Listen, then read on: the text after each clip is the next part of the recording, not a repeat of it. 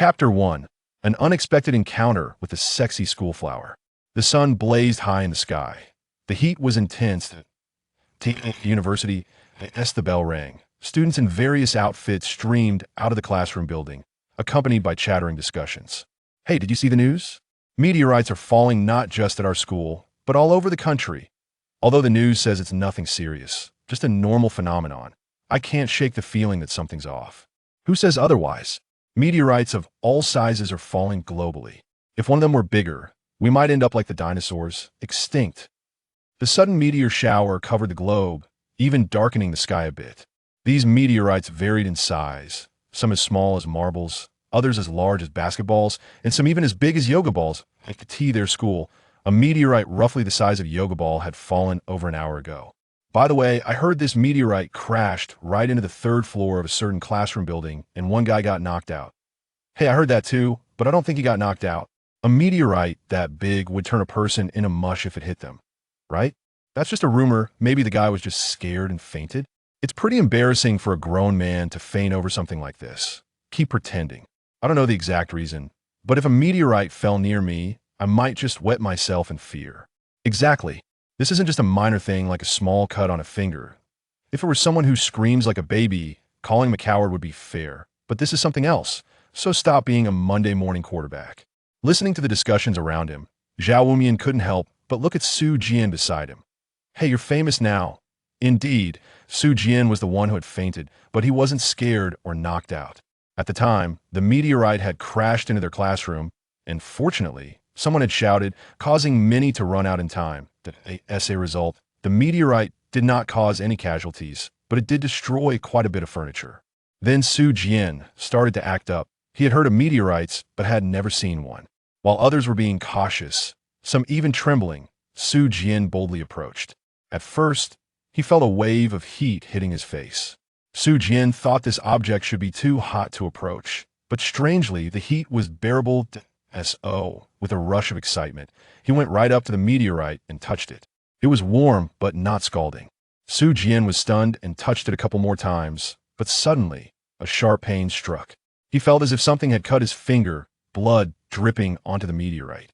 The next moment, an indescribable feeling surged through him. Su Jian felt as if something from the meteorite had entered his body.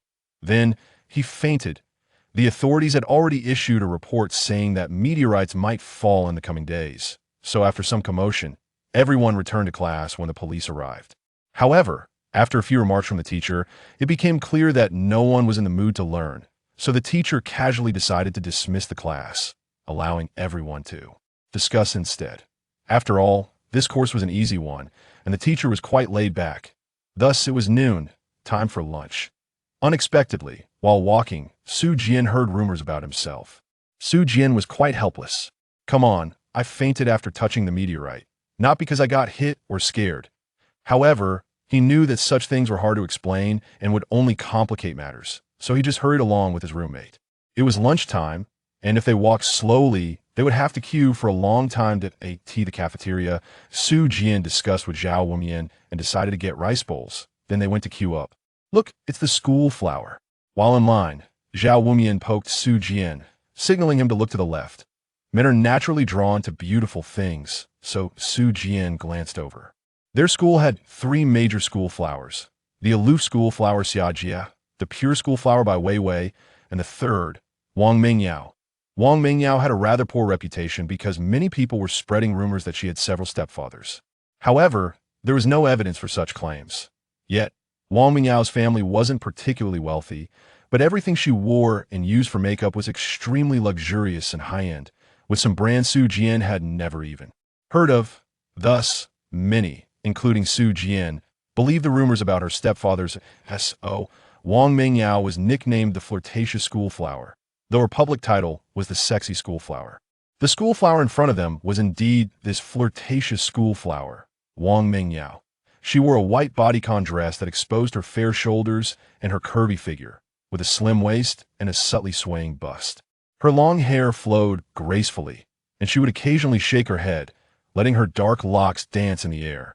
She wore black striped stockings on her long legs, which were breathtaking. What a sexy goddess! However, which decent girl dresses like that? Isn't that inviting trouble? Of course, how someone chooses to dress is their own business, and Su Jian had no right to judge, but what he thought and said was also his own freedom. Wow, so sexy. Su Jian glanced several times and then muttered softly. Zhao Wumian nodded in agreement. Tea that moment. Countless eyes were fixed on Wang Mingyao. The flirtatious school flower was indeed flirtatious. Some might say she lacked decorum. But which man wouldn't be captivated? Her flowing hair, her long strides and black stockings, and that enviable curvy figure. Not only the boys, but even many girls were gazing at her.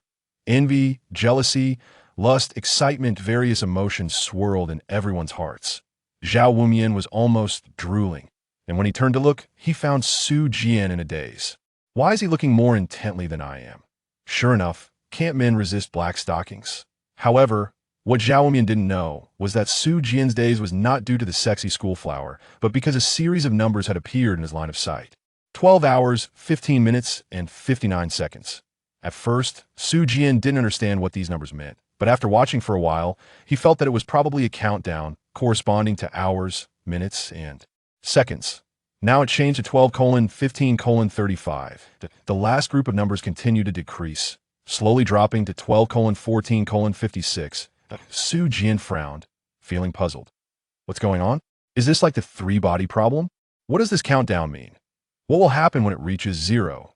Su Jian's gaze remained fixed on the numbers, while the outsiders, especially Zhao Wumian, he was just staring at the school flower's long black legs. The person in front of the line finished their meal and reluctantly turned to leave. It seemed they wanted to take another look, but since all the nearby tables were already occupied, they had no choice but to go somewhere else. Once they left, they wouldn't see it again. However, as soon as they turned around, they saw Su Jian and silently cheered warrior in their hearts, because this guy Su Jian was simply too brazen. While everyone else was also looking, they were discreetly glancing or only looking when the school beauty had her back turned. If she looked over, everyone would quickly avert their gaze. But Su Jian was different. His gaze never shifted. Although his legs were moving forward, his eyes remained fixated on the school beauty's black stockings. Wow, this guy's a real boss. While we were all being sneaky, afraid someone would call us LSP lewd, shameless person, because some things are known in secret but become embarrassing when brought to light. Little did we know, this big brother didn't care at all. Even Zhao Wumian, who was behind Su Jian, felt a bit embarrassed and took a step back. But don't look at me, I don't know him, I'm a decent person. Where's my phone? Right, let's quickly play with my phone. And thus a rather amusing misunderstanding arose. Meanwhile, the girl next to the school beauty naturally noticed Su Jian and informed Wang Mingyao. It's strange that no one is looking at me when I'm this beautiful. But when Wang Mingyao finished getting her food and turned to walk away, she realized that Su Jian was still looking. Hey, looking so brazenly in front of me, that's just disgusting. Wang Mingyao actually had a not-so-bad habit. She loved to catch that moment when she suddenly looked over and the guy would turn red and avert his gaze. Every time this happened, she would secretly rejoice. But now, after glancing at him several times, Su Jian was still staring blankly at her, and he was even frowning. What does frowning mean? Does he look down on me? For some reason, Wang Mingyao suddenly felt a wave of annoyance. This prompted her to walk straight up to Su Jian. Chapter 2. After being slapped by the school beauty, I directly slapped back. WTF, Zhao Wumian, standing nearby, quickly poked Su Jian and signaled him, but Su Jian ignored him. Although some people found it hard to believe and others thought it was boring, Su Jian was indeed staring at a string of numbers. After all, this string of numbers was floating in the air, and no matter where he looked, it would always be in his line of sight, giving Su Jian a bad feeling. Golden Finger? He had read plenty of novels, but what exactly was this countdown timer Golden Finger? Frowning, Su Jian was puzzled. For some reason, he felt that something terrifying would happen when the countdown ended. But what exactly would happen? Hey, what are you looking at? Wang Mingyao shouted arrogantly. Su Jian looked up and realized that he had been staring at her legs all along. However, Su Jian wasn't actually looking at the school beauty's black stockings, he was looking at the countdown numbers on them. He was just too bothered to shift his gaze and didn't realize it would create a misunderstanding. Su Jian turned his head in another direction and continued to focus on the numbers in his line of sight. For Su Jian, this string of numbers was far more interesting than the school beauty. Could the school beauty make a floating countdown appear in my field of vision? Huh. However, upon hearing Su Jian's statement, Wang Mingyao sneered. Not looking at me? Your eyes are practically bulging out. You're telling me you're not looking at me. Even those around who heard Su Jian's words didn't believe him. Come on, just admit you look. There's no need to lie. It's understandable for a man. Wang Mingyao didn't know why, but she found Su Jian's indifferent attitude very unpleasant, so she directly mocked him. Is this what modern men are like?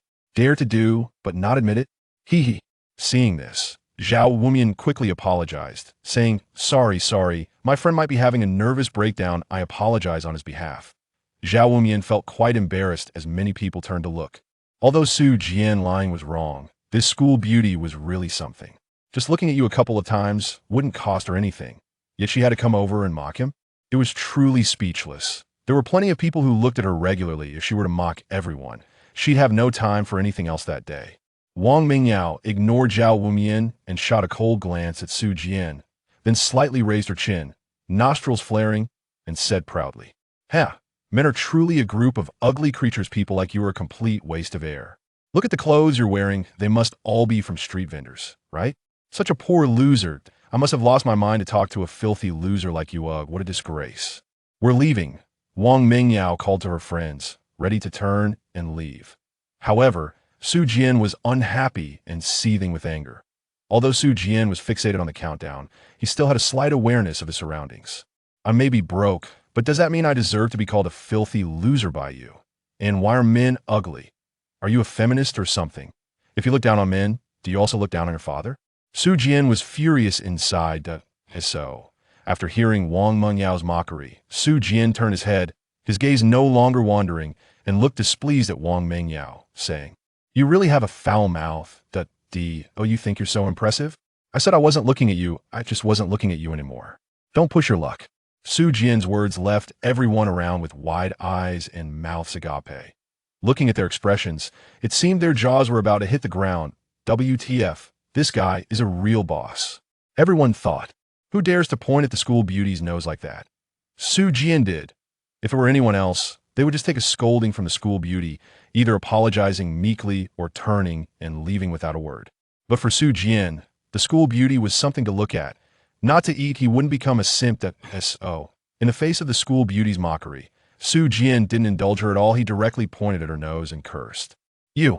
Wang Mingyao turned around, looking angrily at Su Jian.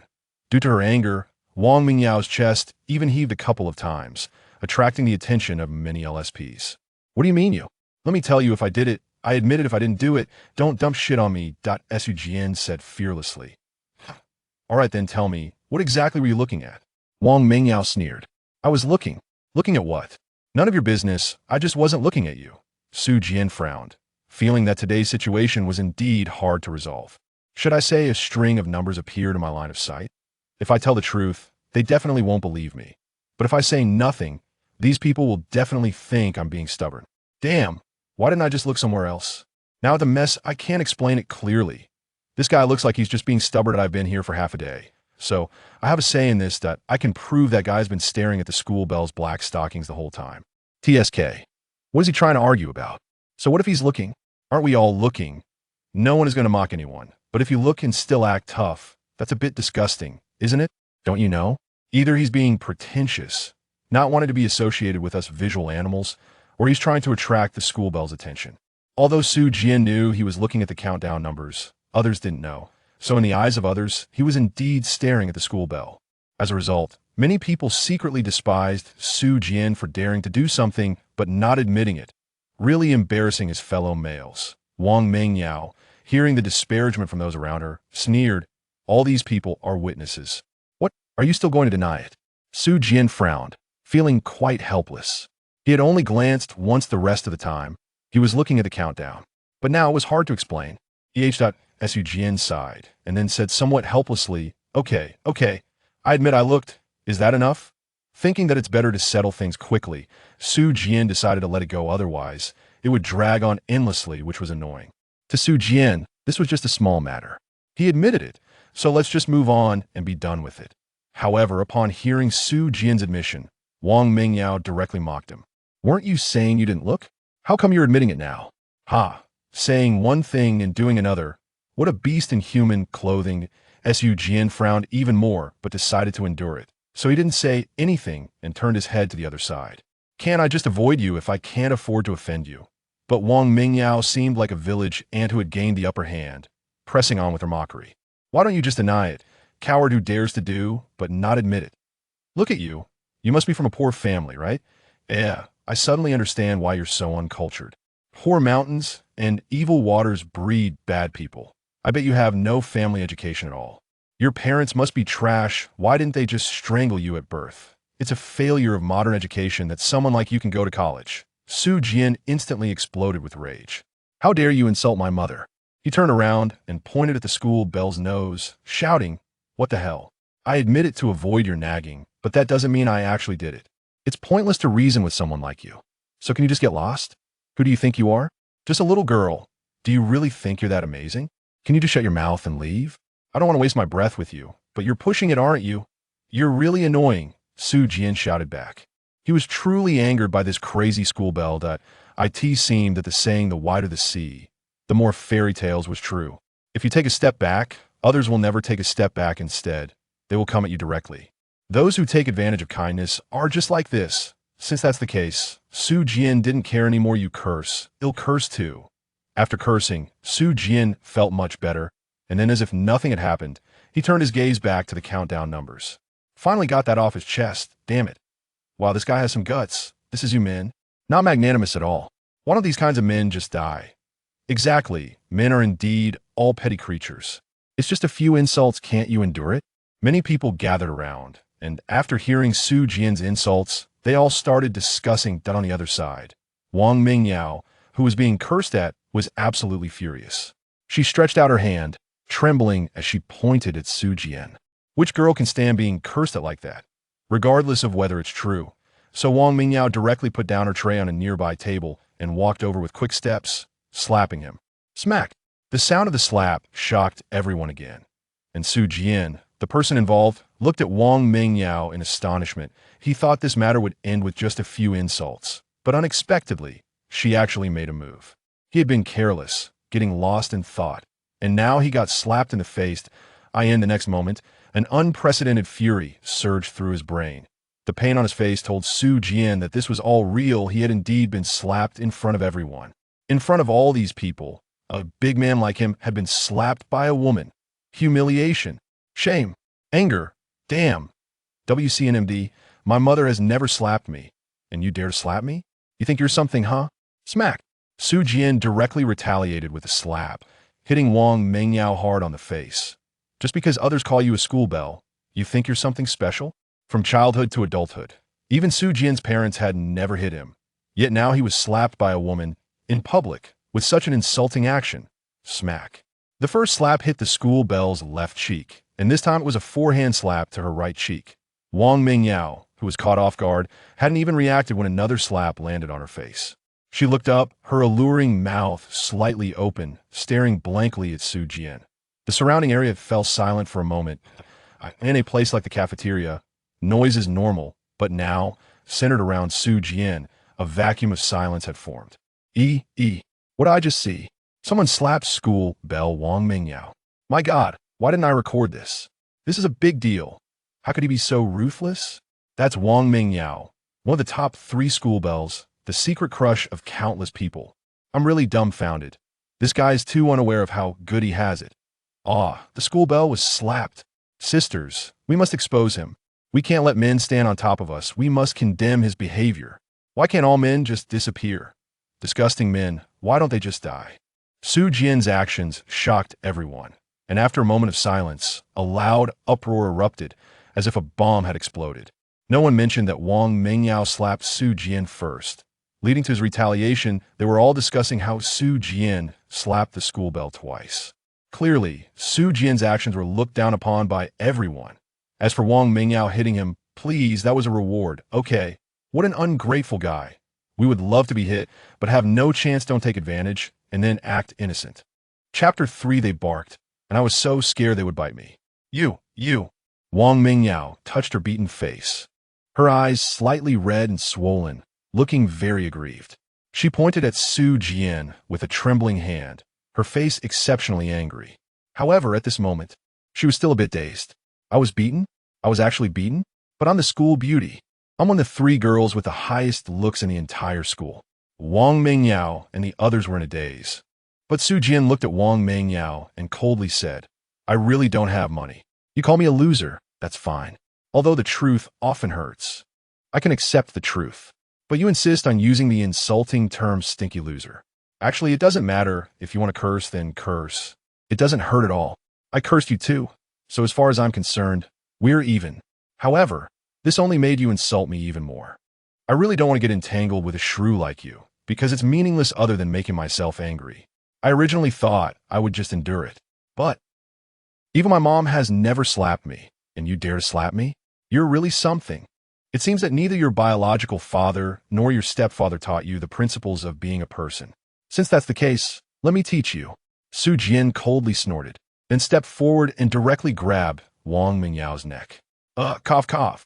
Wang Mingyao, who was being choked, instantly felt a suffocating sensation. Her small face turning red, and her hands helplessly hitting Su Jian. Wang Mingyao, who had many stepfathers, definitely used high-end cosmetics. Her skin felt exceptionally soft and smooth to the touch. If Su Jian weren't in a state of rage and using so much force, perhaps a gentle squeeze wouldn't have even worked. Damn, let go of the school beauty. How can you be like this? As a man, can't you be a little more magnanimous? Ha ha ha, sisters. Quick look, this is what a man is like. Actually wanted to hit a woman. Bro, you've gone too far. This whole thing is your fault. Quickly put the school beauty down, admit your mistake, and then seek her forgiveness. Su Jian furrowed his brows, laughing furiously in anger. He raised the corners of his mouth, glanced around, and said softly, my fault? Su Jian sneered, shook his head slightly, and showed a disdainful expression on his face. He didn't intend to argue with this group of people because it was pointless. If you trace the matter back to its source, it was indeed triggered by Su Jian glancing at the school beauty. But if you dress like this, aren't you just putting yourself out there for others to see? Some feminists might say, what I wear is my freedom. Who are you to look? However, some clothes can be worn privately, and since you've worn them out in public, you can't blame others for looking. What you wear is your freedom, but where I direct my gaze is also my freedom. Tracing the matter back is meaningless.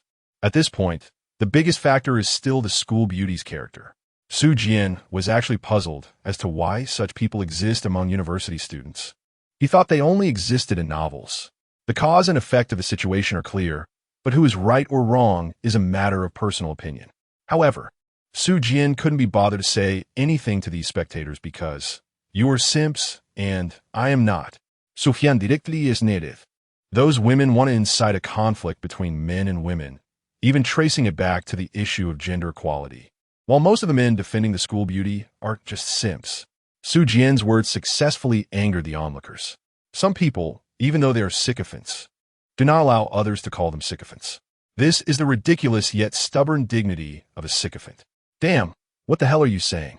With so many of us here, do you believe we could drown you with a spit each? Damn it, do you even have any quality? Didn't your parents teach you any manners? It seems the campus beauty was right. This person's parents are useless and never taught him about benevolence, righteousness, propriety, wisdom, and trustworthiness. His mouth is really ugly. Ladies, we also despise people who hit women, but don't involve us in this, okay? Right? This is his personal behavior. A person like him doesn't deserve to be a man. Just get the teachers to expel him. The crowd's insults did not affect Su Jian's mindset. In fact, he had wanted to experience what being cyberbullied felt like for a long time. And now, this is just a verbal attack from 20 or 30 people. It's too mild. It's impossible not to be angry. But to Su Jian, these people are truly pitiful. Just a woman. Why do you all defend her so fiercely? What contributions has she made to the world, to the country, to the nation, to society? What qualifications does she have to be defended by you? Just because she looks good? Just because she is a useless campus beauty? The merchant woman knows nothing of the hatred for a fallen nation. Now it seems that the merchant woman is not just female. There are also many male ways who have been dumbed down by their studies. Su Jian felt an indescribable emotion inside him, depression, gloom, repression. He realized that he couldn't understand the thoughts of these people. Perhaps this is a flaw left by ancient China. While the border guards diligently protect their homeland, the people in the interior enjoying a good life, mostly focused their attention on these ridiculous and useless matters. What a pitiful, hateful, and shameful group of people. Su Jian couldn't help but sneer. He really didn't understand this group of sycophants. Do you think that by saying a few nice words, she will allow you to get into her bed? No way. She is looking at money. Saying a few nice words might just earn you a glance from her. Since you can't even get on her bed, why bother defending her? Just for that one glance. How shameful. How embarrassing. What a group of pitiful and naive dogs. Su Jian sighed, and then his inner anger was suddenly quelled. He felt a deep disappointment in the thoughts of certain people in this society, but he was just one person. As the school beauty said, he was just a poor loser, a stinky nobody. So what could he do? What could he change? At that moment, Su Jian suddenly felt a sense of loneliness. He was out of sync with this world. Su Jiansong released his right hand that was gripping the neck of the school beauty, then turned and left. Eat? Not anymore. A bunch of dogs ruined my appetite. Cough, cough. Wang Mingyao, who had just been freed, gasped for breath and then coughed twice. It was clear that Su Jian had gripped her neck very tightly just now. In fact, if Su Jian hadn't had a shred of reason left, he would definitely have punched her in the face. Kneel down. Slap her. Su Jian did not know how these two behaviors affected women, nor did he understand what mindset other men had when faced with these two behaviors. However, for him, either of these behaviors was the greatest insult to his dignity. In fact, sometimes dignity must be sacrificed. Su Jian understood this principle. He also knew that in this society, dignity is not something you can have just because you want it, but at least in the case of being slapped in the face. Su Jian felt that he could defend his dignity. You just wait for me, Wang Mingyao said hoarsely, pointing at Su Jian's back as she made a harsh remark. The rumors were indeed true. So Wang Mingyao glared at Su Jian, and in her heart, she had already decided to have a certain benefactor deal with him. Although it was a harmonious society, it was still very easy to get rid of someone if you really wanted to. In the end, she would make him kneel in front of her, begging her to spare his family. Even if he knew it was me who was targeting him, he wouldn't have any evidence. Everyone would be on my side, and I could make it so he couldn't even speak. And I could even file a defamation lawsuit against him. Oh, what a disaster. Su Jian admitted that he acted impulsively, but Su Jian has no regrets. By the way, my name is Su Jian, and I am from XX Academy, majoring in XX. From a distance, Su Jian's voice came through. Damn, he's so arrogant, someone exclaimed. They were obviously afraid that the school bell would take revenge on him for not being able to find him. Damn it. Clearly, Wang Mingyao also thought Su Jian was provoking her. You're just a pathetic loser. Your entire outfit doesn't even add up to 500 yuan. What are you pretending for? These days, a pair of shoes starts at 300 to 400, right? As for me, my black knee-high leather boots are worth 20,000. What do you compare with that? Bang! Wang Mingyao, feeling very displeased, clenched her right fist and slammed it into the air, but with a clang. Her punch directly hit the plate she had just placed on the counter. In an instant, the plate crashed into Wang Mingyao. The soup and rice splattered all over her black stockings.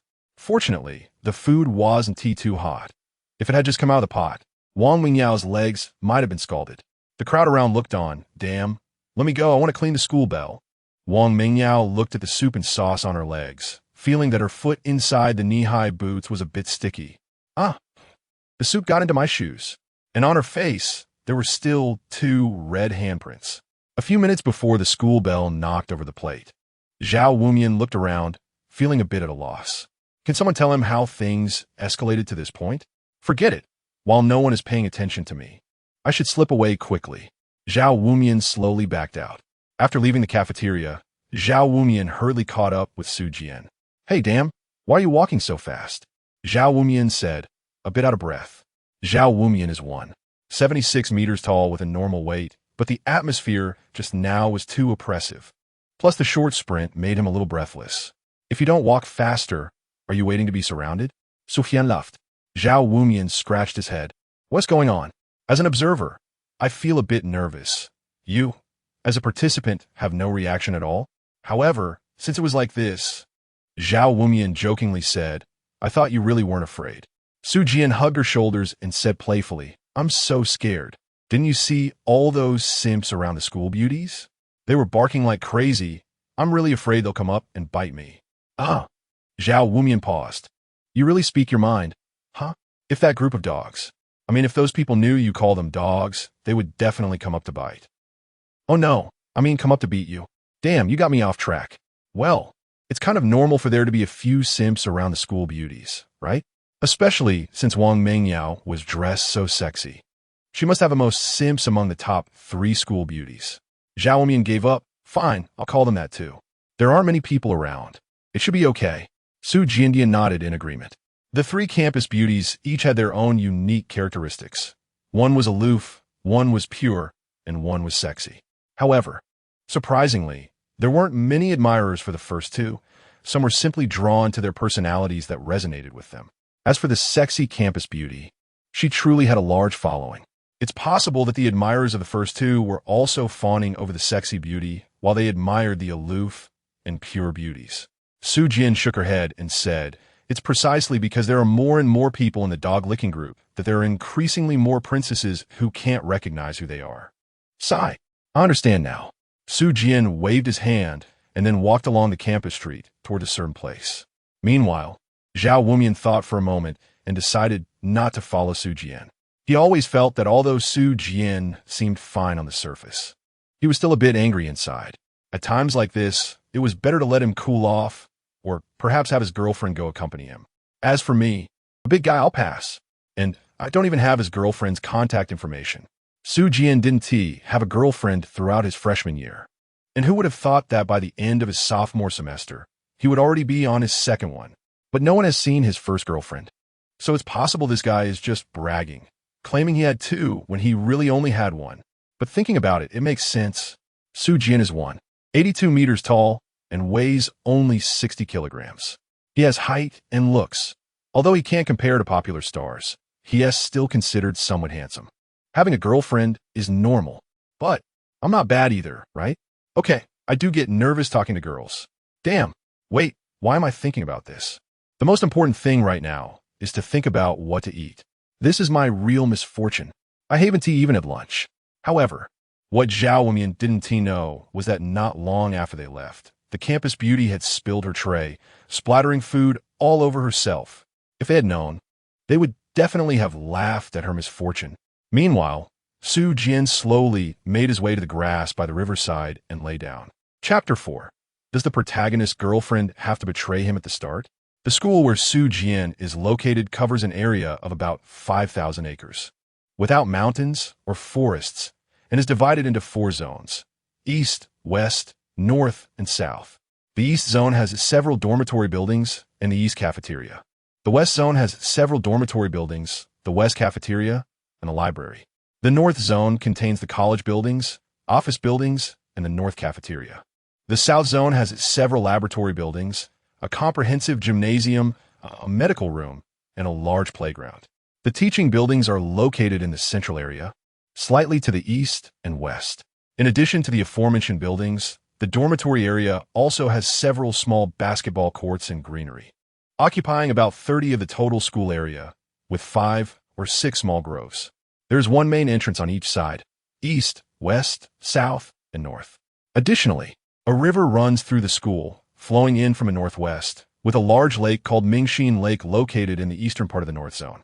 Finally, the river flows out near the south gate, and the total area of the river and the lake is estimated to be around 100 acres.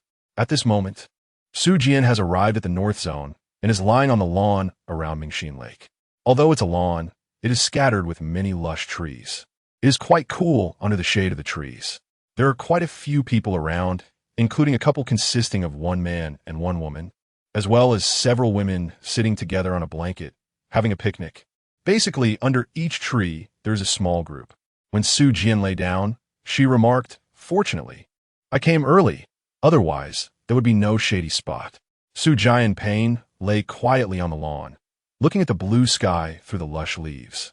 A gentle breeze swayed, and the green grass was lush. Although there were quite a few people around, it wasn't exactly quiet, but Su Jian's heart gradually calmed down. Zhao Wumian guessed correctly. Su Jian was indeed very angry inside. The slap from the school beauty, her insulting words, and the criticisms from those sycophants around him who followed their superficial judgments. along with his depression over certain societal issues. All of this made Su Jian very angry, very upset. But what could he do? Fight? That's against the law. Curse? Not powerful enough. Maybe while cursing, he would just end up making himself even angrier. It was really frustrating. If you have a problem, why not just take action? I have a worthless life. At most, it would be a trade-off. Who's wasting time arguing with you? Either you knock me down, or I scare you. But now, here we are, all civilized people, right? Sigh, forget it. Saying so much is useless. If I slapped her twice right there, it would feel good. But I still don't know what that school beauty will do to me next. Sufyan Saif, what would the school beauty do? Call the police and have me leave a criminal record? Or find someone to beat me up? Or maybe put pressure on the school to expel me? As for telling the teacher to give me a punishment or something, please, Su Jian actually slapped her twice. And in public. For a school beauty who values her reputation so much, how could she possibly let Su Jian off so easily? Forget it. I'll face whatever comes my way. I only have one life anyway. At worst, I'll find someone to take the blame with me, as long as I don't lose out. Su Jian said this, then closed his eyes, feeling the pleasant breeze on his face. The river flowed, the wind stirred the grass, and the leaves rustled. In his mind, Su Jian recalled the school beauty calling him a loser and a poor guy. In fact, who doesn't want to live a good life? Who doesn't want to buy nice clothes and wear good shoes? But there's no money. Su Jian smiled bitterly and said that those people were sycophants. And then they became unhappy. But isn't she the same? A poor loser. Isn't that her reality as well? Yet she doesn't want to listen to it. People are all the same. They don't like to hear the truth. Su Jian thought helplessly. After an unknown amount of time, a sudden sound of footsteps came from beside Su Jian. Someone was coming. Su Jian secretly thought to himself, then opened his eyes and looked at the visitor. What brings you here? Su Jian asked with a smile. The visitor was his current girlfriend, Jiang Ziyun, who was 164 centimeters tall and weighed 43 kilograms. With his height and weight, she was undoubtedly very slim. Her looks couldn't compare to the school beauties. Otherwise, there wouldn't be just 3 school beauties in the school. However, Su Jian liked her very much. In Su Jian's view, what he liked was the best. They had been together for 2 months now, and Su Jian felt that being with Jiang Ziyun was really very easy, as if they were in sync, thinking alike about everything. Jiang Ziyun rolled her eyes, then took a step forward and sat down next to Su Jian. I heard that someone slapped the school beauty twice in the cafeteria. That's impressive, Jiang Ziyun said, sitting on the ground with her legs bent, her right hand resting on her legs, supporting her head as she tilted her head to look at Su Jian with a smile. Haha, is this news spreading so fast? Sufyan Biblaith, hitting a woman, especially when the woman being hit is a school beauty. How can it not spread quickly? Jiang Ziyun said with amusement. TCH, she deserved it. Su Jian snorted coldly and then indignantly said, she should be grateful we live in a society governed by law. To dare slap me in the face. She really overestimated herself. Not even my mom has ever hit me. Who does she think she is? If it weren't for my desire to avoid breaking the law, I would definitely have punched her dozens of times, so she could understand why flowers are so red. Speaking of which, Yun, I was publicly slapped in the face, and it has caused me a lot of psychological pressure. I really need someone to comfort me right now. Su Jian clutched her heart and said pitifully. Jiang Ziyun rolled her eyes, remained silent, and just smiled at Su Jian. Su Jian saw this and knew she couldn't be fooled anymore. She even felt a bit secretly pleased. Besides those stepfathers of the campus beauty, who among you has ever dated her? Hey, I dated her. But you are my girlfriend, and you actually dare not to comfort me. Su Jinyu glanced at Jiang Ziyun and, taking advantage of her unguarded moment, pulled her over directly. Ah, Jiang Ziyun exclaimed, and the next moment, she found herself in Su Jian's arms. Oh, are you mocking your husband? Su Jian stretched both hands to the sides of Jiang Ziyun's body and tickled her armpits. Haha, don't tickle. It's too ticklish. Haha, stop it. I was wrong, okay? Jiang Ziyun was very ticklish. So as soon as Su Jian started tickling her, she surrendered. You only know how to tickle me. If you have the ability, don't tickle, Jiang Ziyun said, arching her neck in Su Jian's arms. Su Jian looked at Jiang Ziyun's small face and was slightly taken aback. The weather was hot, and although their playful scuffle had been brief, Jiang Zuyun's cheeks were flushed.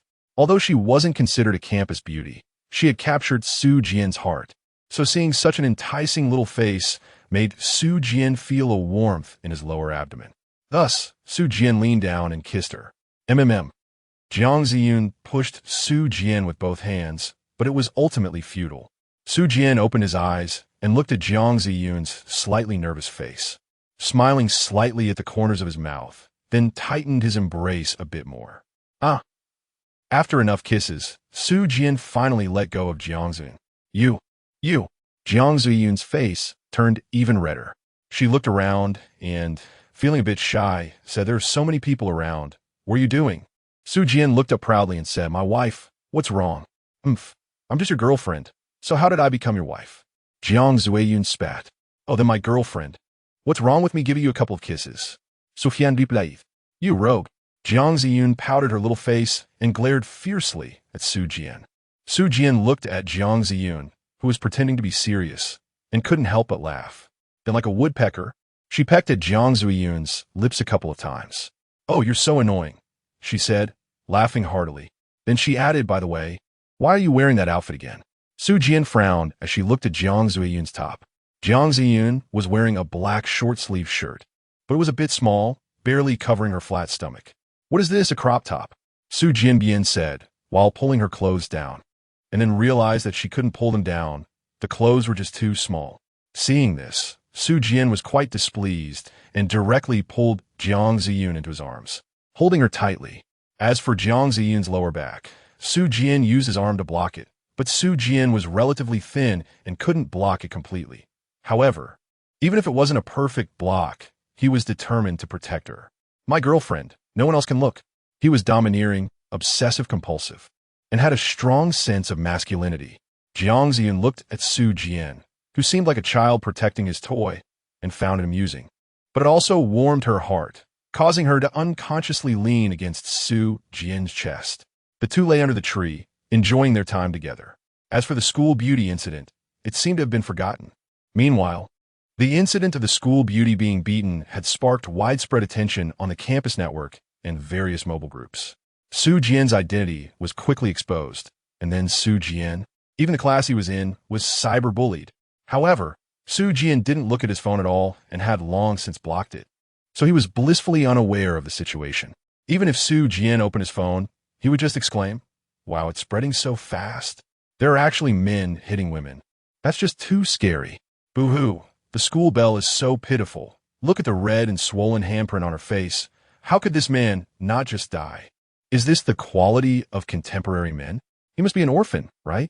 People like this, their parents must be awful. Maybe his mom and dad are just trashy rural folks, really no upbringing at all. Wait, I'm really confused. Wasn't it the school bell who hit first? How did it all become this guy's fault? Damn, there's a dog here. Sisters, there's some garbage creating confusion. The school bell hitting you is giving you face. It's a reward. Why are you resisting? What a trash, and you're still defending him. Did he hit the school bell or not? The fact that someone is defending such a person shows you're not a good person either. Sisters, let's go after him." Even if a few people said this matter was not caused by Su Jian, the next moment they would be attacked and trembling in fear. At this moment, comforting the school bell and insulting Su Jian became politically correct. However, the person they were cursing was just lying under a tree, cuddling with his girlfriend. Barking dogs? Su Jian didn't listen at all. Chapter 5. If you provoke me, I'll fight you to the death. By the lake on the lawn, under the shade of a big tree, a man and a woman embraced each other, falling into a deep sleep. The warm sunlight making the lawn feel like a comfortable cradle, lulling them to sleep. Jiang Ziyun opened her eyes sleepily, then stretched like a cat just waking up. Hey, be a little more careful with your movements. Look at your clothes when you stretch. Your underwear is almost showing. Su Jian, who had just woken up, instantly cleared her somewhat dazed mind upon seeing this, and quickly reached out her hands to pull Jiang Ziyun's clothes down. Jiang Ziyun smiled slightly. Svitlu leaning on sununtai yianes milde. Su Jian reached out and wrapped his arm around Jiang Ziyun's slender waist, calmly gazing at the lake. Jiang Ziyun was very slim, with a small frame. Perhaps that's how girls from Jiangnan are. Su Jian didn't know if the waists of the three school beauties were as delicate, but Jiang Zuyun's definitely was. He previously didn't believe in the concept of a water snake waist, but now he thought Jiang Ziyun's waist truly resembled one. So incredibly thin. Excluding relatives like his mother and cousin, Su Jian had touched the skin of three girlfriends, not just a casual hand-holding, but thoroughly from top to bottom. He wouldn't mention the first two girls. His current girlfriend, Jiang Ziyun, had skin that felt incredibly smooth, like fine silk, and even though it was summer, her skin carried a slight coolness. There was not an ounce of excess flesh around her waist, and the sensation was truly irresistible for Su Jian. Suddenly, Jiang Ziyun swatted away Su Jian's mischievous right hand. With her small face flushed, she said, "In public, why are you moving your hand up?" Su Jian smiled awkwardly. "Ah. Sorry. It was a reflex to move up." Jiang Ziyun pouted. "Don't you think I'm small? Then why do you still want to touch?" Su Jianshao leaned close to Jiang Ziyun's ear and whispered, "You just need to touch it more. Who knows, it might grow bigger." Jiang Ziyun's face turned bright red. Pervert. Is there a possibility, could it be, that this is referring to a small face? Su Jian smiled, kissed Jiang Ziyun, and then looked at the lake's surface, saying somewhat seriously, "Yin, do you believe in intuition?" Jiang Ziyun glanced at Su Jian, seeing him so serious, and relaxed her mindset a bit before replying, "I don't really know. I guess I'm half in, half out. Sometimes it's pretty accurate, but other times it's just unreasonable. For example, during exams, my intuition tells me that I did really well, but then I end up doing poorly. Other times it tells me I did poorly, but I actually did well. It's ridiculous. But there are times when it's accurate, like when I feel something is dangerous while walking, and then a danger really does occur. So I guess I'm half in, half out when it comes to intuition." Su Jian nodded, understanding Jiang Ziyun's meaning. Indeed, intuition can be accurate or inaccurate. One cannot fully trust it, nor can one completely disregard it. But Su Jian glanced at the numbers in her line of sight. There were only about 11 hours left. With just a simple estimation, even an elementary school student could figure it out. When the countdown ended, it would be tonight at 24 o'clock, which could also be said to be 0 o'clock. Sigh. Su Jian couldn't help but sigh. Which normal person would have a string of numbers appear in their eyes? And this countdown ending at midnight. It doesn't seem like a good time for anything good to happen. What's wrong? Do you have any good or bad intuitions? Jiang Ziyun leaned against Su Jian, his head slightly lifted from Su Jian's shoulder, looking up at him like a docile kitten. Su Jian thought for a moment, didn't share her intuition, but instead playfully pinched Jiang Ziyun's nose and changed the subject, saying, "We both have no classes this afternoon. How about we go out and have some fun?" Jiang Ziyun stared into Su Jian's eyes for a moment, then smiled slightly and said, "Sure. Aren't you going to ask more? If you ask a bit more, I might tell you." Jiang Ziyun wrapped her arms around Su Jian's, resting her head gently on Su Jian's shoulder, and then softly said, "If you want to say it, you will naturally say it." Su Jian was taken aback for a moment. He found it hard to articulate his feelings at that moment, but it must be the satisfaction and happiness of being trusted. The girlfriend I found this time is truly wonderful. It's not the wrong time to meet the wrong person. It's not the wrong time to meet the right person. It's the right time to meet the right person. Su Jian smiled faintly and said, "I just have a feeling, but it's okay. I'm here." Jiang Ziyun did not resist. She simply wrapped her arms around Su Jian's neck while smiling at him the whole time. "Let's stay a little longer. I want to think about where to go play." Su Jian held Jiang Ziyun in his arms, closing his eyes to rest, while Jiang Ziyun gently leaned against the lower part of Su Jian's left shoulder. However, in reality, Su Jian was not thinking about where to go for fun. Instead, he was internally conflicted, watching the countdown that blossomed with light in the boundless darkness behind his closed eyes. What exactly was this countdown? The appearance of the countdown in his vision was not because Su Jian didn't want to tell Jiang Ziyun, but because he was afraid she wouldn't believe him. Another reason was that the end time of the countdown was midnight tonight. Anyway, they would find out what would happen at 12 o'clock tonight.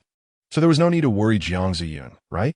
Although they lived in different districts, with one in the east and the other in the west, Su Jian felt that this was not a problem. Problems that could be solved with money were almost all solvable for Su Jian. But if it were something else, that would be different. If something really happened, it was just a matter of crossing half the campus. How difficult could it be? No matter the hardships, he would go save her, even if they had only known each other for 2 months. But she was his current girlfriend. That's all that mattered. About half an hour later, Su Jian held Jiang Ziyun's hand and left the school. They first went to find a place to eat a hamburger, as Su Jian hadn't had lunch yet. After calming his mood, hunger suddenly surrounded him. Then the two of them wandered around the mall, just looking and not buying, which Su Jian found quite absurd. If you're going shopping, you should buy something, otherwise, isn't it a waste of time? But Jiang Ziyun liked it, so Su Jian chose to accompany her. In the end, they went to a karaoke room. Jiang Ziyun loved to sing, but Su Jian didn't because he was tone deaf, and his singing was only slightly better than a wolf howling. So Su Jian felt embarrassed about singing. It wasn't the act of singing itself that was embarrassing, but rather that he sang poorly. When others asked him to sing, he always felt a sense of shame and awkwardness, which was specific to him and not about others. Whenever Su Jian sang poorly, Jiang Ziyun would laugh beside him, and while he felt embarrassed, there were only the two of them here, so why should he be afraid? He would directly tickle her, kiss her from time to time, and hug her, making Jiang Ziyun's face turn red. If it weren't for the inappropriate place and their short time together, he would have taken it further. Being university students, there were no restrictions on dating, so there were quite a few couples by the lake. As they walked, Su Jian felt that the back of a woman in a couple ahead resembled his ex-girlfriend. But since he had only dated his ex for less than a month, just over 20 days, he didn't feel anything for her anymore. So he walked past casually, as if they were strangers. Unlike in high school, where he had cried for a week after a breakup, Su Jian said he wouldn't feel that way anymore. As they walked by the lake, Jiang Ziyun asked first, "Aren't you worried about what Wang Mingyao might do?" "Quite worried." "Regretting it?" "No." "Can't you say a few more words?" Jiang Ziyun looked at Su Jian angrily. Every time he spoke so briefly, did he dislike her? Su Jian awkwardly scratched his head and said, "All right, let me be clear with you. I don't know what that campus belle wants to do to me. But if she is looking to have someone beat me up, I want to just sit back and wait. If there are many people on the other side, I'll just grab one to hit. I don't want to suffer losses. If the campus belle plans to pressure me with money and power, then I can only sit and wait. But she better not force me to a dead end. I don't want to break the law. But it doesn't mean I definitely want tea. If I'm really pushed to the edge, it's just a matter of bloodshed."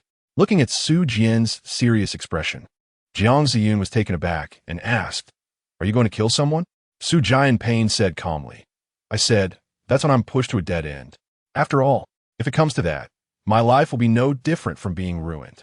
So if she insists on pushing me to my demise, I will definitely drag her down with me." This is what Jiang Ziyun said very seriously in a legal society. Su Jian thought for a moment and asked, "What do you think I, a person with no money and no power, can do to compete with them besides risking my life?" Before Jiang Ziyun could respond, Su Jian sighed again and said, "Well, it seems that even risking my life might not be enough to compete with them. It all depends on my luck. If I'm lucky, maybe dying could have some meaning, but if I'm unlucky, I might only exchange my life for that of small fry, which would be quite a loss." Chapter 6, Shackles, already signed. Please keep in your collection. Jiang Ziyun looked at Su Jian in a daze, suddenly realizing that her boyfriend seemed a bit terrifying. He knew everything, was clear about everything, yet he still acted this way. He was aware that hitting the school beauty could have very serious consequences, yet he still did it, simply because the school beauty slapped him first, and he needed to vent his anger. He knew this anger shouldn't be expressed, but he would rather bear severe consequences, even sacrificing the rest of his life, just to do so. A person like this shouldn't exist in today's law-abiding society. Jiang Ziyun thought to herself. There was a demon living inside him, and this demon was suppressed by his rationality. However, when someone violated the demon's dignity and denied it the chance to survive, it would reveal its terrifying side. Wang Mingyao, don't act recklessly. He is currently bound by shackles, and these shackles are the law and morality. You must not sever these shackles. However, what Jiang Ziyun didn't know was that the shackles in Su Jian's heart would soon be severed by another matter. The lights by the lake were somewhat dim, so not many people recognized Su Jian. But under the brightly lit dormitory building, many recognized Su Jian. He was the one who had slapped the school beauty twice. Many looked at Su Jian with contempt. Hitting a woman is a behavior that invites hatred. and the fact that the woman he hit was the school beauty made it even more detestable. However, what puzzled Su Jian was that among those looking at him with hatred, there were surprisingly more men. This is quite strange. I hit a woman. Shouldn't there be more women hating me? It seems that even if some people know the school beauty when they look at him, they still want to loyally act like dogs. Su Jian was puzzled by the thoughts of this group of people, but he didn't care. He only cared about himself, or the people he cared about. Others' opinions had nothing to do with him. Right or wrong was very important to Su Jian, but must not be important in the eyes of some people. The two stood under the dormitory building, embracing each other. After thinking for a moment, Su Jian couldn't help but remind her, "Don't go to bed too early tonight. My intuition tells me that something will happen at midnight, so be careful." Jiang Zuyi nodded and smiled sweetly. "Okay," Su Jian repeated once more. "It's just a hunch. It might not be accurate. If nothing happens by 12:10, you should hurry up and sleep. If something really happens, don't worry. I'll come through the window to save you." "All right, I'm leaving now. There's just 5 minutes left, and the dorm manager will close the door." He is quite punctual with the timing. On the way back to the dorm, many people looked at Su Jian, and even his roommates teased him a bit, asking how it felt to hit the campus beauty. On one hand, he really didn't have any feeling. He didn't caress her, but just slapped her directly. Forget about the feeling. Even his own hand was a bit sore. On the other hand, he always had this uneasy feeling. As the countdown in his sight decreased, the anxiety in Su Jian's heart grew stronger. To outsiders, Su Jian seemed distracted, so his roommates thought he was scared and stopped bothering him. It makes sense. He hit the campus beauty, and he had no idea how she would retaliate. So it was natural to feel scared and distracted. However, what they thought was completely different from Su Jian's reality. Less than an hour left. Looking at the countdown, the panic in Su Jian's heart was amplified to the maximum. He even felt something weighing down on his shoulders. It was uncomfortable. He was almost out of breath. For some reason, Su Jian felt deep down that something very dangerous, very serious, and widely impactful was going to happen tonight. Su Jian frowned, then suddenly stood up and walked out of the dormitory. Although she didn't know what would happen, it was better to be prepared. Bang, bang, bang. Su Jian knocked on the door of the neighboring dormitory. With a click, the door opened, and an ordinary man appeared in Su Jian's view. Su Jian couldn't remember his name because this person had such a low presence. Some might not believe it, after all. It's been over a year. How can you not remember the names of your classmates? But this is the truth. In college, not everyone in a class has a good relationship. You have to understand that people in a college class come from all over the place, and there are all kinds of people. So, it's very normal to encounter a few individuals whose values differ from yours.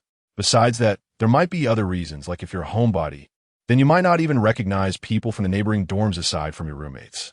Or perhaps someone speaks very little. He's a homebody, often staying in his dorm, not talking during class activities, just keeping to himself. Not many people would know such a person. There could be various other reasons as well. However, Su Jian wasn't looking for this person anyway. Su Jian didn't care about anything else and went straight to a fat man. "Hey, Zhang Sheng, I remember you have a military shovel, right? Can you lend it to me for a night?" "Ha, that's right. Not only do I have a military shovel, but I also have a multi-functional tool knife, a high-powered telescope, an AWM, and an M4A1 carbine." The fat man, Zhang Sheng, quickly got up and began to open his wardrobe as he spoke. Su Jian felt quite helpless beside him, even wanted to turn around and leave because this Zhang Sheng was a chatterbox. Moreover, his talk about AWM carbines.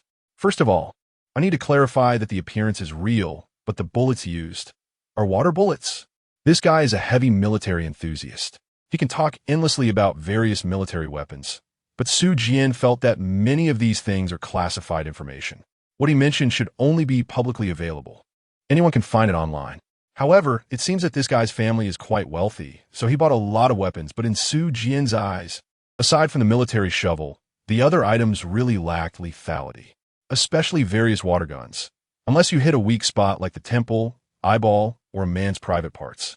Otherwise, it's impossible to kill with one shot. So, Su Jian was only interested in his military shovel. However, Su Jian felt quite helpless because every time he spoke with this person, no matter what they started talking about, after a few sentences, he would definitely steer the conversation towards some military product, such as the maximum shooting range of a certain rifle or how a certain telescope works. This time, when Su Jian mentioned the military shovel, it further triggered his chatterbox tendencies. Let me tell you, this military shovel of mine is absolutely top-notch. The shovel head is made of high-carbon manganese steel, and the handle is made of high-density aluminum alloy. Besides that, the shovel head can be replaced with an axe head, a cone head, a harpoon, and a multifunctional knife. If you're in the wild, this box can basically meet most of your survival needs. The chubby Zhang Sheng took out a silver aluminum box from the wardrobe, and inside the box was the military shovel that Su Jian wanted. When he opened the box, there were indeed quite a few items inside. Besides the things Zhang Sheng mentioned, there were also a tourniquet, half-finger gloves, a bundle of rope, and a waterproof strong flashlight. Among other things, Su Jian didn't want to listen to Zhang Sheng's nagging, so she snatched the box and rushed out the door. I'll return it to you tomorrow, okay? I'm gonna play with it all night, it's so cool. Zhang Sheng gave a thumbs up, acknowledging her good taste. Of course it's cool, but be careful not to hurt yourself, and don't forget to return it to me tomorrow, okay? Got it. I'll definitely return it. If nothing happens. Hey, Su Jian, what are you doing? Zhao Wumian came over, glanced at the military shovel components in Su Jian's hands, and asked, "Oh, this is Zhang Sheng's military shovel, right? I've heard about it for a long time. Where are you borrowing it for?" "For defense." Su Jian replied succinctly. Soon, Su Jian finished assembling the military shovel. It wasn't complicated, just take the parts out, align them front and back, screw them on, and tighten them. The shovel head was pentagonal, about 16 centimeters wide, 3 millimeters thick, very hard, with a sharp tip that could be used for digging. One side was sharpened for chopping, while the other had serrations for sawing wood. The shovel had several holes for pulling nails and screwing screws, etc. Although the shovel head could be replaced, Su Jian didn't plan to use other attachments like chisel, harpoon, or multi-tool knife, as she felt the shovel itself could meet most of her needs, and other accessories would be useless in the event of a disaster. Additionally, the axe and flashlight could also be assembled together, totaling about 35 centimeters in length, perfect for one-handed use, with the front for chopping and the back for illumination. Wow, this is really fun. She wanted to wear the half-finger gloves, but these gloves were custom-made for Zhang Sheng based on his hand size. And since he was a big guy, they were a bit too large for Su Jian. Moreover, it seemed like the gloves hadn't been washed in a long time and had an odor. Thinking about this, Su Jian frowned and, feeling a bit disgusted, took out wet wipes and paper towels to carefully clean the shovel and axe several times.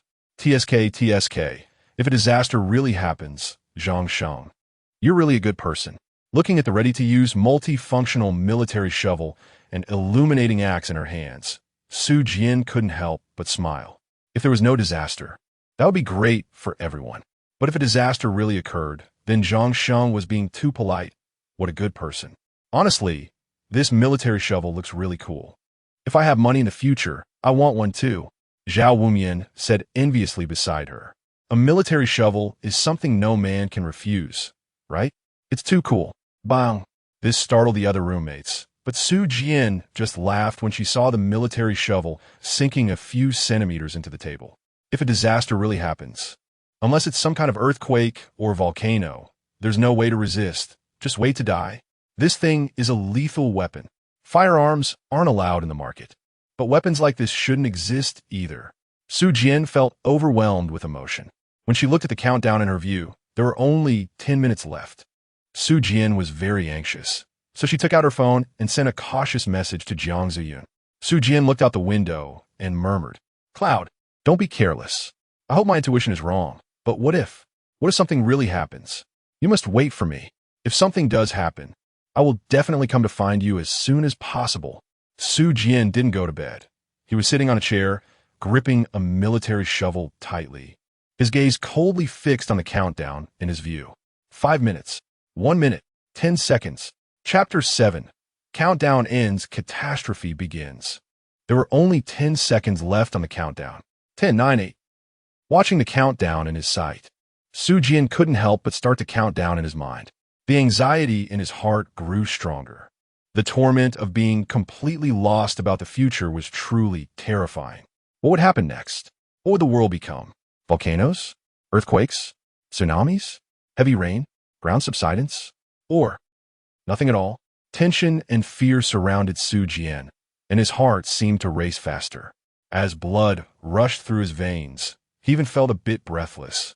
The unknown is the most frightening.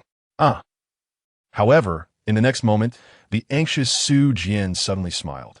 This smile seemed to deflate him, temporarily making him forget his inner tension and fear.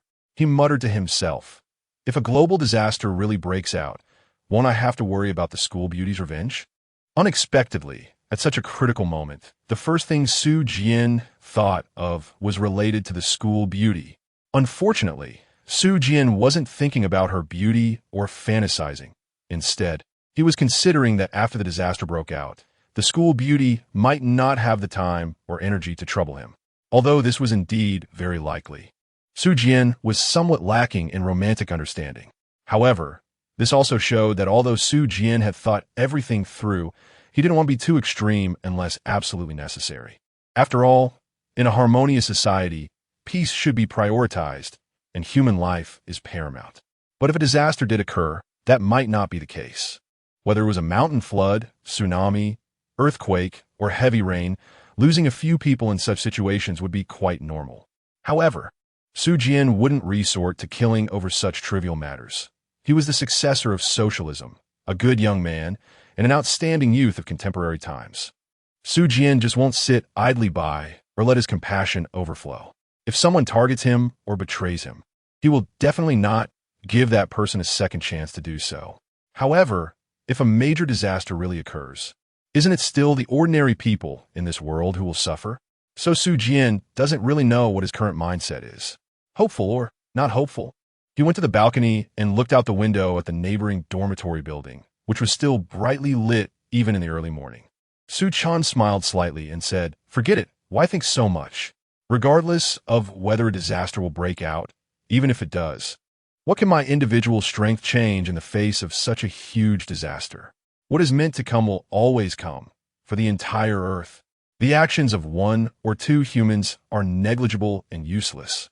Sometimes when I read novels about online games descending into reality, I really feel speechless.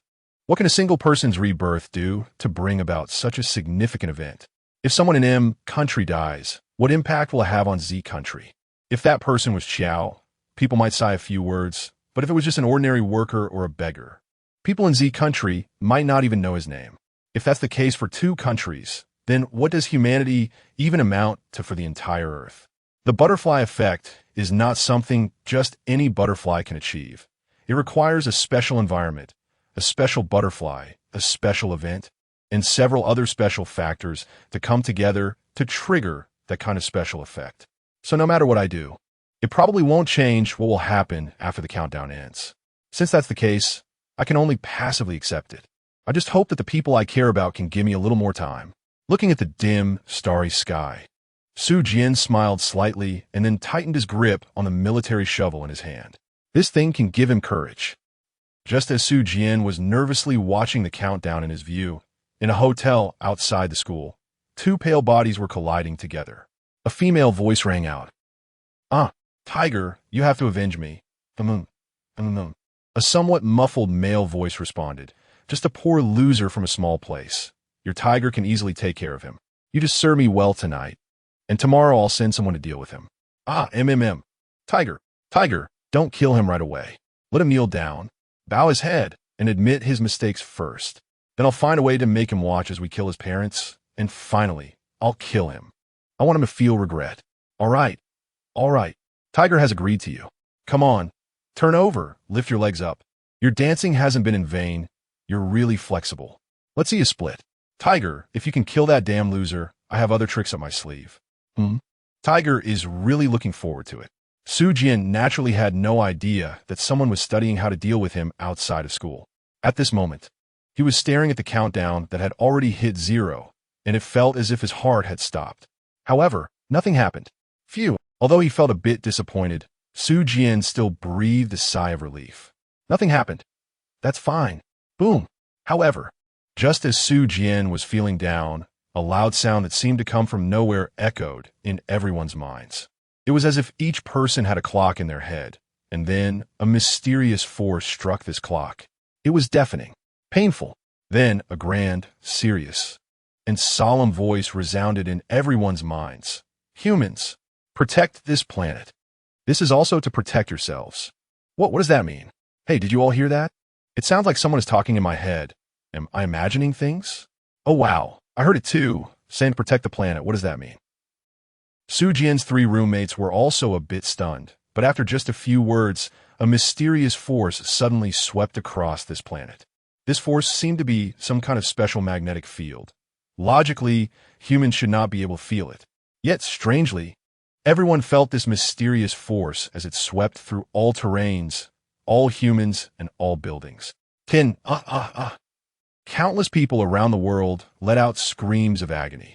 Su Jian and Zhao Wumian looked at their 2 roommates screaming and holding their heads. Their minds instantly filled with confusion. What are you 2 making such a fuss about? Zhao Wumian asked in bewilderment. Su Jian remained silent beside him. He tightened his grip on the military shovel in his hand, narrowing his eyes as he coldly stared at the 2 screaming roommates. Although Su Jian couldn't figure out what was happening either, speaking directly into someone's mind. That shouldn't be something just anyone could do, right? Moreover, it seemed he wasn't the only one who heard that voice. At least Zhao Wumian next to him had heard it too. Even the exclamations coming from outside told Su Jian that there were more people who heard those 2 sentences than he had imagined. So, could Su Jian assume that everyone on this planet heard it? Being able to say 2 sentences in everyone's minds is something that science can't explain. It seemed that the world was indeed about to change. Roar. Suddenly, Li Qingzhu and Wang Bin, who were sitting in chairs playing games, let out beast-like roars.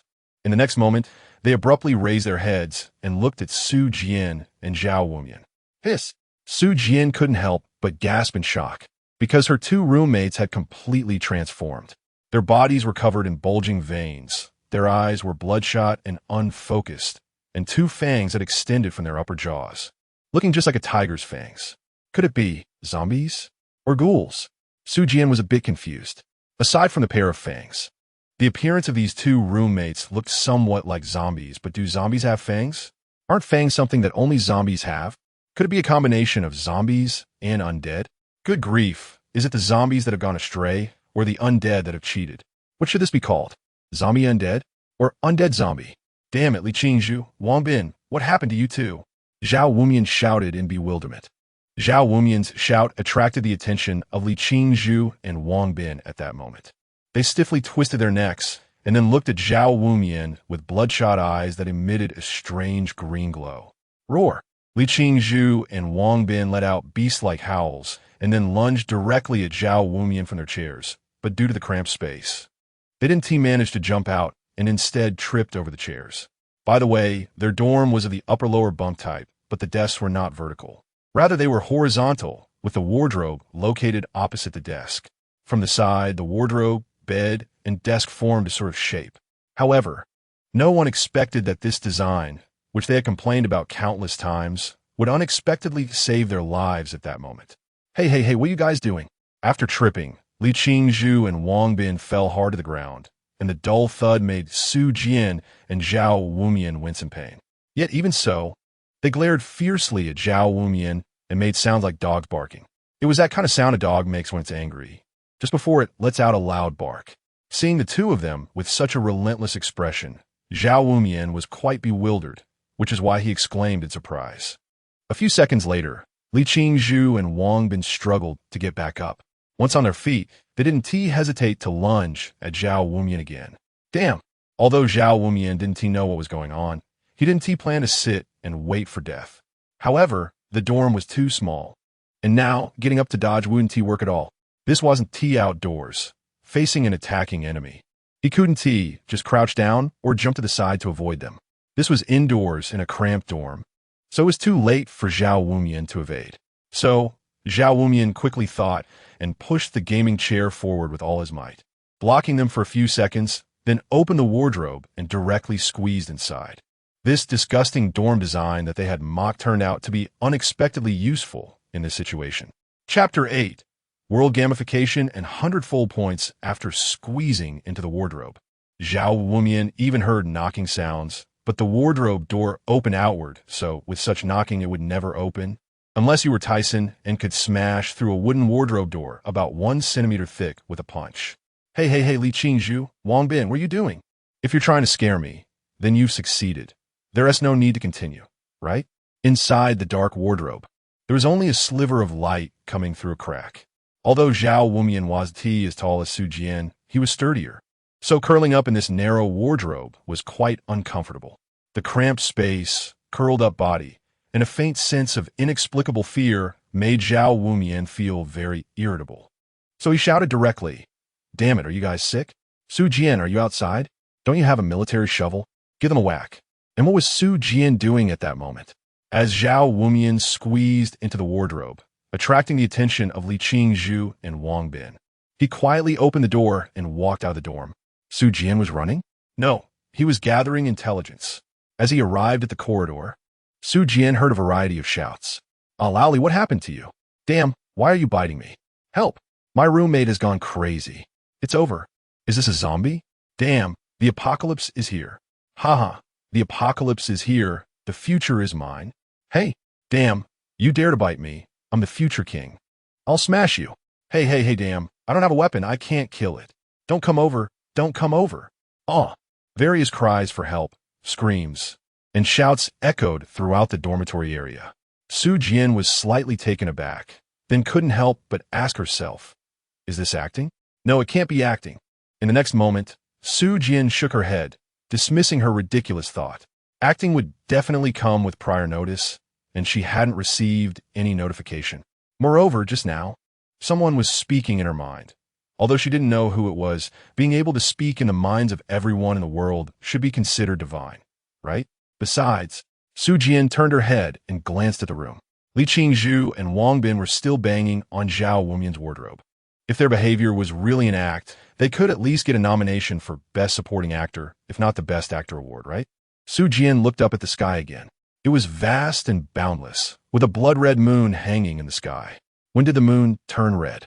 Su Jian was taken aback for a moment, then shook his head and smiled, saying, "Forget it. It doesn't matter anymore. It's not important." Su Jian tightly gripped the military shovel in her hand and approached Li Qingzhu and Wang Bin.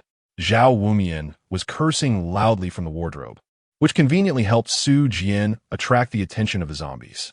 Although Li Qingzhu and Wang Bin appear to be a fusion of zombies and corpses, people's impressions of zombies were mostly of those wearing Qing dynasty clothing, bouncing around. Therefore, Su Jian ultimately decided to refer to these creatures as zombies. Monsters? Yes, monsters. Regardless of whether they were disguised or not, in Su Jian's subjective consciousness, they had to be monsters. Because of this, Su Jian's act of killing wouldn't be considered a violation of the law. Su Jian raised the military shovel, aimed it at Li Qingzhu's neck, and then swung it down fiercely. Bang! It got stuck in the cervical bone. Su Jian felt the touch and silently said, "Don't get me wrong. Su Jian has never killed a person, but he has killed chickens, cows, and sheep, so he knows the feeling of a weapon getting stuck in bones."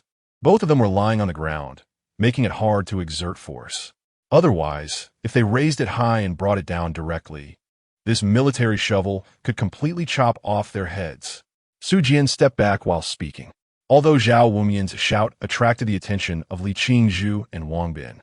After being attacked, Li Qingzhu immediately got up and rushed towards Su Jian, convulsing all over. It was obvious that from monsters like zombies, noise would attract them. But after being attacked, their hatred shifted. Fortunately, there was only one. Su Jian looked at Wang Bin, who was throwing things at the wardrobe, and felt a sense of luck in her heart.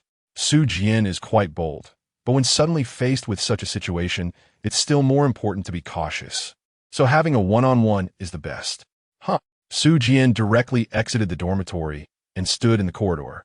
Then, Su Jian took a deep breath and coldly looked at Li Qingzhu, who was running towards her. "Li Qingzhu, I'll give you a chance. If it's fake, then you stop immediately, and I'll treat it as if nothing happened. But as long as you run out of the dormitory, my next strike, my next shovel. If you run out of the dormitory, my next shovel will definitely hit." Li Qingzhu remained silent. The zombie-like Li Qingzhu only lifted his head and slowly roared as he charged at Su Jian, his two fangs resembling those of a real beast.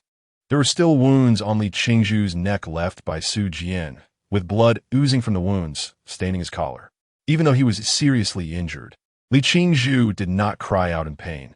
He recklessly charged towards Su Jian. Su Jian's heart became more determined about the possibility that Li Qingzhu and the others had turned into monsters. Bang!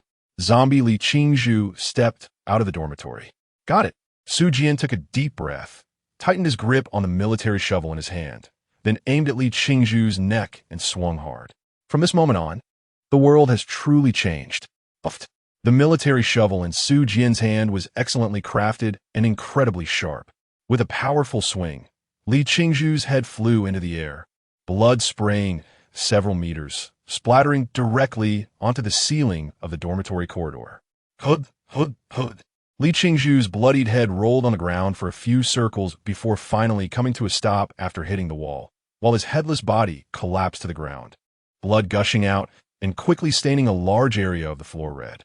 Su Jian's heart was completely calm, with no desire to vomit, and even a bit of a smile. Indeed, novels are all lies. It's just killing a creature that looks human. Killing it is just killing it. Why would it be disgusting? Although the smell of blood is not pleasant, the odor released when scalding the hair of livestock with hot water is even worse and more disgusting.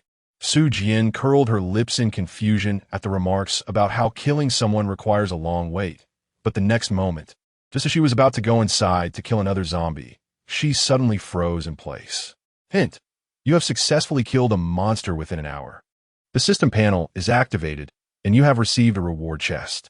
Note: the rewards of the reward chest are fixed.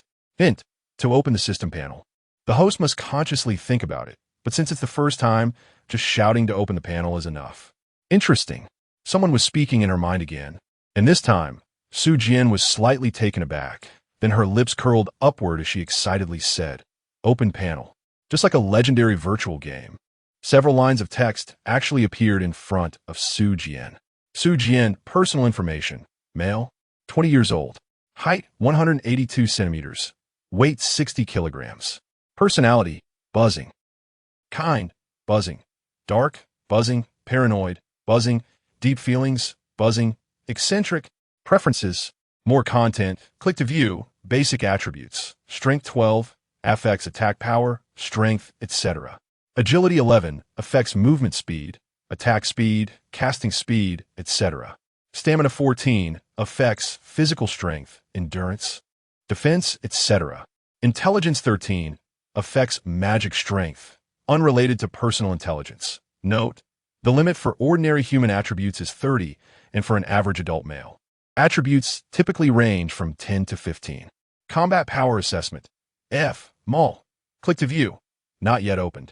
Will open in 1 o'clock. Warehouse. Reward chest 1. Hint: warehouse automatically opens. Capacity 1 cubic meter. Buzzing. System malfunction. System malfunction. Ding. Hint: due to some special reason, you have gained a special ability of 100-fold points, specifically the points obtained through the system, such as from killing, tasks, treasure chests, etc., will be amplified 100-fold. Note: the explanation rights belong to the system. Hint: please open the reward chest as soon as possible. Huh, is the world really gamified? Su Jian looked at his personal attributes, and suddenly, a buzzing electric sound frequently echoed in his mind, feeling like an old television set with a poor connection. Quirky personality? That's a good summary. After changing the personality option multiple times, he finally settled on quirky, and Su Jian couldn't help but feel happy. If it weren't for the pool of blood on the ground, he would have wanted to roll around. As for the other information, besides preferences, there were many descriptions about him, including but not limited to appearance, likes, and personality. It was indeed personal information, well summarized. 100-fold points? What is this? Upon realizing he had gained the ability of 100-fold points, Su Jian was quite confused. What is this for? How'd he get it? Was it from that meteorite? Su Jian suddenly thought of the meteorite from noon, the very meteorite that had caused him to faint for a little while. This had even made Su Jian a bit upset, but unfortunately, it was quickly overshadowed by the incident with the school beauty. Forget it, let's open the treasure chest first. Although I still don't know what the points are used for, this should be the currency in them all, right? If that's the case, my 100-fold points are really going to take off. It's like two people working in the same place with the same position. One can only earn 3,000 yuan, while he can earn 100 times that, which is 300,000. How much can that buy? TSK to SK, I really hope it's not currency otherwise. Su Jian smiled slightly, then said somewhat irritably, otherwise, how can you let others live? Ha ha. Sufyan laughed against twice, then stopped wasting time and took out the treasure chest from the warehouse. This warehouse was like a storage ring, something often found in fantasy worlds or online games. In short, the feeling Su Jian had when taking things out was quite mystical. It suddenly appeared in his hand, which was really fun. The treasure chest was entirely silver white, square-shaped, 50 centimeters long, 20 centimeters wide, and 30 centimeters high. The lid of the chest was a half-cylinder with a radius of about 10 centimeters. The chest had no lock, so Su Jian opened it directly. Golden legend. Huh, it's not glowing? Su Jian thought the box would glow when opened, but it turned out to be unresponsive, which was quite disappointing. Hint. You have opened the reward treasure chest and obtained the following 3 items. You can only obtain these 3 items. 1. Reward of 100 points. Buzzing. 100-fold amplification. You have received 10,000 points. 2. Temporary access to the discount mall. Please use it as soon as possible. The discount mall will close at 1 o'clock. 3. Identification technique strengthening. Chapter 9. Welcome to the catastrophe world. The treasure chest in Su Jian's hands was entirely silver white, square-shaped, measuring 50 centimeters long, 20 centimeters wide, and 30 centimeters high. The lid of the chest was a half-cylinder with a radius of about 10 centimeters. The chest had no lock, so Su Jian opened it directly. Golden legend. Huh. No glow.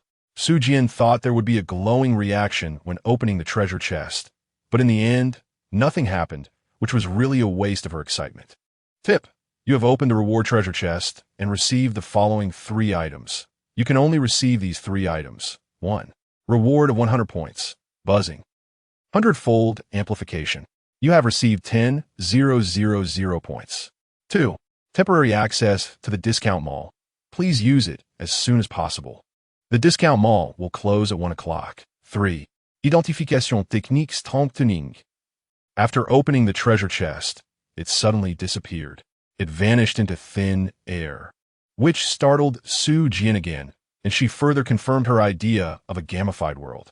Otherwise, it would just be a dream. However, it didn't matter whether it was a gamified world or a dream. Su Jian knows one thing. That is, he is very likely to do whatever he wants. Su Jian smiled for a moment. Then her gaze turned to the 3 items that had suddenly appeared in her hand. One was something like a brocade pouch, making a rustling sound inside. It seemed that this was the 10,000 points, and, judging by the situation, it was most likely to be used as money. However, 10,000 points, and you managed to fit it all into such a fist-sized pouch? Before Su Jian could think too much, the pouch disappeared, and a points section appeared on the panel, showing 1W. That's quite good. Otherwise, if the points increased in the future, there would be nowhere to put them. Su Jian sighed, and then looked at the suddenly appearing score section on the panel. She stroked her chin and murmured, if it's a regular game, there should definitely be things like pets, mounts, skills, equipment, and professions, to name a few. But there are no corresponding descriptions on the panel. This situation either means that they really don't exist, or like the current score, you need to have the corresponding items to unlock them. Su Jian smiled slightly and said in surprise, this is interesting. Then, Su Jian looked at the other 2 items, which were 2 cards, slightly larger than playing cards. The back had a cosmic pattern, looking mysterious and beautiful. On the front, 1 card read Discount Mall, and the other read Identification Technique Enhancement. Su Jian chose to use the Discount Mall card without paying attention to the identification technique. On one hand, the former had a time limit, so he needed to check it quickly. What if it was only available for 10 minutes? He couldn't waste time. On the other hand, the identification technique was something he understood at a glance. Although he didn't know what the enhancement suffix meant, it presumably just added more things on top of identification. So he wasn't in a hurry for that. After using the Discount Mall card, Su Jian found a screen appearing in front of him, with several rules at the top and detailed products listed below. Discount Mall Description 1. The Discount Mall is open for only 1 hour. Remaining time, 53 minutes and 43 seconds. Description 2. All items in this store can be exchanged for points. And the first item exchanged by each person opening this store will receive a 90 discount. Ziz. System malfunction. You cannot enjoy this discount. Description 3. Please exchange for your desired items as soon as possible. After the discount mall closes, even if there is another chance to open it, the products inside will likely change. Product list. 1. Demon Blade. 7 Fiend's Tang Horizontal Blade. Unique weapon. Exchange points. 10,000. Stock 1-2. Skill. Plunder. Unique skill. Exchange points. 7,000. Stock 1-3. Item. Choice coin. Unique item. Exchange points. 5,000. Stock 1-4. 1 random rare profession card. Exchange points. 4,000. Stock 100. Note. Want to take a gamble? You might get a super strong rare profession. 5. 1 random skill card. Exchange points. 3,000. Stock 1,000. Note. Come on, give a try. 6. Customizable growth weapon. Exchange points. 2,000. Stock 10,000. Note. If you open the discount mall early, getting 100 points within an hour shouldn't be difficult, which is why this is prepared for you. By the way, this weapon can drop. 7. Bloodline Awakening Potion. Exchange points. 1,000. Stock. Unlimited. Note. You can buy this later, but if you use the discount now, you can take it for just 100 points. How about it? Want to gamble if you have a special bloodline? 8. 1 random item. Exchange points. 100. Stock. Unlimited.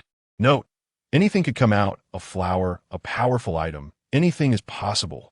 9. F-rank Attribute Enhancement Stone. Exchange points. 10. Stock. Unlimited. Note. Choose 1 attribute from Strength, Agility, Constitution, or Intelligence. 10. F-rank Equipment Enchantment Stone. Exchange points. 10. Stock. Unlimited. Note. Choose 1 effect such as Armor Breaking, Speed, Sharpness, or Toughness. 11. F-rank Healing Potion. Exchange points. 10. Stock. Unlimited. Note.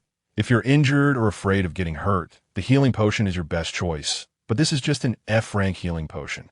12. F-rank Detoxification Potion. More items. Click to view. Su Jian first furrowed her brows as she looked at the items in the mall. Then her lips curled upwards as she chuckled. It seems that the world has indeed been gamified. Professions, skills, weapons. Although it's hard to accept, this is the only possibility. The world has gamified. From now on, no more science. It's all about fantasy. And there are even monsters like zombies now. For many people, the idea of a gamified world isn't too hard to accept, but having years of scientific values shattered in an instant really makes one feel quite emotional. Su Jian looked at the items in the mall, focusing especially on the first 3 items. The only weapon, the only skill, the only item. Wow, they really seem powerful. Su Jian pouted and then turned her gaze to the identification technique. The reason she hadn't looked earlier was that she was afraid the mall would only be open for a very short time. Although this 1-hour limit doesn't seem too long.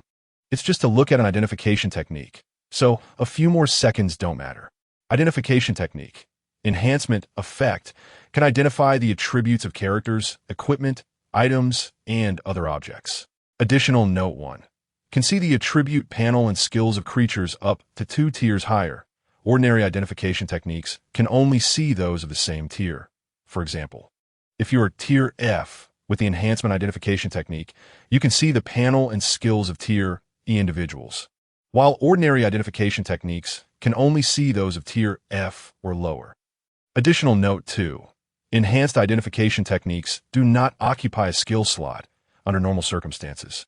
Each person only has 5 skill slots. Additional note 3. For more differences, please explore on your own.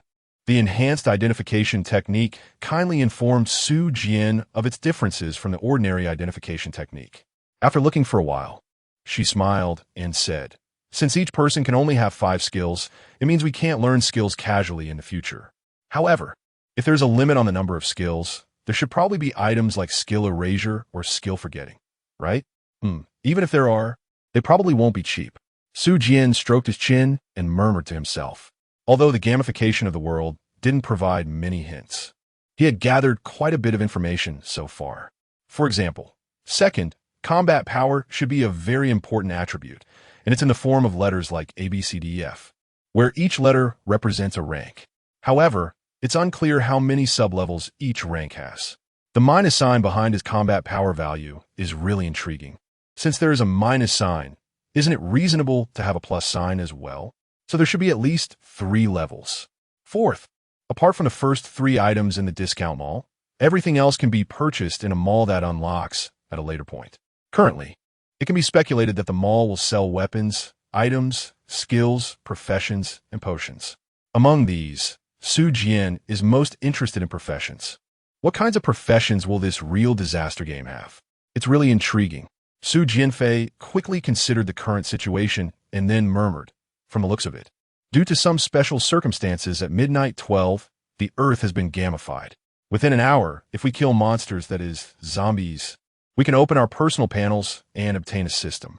I suppose those who kill monsters after an hour can also gain a system, but they probably won't receive the same rewards as the 3 of us. TSK, this game is really difficult. If you had explained it clearly in advance, at least 1/3 of the survivors would have actively gone to kill the monsters, right? At the very least, they could have understood the current situation.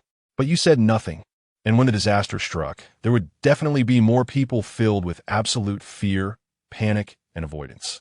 After all, Sufyan smiled slightly, and then said quite pretentiously, "Not everyone is like me." Within 10 minutes of starting, Su Jian had hunted monsters and activated the system. Su Jian didn't dare to claim he was the best in the world. After all, there are billions of people globally, and even if only a fraction survived, there would still be hundreds of millions of them. It's very normal for a quantitative change to lead to a qualitative change. So Su Jian didn't feel he was number 1 at all, but he was definitely among the top. However, I have 100 times the points as my cheat, ha! Su Jian laughed twice, filled with hope for the future. There is no doubt that points are the money in the system. When others earn 1 point, he can earn 100 points. How terrifying is that? Now everyone is in the same state, equivalent to doing the same job, the same position, and in this situation, Su Jian's salary is 100 times that of others. TSK, what are you all even playing at? Su Jian, where are you? Come help me. In the dormitory, Zhao Wumian's shouting interrupted Su Jian's daydreaming.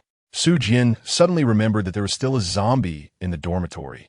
By the way, although it sounds like a long time, from the moment Su Jian entered the room to attack the zombie, to luring the zombie out, and finally killing it and studying the panel, it actually only took about 5 minutes. Strictly speaking, 5 minutes is not that long. A game might take 20 to 30 minutes. Reading a novel might take 1 to 2 hours. 5 minutes is really not that long. But Zhao Wumian, who was stuck in the wardrobe at that moment, couldn't stand it. For him, using the phrase days feel like years is indeed a bit exaggerated, but it was somewhat difficult to endure. He still couldn't figure out the situation. Why did these 2 roommates suddenly mutate and directly pounce on him? Su Jian was right there too. Why didn't they go bite him? Here they come. Sufyan shouted. In the dim sky, a blood moon hung high, and a headless corpse lay quietly in the flickering light of the corridor. A cold wind blew, and its head rolled like a soccer ball, blood dripping and staining the ground. The scene was terrifying. If anyone were to witness this, they might faint on the spot. However, Su Jian seemed unfazed, calmly stepping over the corpse, walking into the dormitory with a smirk playing on her lips. Su Jian's eyes shimmered under the red moonlight. Su Jian swore that he had never been so excited in his life. A gamified world. Isn't it just fascinating? At this moment, Su Jian had just crossed the threshold of his dormitory. Upon entering, the bathroom was on the right, and on the left was a wash basin with a relatively large mirror above it. Su Jian turned his head slightly and looked at his smiling self in the mirror. Under the red glow of the blood moon, the smile on Su Jian's face was incredibly bright, as if a child had just received the toy he had always wanted. However, the specks of blood on Su Jian's face made the smile appear somewhat eerie, and combined with the somewhat sinister environment. He looked like a terrifying ghost come to claim a life. Nevertheless, none of this affected Su Jian himself. He stared at his reflection in the mirror for several seconds, then made a very gentlemanly gesture of invitation and said to his mirrored self, "Welcome to the Cataclysm world." Su Jian raised his head, looking at the mirror silently and seriously. Then, the corners of his mouth lifted, forming a wicked smile. This scene was as if the Su Jian in the mirror had come alive. He saw something amusing and then laughed. Chapter 10. Is my behavior hard to understand? Da-da-da. Su Jian slowly approached the second zombie. Zhao Wumian's roar firmly attracted the attention of this zombie, which provided great convenience for Su Jian. He picked up a military shovel, aimed at the zombie's neck, and then swung down forcefully. This swing was as smooth as cutting tofu, and with a swift motion, he decapitated the zombie. Tip: you have killed a zombie, earning 1 point. ZZZZ. You have gained 100 points. 1 zombie equals 1 point. Su Jian touched his chin and said, if I want to obtain the first 3 items, I need a total of 22,000 points. Besides the 10,000 points I currently have, I still need to kill 120 zombies. Oh, now it's only 119 left. There are still 48 minutes left. That's enough. Su Jian glanced at the countdown in the discount mall and nodded, then shouted to Zhao Wumian in the wardrobe, stop shouting, hurry up and come out. The shouting from inside the wardrobe suddenly stopped. Zhao Wumian cautiously pushed the door open and took a glance at the outside. Although there was no more knocking, under the illumination of the red moon, the dim night was shrouded in a layer of red hue, which made Zhao Wumian, who was engulfed in fear, feel very anxious. She always felt that the outside was howling with cold winds, and the chill was piercing, which was extremely terrifying, so she didn't dare to open the wardrobe directly. Stop dawdling, come out quickly. However, Su Jian yanked the wardrobe door open and pulled Zhao Wumian out. There are only about 40 minutes left now. Time is quite tight. We've already wasted more than 10 minutes. We can't waste any more time. Su Jian's actions frightened Zhao Wumian, causing him to involuntarily scream. Perhaps he regarded Su Jian as a zombie as well. What's wrong? Why has your courage suddenly shrunk so much? Su Jian sarcastically remarked. Aren't you usually quite bold? Don't you occasionally listen to ghost stories to fall asleep? Why are you so scared when something real happens? After hearing Su Jian's words, Zhao Wumian cautiously opened his eyes and sneakily glanced at Su Jian. Confirming that Su Jian was unharmed, Zhao Wumian finally breathed a sigh of relief. But when he looked down, he saw Wang Bin's decapitated corpse. Holy crap, did you kill him? Zhao Wumian shouted in horror, pointing at Su Jian. Su Jian was somewhat speechless. Didn't you just shout for me to give him a shovel? I did that, and then you came out scared. Scared of what, exactly? However, although they said to give them a shovel, they didn't mean for you to use it to decapitate someone. Which normal person would remain as calm as you when seeing a corpse? Su Jian was not afraid at all. Instead, he was a bit excited. People like you, a freak, can't be said to be few, but they are definitely rare. All right, enough of that. Hurry up and come with me. Su Jian waved his hand, signaling Zhao Wumian to follow him. Huh? Oh, okay. Zhao Wumian nodded in confusion, and then followed Su Jian like a puppet. After leaving the dormitory, Zhao Wumian saw Zhao Qingzhu lying on the ground, also without a head. At that moment, Zhao Wumian finally realized something and softly advised Su Jian, you've killed 2 people now. Why don't you turn yourself in? Su Jian turned her head, rolled her eyes, and said helplessly, you follow me first. I'll talk to you as we walk, okay? Oh. Zhao Wumian followed her in a daze. Su Jian brought Zhao Wumian downstairs while explaining the current situation. Aside from the 100-fold points, Su Jian told Zhao Wumian everything he could, including speculations about the gamification of the world, the activation of the system, and information about the discount mall and identification skills. What? You're saying our world has suddenly become gamified? No, don't joke about this, Zhao Wumian said, confused. Didn't you hear those 2 sentences? Plus, our 2 roommates have turned into zombies. What is there not to believe? Su Jian explained helplessly. In Su Jian's view, this was clearly something very easy to accept. It had gamified, and one could even say it was the end of the world. It was just a simple little matter. What was there to find unacceptable? Forget it. I won't waste more time with you. Soon, you'll go kill a zombie, and once the system is activated, you'll definitely believe it. Huh? The system? Can I have it too? There's a high probability. This system isn't something that only the protagonist in a novel can have. It seems like everyone can have it. But that's just my speculation. You'll know once you try it later. I believe as long as you activate the system, I won't need to say much more. After all, What I'm saying now, you've already subconsciously dismissed, so it wouldn't matter how much more I say. Zhao Wumian was still a bit bewildered, but indeed, just as Su Jian said, if he could activate the system, he would likely be able to accept Su Jian's explanation. If he couldn't activate it, then it could only mean one thing. Su Jian, are you insane? And how did you manage to kill someone right away? Even if the world has gamified, those two roommates only had some changes in appearance. Overall, they look no different from humans. Did you just go ahead and kill them? Are you seriously messed up in the head? Although Zhao Wumian had a lot of complaints in his heart, he still nodded and said, all right, then I'll go kill one too. Zhao Wumian took a few deep breaths to motivate himself. If what Su Jian said was true, then after killing a zombie, he could also activate the system. But if what Su Jian said was false, no, he couldn't think like that. What if it was false? With Su Jian's decisive personality, would he kill me to silence me? Zhao Wumian nervously swallowed and said, Su Jian, what are we going to do? Su Jian had an axe strapped to her waist and was holding a military shovel with both hands, occasionally swinging it a couple of times. It seemed like she was trying to get used to the weight and attack style of the military shovel. Su Jian resolutely walked at the front, which puzzled Zhao Wumian a bit. Although Su Jian mentioned the gamification of the world, Zhao Wumian thought that if what Su Jian said was true, wouldn't that mean the apocalypse? With the apocalypse upon us, can't we just wait for rescue? Zhao Wumian said a bit nervously, so what now? Does the discount on items in the discount mall have anything to do with you going downstairs right now? So hurry up and take action to earn points. Su Jian turned her head and looked at Zhao Wumian with a puzzled expression, as if asking, is my behavior hard to understand? Su Jian turned his head and continued forward, but calmly explained. In the discount mall, the 7th Bloodline Awakening Potion requires 1,000 points. With a 90 discount, it would only cost 100 points, which can be purchased with 100 points gifted by the system. There is still a long time before the mall closes, so I definitely want to see if I can buy better items. The 6th custom weapon requires 2,000 points, and the 5th random skill card requires 3,000 points. With the discount, that means I only need to kill 100 or 200 zombies. So why should I give it a try? We are in a school dormitory, and although some people don't live on campus for various reasons, there are definitely quite a few who do. In this case, we can go directly to the dormitory and get the keys to the whole building, and then we can hunt zombies and earn points, right?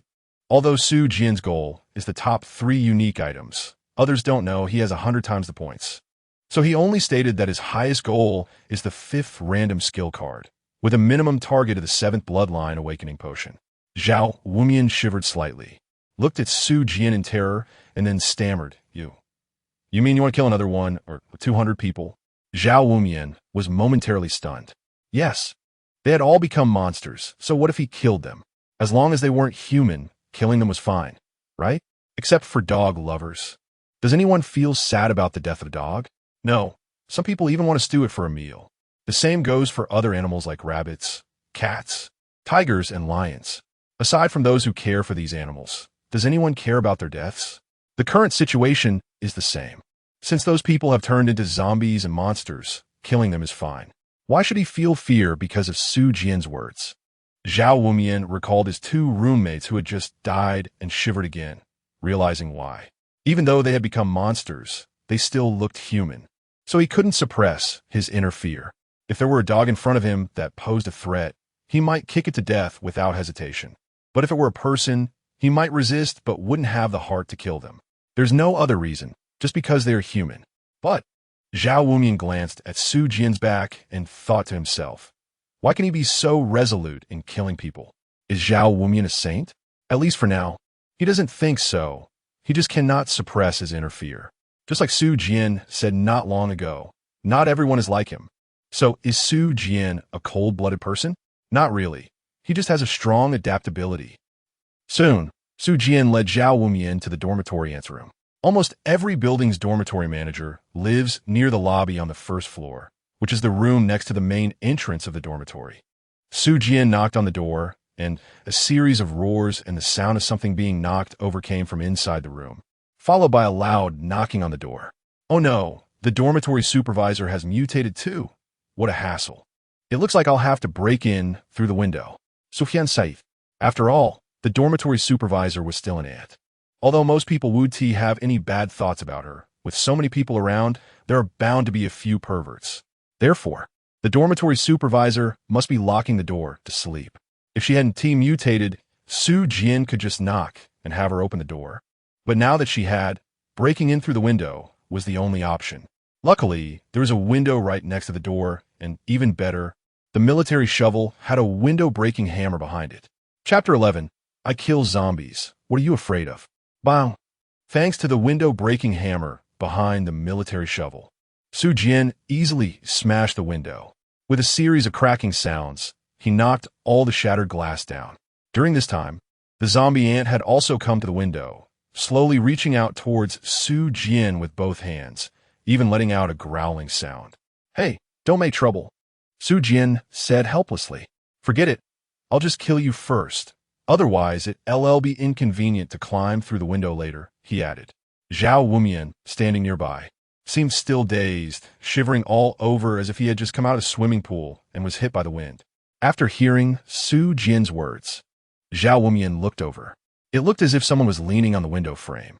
In the next moment, Su Jin drew the axe from his waist and aimed at the neck of the zombie ant, swinging it down with force. Swoosh! It sounded like a butcher chopping fish on a cutting board. A strange noise emerged, and then the axe sank into the neck of the zombie ant by a third.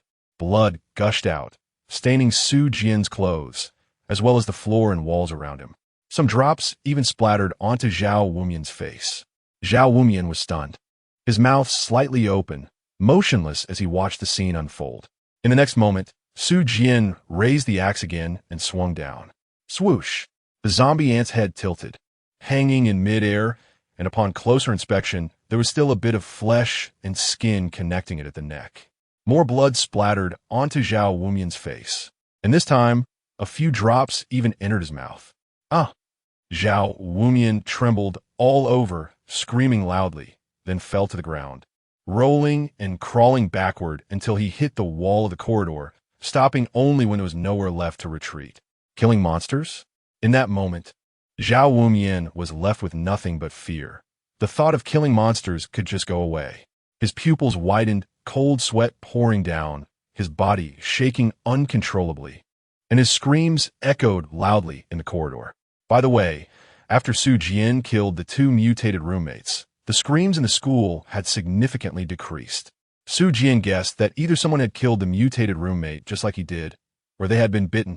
Of course, it was also possible that some dormitories had completely mutated and didn't need to scream, while others had not mutated at all and were still sleeping. However, Su Jin felt that most people must have been bitten or were hiding. Otherwise, after killing the zombies, they would receive a system reward. Once the discount mall opened, why wouldn't they come out to hunt zombies? However, it seemed that Su Jin didn't realize that people were different. Zhao Wumian's scream was so loud that Su Jin, who hadn't even swung the last axe yet, looked at him with a puzzled expression. Huh? Su Jin asked in confusion. How could you be so scared? Is it really that terrifying? In Zhao Wumian's eyes, not far away was such a scene. In the dim night, a butcher held a hook in his right hand, binding a woman's body, while his left hand wielded a short axe, bringing down the woman's head. However, since the axe was not sharp, the woman's head was not completely severed. It was still connected to her body by a small piece of flesh and skin. That small piece of flesh and skin acted like a rope, suspending the woman's head, which then swung back and forth in the air. From time to time, her eyes would gaze at Zhao Wumian. Blood splattered everywhere, in the dim night and under the red moonlight. The scene before him felt like a horror movie taken to the extreme. Zhao Wumian was on the verge of collapse. He had never seen such a bloody scene, even in movies. You ask me why I'm so scared? I damn well want to know why you're so calm about this.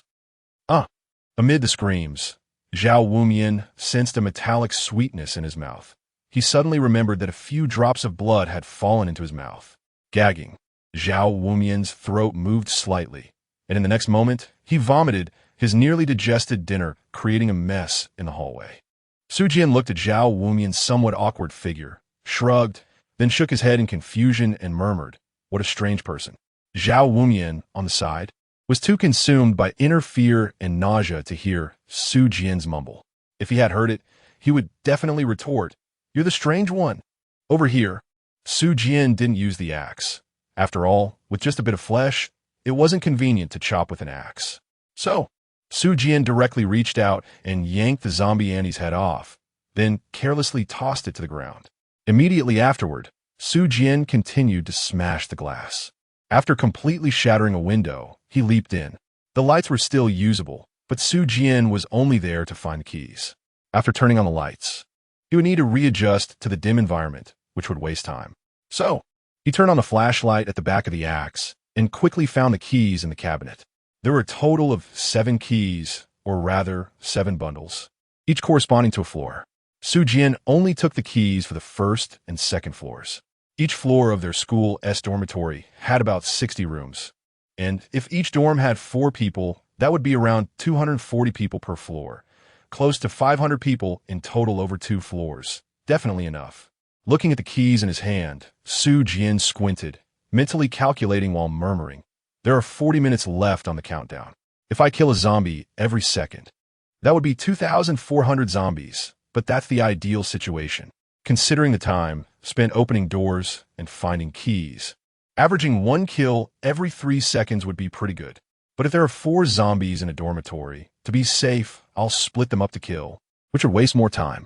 Besides, people can get tired. At the beginning, I might swing the military shovel with a lot of strength, and maybe even kill a zombie with 1 swing, but as time goes on, it will take longer. Additionally, some dorms might have living people. I'm sorry to say this, but living people will waste my time.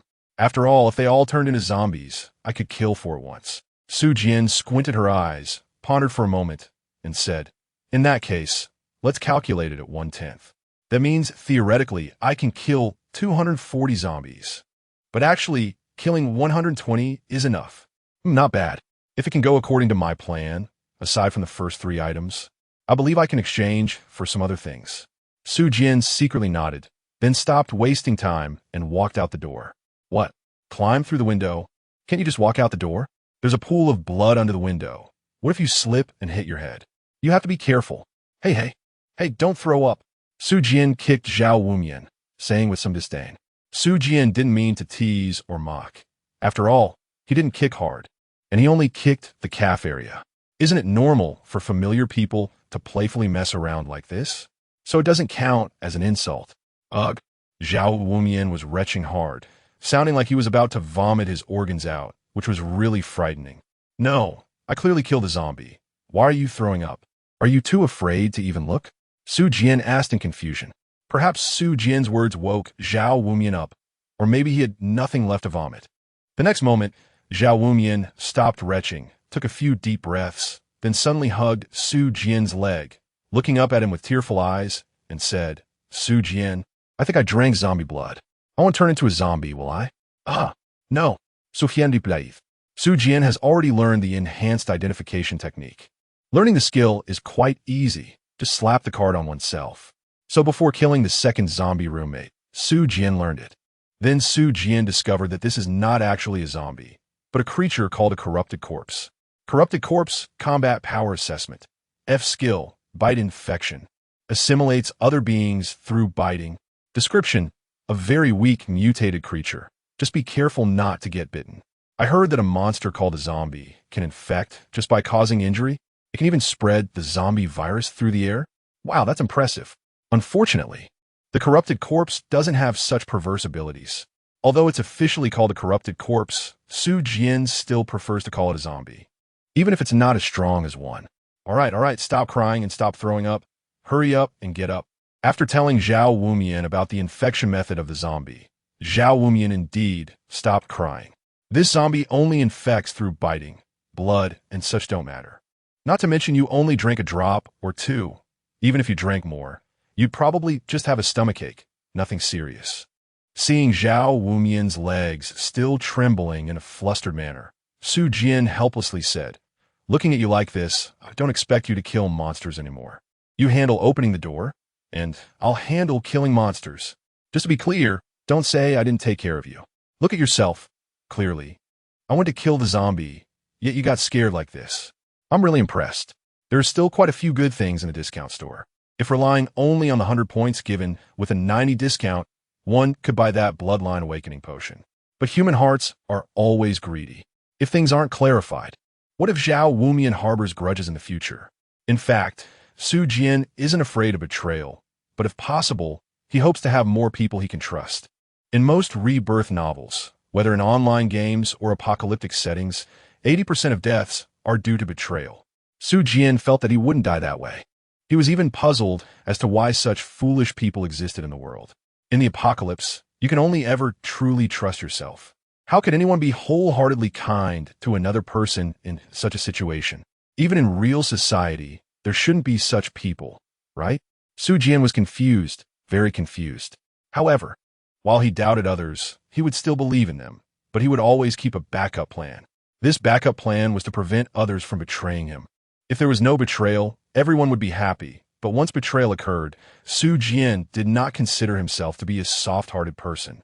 Were others not the same? Su Jian expressed great confusion.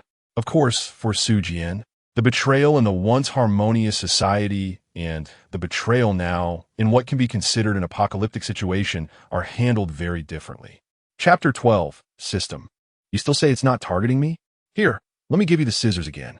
Su Jian handed the keys to the first and second floors to Zhao Wumian, along with a pair of scissors, which he had taken from the desk in the dormitory manager's room. Each set of keys was tied together in a large bundle, with a big ring in the middle, and the keys were tied with a string. He gave Zhao Wumian the scissors so he could cut the keys apart.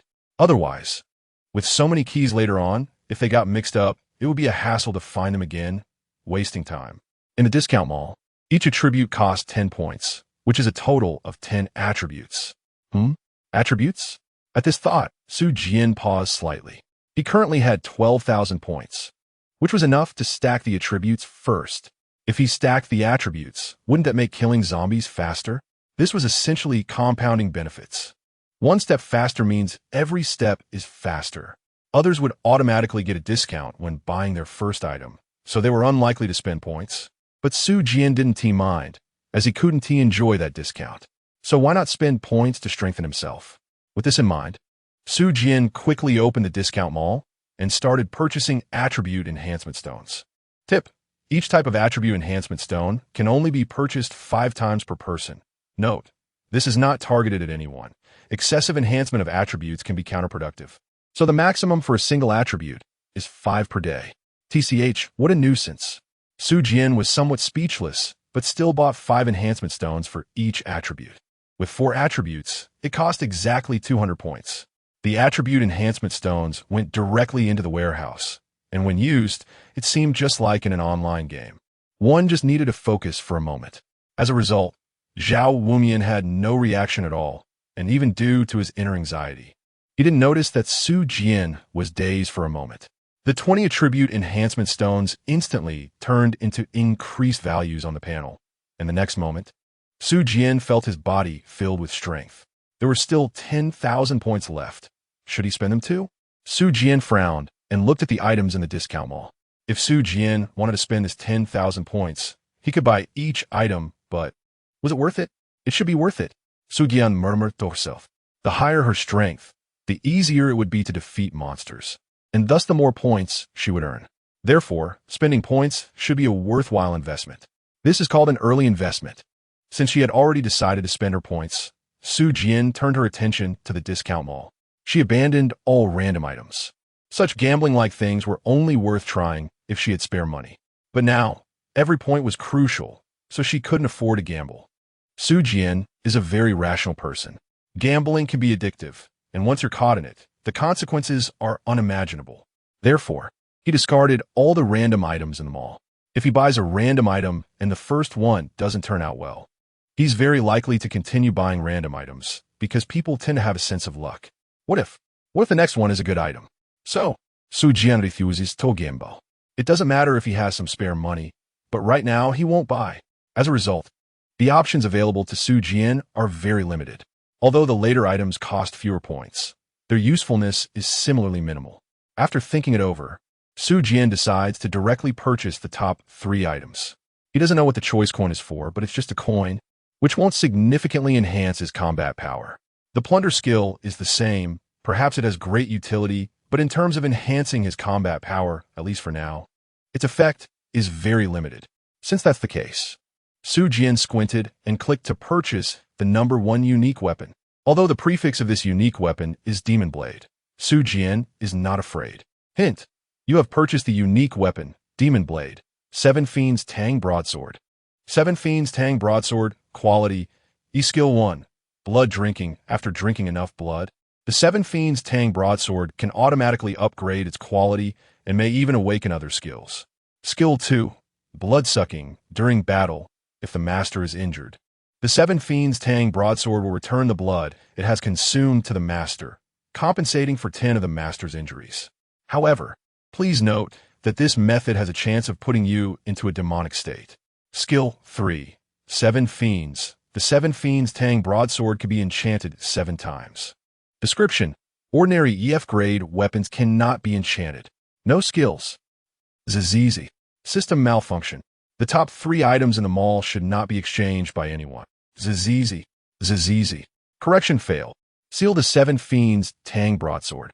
Unseal when the host's strength reaches E grade. Zizizi. The price of the plunder skill and choice coin has risen to 10,000 points. Sujan blinked in confusion. In the warehouse, the 7 kill Tang lay quietly, but Su Jian couldn't take it out at all. There was even a red circle on it, with a red diagonal line inside, indicating that it was forbidden to use. Was it sealed? Damn! I bought it with my own ability. Why is it sealed for me? Su Jian cursed loudly, attracting Zhao Wumian's attention. However, Zhao Wumian merely glanced at Su Jian, then lowered her head in fear, as if nothing had happened, fiddling with the scissors and keychain in her hands. I never thought my roommate was such a cold-blooded executioner. I'm sorry, I'm really scared, Zhao Wumian thought to herself. Su Jian was very angry, but in the end, it was of no use. He thought that buying the demon sword would enhance his combat power, but instead, it was sealed. Su Jian was really about to vomit blood.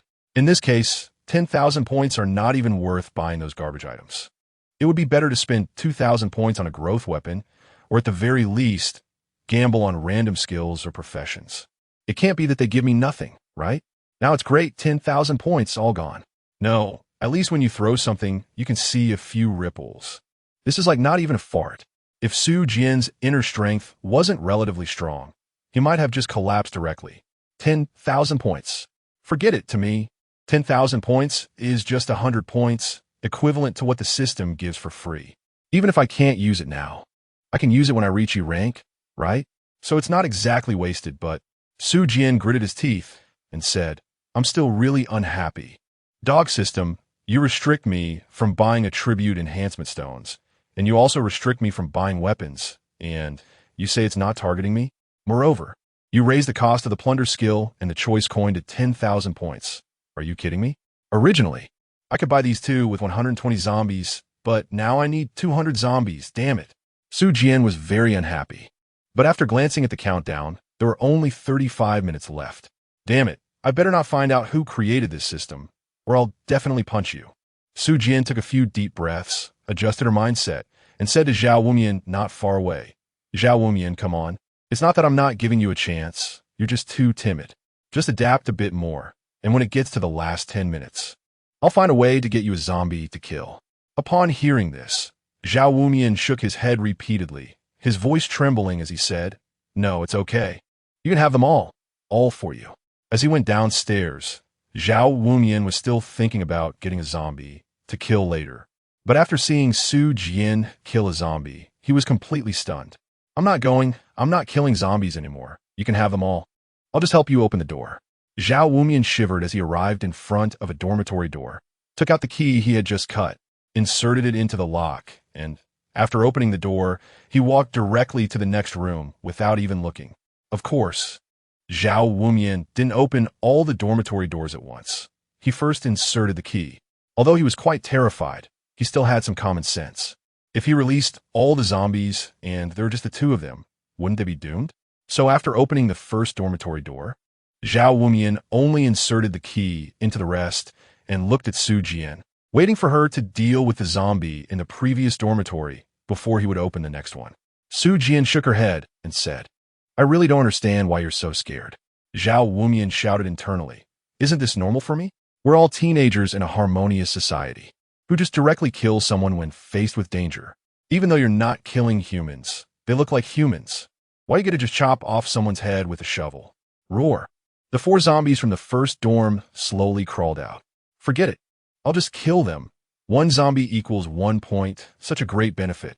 And you don't want it? Watching the 4 zombies move slowly, Su Jian said no more. Grabbed the military shovel and charged forward. There's a saying about societal development. When you're at the right place at the right time, even pigs can fly. And now, the world has gamified, with monsters like zombies appearing. Thus, it's highly likely that the world's landscape will undergo significant changes in the future. Isn't this the right moment? Although pigs can fly, you still have to do something, right? Su Jian also gave up. Anyway, he had said it several times, but Zhao Wumian was just too scared. So what could he do? The environment in this dormitory was quite messy. Su Jian took a glance. Although there were a lot of things in this dormitory, the level of disorder was somewhat abnormal. Therefore, it was highly likely that these 4 zombies had been bitten and infected. Thanks to the numerous items in the dormitory, it was very difficult for the 4 zombies to take a step, and they fell several times. Perhaps they had some intelligence, realizing they couldn't walk, so they crawled out like spiders instead. However, one by one, as they crawled out, weren't they just delivering themselves to death? Su Jian raised his knife, and with a single scoop, took down 1 zombie after another. After reaching full attributes of 5, Su Jian felt immensely powerful. Even if the shovel hit a vertebra, he could still sever it in one blow. In the midst of the slaughter, Su Jian didn't notice that after he purchased the only weapon ranked first in the discount mall, the inventory of various items in the mall began to rapidly decrease. Chapter 13. Can you even sleep through this? Puff. After eliminating the 4 zombies in a dormitory, Su Jian rubbed his somewhat sore wrist and said, Zhao Wumian, wait a moment, let me rest for a few minutes. Oh, okay, Zhao Wumian responded, then put down his hand that was about to open the door. Zhao Wumian glanced at the corridor. Hiss!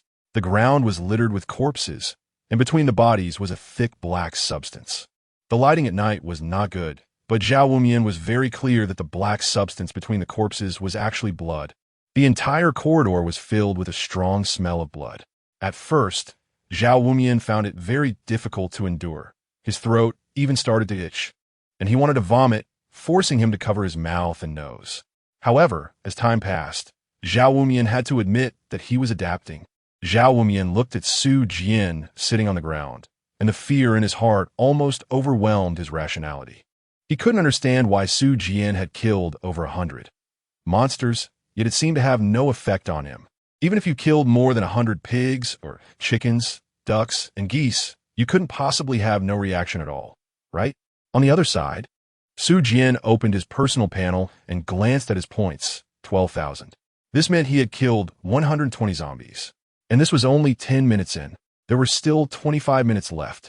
Luckily, all 30 dormitory residents had mutated and hadn't gone outside. Overall, it was still manageable.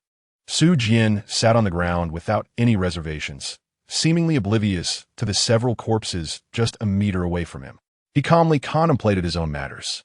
According to Su Jian's initial calculations, he should be able to kill 1 zombie per second, and with a probability of 1/10. He estimated that he should have killed 60 zombies in 10 minutes.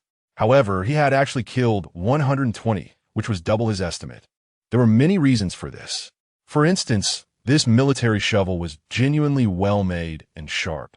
After decapitating over 100 heads, it remained remarkably sharp. Moreover, his attributes had all increased by 5. Although 5 might not seem like much, when considering Su Jian's original attribute values, it had significantly strengthened him. For example, his strength had only been 12 points initially, but after adding points, it became 17, which is nearly a 50% increase. Therefore, an increase of 5 in all attributes was very beneficial for Su Jian. While describing the change as earth-shattering might be an exaggeration, saying he transformed from an ordinary person to a soldier was quite appropriate. Wasn't there any stamina-restoring potion in the mall? Su Jian opened the mall and scrolled down. However, there were only 20 items in total in the mall, and the rest were all ordinary items, such as weapons. Hey, you've gamified the world, and healing potions have appeared. But why are there no stamina potions? Su Jian was somewhat speechless, and had no choice but to rub her arms and shoulders to relax a bit. 5 minutes later, Su Jian started killing zombies again. Zhao Wumian was responsible for opening the door, while Su Jian handled the zombies. After opening the door, zombies crowded out. And since the dormitory door wasn't wide, they could only come out one by one.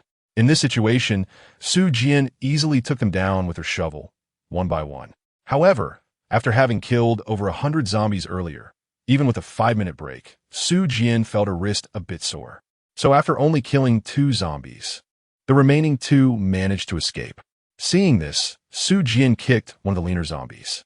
It's hard to tell what the pattern of this mutation is, but all the zombies have F-level combat power, and Su Jian is currently also at F level, which is equivalent to a gap of 2 small levels. So with one kick, that zombie was directly kicked back a few steps and fell to the ground. Taking this opportunity, Su Jian used a shovel to decapitate another zombie. Su Jian kicked the zombie directly next to Zhao Wumian. However, at this moment, Zhao Wumian's inner strength had also grown a bit, so he closed his eyes without making a sound, although he didn't know what else might attract the zombies. At least noise was one of the conditions that drew them in. Therefore, Zhao Wumian stopped shouting, but he still didn't dare to kill the monsters. So he had to close his eyes, out of sight, out of mind. Come on. Su Jian took the initiative to attract the attention of the zombie. Poor zombie. It had just gotten up and hadn't gone far before Su Jian came over and decapitated it. If it weren't for the points to be earned, I wouldn't really want to kill it. It's a bit annoying and really weak. Su Jian complained speechlessly and then shouted at Zhao Wumei, "Open your eyes. Open the door." Zhao Wumei opened his eyes, and without looking at anything else, directly opened the door because he knew Su Jian must have killed that zombie. Although Zhao Wumei was still very scared and even thought Su Jian seemed quite abnormal at that moment, he actually admired Su Jian deep down. This person is really brave. When the door was opened, the two were somewhat puzzled to find that there were only 3 zombies in the room. But it didn't matter. 3 was fine. The chance of making a mistake would be very small, if it weren't in such a narrow area like the dormitory. Su Jian felt that he most likely wouldn't fight against 4 zombies at the same time, because he was someone who preferred to be cautious. Su Jian slammed the military shovel heavily on the door, and the 3 zombies in the dormitory instantly roared and charged at him. Then, they were each taken down by Su Jian with a single strike of the shovel. Continue. Su Jian took a couple of deep breaths, feeling somewhat exhausted, but he knew he couldn't stop. Sometimes, a slow step leads to slow progress. The items in the discount mall were just sitting there, and he still had the incredible ability to earn 100 times the points.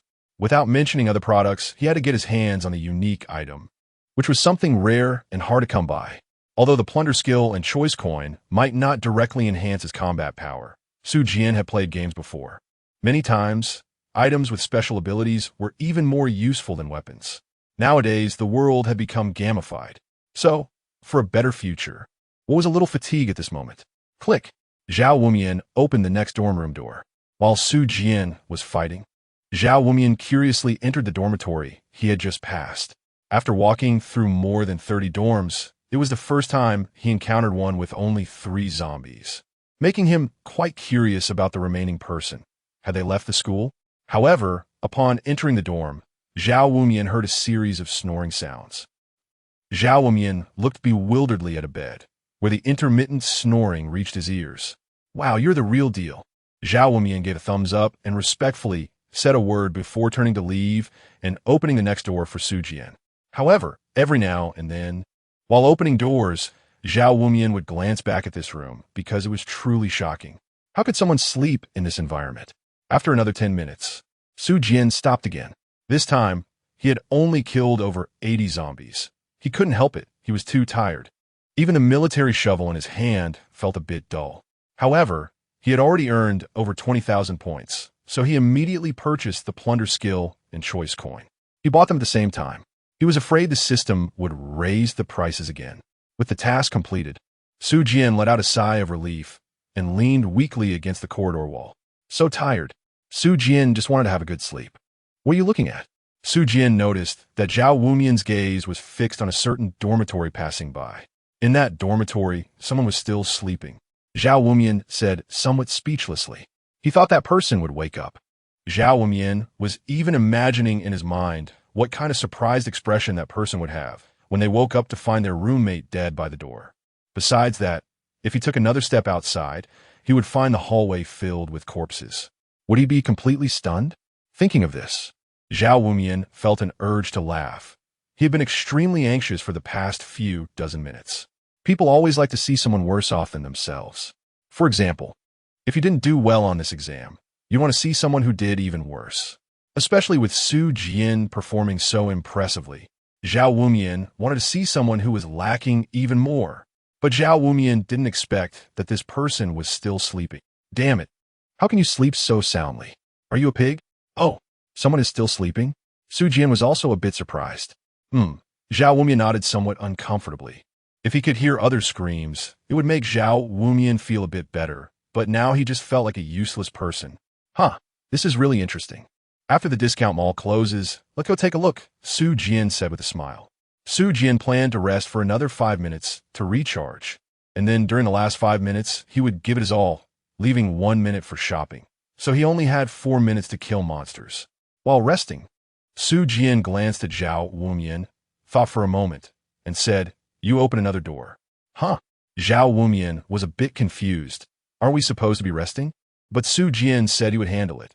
So Zhao Wumian didn't ask further and directly opened the door. Upon opening the door, there were 3 zombies inside. And from one of the beds came a wailing sound. Help me. Su Jian frowned and glanced at the person on the bed. Confirmed, I don't know him. I don't know his name, but his gender is definitely male. This is a boys' dormitory, and apart from the dormitory ant, there isn't a single female here. Hey, Sufyan Said inwardly. In the current situation, encountering a living person often meant trouble. However, Su Jian had no way out. After all, he couldn't just kill him, right?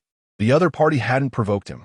Su Jianxiang gathered his spirit and went up to kill 2 zombies, leaving 1 behind. Su Jian kicked the zombie to the ground, stepped on its back, and then handed the military shovel to Zhao Wumian. Come on, you kill him. Zhao Wumian was slightly taken aback. What do you mean, Hurry up, come over and finish him off, Su Jian said, speechless. Zhao Wumian cautiously took the military shovel from Su Jian's hands, looking quite uneasy. Chapter 14. That guy is the abnormal one. Can I not kill him? I don't want to activate the system. You can do all the killing, Zhao Wumian asked nervously. Hurry up, stop dawdling. Su Jian was quite speechless. It's just killing a monster, why drag it out? Just aim for the neck and swing the shovel down. Hurry up. Sufyan shouted.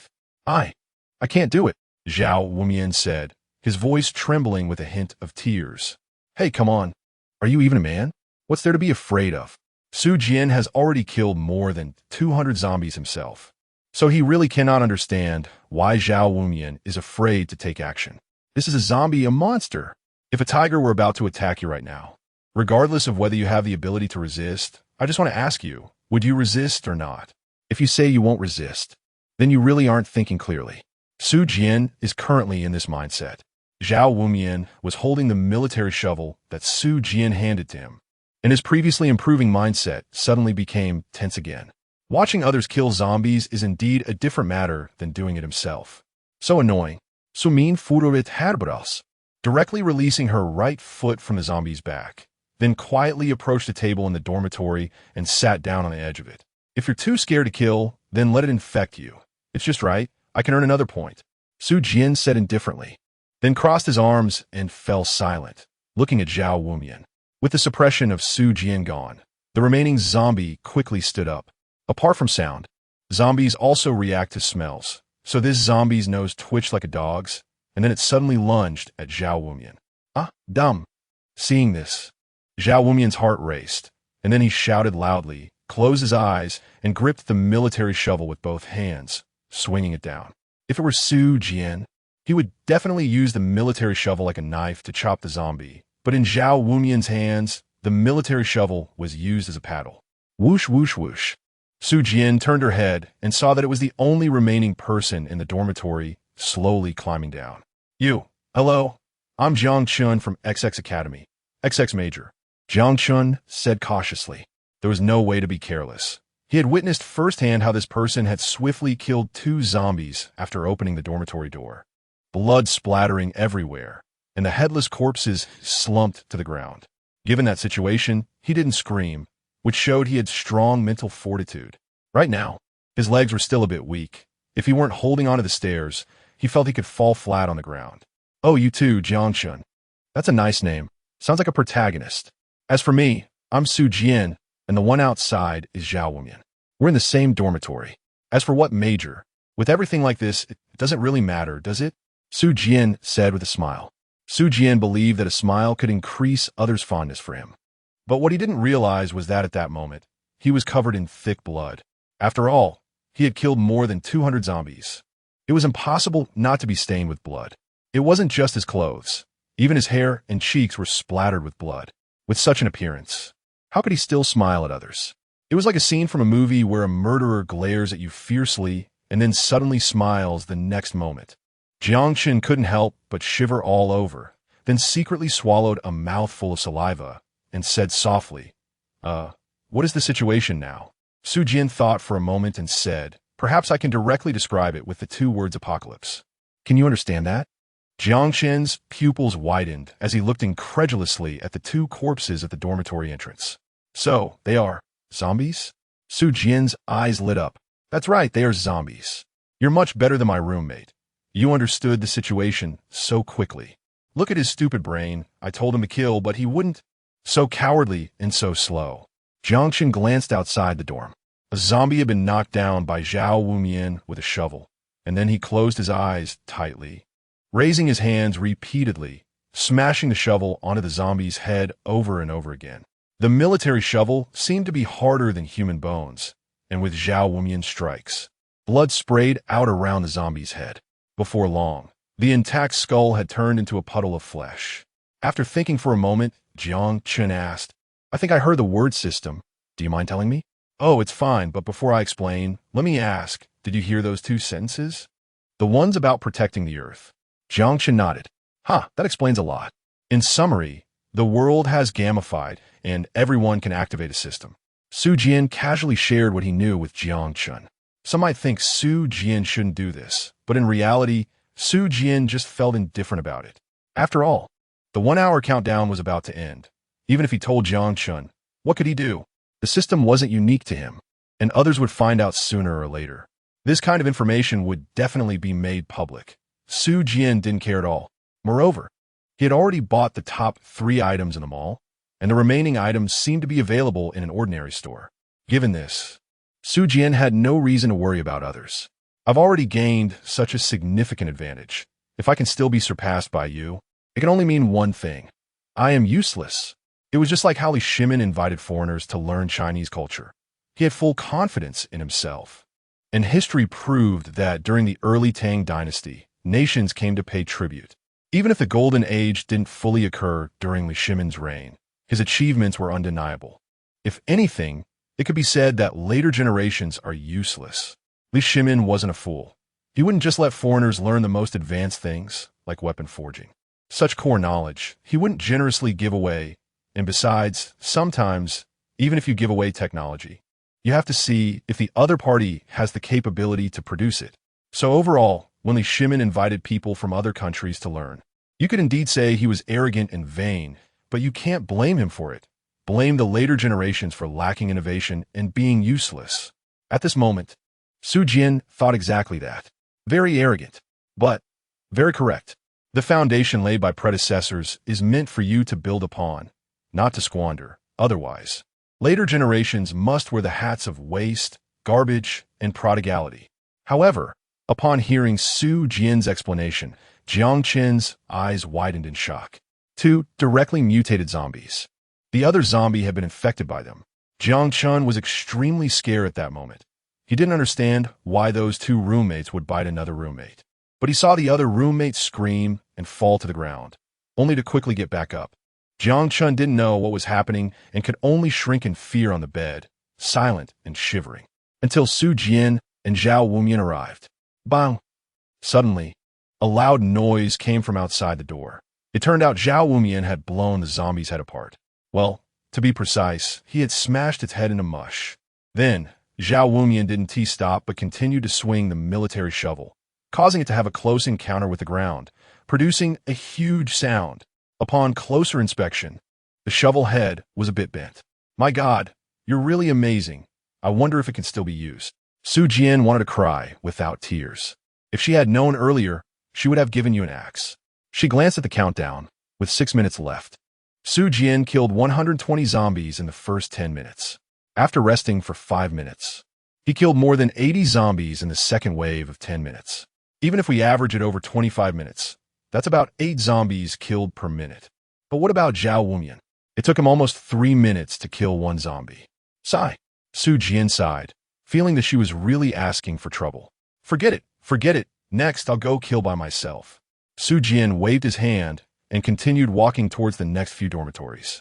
Zhao Wumian had already inserted the keys to the remaining dormitories into the keyholes, so it didn't matter whether he was there or not. It was just a matter of opening a door. It only took 1 or 2 seconds, and it wasn't worth the time to find the keys. Although he hadn't rested for a full 5 minutes, Su Jian felt it was enough. So he gathered his spirits, took a deep breath, and opened the door to the next dormitory. Over here, Zhao Wumian seemed to just regain his senses. He opened his eyes, looked at his hands covered in blood, and then at the zombie beneath him whose head had been smashed into a pulp. He retched and vomited. Zhao Wumian's stomach was already empty, but he still expelled a little liquid, probably stomach acid. His eyes were red and swollen, and there were even traces of tears from the vomiting. It seemed that Zhao Wumian was really frightened. Seeing this, Su Jian, who had just killed 4 more zombies, murmured in confusion. Is this how he normally reacts after killing someone? Su Jian shook his head, feeling very confused. Anyway, he didn't vomit, so he thought he was normal. Since his performance was normal, then Zhao Wumian's performance must be abnormal. Su Jian curled her lips and opened the door to the next dormitory, continuing her killing spree. Inside the dormitory, Jiang Chun, after seeing Su Jian leave, slowly walked out.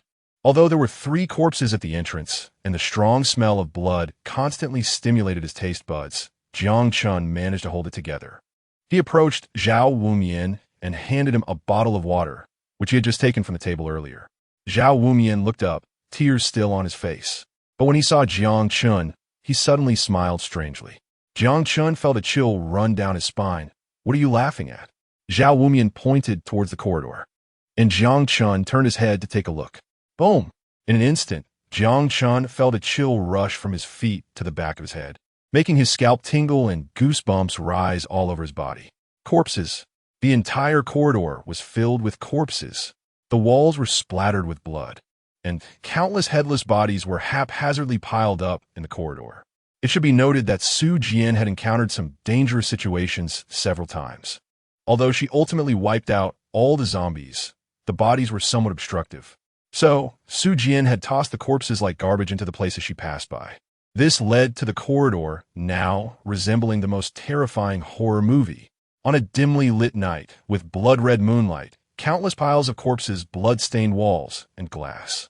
A whiff of blood odor wafted into Jiang Chen's nose, and he finally understood that the smell of blood he had detected earlier wasn't entirely from his 3 roommates, but from the entire first floor. Ugh! Jiang Chen's throat heaved, and in the next moment, he helplessly knelt on the ground and vomited. Zhao Wumian looked at Jiang Chen's miserable state and laughed even more happily. Indeed, I am a normal one. Zhao Wumian glanced at Su Jian, who was fighting zombies not far away. That guy is the abnormal one. Chapter 15. Shopping. Panels. Bullying Su Jian fell weakly to the ground, and the military shovel was thrown aside.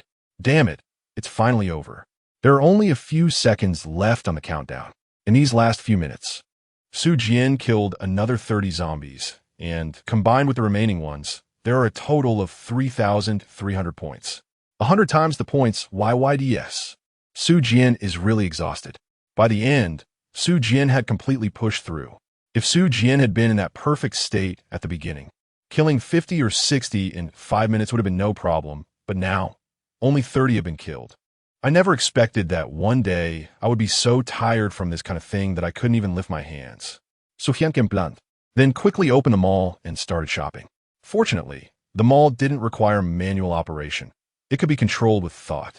Opening, closing, shopping. All could be operated with the mind. What the heck? Why are the 4th and 5th items sold out? Su Jian looked in surprise at the virtual mall in front of him. Inside, the 4th-ranked random rare job card was actually sold out. And even the 5th-ranked random skill card was sold out as well. The 6th-ranked customizable growth weapon had only 9 left in stock. Damn, quick, quick, quick. Give me a customizable weapon. Although Su Jian already had a seemingly powerful demon sword, the problem was that it could only be used when he reached E rank. On one hand, Su Jian didn't know when he would become E rank, and on the other hand, attributes could only be increased by a maximum of 5 points per day. It definitely wouldn't happen anytime soon, but to use that demon sword, he would definitely need some time. During this period, Su Jian obviously needed to buy a weapon, and this kind of growth weapon could still be traded with others in the future, even if he didn't use it. However, if Su Jian just bought any random weapon, anyone who has played games knows that low-level equipment is only somewhat useful when the game first launches, and as time goes by, low-level equipment becomes very cheap. So considering everything, buying a growth weapon was the right choice. This thing retains its value. Moreover, it's only 2,000 points, not expensive. Su Jian quickly bought it. Tip: it has been detected that you have a weapon. Do you want to directly upgrade this weapon to a growth weapon? Su Jian looked at the military shovel not far away, noting that its quality was really good. He estimated that it would cost tens of thousands of dollars to buy, and with the brand effect, it might be even more expensive. However, at this moment, it was somewhat worn. Looking at the military shovel, Su Jian smiled slightly and said, "This one will do." Although they had not spent much time together, the military shovel was quite good, and Su Jian found it easy to use. Moreover, it had so many functions. It could shovel, chop, pry, and even open beer bottles and screw screws. Using it as a growing weapon was quite a bargain. Modifying: fire starting function removed, whistle function removed, window breaking cone function saved. Modification complete. After Su Jian chose to turn this military shovel into a growing weapon, it was enveloped in a circle of shining light, which then dissipated. The overall appearance of the military shovel had not changed much, but it had become a single unit. The original military shovel was modular and detachable. Additionally, the handle of the military shovel originally had a cap that, when opened, revealed the window-breaking cone. However, at this moment, the cap was gone and the window-breaking cone was exposed. As for the fire-starting and whistle functions, he didn't mind their absence. Those two small functions were of no concern to him. Su Jian looked at the military shovel, which originally had no panel, now had one. Multifunctional military shovel can evolve weapon. Quality: F description 1. Oh no, who on earth has used this military shovel? It has been stained with so much blood in such a short time. It's almost turning into a cursed weapon. However, because it has killed so much, it has reached a terrifying level of F upon transformation. Description 3. To evolve to level F, it requires the fusion of 3 F-level weapons, 1 each from the categories of clubs, axes, and knives. I see. So behind F there is F and F. It seems that not only the character's combat power is categorized this way, but the quality of the equipment is also classified similarly. As expected, if F is the lowest level, then F should be the highest level, meaning that the F tier has 5 levels. After that, it goes to the E tier. Su Jian thought for a moment, then quickly opened them all to start shopping. Only 20 seconds left. Bloodline Awakening Potion, 1,000 points, bought it. Others don't have money to gamble, but I do. It's best if I win, but if not, it's okay. I earn points pretty quickly anyway. Still have 300 points left. Let me see. Random items? I don't want to gamble on that. 300 points can buy 3. That is not fun. Why not buy 10 or 100 to open together? Opening just 1 or 2 blind boxes, ISNT interesting at all. Enchantment stones? Forget it. I 1T need those for military shovels. The demon blade could be useful, but it's sealed right now. I'll talk about it when it's unsealed. Anyway, I can buy it in the regular mall. Let me check again. The 19th item is actually a clothing set. The regular version is 1 point. The waterproof version is 10 points, and the dustproof version is 10 points. Great. I'll buy one of these. I want both waterproof and dustproof. 20 points, and it asks me if I agree? You underestimate me too much. But to be fair, if it were someone else. The regular clothes for 1 point would mean they have to kill a zombie just to buy 1 piece of clothing, which is pretty expensive. But a waterproof piece of clothing costs 10 points? That's the same price as healing potions and detox potions. All right, when I think about it this way, this thing is indeed a luxury. The 20th item. Wow, it's actually the storage capacity. This item works the same as a storage ring. I definitely need to buy some.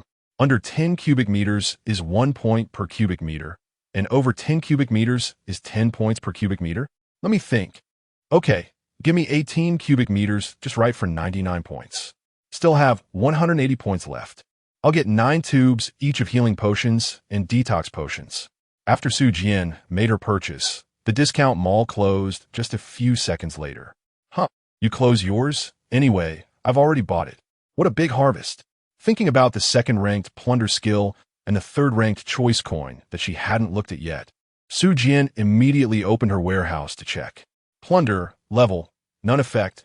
Humans you kill will drop all their items. Supplementary note 1.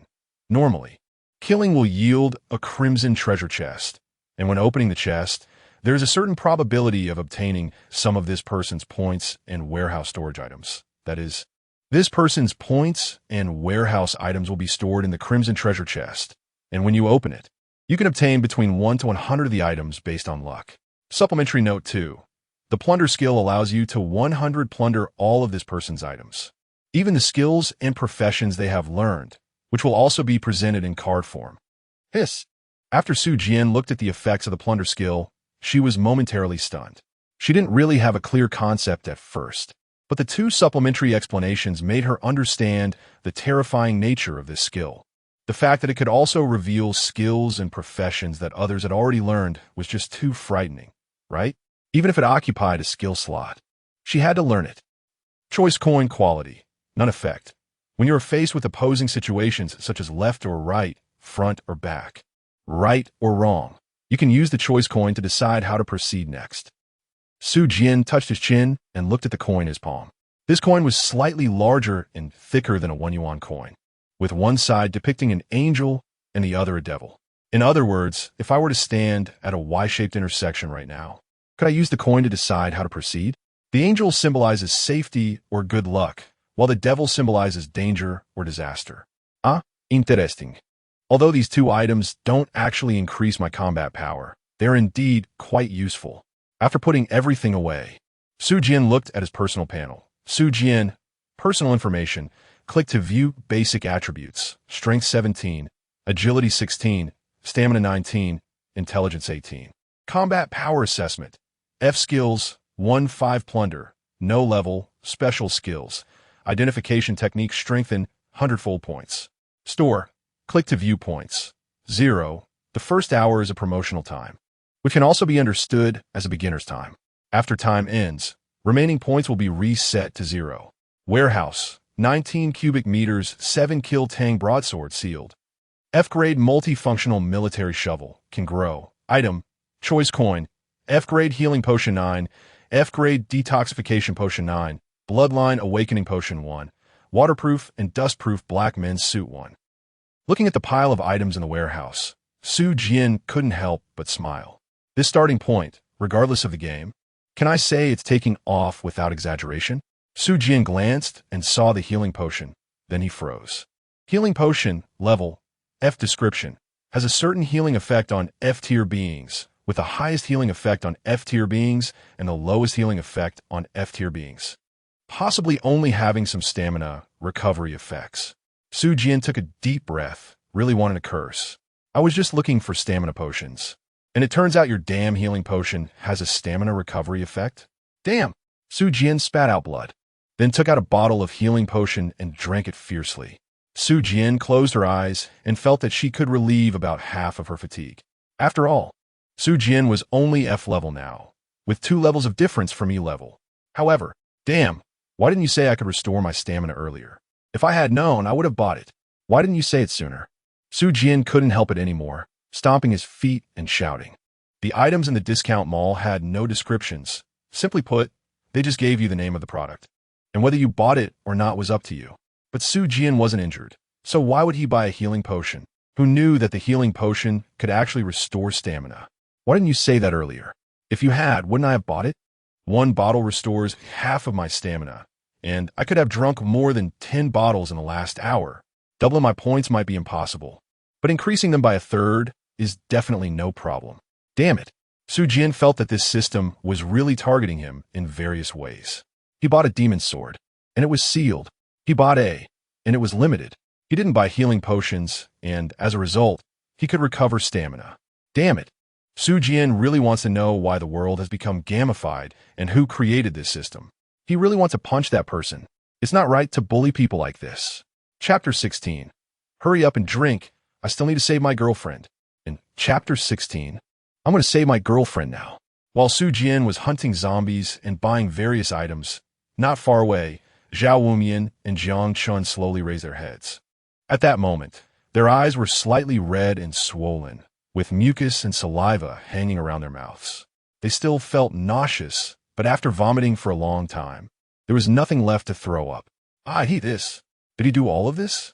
Jiang Chun asked nervously. Zhao Wumian nodded yes. Jiang Chun really couldn't understand why this person could remain so calm while doing this. Like Zhao Wumian, he also found Su Jian to be a strange person. Even though these people had turned into zombies, normal people wouldn't start slaughtering them immediately, right? Do you know what his family does? Jiang Chun stammered. Zhao Wumian thought for a moment, shook his head, and said, I don't know who asks others what their family does for no reason. But his family definitely doesn't have money. I'm not belittling my roommate, just stating the facts, and it seems he comes from a single-parent family. Jiang Chun was immediately filled with doubts. That didn't sound particularly special. Although poor children often mature early, it shouldn't be like this, right? Could it be that the environment of a single-parent family twisted his psychology?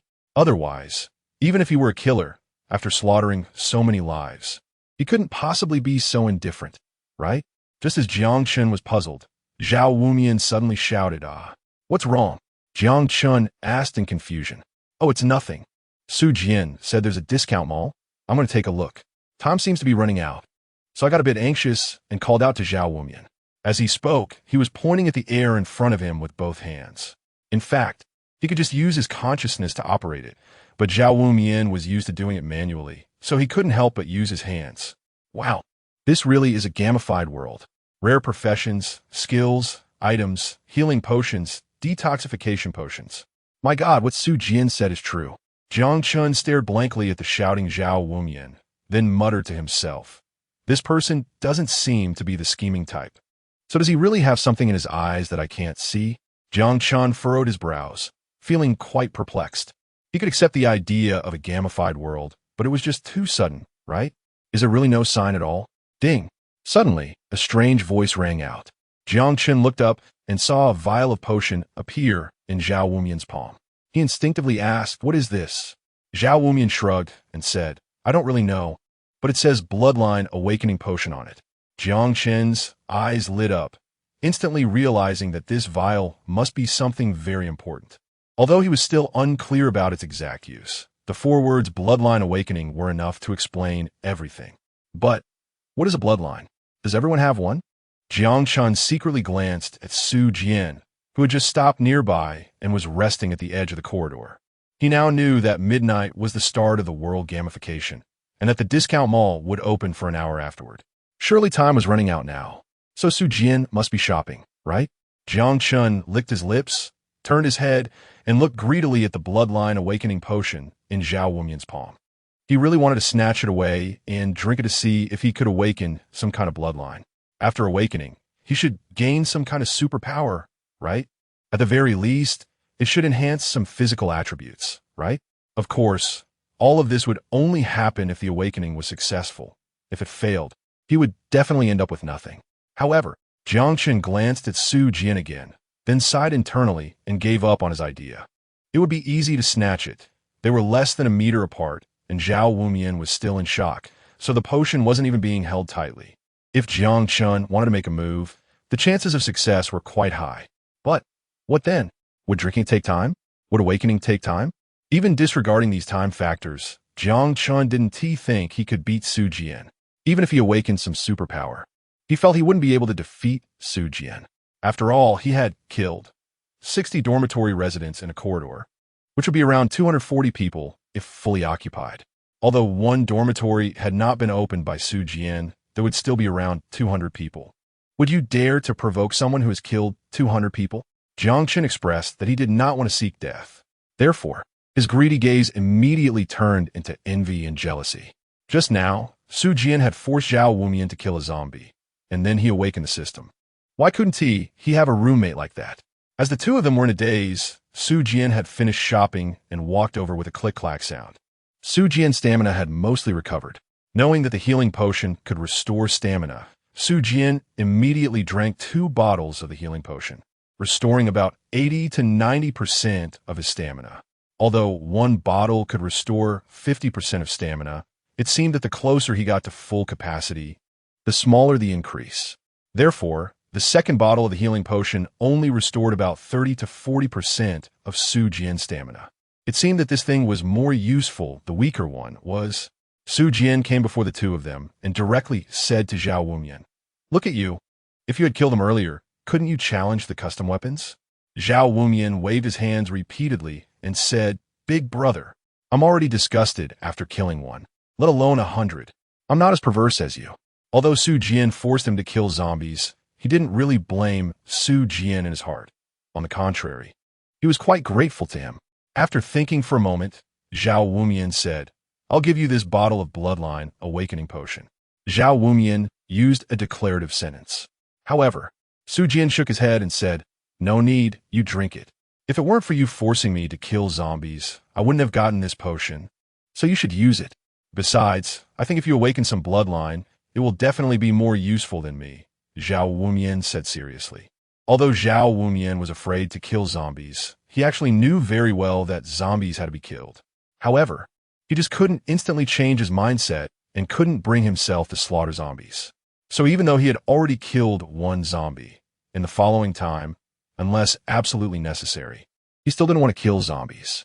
In this case, it would definitely be more appropriate to enhance Su Jian. Even if Su Jian didn't awaken any bloodline, it wouldn't matter, because in Zhao Wumian's eyes, this bottle of awakening potion was like picking it up for free. "All right, stop dawdling. You're hesitating about killing zombies, and it's just a potion. Can't you hurry up? I still need to go save my girlfriend," Su Jian said with a frown. Su Jian has never forgotten about saving his girlfriend. He just remains calm and understands the urgency of the situation. This is the era of gamification in the world. It would not be an exaggeration to say that dynasties are changing. During this time, some are bleeding and struggling.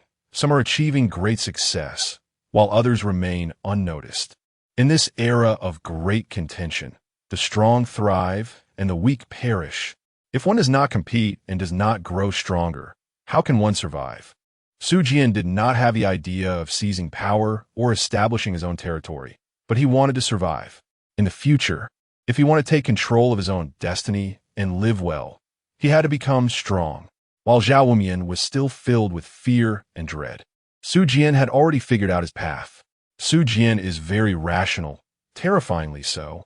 Although he has a good sensory connection with his current girlfriend, and he doesn't want to be alone, and he doesn't want to live in this world by himself, he knows very well that in the future, without strength, you have no voice. Therefore, Su Jian did not immediately go to the West District to save Jiang Ziyun, but instead he rampaged through the dormitory building, slaughtering zombies, gaining points, and purchasing items. However, besides strengthening himself, Su Jian also understands that if he goes in his previous state, what there are zombies or other monsters on campus, just wait to die. Now, with all attributes at 5, a growable F-grade military shovel, and other items and skills, Su Jian is very confident about going to the West District.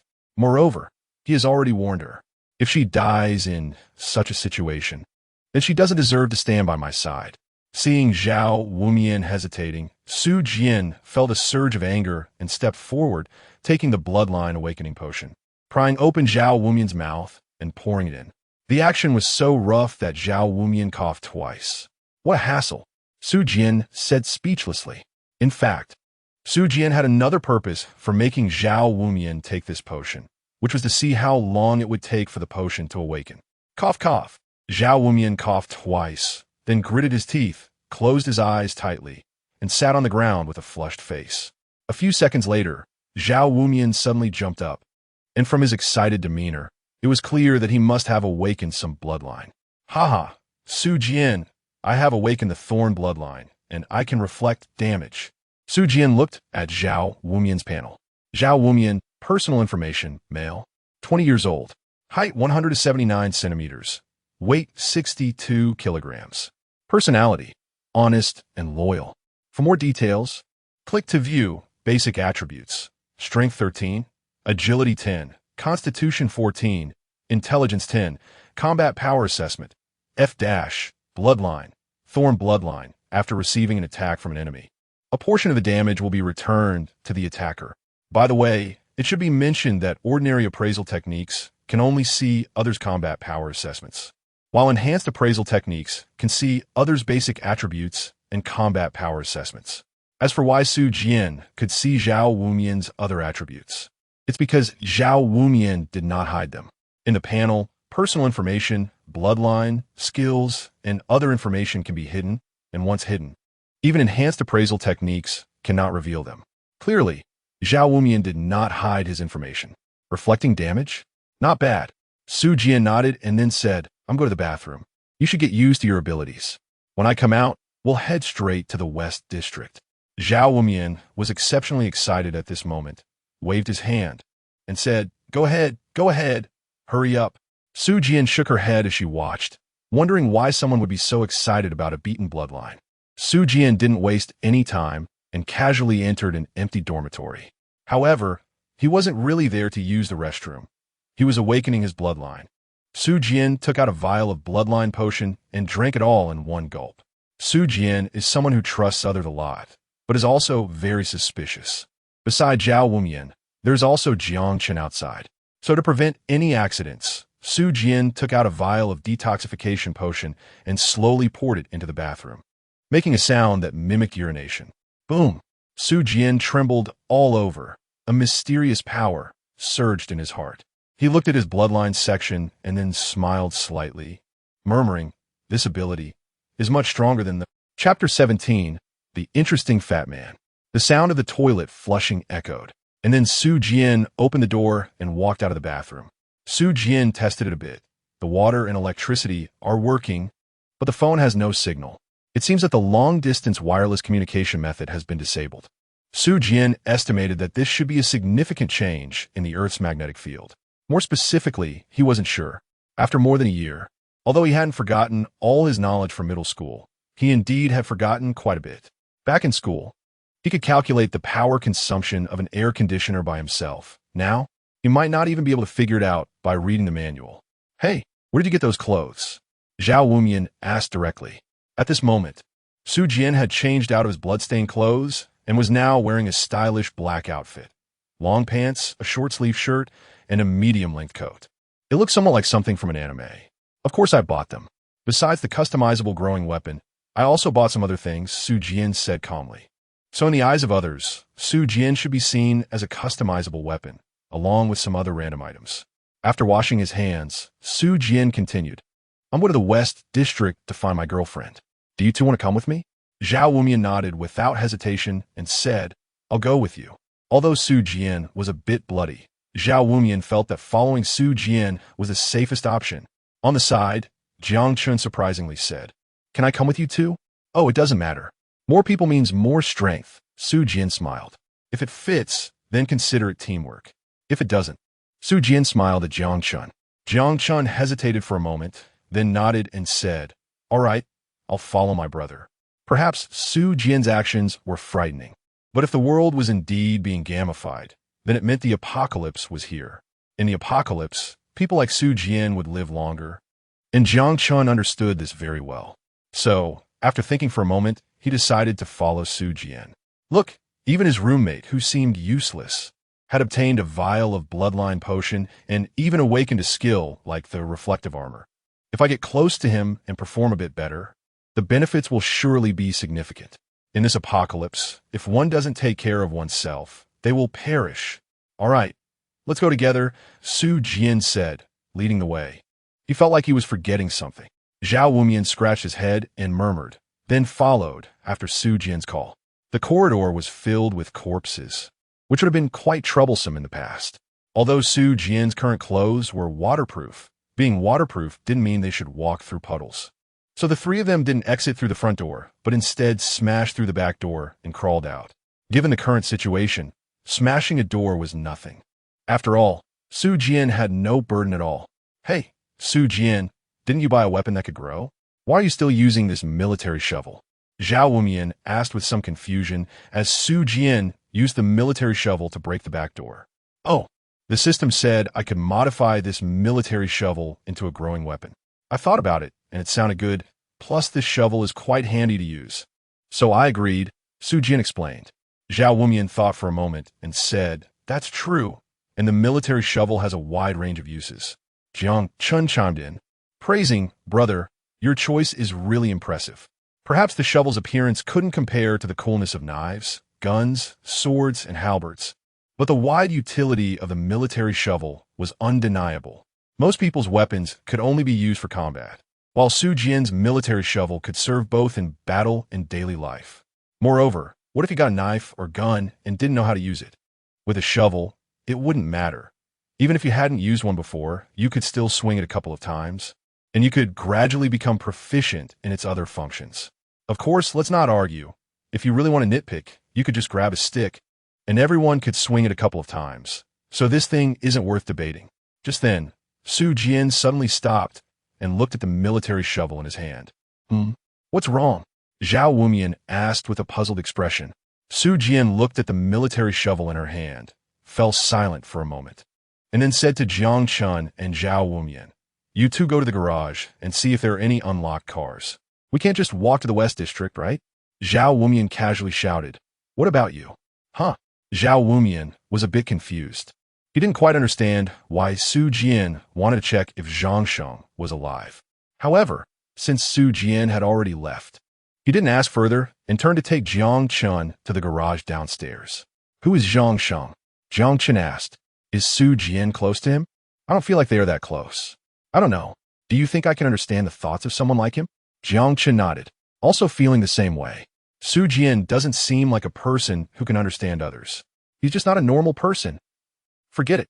Let him do whatever he wants. I'm here to hitch a ride, not to be a boss, so whatever the big brother asks me to do, I'll just do it. Su Jian felt that it was necessary for him to do this, because the military shovel was lent to him by Zhang Sheng, although all of this was brought about by his own caution. In a sense, if Zhang Sheng hadn't lent him a military shovel, he wouldn't have gained such a significant advantage. Therefore, Su Jian felt indebted to Zhang Sheng. He opened the door, and a shout came from inside. After seeing the environment in the dormitory, Su Jian sighed, then took the military shovel and rushed in. For zombies, all of them were newborns, not infected. After decapitating the 4 zombies, Su Jian respectfully picked up Zhang Sheng's head. There were a few prompts sound in his mind, but Su Jian didn't pay attention to them. Sorry, if you said you were infected, I might feel a bit guilty, but you were a newborn zombie. So it doesn't matter whether you have a military shovel or not. It's of no use, so it's better to just give it to me.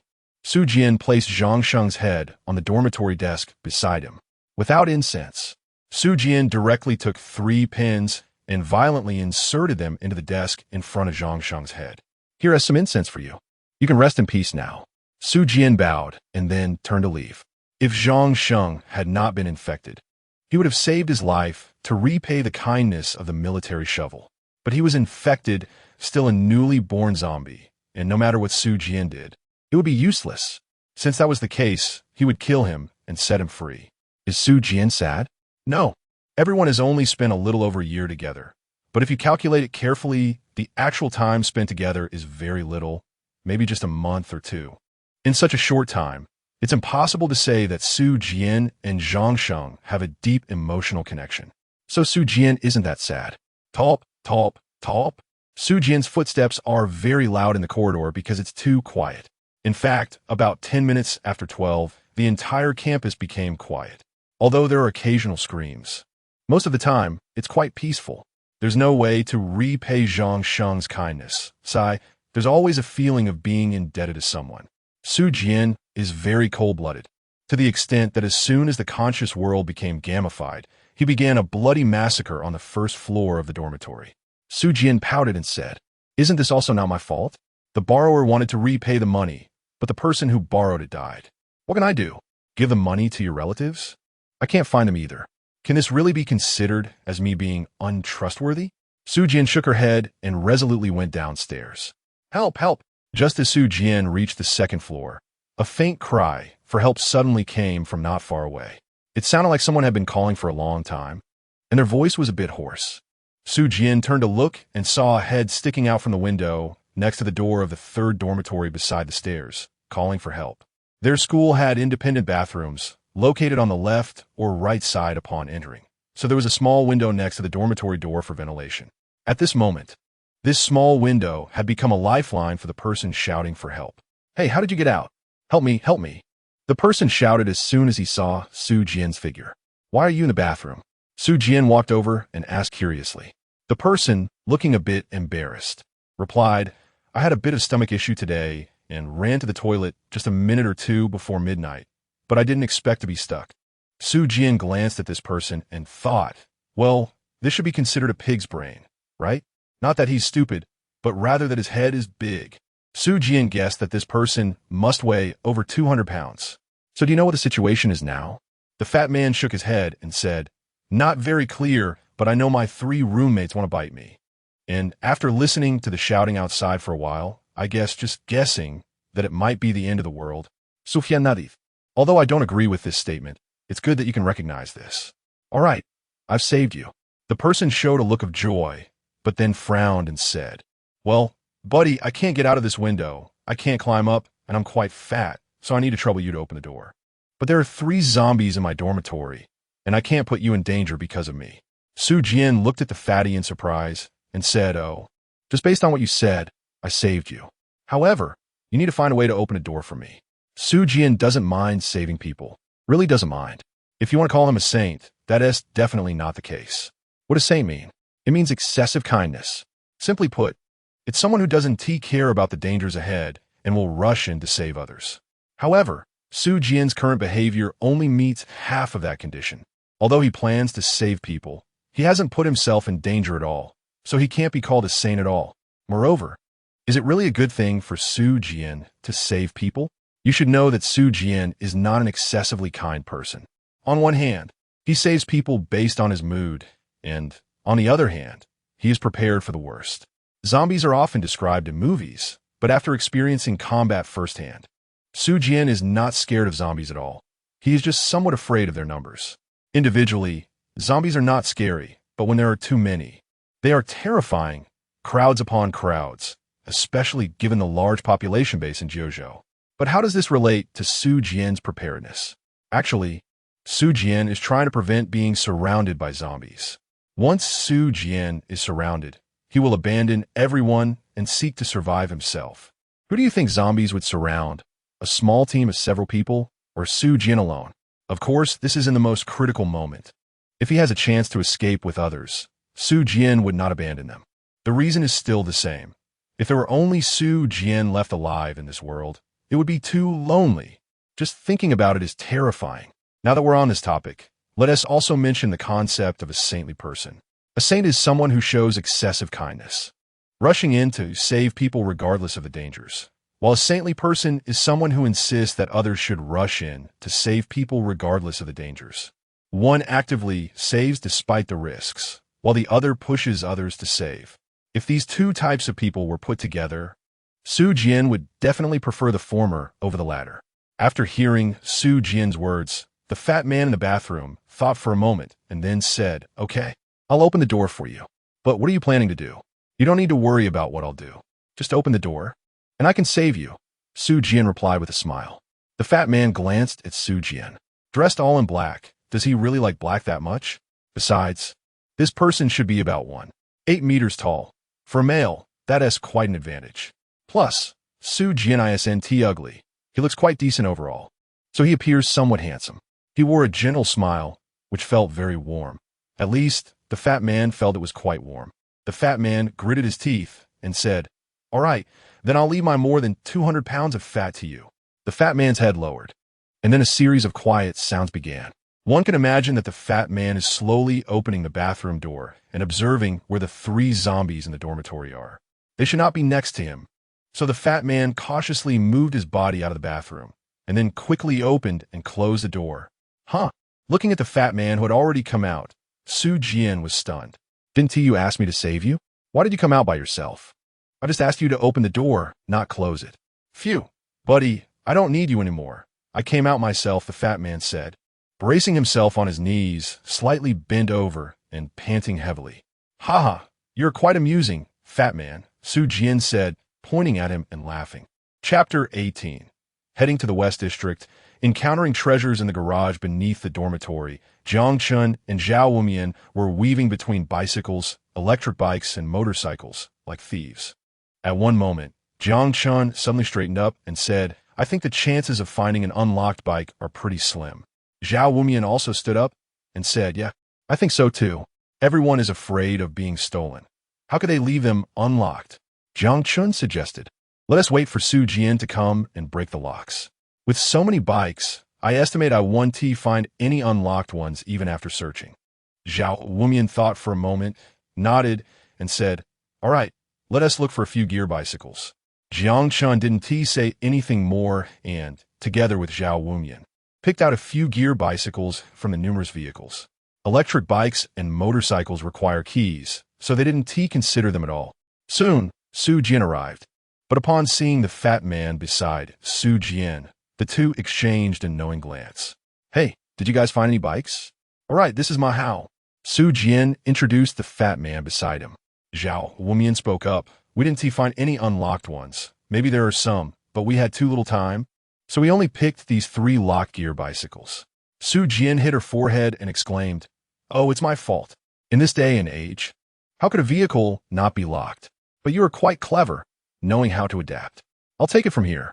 Although I can't pick locks, I can definitely cause some damage. With this weight, while riding a bike, crush it into a pile of scrap metal. Although Su Jian didn't say it outright, Ma Hao understood her meaning, and I have a custom-made bicycle. Wow, that's really convenient. Although it's not nice for me to say this. I'm really afraid you'll crush the bike, Su Jian exclaimed. Aha, Mao chakuld aunquardi. Then walked over to a corner and brought out a slightly larger bicycle. Well, this is my bike, but I didn't bring the key when I came out. Ma Hao scratched his head, feeling a bit embarrassed. Oh, that's nothing, Su Jian said as she swung a shovel and smashed the bike lock. All right, let's go. Su Jian casually found a car and started heading towards the West District. Zhao Wumian and Jiang Chun didn't say anything and directly followed along, while Ma Hao, due to his obesity, started a bit slower but quickly caught up.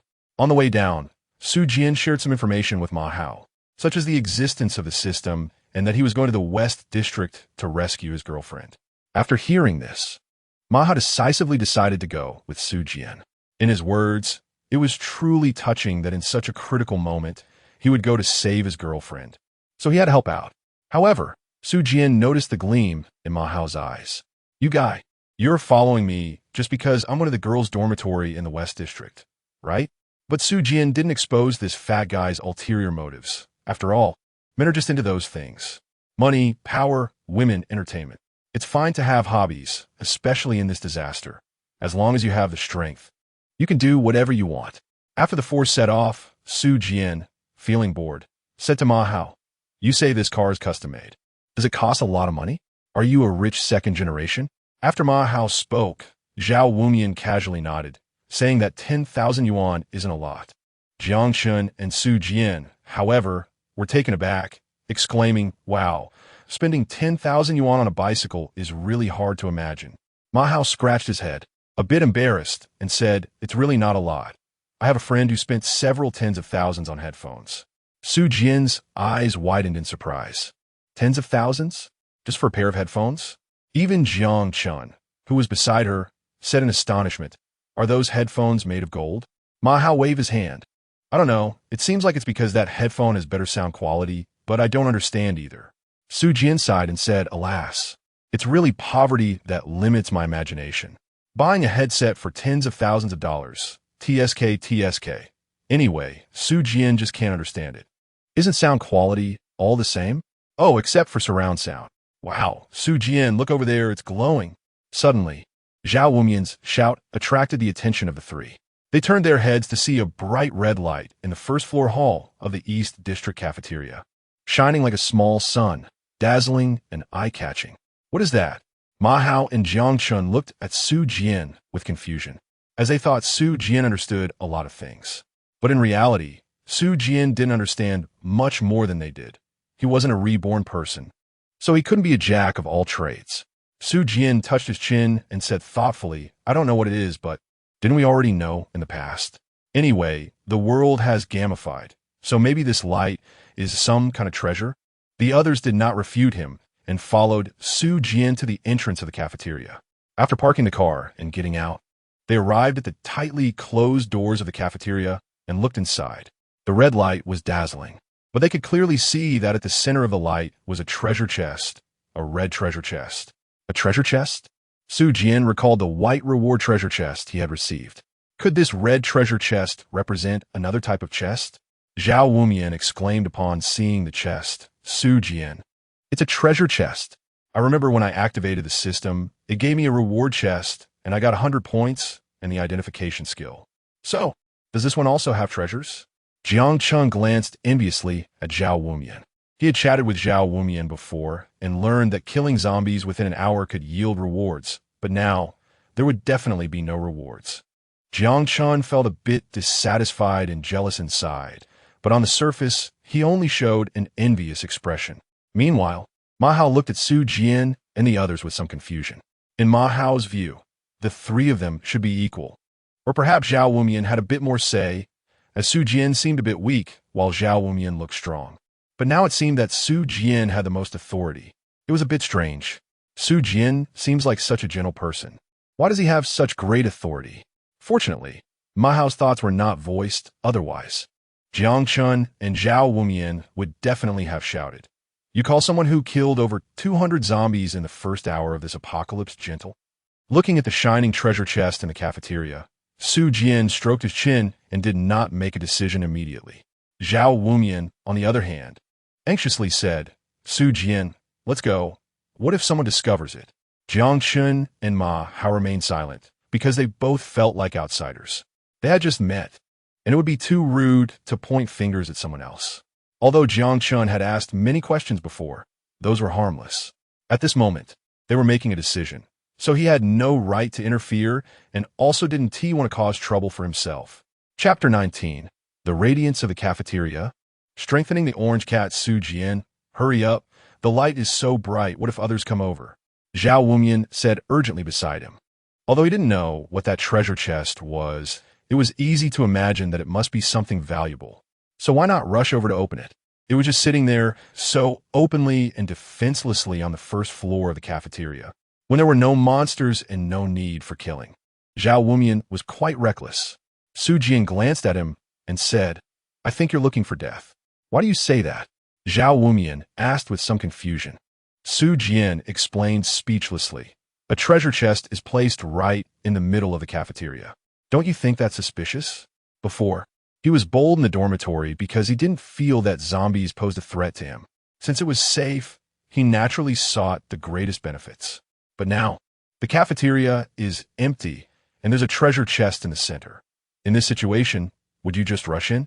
That's not just reckless. It's completely brainless. We need to be cautious. Extra cautious. This is a gamified world, a world after a disaster. We must act only after ensuring our own safety. Su Jian cherishes her life very much. In this situation, it's obvious that it's a trap. Sufyan murmured. Su Jinka would never expect such a good thing as pie falling from the sky. Even if it really happened, he wouldn't dare to pick it up.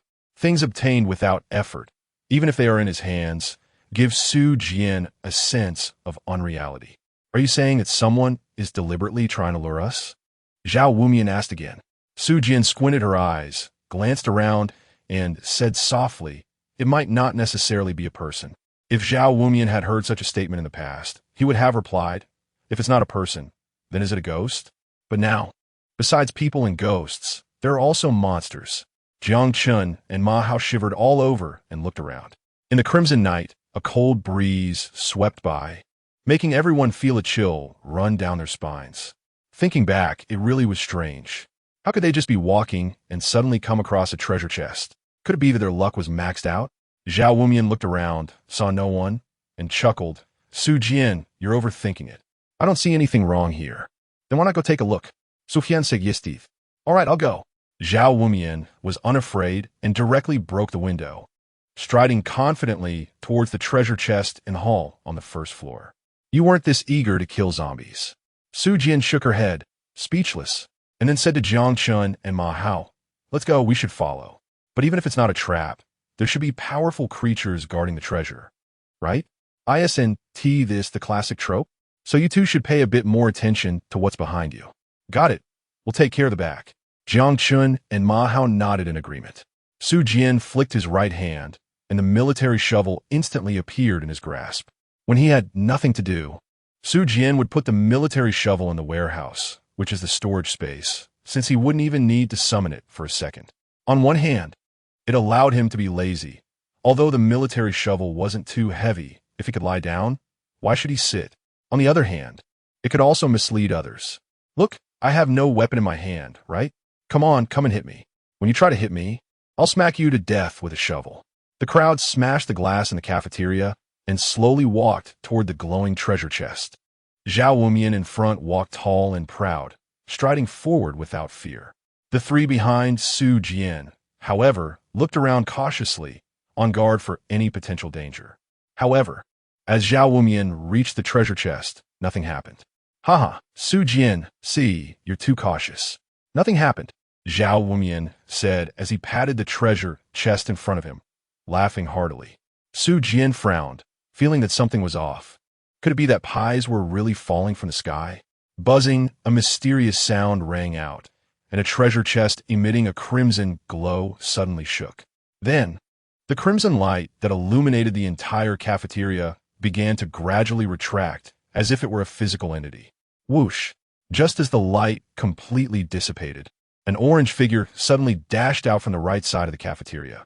Su Jian was staring around, and as soon as she heard the sound of wind breaking, she instantly looked over. Jiang Chun and Ma Hao also followed Su Jian's gaze, but in their line of sight. They could only see an orange light and couldn't make out what it was. What was that? Jiang Chun and Ma Hao exclaimed. After the glow from the treasure chest subsided, Zhao Wumian reached out to open the chest to see what treasures were inside, but upon hearing everyone's exclamations, he immediately stopped his movement. Whoosh!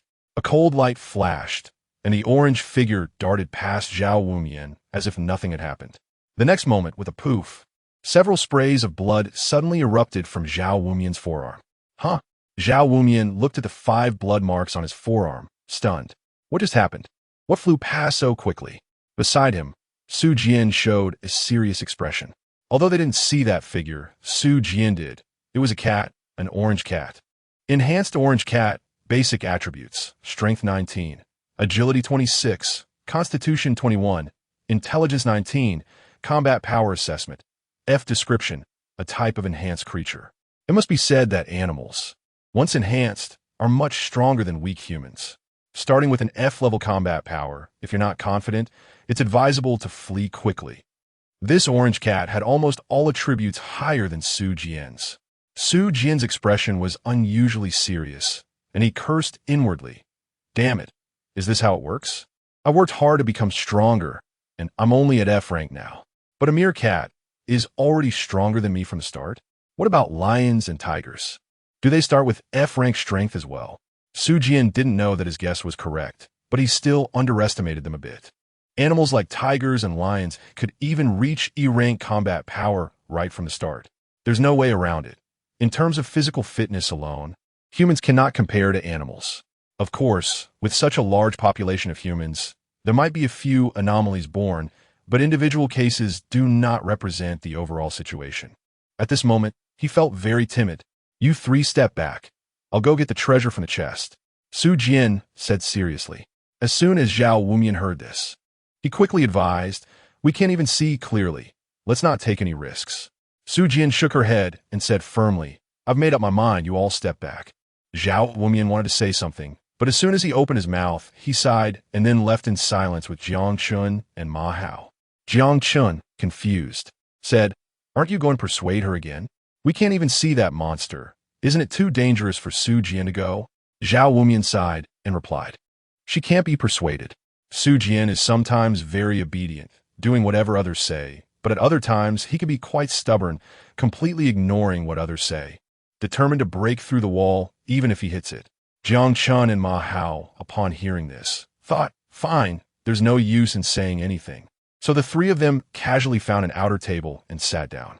Ma Hao looked around the environment and laughed, saying if we had some sunflower seeds or something, it would really be like an audience watching a show. Jiang Chun smiled slightly, then looked at the injury on Zhao Wumian's arm and said, by the way, do you need to bandage that? You can't just let it bleed like this, right? Zhao Wumian waved his hand nonchalantly, lifting his injured arm, and said, no need. It just looks scary. The injury isn't serious. So let us talk about it later. I'm not a wimp. There is no need to make a big deal out of this little injury. Over here, although Su Jian had a serious expression, there was a hint of excitement in his eyes. I'm not afraid of you having monsters. I'm just afraid you won't come out. Su Jian licked his lips, the corners of his mouth curling up as he smiled and said, it's just an orange cat. Although its basic attributes have been strengthened. As long as I can hit it, it's definitely going to die. Even if it's a giant rock forest, just keep it still and try cutting it once. As long as it's within the human limit, which means the attribute points are under 30, it's not unbeatable. As for beyond 30 points, that's uncertain and needs to be analyzed based on the facts. So even though this orange cat is stronger than me, and its agility is even 10 points higher, I still want to give it a try. I'm a very cautious person, Su Jian thought to herself. So when faced with danger, it must be nipped in the bud. Su Jian slowly walked towards a treasure chest not far away, whispering to herself as she walked, if I don't kill it today, what if in 2 days it directly enters a rank? Wouldn't that make it even harder to kill? There's still a chance now, but as time goes on, I might not even have the qualification to fight it. I must kill it now. Otherwise, having such a powerful creature sharing the same area with me makes me restless. So, for my own peace of mind, this orange cat must die. Su Jian's gaze gradually became determined. Then, he slapped his hand on the treasure chest. Meow. A sudden cat meow echoed, and Su Jian looked up to see an orange cat crouched on the dining table not far away, its eyes shining in the night as it looked at him. Meow. The orange cat's eyes glinted with ferocity as it watched Su Jian's left hand on the treasure chest, letting out a growl filled with a whimpering sound, revealing its inner anger. Chapter 20. Injured face at the moment the monster appeared. Zhao Wumian couldn't help but exclaim, damn. It's a monster. Jiang Chen also exclaimed in surprise. I didn't expect that even cats have mutated, and it seems this cat hasn't completely lost its sanity like zombies. Ma Hao. This is too surprising. It's just a cat. Why can't we see its movements clearly? Zhao Wumian added, that cat has an F combat power, while we all have only F combat power. Combat power? Jiang Chun and Ma Hao looked at Zhao Wumian in confusion. Zhao Wumian scratched his head and said, I don't know how to explain it either. You'll understand once you activate the system. In simple terms, it's an evaluation of combat power based on our 4 basic attributes. Jiang Chun and Ma Hao nodded, somewhat understanding. Meanwhile, Su Jian lifted the corner of his mouth, raised his left hand from the treasure chest, and then took off his coat. Although this outfit is waterproof and dustproof, it can't withstand claws. To prevent the orange cat from scratching it, Su Jian directly put the coat in the warehouse. Then, Su Jian beckoned to the orange cat, come here. Meow. The orange cat let out a roar and transformed into a streak of orange light in an instant. Su Jian's agility attribute is 16, while the orange cat has 26. The 10-point difference in attributes means that Su Jian can only slightly sense the orange cat's position and cannot capture its movement trajectory in detail. As for others, they can only see the afterimage of the orange cat running past. Su Jian squinted, staring at the somewhat ethereal figure of the orange cat. Then, at a certain moment, he slammed the military shovel in his hand down with force. Su Jian could only faintly catch the movements of the orange cat, not seeing them clearly. So she chose to use the military-grade shovel with the widest impact area. Bang! She hit it. Su Jian's face showed joy and surprise. He didn't expect to hit the target on the first attack. Meow! The orange cat was knocked to the ground by a shovel, but the next moment, it jumped away. The orange cat stood on a table, its fur bristling, glaring fiercely at Su Jian. Woo-woo! The orange cat revealed its sharp teeth and let out an angry whimper. Its eyes were exceptionally bright in the darkness. Come on, I can clearly tell you, either you kill me or I kill you. I will not give up this treasure chest. Although Su Jian didn't know where the orange cat came from, it was most likely a stray cat from the school, and these stray cats could more or less understand some human language. However, a long string of words like Su Jian's was probably incomprehensible to a former stray cat. But now things have changed, and the orange cat has been enhanced, so Su Jian believed that this cat could definitely understand what he was saying. Sure enough, after Su Jian finished speaking, the orange cat lowered its bristling fur, then its pupils sharpened, and it started a circle around Su Jian, like an assassin looking for an opportunity. Who's playing mind games with you? Su Jian smiled slightly and placed her hand on the treasure chest again. This time, she lifted her hand directly and opened the chest. In fact, Su Jian wanted to store the treasure chest in a warehouse, but a prompt sounded, indicating that she was not allowed to do so. Prompt: this is a lucky treasure chest, categorized in 7 qualities based on rainbow colors, with red being the highest and purple the lowest. The lucky treasure chest will attract creatures to gather around it and enhance their attributes or skills, the higher the quality, the greater the enhancement. This chest must be opened directly and cannot be stored in the warehouse. Once all contents are taken, the chest will disappear. Su Jian then realized that perhaps this cat wasn't initially this strong, but rather it had come to the vicinity of the treasure chest first, thus gaining an attribute boost, which made it so powerful. This orange cat might have started as only F rank, or it could have been very close to F rank. And then with the boost from the lucky treasure chest, it directly reached F rank. Goodness, it's a good thing I planned to kill it. Otherwise, if given enough time, it might wipe out the entire school. Meow. After opening the treasure chest, Su Jian didn't have time to check what treasures were inside when the orange cat let out a roar not far away and charged at Su Jian. Whoosh. This time, Su Jian was distracted by the prompt sound and was dazed for a few seconds. In those few seconds, the monster rushed right in front of Su Jian and slashed at her face. Although Su Jian tried her best to dodge, the monster still left 3 varying depths of wounds on her left cheek. Damn it! Is Su Jian in danger?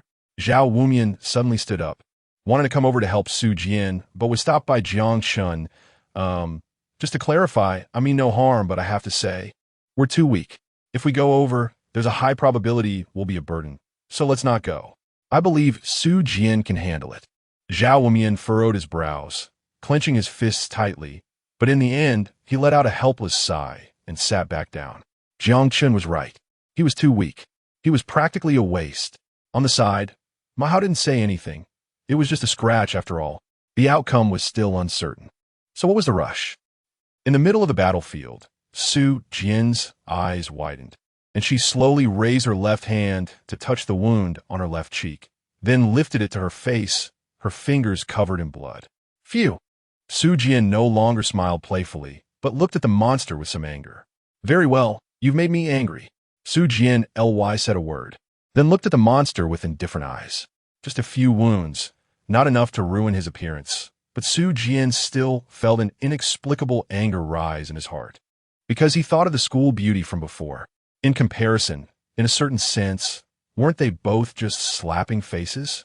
The monster let out a light cry, which Su Jian heard as mockery, mocking him for overestimating himself, mocking him for being unable to do anything to it. Very good. Su Jian let out a disdainful cold snort, then directly reached into the treasure chest. Without caring what was inside, as long as she touched it, she would store it in her warehouse. At the same time, Su Jian's eyes were fixed on a monster not far away. Su Jian only touched 3 things. After Su Jian took all 3 away, the treasure chest that carried these items suddenly began to slowly dissipate. The monster not far away was stunned in place when it saw the disappearing treasure chest. It actually didn't know what this chest was, but it could enhance its power. So it attacked Zhao Wumian out of a desire to prevent others from destroying it. In its mind, it just wanted these humans to leave. But it never expected that Su Jian would directly make its treasure chest vanish. The monster let out a roar towards the sky, its voice hoarse and filled with sorrow. In the next moment, the monster glared fiercely at Su Jian, as if Su Jian were its sworn enemy. However, could such a creature truly understand the magnitude of a blood feud? Su Jian glanced at the monster not far away, its waist arched and its eyes fixed on him, and coldly said, "Come on, come and hit me." The monster let out a roar and then swiftly charged towards Su Jian on its agile limbs. Su Jian swung the shovel, but the monster seemed to understand the principle of learning from experience and jumped to avoid it. Su Jian simply stretched out his left hand and grabbed the monster by the neck. The monster let out a loud scream, using all four limbs to exert force, instantly tearing through Su Jian's left arm, and it also opened its mouth to bite down on Su Jian's left hand. Su Jian seemed to feel no pain at all, merely staring coldly at the monster. Snap, snap, snap. Su Jian coldly threw it onto the nearby dining table, put the military shovel into the storage room, and then took out the axe that had been assembled with the military shovel. If that school beauty slapped me after the disaster, I would directly kill her. Or, if I knew there would be a disaster tonight, I would also kill her immediately. But I know nothing, so I can only tell myself not to break the law, not to ruin my future for a worthless person like her. But now, you dare to provoke me? If monsters could talk, they would surely scream, "It shouldn't be like this. I'm F rank. It's only F rank." Chapter 21. Either kill or enslave. Knock, knock, knock.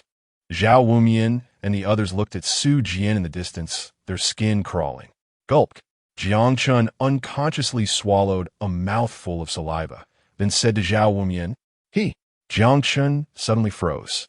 He actually wanted to ask if Su Jian had always been this twisted, but then he remembered that Jiang Chun was a ruthless person who had killed over 200 zombies, turning the entire first floor into a river of blood, with corpses everywhere. So that question didn't need to be asked. Su Jian, he's just a pervert, a demon. Compared to the 200 zombies he killed right after the apocalypse, it seems like nothing at all. Jiang Chun thought for a moment and asked in another way, "Why does he hate so much?" Zhao Wumian shook his head and said, "I don't know either." Then Jiang Chun glanced at Su Jian not far away. His body couldn't help but shiver. Maha beside him frowned and said uncomfortably, "Su Jian is too disgusting, right?" Jiang Chun looked at Ma Hao in surprise and asked, "Didn't you see the scene on the first floor?" "The first floor? What happened on the first floor?" "I followed Su Jian directly out. I don't know what the first floor was like." Jiang Chun nodded, looking as if he understood. "If you took a look at the first floor, you definitely wouldn't say that." "What do you mean?" Ma Hao frowned and asked. "If you want me to describe it now, I can't even put that scene into words. You have to see it for yourself. What I can tell you is that on the first floor, there were 60 dormitories, over 200 people, and although most of them have turned into zombies, they're basically all dead now. Su Jian killed them." "What?" Ma Hao shouted in shock, then looked fearfully at Su Jian not far away. What kind of man is he? Even though Ma Hao realized the apocalypse was coming shortly after midnight, he merely huddled in the bathroom in fear. But Su Jian? He directly went out and killed over 200 zombies. This is too terrifying. Ma Hao never expected that someone with such a gentle demeanor as Su Jian could have such a scene. In fact, most ordinary people share the same thoughts as Ma Hao.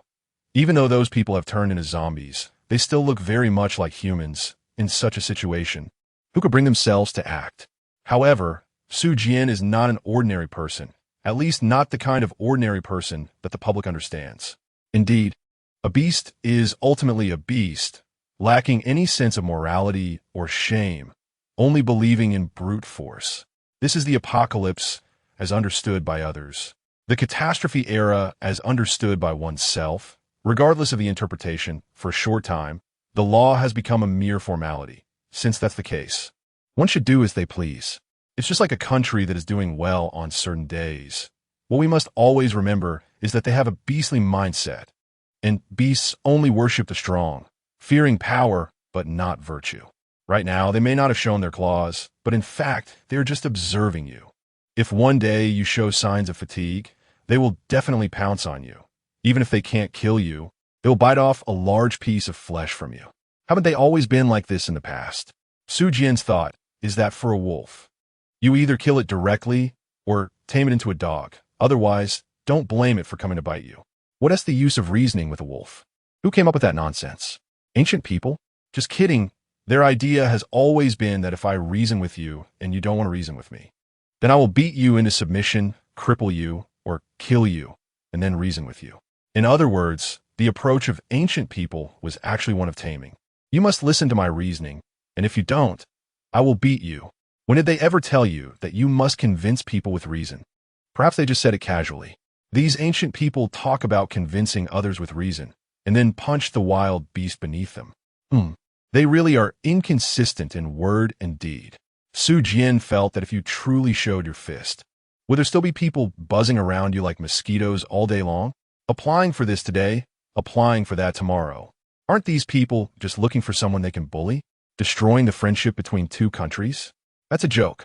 If you give him a punch, he might bare his teeth at you, but if you knock him down directly, he will only wag his tail and beg for mercy.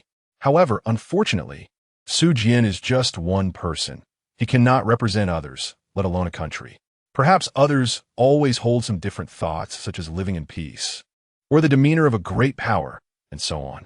However, Su Jian does not believe that peace will always exist, nor does he think that the demeanor of a great power comes from compromising. The history of humanity is a mirror, and this mirror tells everyone that the history of human development is, in fact, a history of war. At this moment, Su Jian's expression was no longer stern. Instead, he smiled at the monster in his palm. But Su Jian is not an obtuse person. There were some things he had to endure in the past, but now, he no longer needs to endure. You make me unhappy? Then I'll kill you. Aren't you quite arrogant? Come on, bite me. Su Jian laughed and extended his bloodied left hand in front of the monster. Obvious. Not worth mentioning. It bullies the weak and fears the strong. Tip: you have killed an F-level creature, which is 1 level higher than your own combat power. Therefore, you gained 5 points. With 100-fold points activated, you have gained 500 points, huh? Su Jian sneered, then took a vial of healing potion from the warehouse and poured it on his arm. The healing potion can be taken orally or applied externally. In fact, even if Su Jian didn't apply it externally and chose to drink it directly, he could still recover from the injury on his left arm. However, for injuries that are primarily localized, external application is better, because oral intake is aimed at treating injuries throughout the body. In simple terms, the medicinal effect will spread throughout the body and provide balanced treatment, while external application will focus on treating a specific area. Su Jian currently has a serious injury on his left arm. Although his face has some wounds too, they can be treated with a little ointment.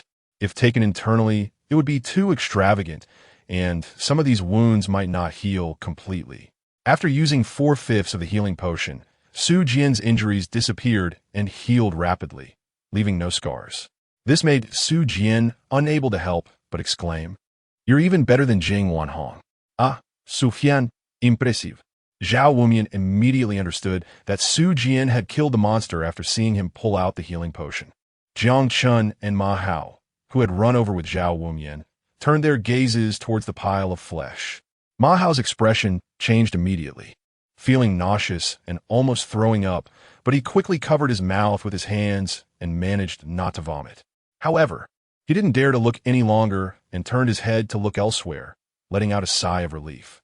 Jiang Chun, perhaps because he had seen more terrifying scenes before, was not as affected this time. He merely frowned and looked at Su Jian's left arm. Then, with a look of confusion, he wondered, wasn't it still bleeding just now? How did it heal so quickly? Jiang Chun glanced at the healing potion in Su Jian's hand, and his inner greed surfaced again, but he knew he couldn't overpower Su Jian. So he suppressed his greed with strong willpower. Yet, one day, he would be unable to control his greed.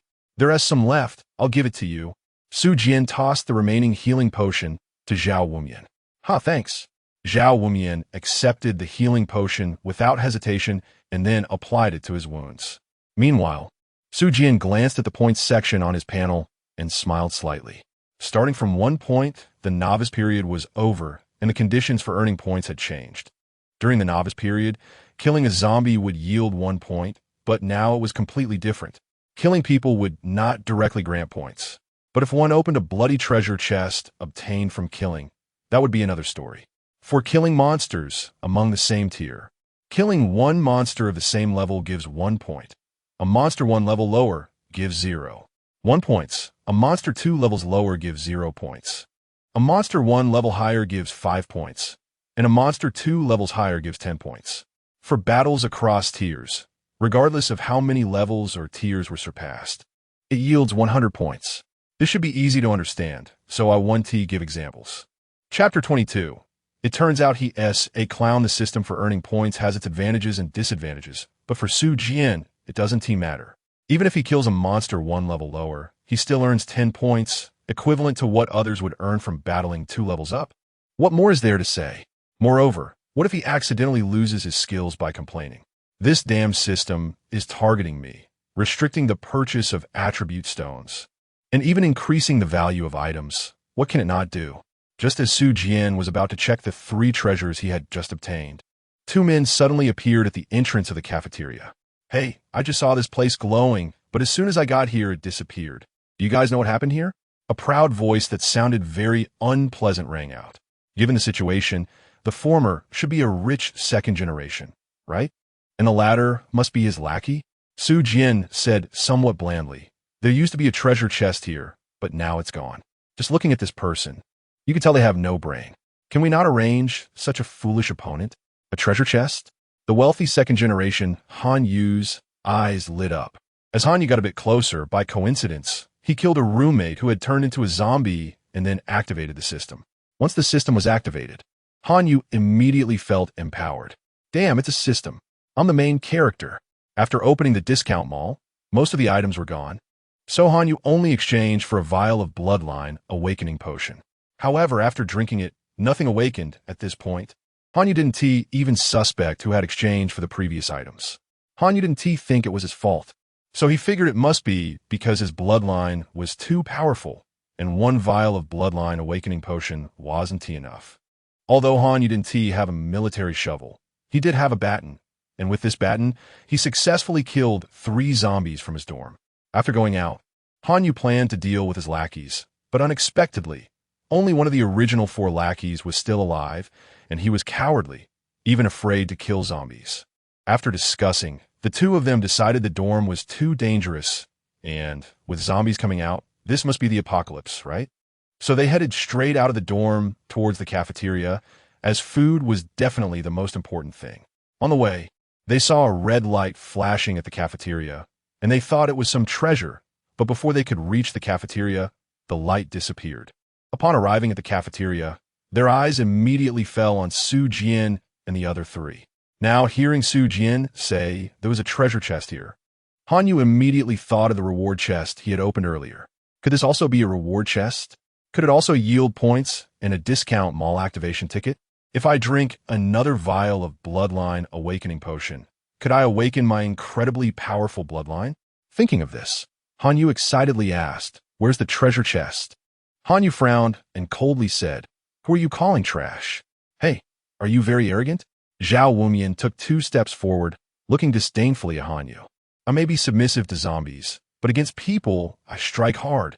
Although Zhao Wumian hadn't gone far with Su Jian tonight, what he saw and heard was earth-shattering and unprecedented, and he had vomited all the way. His stomach was now empty and very uncomfortable. In this state, Zhao Wumian was like a gas, ready to ignite. Han Yu's remark about trash was precisely the straw that ignited Zhao Wumian's anger. Although Zhao Wumian was a bit shorter than Su Jian, he looked robust due to years of fitness training, making him seem somewhat intimidating in Han Yu's eyes. Han Yu had only exchanged for 1 vial of Bloodline Awakening Potion and hadn't exchanged anything else. He wanted to exchange more, but he didn't have any points. You see, along the way, he had only killed 7 zombies.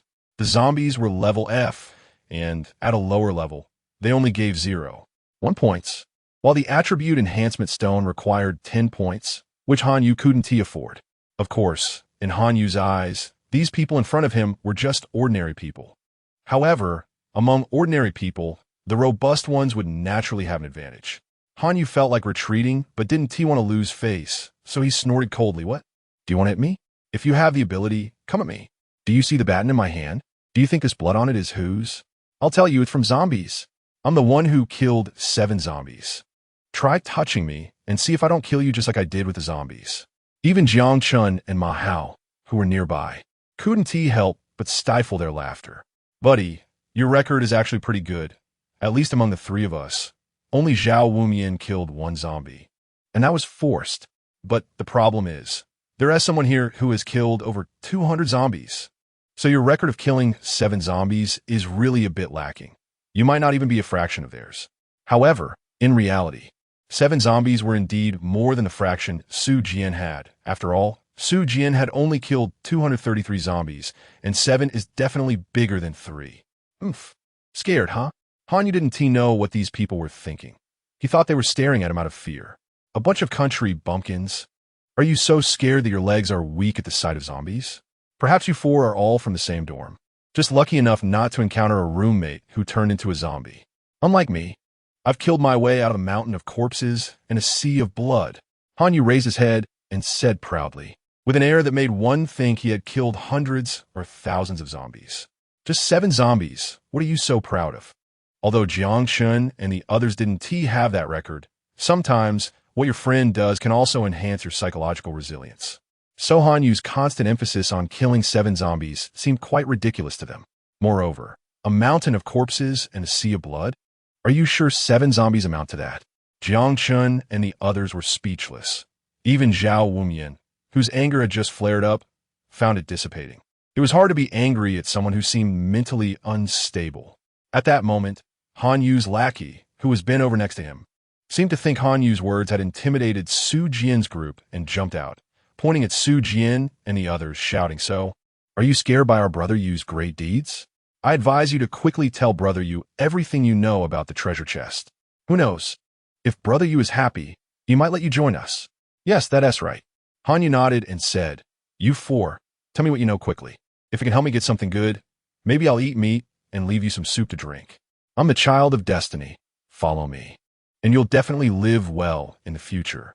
While I become the boss, you'll be the first batch to support me. I'll make you my guardians. 1 beneath me, thousands above." Zhao Wumian couldn't help but laugh out loud. "Sorry, I just can't hold it in. You're too. Child of destiny? Guardian? 1 beneath me, thousands above?"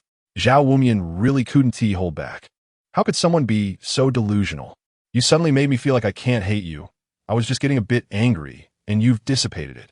You really have no self-awareness at all." Jiang Chun and Ma Hao also found it hard to suppress their laughter, but they didn't laugh as recklessly as Zhao Wumian. This person's appearance seemed to dilute the fear impression Su Jian had in their hearts. "All right, stop messing around." Sufyan, who had been silent except for the first sentence, finally couldn't hold back anymore. In fact, he was also a bit curious to see how the situation would develop. But unexpectedly, it turned into Han Yu's show-off. "The key issue is you're showing off without doing it well. I've killed over 200 zombies and didn't act like you do. You've only killed 7 zombies, and I see your mouth almost reaching the sky." Su Jian also understood that this person was not a villain, but simply a joker. Su Jian didn't know what to say. "Are you kidding? Do you think I'm joking? I'm serious." Han Yu said a bit angrily, "I really am the chosen one. My future is destined to be bright."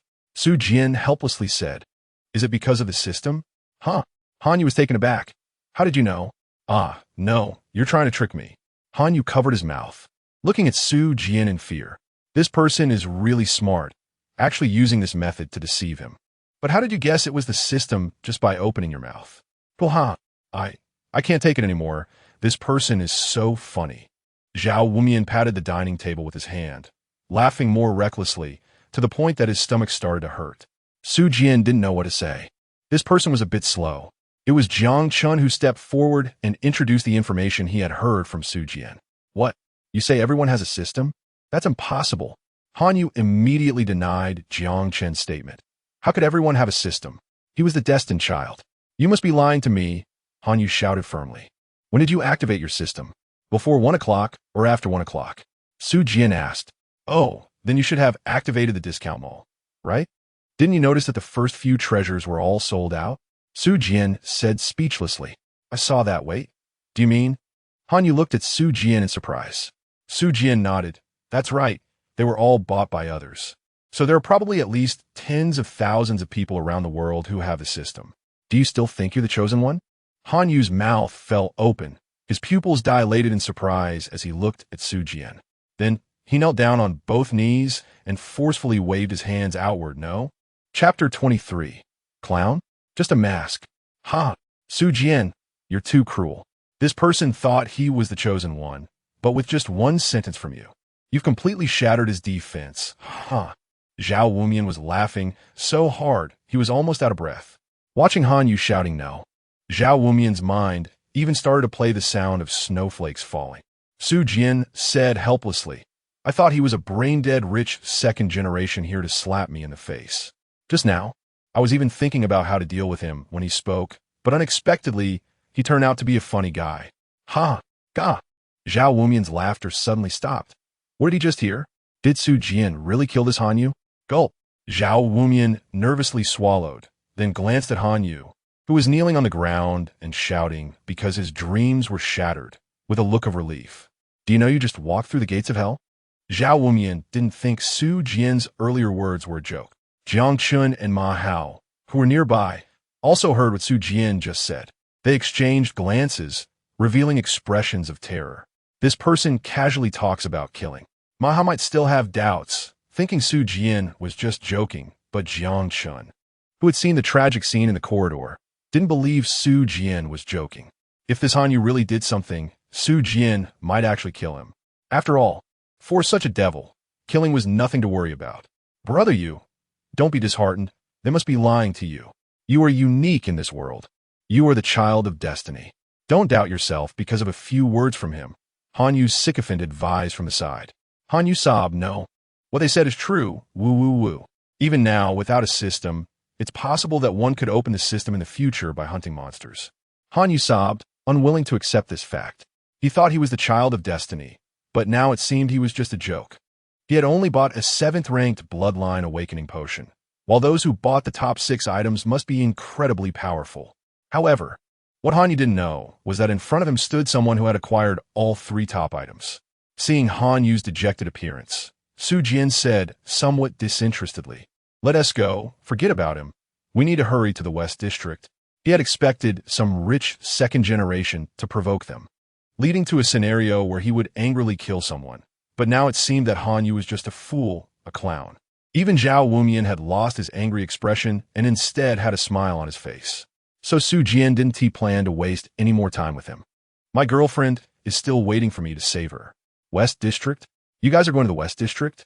Upon hearing Su Jian's words, Han Yu instantly jumped up, his face still streaked with tears as he asked. Su Jian lazily ignored him and walked past him. It was Zhao Wumian who happily said from the side, yeah, we're going to the West District, what's up? The West District, I want to go too. Han Yu shouted, not caring about his sadness. Zhao Wumian asked in confusion, we're going to the West District to save people. What are you going for? Han Yu scratched his head and said a bit shyly, my car is in the West District. Car? Zhao Wumian looked at Han Yu in surprise. Let's not even talk about why your car is parked in the West District. It's the apocalypse, and you're running across half the campus for a car? Su Jian did it for his girlfriend. This reason might have some points to criticize, but it's still a relatively good reason. Maybe he just really likes his girlfriend. For the sake of love, disregarding one's own safety, rushing around half the campus to rescue a loved one. How touching is that?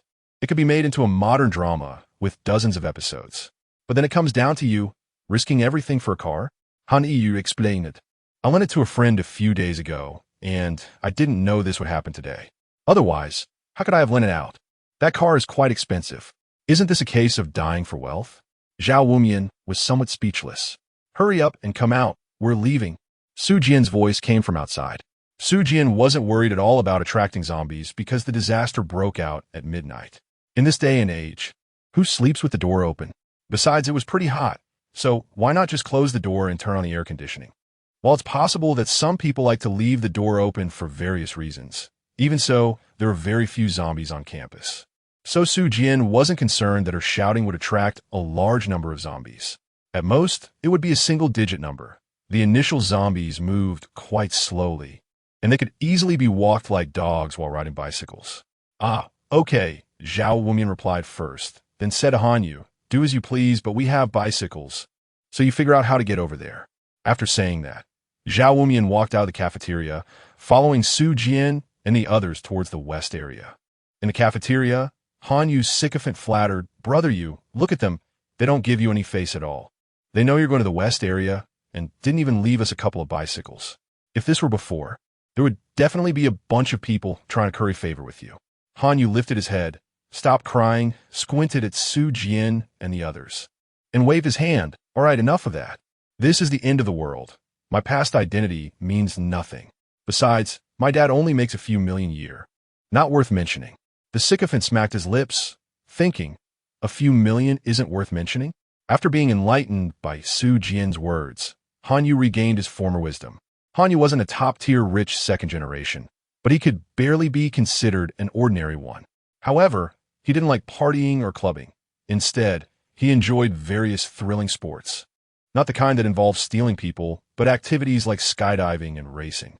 Compared to some rich second generations, Hanyu's hobbies were indeed a bit unconventional.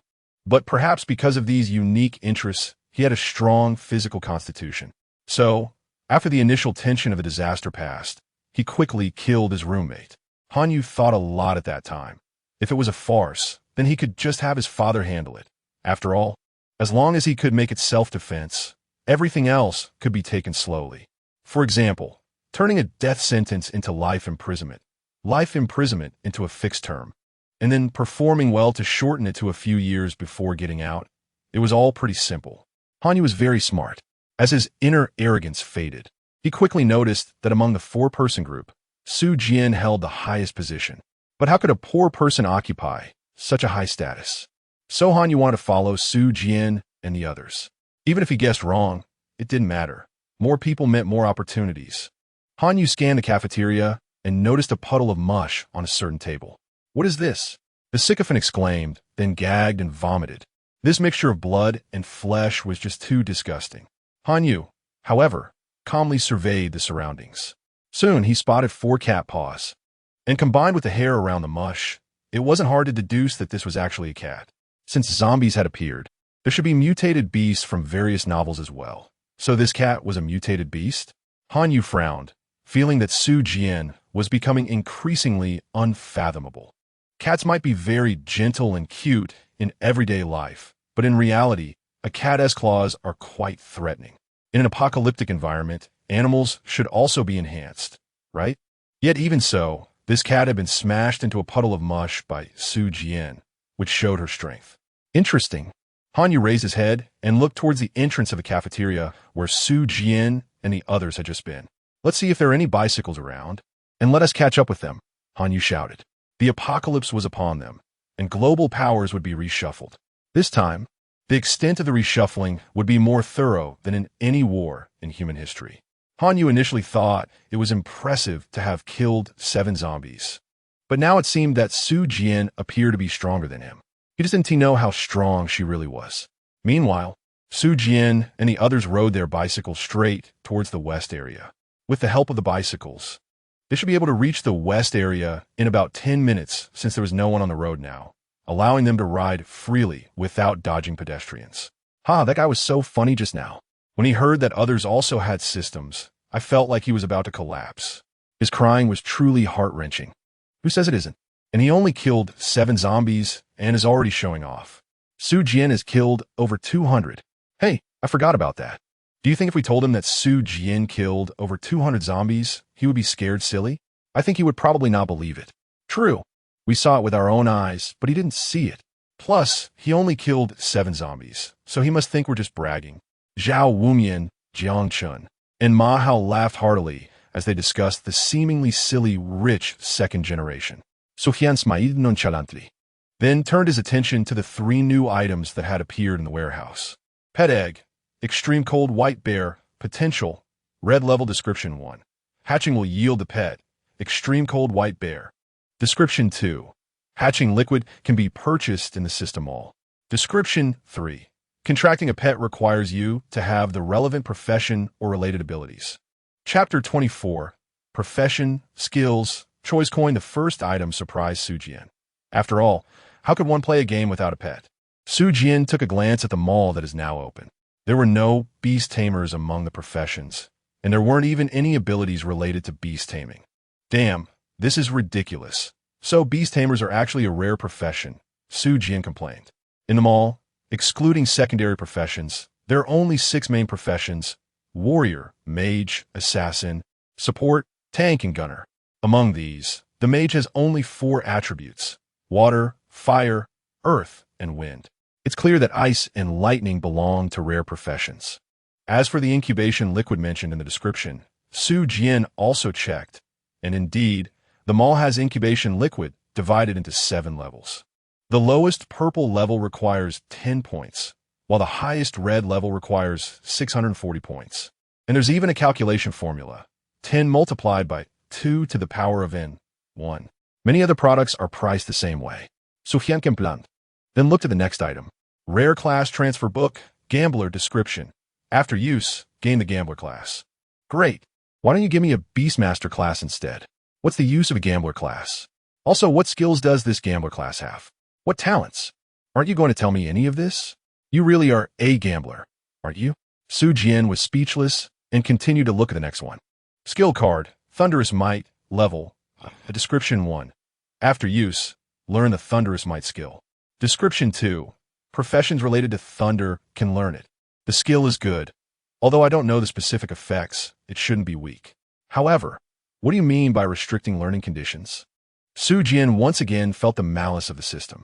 Learning skills requires job demands, and contract pets also need special professions or abilities. But the problem is, isn't this something I opened from a treasure chest? Pet eggs, professions, skills. The rewards in this treasure chest are quite well balanced, but there is indeed some connection between them. Su Jian was quite speechless, but now that it had come to this, he had no choice but to passively accept it, although he still felt very displeased. I mean, when you open a treasure chest and get 3 items, can't you just get a pet egg, a vial of hatching liquid, and a Beastmaster job transfer card all at once? It's really just a card collection trick, trying to create difficulty for you on purpose. Su Jian glanced at the 3 people beside her who were discussing heatedly, and chose not to participate, simply thinking to herself, a true rich second generation wouldn't be that foolish. Are there rich second generations who mock others and show off upon meeting? Yes. But most of these people are the offspring of nouveau riche. Real wealthy heirs have received good education since childhood. They may secretly look down on you, but at least they won't show it openly. Don't get too absorbed in a novel and think everyone is that brainless. Therefore, Su Jian didn't believe Hanyu would be that foolish, and she also didn't believe that person wanted to go to the West District just for a car. Even a globally limited sports car would be nearly worthless at this time. Su Jian didn't think that person couldn't see that, unless his family is nouveau riche, and he is one of those who mock others upon meeting. It's not impossible, because if he were really the kind of extremely wealthy second generation, he wouldn't be attending the same school as Su Jian. Although Su Jian's school isn't bad, it's not among the top 10 in undergraduate education. If he were truly wealthy, he could easily study abroad. After all, there are too many foreign dogs in the country, and returnees are indeed more impressive than domestically educated people of the same level. So if there was an opportunity to study abroad, who would choose to stay in the country, right? Besides that, Su Jian has always liked to assume the worst about others. Therefore, Su Jian felt that the person was pretending to be sad, pretending to be pitiful, pretending to be on their side. Forget it, why think so much? If he really wants to do something, I should be able to protect myself right now. Su Jian shook her head and smiled confidently. Su Jian thought for a moment, using only her left hand to hold the vehicle, then raised her right hand. With a twist of her wrist, a coin engraved with an angel on one side and a devil on the other suddenly appeared in the palm of her hand. The choice coin. Since it can help me decide left or right, forward or backward, good or bad, then it should also work for fast and slow, right? Su Jian narrowed her eyes and looked seriously at the coin. One side an angel, the other side a devil. Su Jian suddenly laughed and said, "Let me ask you, should I quickly go to the West District? Angels are fast, demons are slow." Ding! Su Jian clenched his right fist and then gently flicked it with his thumb. The coin spun rapidly in the air, and then with a snap, it landed in Su Jian's palm. Angel! Su Jian frowned and said, "Is Jiang Ziyun in danger now?" Su Jian frowned and took out the decision coin again. If I want to save Jiang Ziyun, should I go left or right? Should I go forward or backward? Angel, forward. Will she die in less than 10 minutes? If I want to take one of the 2 paths, which one is safer? Angel, left. Su Jian stopped trying, put away the coin, and then shouted seriously at Zhao Wumyin and the others, "I'll go ahead, you do as you please." As Zhao Wumyin and the others looked at her with some confusion, Su Jian pedaled hard on the bicycle beneath her, and then the bicycle shot forward like an electric bike. Although she hadn't experimented too many times, Su Jian roughly understood the function of the decision coin. Simply put, when you're indecisive about something, it makes a choice for your next action, and it tends to choose the better option. However, if you want to predict someone else's fortune or misfortune, this coin cannot do that. If you insist on nitpicking, if the road is clearly going forward and you ask it whether to go left or right, it simply crashes and won't work anymore. Overall, it's still quite good. Although it can't directly tell me what Jiang Ziyun's current situation is, it did urge me to speed up, which clearly indicates that Jiang Ziyun is in danger now. TSK, what a powerful tool. Whoosh! Su Jian stepped on the pedal and charged towards the West District. After Su Jian left, Zhao Wumian and the other two looked at each other, puzzled, and said, "What's going on now?" The three of them put away their previous playful expressions and hurriedly pedaled their footboards to catch up. However, Su Jian had all attributes at level 5, so not only did they fail to catch up with her, but they also fell further behind. West District, a certain girl's dormitory building. "I'll help. Summer school beauty, come save me. Oh, I don't want to die. I don't want to become a zombie." These zombies were transformed from other girls. Although a few were not wearing clothes, revealing their bodies, at this moment, no one was paying attention to their exposed skin. The zombies roared and charged towards them. And aside from the two leading girls, the other 6 were terrified. Among these 8 girls, the leaders were Jiang Ziyun and another beautiful girl holding an iron rod. This beauty was not wearing a top, only wrapping a piece of white cloth around her chest, binding her ample figure, and her ponytail swayed as she ran.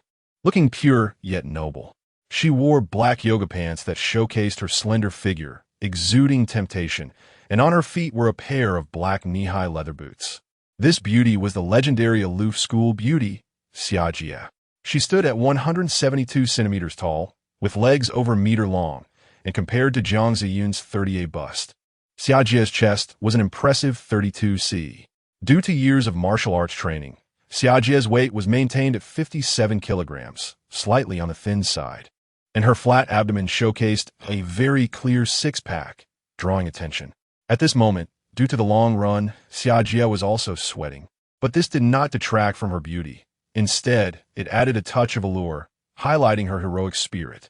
Jiang Ziyun was taken aback and said, "You're alone. Even if you practice martial arts, you might not be able to fend off so many zombies, right? But this is the only way now. If we keep running, we'll eventually be caught. You take them upstairs and find a way to quiet them down. Without the sound to attract them, I can shake them off quickly," Xia Jie said somewhat helplessly. Because of their conversation, they had already fallen from the front to the back of the group.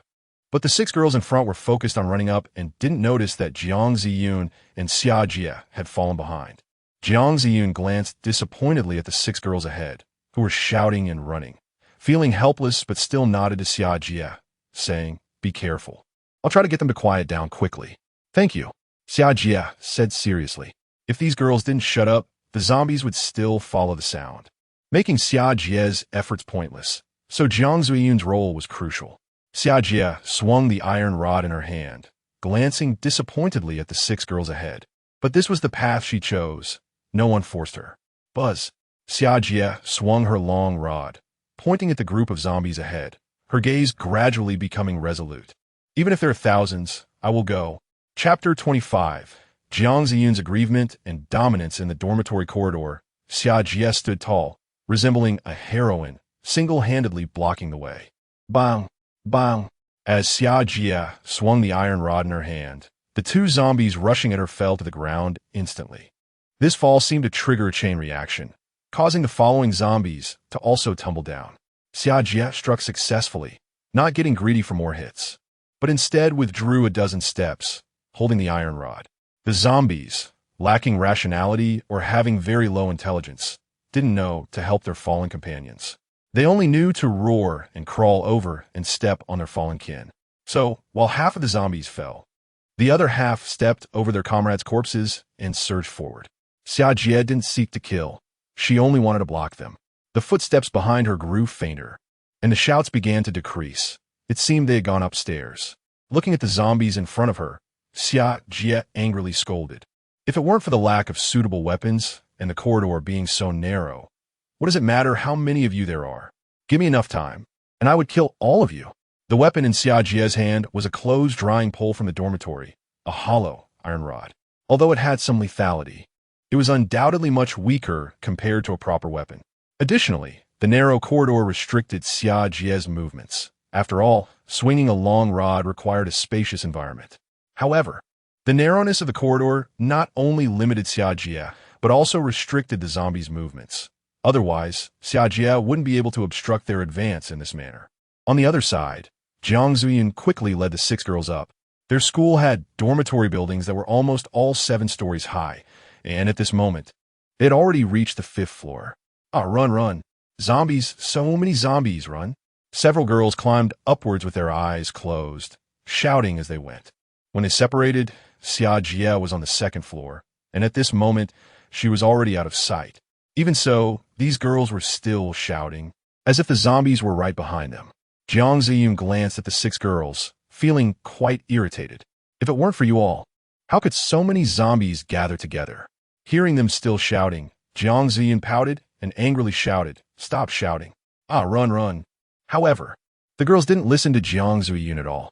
Although they were getting exhausted, they still scrambled up the corridor. "Shut up." Jiang Ziyun raised her voice, and this time, the 6 girls finally quieted down. Jiang Ziyun felt a bit breathless. What am I shouting for? If I don't shout, will you listen to reason? She had long told them that when encountering zombies, not to panic, just avoid them quietly. But what did they do? They immediately shouted and attracted more zombies. Now Xia Jie was downstairs stopping the zombies, and they were questioning her about shouting. If I don't shout, will your voices echo in the corridor and attract the zombies that Xia Jie is blocking? If possible, Jiang Ziyin really didn't want to deal with these girls. But there was no choice. After all, Xia Jie had saved them. Forget it. I don't want to say anything more. Let us hurry up. Jiang Ziyin took a deep breath and said helplessly, "Sometimes it's not that men belittle women, but rather that we women fail to stand up for ourselves. Gender equality? What a joke. When will the women who lack common sense finally disappear? I'm not going anymore. I'm tired." One girl plopped down on the steps and huffed. Seeing this, the other girls also expressed that they wouldn't move, sitting for a moment before continuing. Although they usually acted like little fairies at this moment, they didn't care about the dirtiness of the corridor and directly sat down. You all." Jiang Ziyun's eyes widened, her chest heaving several times, clearly showing her frustration. There's so many zombies downstairs. Although we don't know which floor they're on, danger still exists. But these girls actually plan to sit down and take a break while the danger hasn't completely passed. How brainless can they be? Hurry up and get up. Let's go to the rooftop first. There's only one door to the rooftop. We can. Oh, enough already. Stop making noise. If you attract the zombies over here, we'll just take a break and leave later. The girls waved their hands and said. Jiang Ziyun was about to explode with anger. Do you even know what the situation is right now? Take a break? What if the zombies come up during this time? You useless bunch scream at the sight of zombies. Will Xia Jie have to cover for you again? No way. Jiang Ziyun said seriously. You all get up quickly and move up. We're not going. If you're not tired, we are. Exactly, we just ran for such a long time. And it's almost 2 in the morning. We're hungry, tired, and sleepy. Can't we take a break? Don't treat a trivial matter as a command. Xia School Beauty asked you to lead us, not to show off in front of us. That's right, Xia School Beauty knows martial arts and can take on several zombies. What can you do? You just know how to order us around. Do you think you're something special? I'm not going. I want to see what you can do. The words of the crowd felt like knives, cutting into Jiang Ziyun's heart. I'm clearly doing this for your own good. How did it turn into my fault? How am I treating trivial matters as commands? How am I showing off? Do you think I want to manage you? Wouldn't it be better if I stayed honestly in the dormitory, waiting for my boyfriend to come find me? I. Jiang Ziyun felt like her lungs were about to explode. She never expected to encounter such a situation in reality. Fine, you're not leaving, right? Jiang Ziyun said angrily. I'll count to 3. If you still don't leave, I'll shout and attract all the zombies over. You dare. The girl shouted sharply. We're just taking a break. Why does it seem like we're committing a heinous crime in your eyes? What can a break do? Xia School Beauty is blocking downstairs. She is strong. We're just taking a break. What could possibly happen? 3. Jiang Ziyun was too lazy to argue with them and began to count down directly. Jiang Ziyun's decisiveness startled the girls, and the next moment, she counted the second last number. 2. Are you crazy? Are you missing a few screws? She really treated trivial matters as commands. Clearly, it was a good thing for them, yet they were now cursing Jiang Ziyun. Jiang Ziyun coldly looked at them, not arguing back, but directly shouted the last countdown. 1. Jiang Ziyun took a deep breath, just about to shout loudly, when the few women suddenly clasped their hands together and said, "Okay, we're scared of you now. Can we climb up?" Jiang Ziyun stopped her movements, coldly looking at them. These women knew that if they didn't hurry and climb up, Jiang Ziyun would really shout, so they could only get up, looking quite exhausted as they climbed up. This is really speechless. Which major is this woman from? So annoying? It seems to be environmental science, right? Environmental science? If I remember correctly, their major has a pair of female couples, right? They're quite famous. Who knows how many pairs are hidden? TSK. Maybe this woman is also like that. Without a man's company, her temper is so irritable. Not necessarily. Maybe it's because there are too many men, that's why she is so irritable. Jiang Ziyun turned a deaf ear, just staring at them, urging them to hurry to the rooftop. Listening to their filthy words, Jiang Ziyun felt a surge of anger inside, but was too lazy to argue with them. If there really was something to argue about, it should be why you useless bunch let the zombies out, right? More than an hour ago, at midnight, because of Su Jian's reminder, Jiang Ziyun didn't go to sleep. Instead, she even took a fruit knife in her hand. At that time, Jiang Ziyun mocked herself for being too sensitive. Unexpectedly, at midnight, she suddenly heard someone speaking in her mind, and then all 3 of her roommates turned into zombies, scaring Jiang Ziyun. However, Jiang Ziyun, being the woman Su Jian had her eyes on, although panicking, did not scream immediately but observed the 3 roommates. She then noticed that the appearance of these 3 roommates resembled the zombies in movies and TV shows. Jiang Ziyun was scared, very scared, but these zombies did not immediately attack her. So, Jiang Ziyun guessed that perhaps these zombies could only be attracted by sound. Jiang Ziyun cautiously opened the dormitory door and deliberately made some noise to lure the zombies outside. And finally, with a bang, she closed the dormitory door. This series of actions demonstrated Jiang Ziyun's caution and boldness.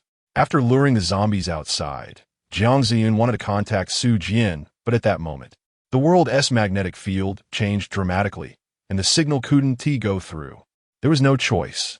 Jiang Ziyun had to stay in the dormitory and wait for Su Jian to come. However, before Su Jian arrived, the aloof school beauty came to knock on the door. At first, Jiang Ziyun didn't want to open the door, but after thinking about it, it was just the beginning of the apocalypse, and everyone was a woman. Nothing should happen, so Jiang Ziyun opened the door. But now, Jiang Ziyun regretted it.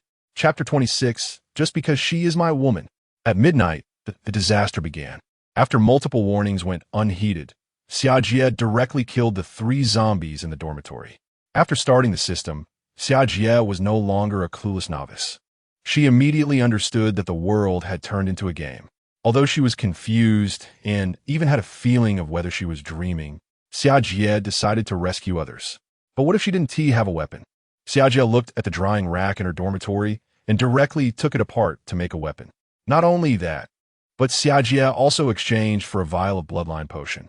Unlike Su Jian, whose first thought was to kill zombies to earn points for shopping, Xia Jie thought that even if an hour passed, she might not earn 100 points, so it would be better to consume directly. Thus, Xia Jie bought the bloodline potion. After drinking it, Xia Jie awakened her ice bloodline. As expected of the aloof school beauty, the awakened ability was related to ice. However, she was too weak to use the bloodline power many times. In addition, the ice power also needed practice, and it was better not to use unmastered power. Under the influence of various factors, Xia Jie decided to use the iron rod in her hand to fight instead. After leaving the dormitory, Xia Jie found 3 zombies in the corridor. Since everyone sees each other frequently, Xia Jie quickly found the dormitory where these 3 zombies originally lived. After knocking on the door and explaining her purpose, Jiang Ziyun teamed up with her. Then, Jiang Ziyun regretted it. Xia Jie, possibly due to her martial arts training or her own nature, was always focused on serving the country and the people. After bringing Jiang Ziyun out, she immediately went to rescue others from other dorms. However, Xia Jie seemed a bit slow-witted. She knocked on doors one by one, hoping people would open up for her. Jiang Ziyun, watching from the side, rolled her eyes. Did she think they were all like her? Most girls, when encountering zombies, would either scream or hide immediately, right? Who would open the door for her? Moreover, after knocking, zombies had already gathered around. Even if there were survivors inside, they wouldn't open the door. In the end, it was because a few dorms had left their keys outside that Xia Jie successfully rescued 6 people. During this time, Jiang Ziyun bravely killed a zombie. But the bloody scene made her vomit immediately. It was just too disgusting. However, Jiang Ziyun knew she had to adapt to such things. So afterward, she volunteered to kill several zombies, but only earned a few points, which were of no real use. So she only bought a bloodline awakening potion in the end. At one point, everyone took a break, and Jiang Ziyun asked Xia Jie, "Why didn't you go to the dorm and on the first floor to get the keys and open the door to rescue people?" Xia Jie was taken aback. After Jiang Ziyun glanced at her a few times, she curiously asked, "You didn't think of that, did you?" Xia Jie was quite aloof, but in reality, she just hated the noise of a bunch of people chattering around her. So she kept a cold face, spoke little, and pretended to be very high and mighty. Upon hearing Jiang Ziyun's question, Xia Jie blushed suddenly. She really hadn't thought of that. After their break, they went to the first floor, got the keys from the dorm ant, who had also mutated, but Xia Jie easily killed the zombie ant. After getting the keys, Jiang Ziyun distributed them to others and suggested they put the keys in the keyholes and knock on the doors to check for survivors. Unexpectedly, the 6 women directly opened the doors and, upon seeing the zombies, immediately screamed. Unfortunately, all the girls in those 6 dorms had turned into zombies, and over 20 zombies rushed out, chasing after them. This was Jiang Ziyun's experience, while Su Jian was making a name for herself. If she had known, she should have stayed in the dormitory. Jiang Ziyun looked at the 6 women climbing the stairs ahead, feeling quite displeased. If it weren't for you 6 useless people, would I have been chased by zombies? And now, you even blame me. What do I owe you? Xia Jie is a good person. I am not. If you dare to provoke me again, I won't care about you anymore. Let the zombies bite you to death. Jiang Ziyun thought angrily, even clenching her small fists. After about 10 more minutes, everyone finally reached the top floor. The red moonlight had returned to its original appearance since 1 o'clock, and under the bright moonlight, even Jiang Ziyun was a bit out of breath. However, Jiang Ziyun felt that the internal frustration was heavier than the physical exhaustion. She believed she was doing good for these people, but like children who don't understand their parents, they also didn't appreciate this for their own good. Jiang Ziyun didn't care about the chaos anymore. She went to the edge of the rooftop and looked towards the East District. Su Jian, hurry over. I'm about to be driven mad by them. Jiang Ziyun pouted a bit, feeling wronged. Suddenly, Jiang Ziyun stood up excitedly. She spotted Su Jian. It would only get light around 4 or 5 in the morning, but the campus lights were still on, and with the help of the moonlight, Jiang Ziyun quickly noticed a figure rushing towards her on a bicycle. When you love someone, even if she is in a crowd, even if she has their back to you, you can still spot them immediately. "Hey, I'm over here," Jiang Ziyun shouted loudly. She knew she shouldn't shout, but she couldn't help it.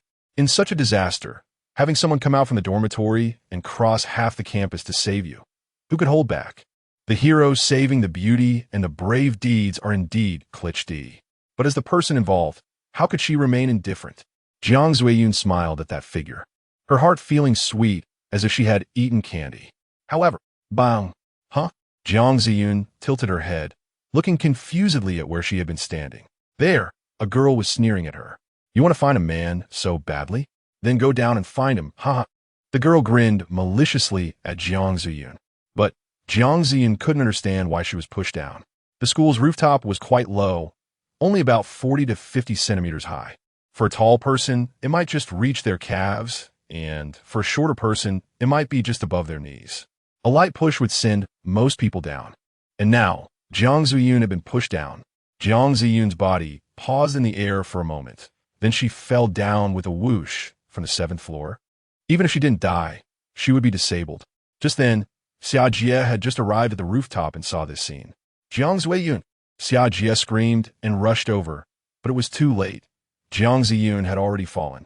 Xia Jie grabbed the woman who had pushed Jiang Ziyun down by the collar, demanding, "Why did you do that? Tell me, why did you do that?" Xia Jie had nothing in her hands, as her iron rod was hung horizontally in the corridor to block the zombie's advance. Even so, Xia Jie was strong, comparable to Su Jian with all attributes boosted by 5. In this situation, the woman being grabbed suddenly felt a wave of suffocation and coughed twice. Jie, being a good person with a desire to save the country and its people, immediately loosened her grip when she heard the woman's cough. Xiao Shirley was able to catch her breath and sneered. I just didn't like her, so I pushed her down. What's wrong with that? You. Xia Jie glared angrily but couldn't complete a full sentence. Xiao Shirley's face twisted as she shouted. Why does she get someone to come so far to save her? Well, I don't. Why could she yell at me just now in the building? Xiao Shirley yelled, tell me why. Just because she is my woman. A cold voice suddenly echoed in everyone's ears. The other women screamed, their faces filled with shock as they looked behind Xiao Shirley. Even Xia Jie looked at Xiao Shirley in disbelief. Xiao Shirley frowned, feeling puzzled, and turned to see a man holding Jiang Ziyun, standing steadily on the raised part of the rooftop behind her. You. Are you human or ghost? Xiao Shirley was instantly scared and fell to the ground, helplessly crawling backward. Time rewound a few seconds. Jiang Ziyun, who had fallen from the rooftop, looked at the bright moonlight in the starry sky and suddenly felt an immense calmness in her heart. Unexpectedly, she was about to die. Jiang Ziyun chuckled bitterly, revealing a sour smile. She probably understood why that woman had pushed her down. Perhaps it was because she had pressured them in the corridor just now. But, since it was for their good, why did she want my life? Jiang Ziyun felt very wronged. Is it true that good people should die? Do good people deserve to be held at gunpoint? Jiang Ziyun self-deprecatingly laughed through her swollen red eyes. She turned her head and saw Su Jian. At that moment, it felt as if the distance in space had been crossed, and Jiang Ziyun directly saw Su Jian's face. I'm sorry. I should have listened to you and waited for you in the dormitory. That way, I wouldn't be dying now, Jiang Ziyun said with grievance. Jumping down from the 7th floor, even if by some coincidence she survived, she would definitely be a lifelong cripple, right? Nowadays, zombies are out, although it's still unclear. In a future world, a disabled person would probably have a hard time surviving, right? If I become disabled, you could just find someone else, Jiang Ziyun said with tears in her eyes. Su Jian's face was getting closer to her, and the next moment, Jiang Ziyun heard Su Jian's laughter. With me here, you can't be hurt. Just as they hadn't reached the rooftop, Su Jian heard the woman's roar. Why does my girlfriend have someone to save her, but you don't? Why can my girlfriend yell at you? Just because she is my woman, Su Jian said domineeringly. Bloodline, Titan bloodline. Specific effect, gravity control. Chapter 27. How to repay kindness with kindness. Just because she is my woman. A cold voice echoed across the rooftop. You. Are you human or ghost? Xiao Shirley looked at Su Jian, who was holding Jiang Ziyun. Her pupils widened and cold sweat poured down. How is this possible? This is the 7th floor. Let's not even mention how this man saved that worthless person. But how the hell did you get up here? Did you fly up? Su Jian ignored Xiao Shirley and just glanced coldly at her, then softly asked the person in her arms, Jiang Ziyun, are you okay? Jiang Ziyun stared with wide eyes, looking dazedly at Su Jian.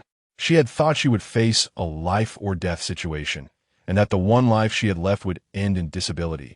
But unexpectedly, Su Jian saved her at the critical moment. Perhaps everyone is tired of the cliché plot of a hero saving a damsel in distress from reading novels or watching movies. But it must be said that when one experiences it firsthand and becomes the person being saved, Jiang Ziyun's heart couldn't calm down for a long time. Feelings of happiness, safety, and shock surged in her heart. Jiang Ziyun's eyes turned red, with traces of tears, and after hearing Su Jian's question, she smiled slightly and softly replied, I'm fine. The recent feelings of depression and anger were all released at this moment. It's so good to have you. Jiang Ziyun buried her head in Su Jian's embrace, holding him tightly with both hands, as if letting go would make him disappear from her arms. This was a sense of security she had never experienced before. It felt as if as long as this man in front of her was alive, she would never encounter any danger. She had thought that boyfriends would always run away when trouble arose, but this time, she realized she had found the right person. Although this interruption disrupts the reader's sensory experience, It must be clarified here to avoid accusations of NTR. The female lead had a previous boyfriend during her middle school years. Without going into too much detail, it will be addressed later. To directly state their development, they had progressed to holding hands, but they had never even kissed. Later, due to some issues, they had a falling out and broke up. This incident did not lead to the female lead being violated. She remained pure. If someone cannot accept even holding hands, then there is nothing more I can say. Even though they had only been together for 2 months, Jiang Zuiyun lifted her head. Her little face flushed, and she looked at Su Jian with a silly smile. Su Jianwei smiled slightly, lowered her head, rubbed Jiang Ziyun's nose, and said indulgently, "Little fool." Tip: Jiang Ziyun's favorability towards you has reached 85. Note 1. Favorability between 0 to 10 is hostile. 10 to 20 is suspicious. 20 to 30 is harboring ill intentions. 30 to 40 is of bad character. 40 to 60 is a chance encounter. 60 to 70 is a good match. 70 to 80 is deep affection. 80 to 90 is sharing hardships. 90 to 100 is life and death together. Note 2. Enhanced identification can see the favorability of those above 70 and below 30, while ordinary identification can only see the favorability of those above 90 and below 10. Favorability above 80 will not decrease, while favorability below 80 can change due to your various actions. Su Jian was slightly taken aback, then lowered her head and kissed Jiang Ziyun's forehead. With a favorability rating above 80, it couldn't decrease, which means that at least for now, Jiang Ziyun is the only person she can truly trust, right? Well, it's not fair to say he is the only one. My mom definitely counts as well. However, the system doesn't show my mom's favorability rating. There could be 2 possibilities. Either my mom is dead, or it can only be calculated if seen in person or within a certain range. Su Jian felt that it was most likely the latter, because his mother was not a weak woman. Although she had never practiced martial arts, if it came to killing, she wouldn't hold back at all. After all, the world had not been very fair to her, and she had long been fed up with it. Perhaps at that moment, his mother was wielding 2 butcher knives, cutting through the entire street. Su Jian smiled slightly, then tilted her head and looked coldly at the fallen Xiao Shirlei. Xiao Shirlei was not particularly good-looking. From Su Jian's perspective, she was just above average. In addition, her face was covered with many pimples, which greatly affected Su Jian's perception. Furthermore, her figure had no distinguishing features, neither fat nor thin, with a bust that was neither large nor small, making her an entirely ordinary person. Yet, this seemingly ordinary woman harbored an evil desire to kill another person shortly after the disaster had begun. How cruel and heartless could one be? Su Jian hugged Jiang Ziyun and leaped from the balcony, then slowly stepped towards Xiao Shirlei. "Ah, you all stay away. You are ghosts. You are not human." Xiao Shirlei shouted tremblingly, looking clearly terrified by Su Jian's actions. It made sense, after all. She had pushed someone down, and not long after, the person she pushed down actually flew back up. Anyone would be bewildered in that situation. Just as Su Jian was walking towards Xiao Shirlei, Xiao Jie suddenly stood in front of Su Jian, spreading her arms like a protective hen. Su Jian looked up, her eyes brightening slightly. The girl wore black yoga pants that looked like stockings, a white strapless top, and had a ponytail along with her long legs of about a meter. What a cool girl. Su Jian looked up and down and then said coldly, "Get out of the way. What do you want to do?" Xiao Jie asked without backing down. Su Jian didn't keep her eyes on her like others did, nor did she show any lewd expressions, which left a good initial impression on Xiao Jie. However, at this moment, she didn't pay attention to those things. Instead, she resolutely stood in front of Su Jian and blocked her, because she wasn't sure what Su Jian would do. "This has nothing to do with you," Su Jian said with a frown and an unfriendly tone. "I know she was wrong. How about she apologizes to Jiang Zuiyun? Now that it's the end of the world, we should face it together and not have internal strife," Xiao Jie advised. Su Jian was instantly infuriated upon hearing this. "Did I cause the apocalypse? Why should I be wronged? My girlfriend almost died, and you want me to be magnanimous and not fight among ourselves?" Su Jian sneered. "Do you think that's possible?" Xiao Jie clicked her tongue, troubled as she scratched her head. Xiao Shirlei had just pushed Jiang Ziyun down, and although she didn't know how Su Jian managed to resolve the crisis due to her perspective, How could such a thing be settled with just an apology? But there are too few survivors now. I know she went too far, but I still hope you can forgive her. I also want to apologize on her behalf. I'm sorry. Is saying sorry all it takes? If sorry were effective, what would we need the police for? Su Jian looked up and down at Xia Jie again, then narrowed her eyes and asked Jiang Ziyun, "Does she owe you a favor?" Jiang Ziyun thought for a moment and replied seriously, "A little bit." The little bit of favor Jiang Ziyun referred to was not about Xia Jie saving her life.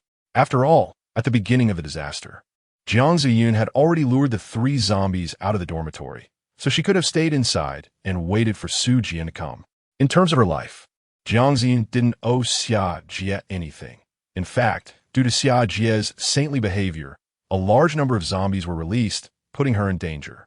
If you hadn't insisted on saving people, if you hadn't asked them to use the keys to open the door, would so many zombies have come out? If it weren't for their stupidity, would I have been chased by so many zombies? Moreover, these people didn't understand me and even insulted and mocked me. Not only that, but Xiao Shirlei even wanted to kill me. If it weren't for my boyfriend being capable, I might have really died. So overall, Jiang Ziyun didn't owe Xia Jie anything. Rather, Xia Jie owed Jiang Ziyun a lot. So what is the little bit of favor Jiang Ziyun mentioned? It actually refers to the fact that with Xia Jie's help, she unlocked the system, strengthening identification skills and a vial of bloodline potion. This is the little bit of favor Jiang Ziyun was talking about. Su Jian couldn't instantly realize so many things, but since there was a favor owed, let's not kill her. Su Jian nodded and smiled at Xia Jie. Suddenly, a whoosh of wind broke the silence, and Xia Jie immediately turned her head, but before she could fully turn around, a shovel appeared in her line of sight and hit her on the head. Bang! Xia Jie immediately felt a buzzing in her head, and her body swayed, almost falling to the ground. However, even in that state, she half-knelt on the ground, her head buzzing as if she had a concussion. No wonder this person, who could reach F level without using any enhancement stones, was able to take me down with one hit without being knocked out. Soufiemprast. Su Jian's initial assessment of Xia Jie was not because of her beauty. Rather, Su Jian was puzzled as to why Xia Jie had such luxurious attributes. Xia Jie, personal information, female, height 172 cm, weight 57 kilograms, bust 32 c, kind and benevolent. Basic attributes: strength 16, agility 17, stamina 15, intelligence 14, combat power evaluation, F. It's worth noting that Su Jian's 4 attributes are only 17, 16, 19, and 18. Although Xia Jie's stamina and intelligence are not as high as Su Jian's, her strength and agility are quite comparable. Don't forget, Su Jian has all attributes at 5. In this context, the fact that Xia Jie has 2 attributes similar to Su Jian's is enough to demonstrate her terrifying potential. Looking at Xia Jie's combat power, Su Jian squinted and thought to herself, Xia Jie's high attributes are likely due to years of martial arts training. So could it be that soldiers with long-term high-intensity training could achieve an average attribute value of 20 points?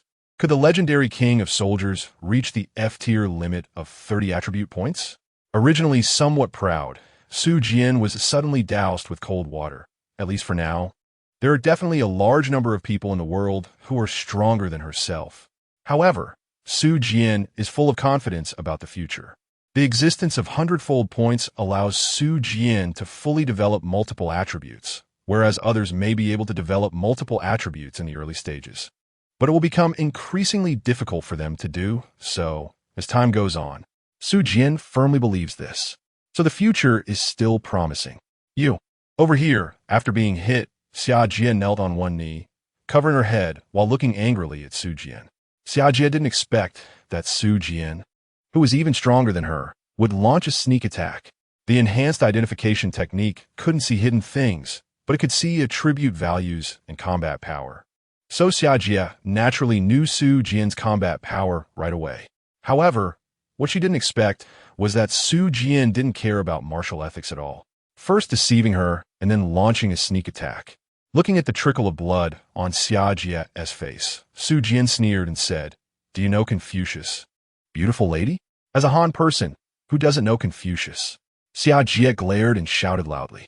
Then do you know the saying about winning others over with virtue? Su Jian asked again.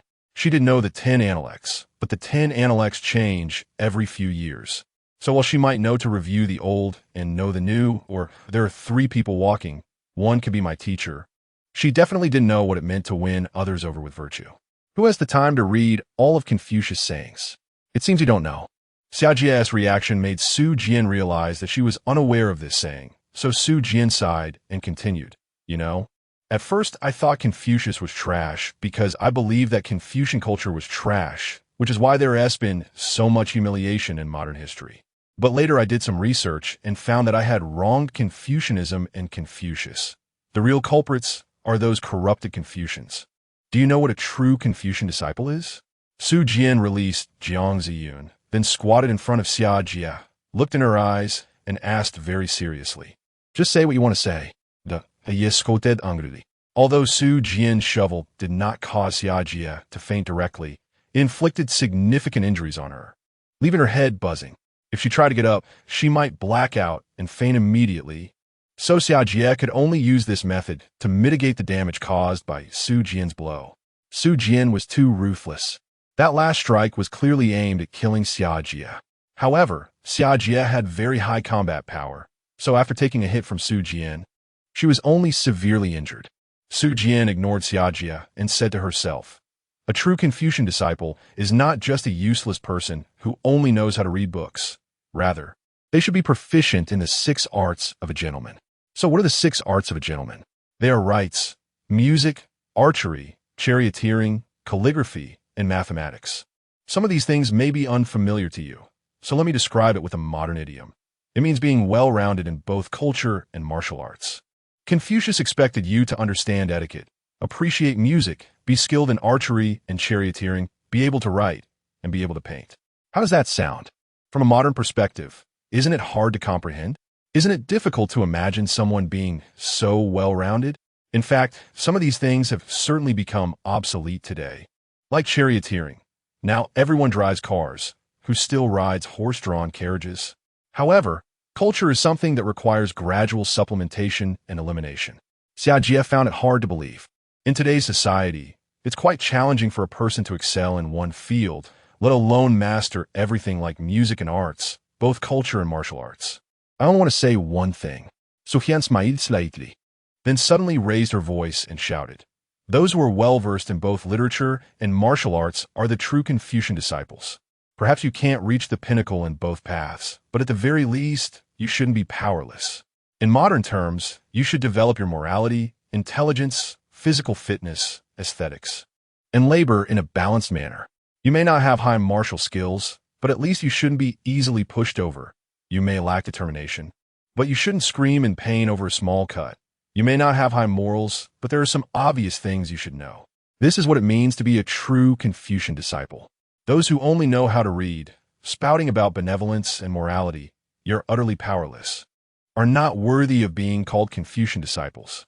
So, it turns out, Su Jian didn't expect everyone to be well-versed in both literature and martial arts. She simply didn't want anyone to be too weak in any area, which made Xia Jie feel somewhat acknowledged. But what does this have to do with me? Xia Jie frowned and suddenly realized, "Are you criticizing me?" Although she still didn't understand what Su Jian was trying to convey. She had a vague feeling that Su Jian was indirectly pointing at her. "I'm a waste. How am I a waste?" As a girl, although I've practiced martial arts, when this disaster broke out, I immediately went out to rescue 7 girls. Am I still a waste? Xia Jie frowned, suddenly realizing that Su Jian's earlier words were all a prelude, setting the stage for the story of repaying virtue with virtue. Confucian disciples are not mere scholars, but a group of people who excel in both literature and martial arts. So what story could such a group have? Actually, it's quite simple after all. The Analects are records of the words and deeds of Confucius disciples. I can't remember who it was, but there was a disciple who one day asked Confucius, "Master, if someone bullies me, should I repay virtue with virtue? Should I treat them well if they bully me?" Guess how Confucius replied? Su Jian looked curiously at Xia Jie, but Xia Jie remained silent, coldly staring at Su Jian. What could Confucius say? Confucius is the cultural leader of the Chinese nation, and for thousands of years, Confucian culture has been passed down on this land. Such a person would certainly say yes. As a great nation, how could we possibly lack any dignity? If a dog bites you, can you bite the dog back? So if someone hits you, can you retaliate? After all, that's Confucius. Su Jian glanced at Xia Jia and saw her determination in her eyes. Su Jian laughed and said, "Do you think Confucius would be right?" Xia Jia frowned and asked, "Isn't he?" Su Jian pointed at Xia Jia and mockingly said, "Confucius once said, how to repay kindness? Repay resentment with straightforwardness, and repay kindness with kindness. When combined, it means to repay resentment with straightforwardness.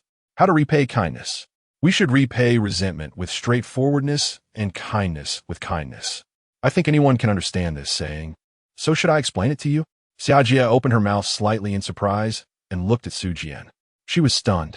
Confucius actually did not agree with repaying resentment with kindness, and even said to repay resentment with straightforwardness.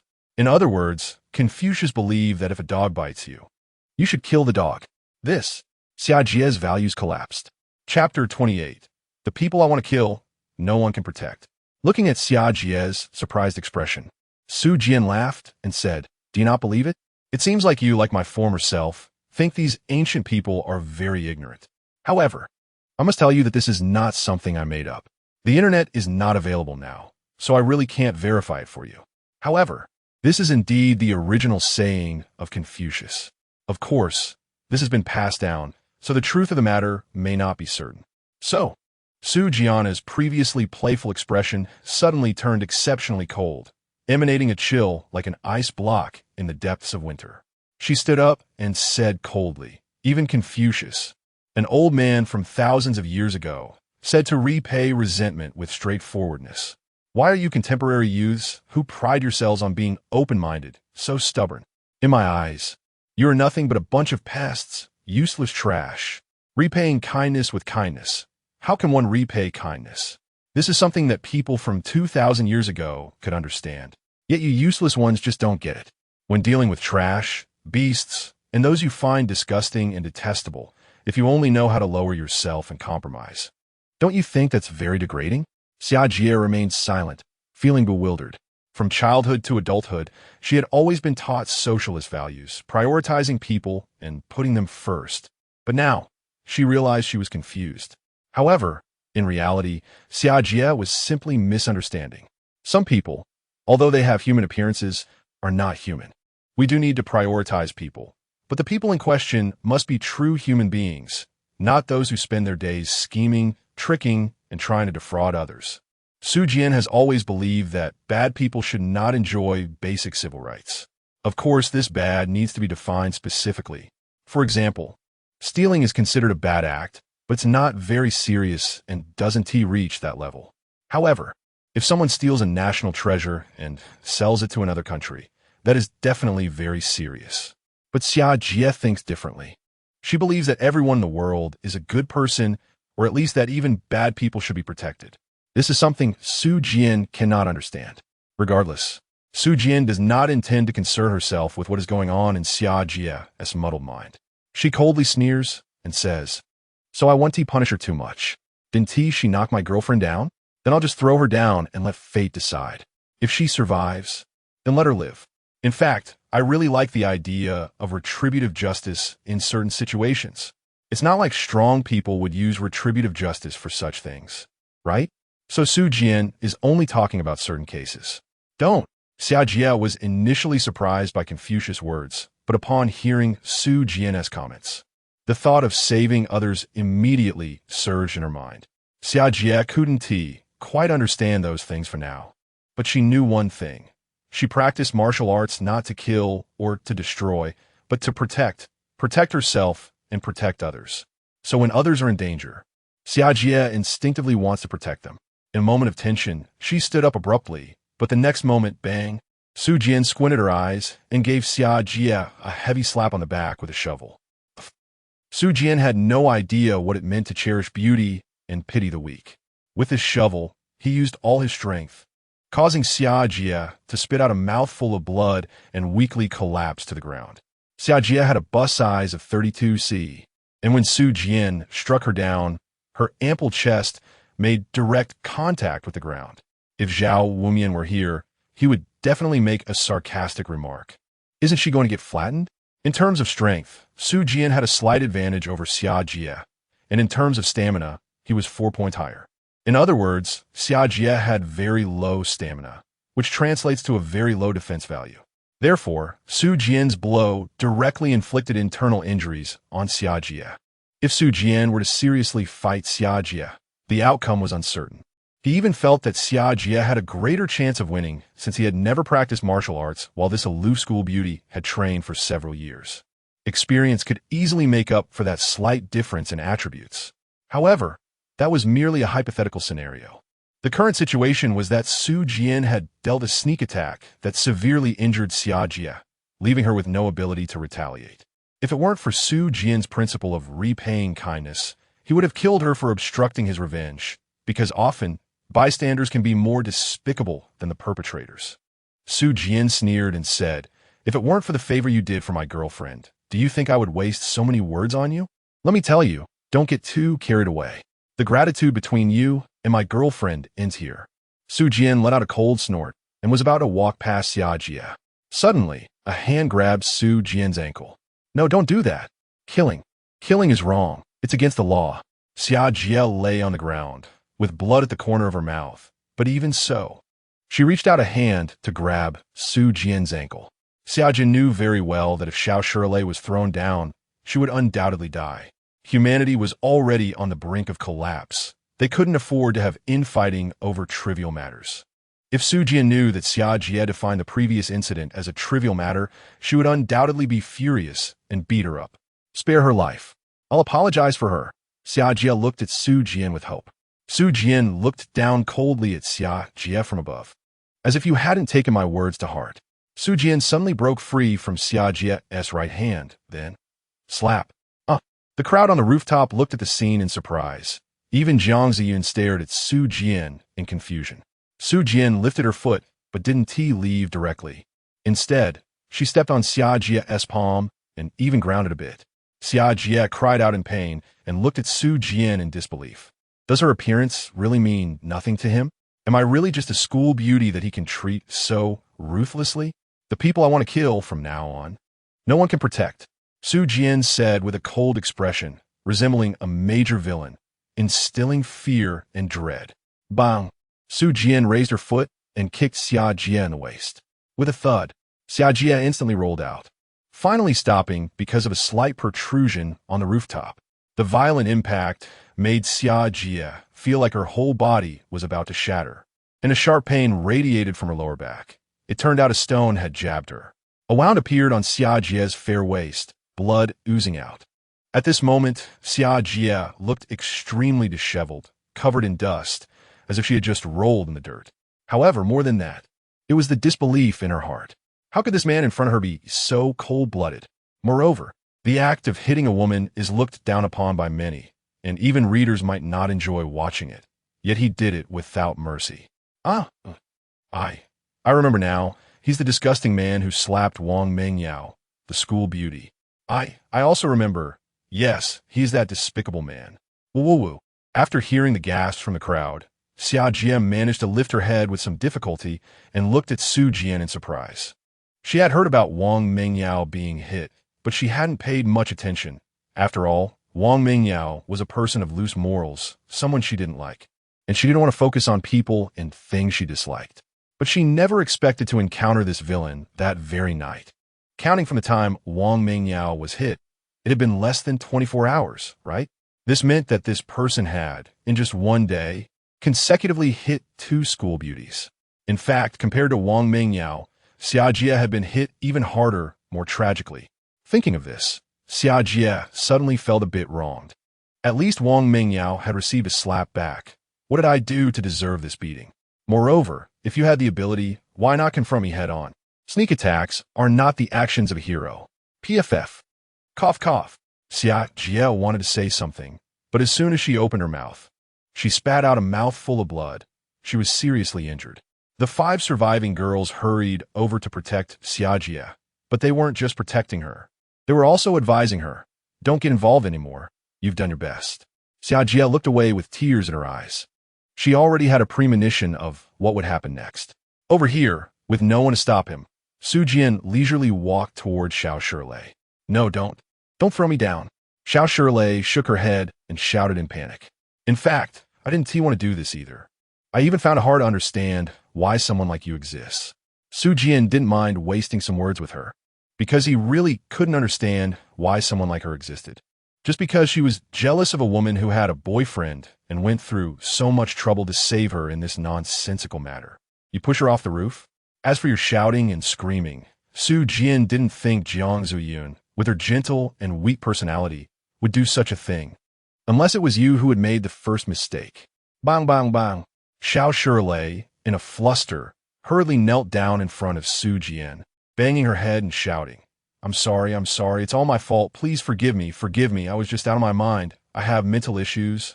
I really know I was wrong, Lu, I beg you, don't throw me down. Su Jian shook her head and said, I don't want to hear your pleas for help at all. I just want to know, why is your heart so cruel? Xiao Shilei's eyes were filled with tears. After hearing Su Jian's words, she suddenly froze. Yes, why is my heart so cruel? It seems I have never done something like this my entire life.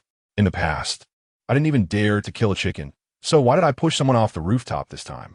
How did I dare to kill? Why? Heh. Xiao Shilei didn't think for too long. When Su Jian came in front of her, Su Jian reached out and grabbed her neck. Forget it. I don't want to know anymore.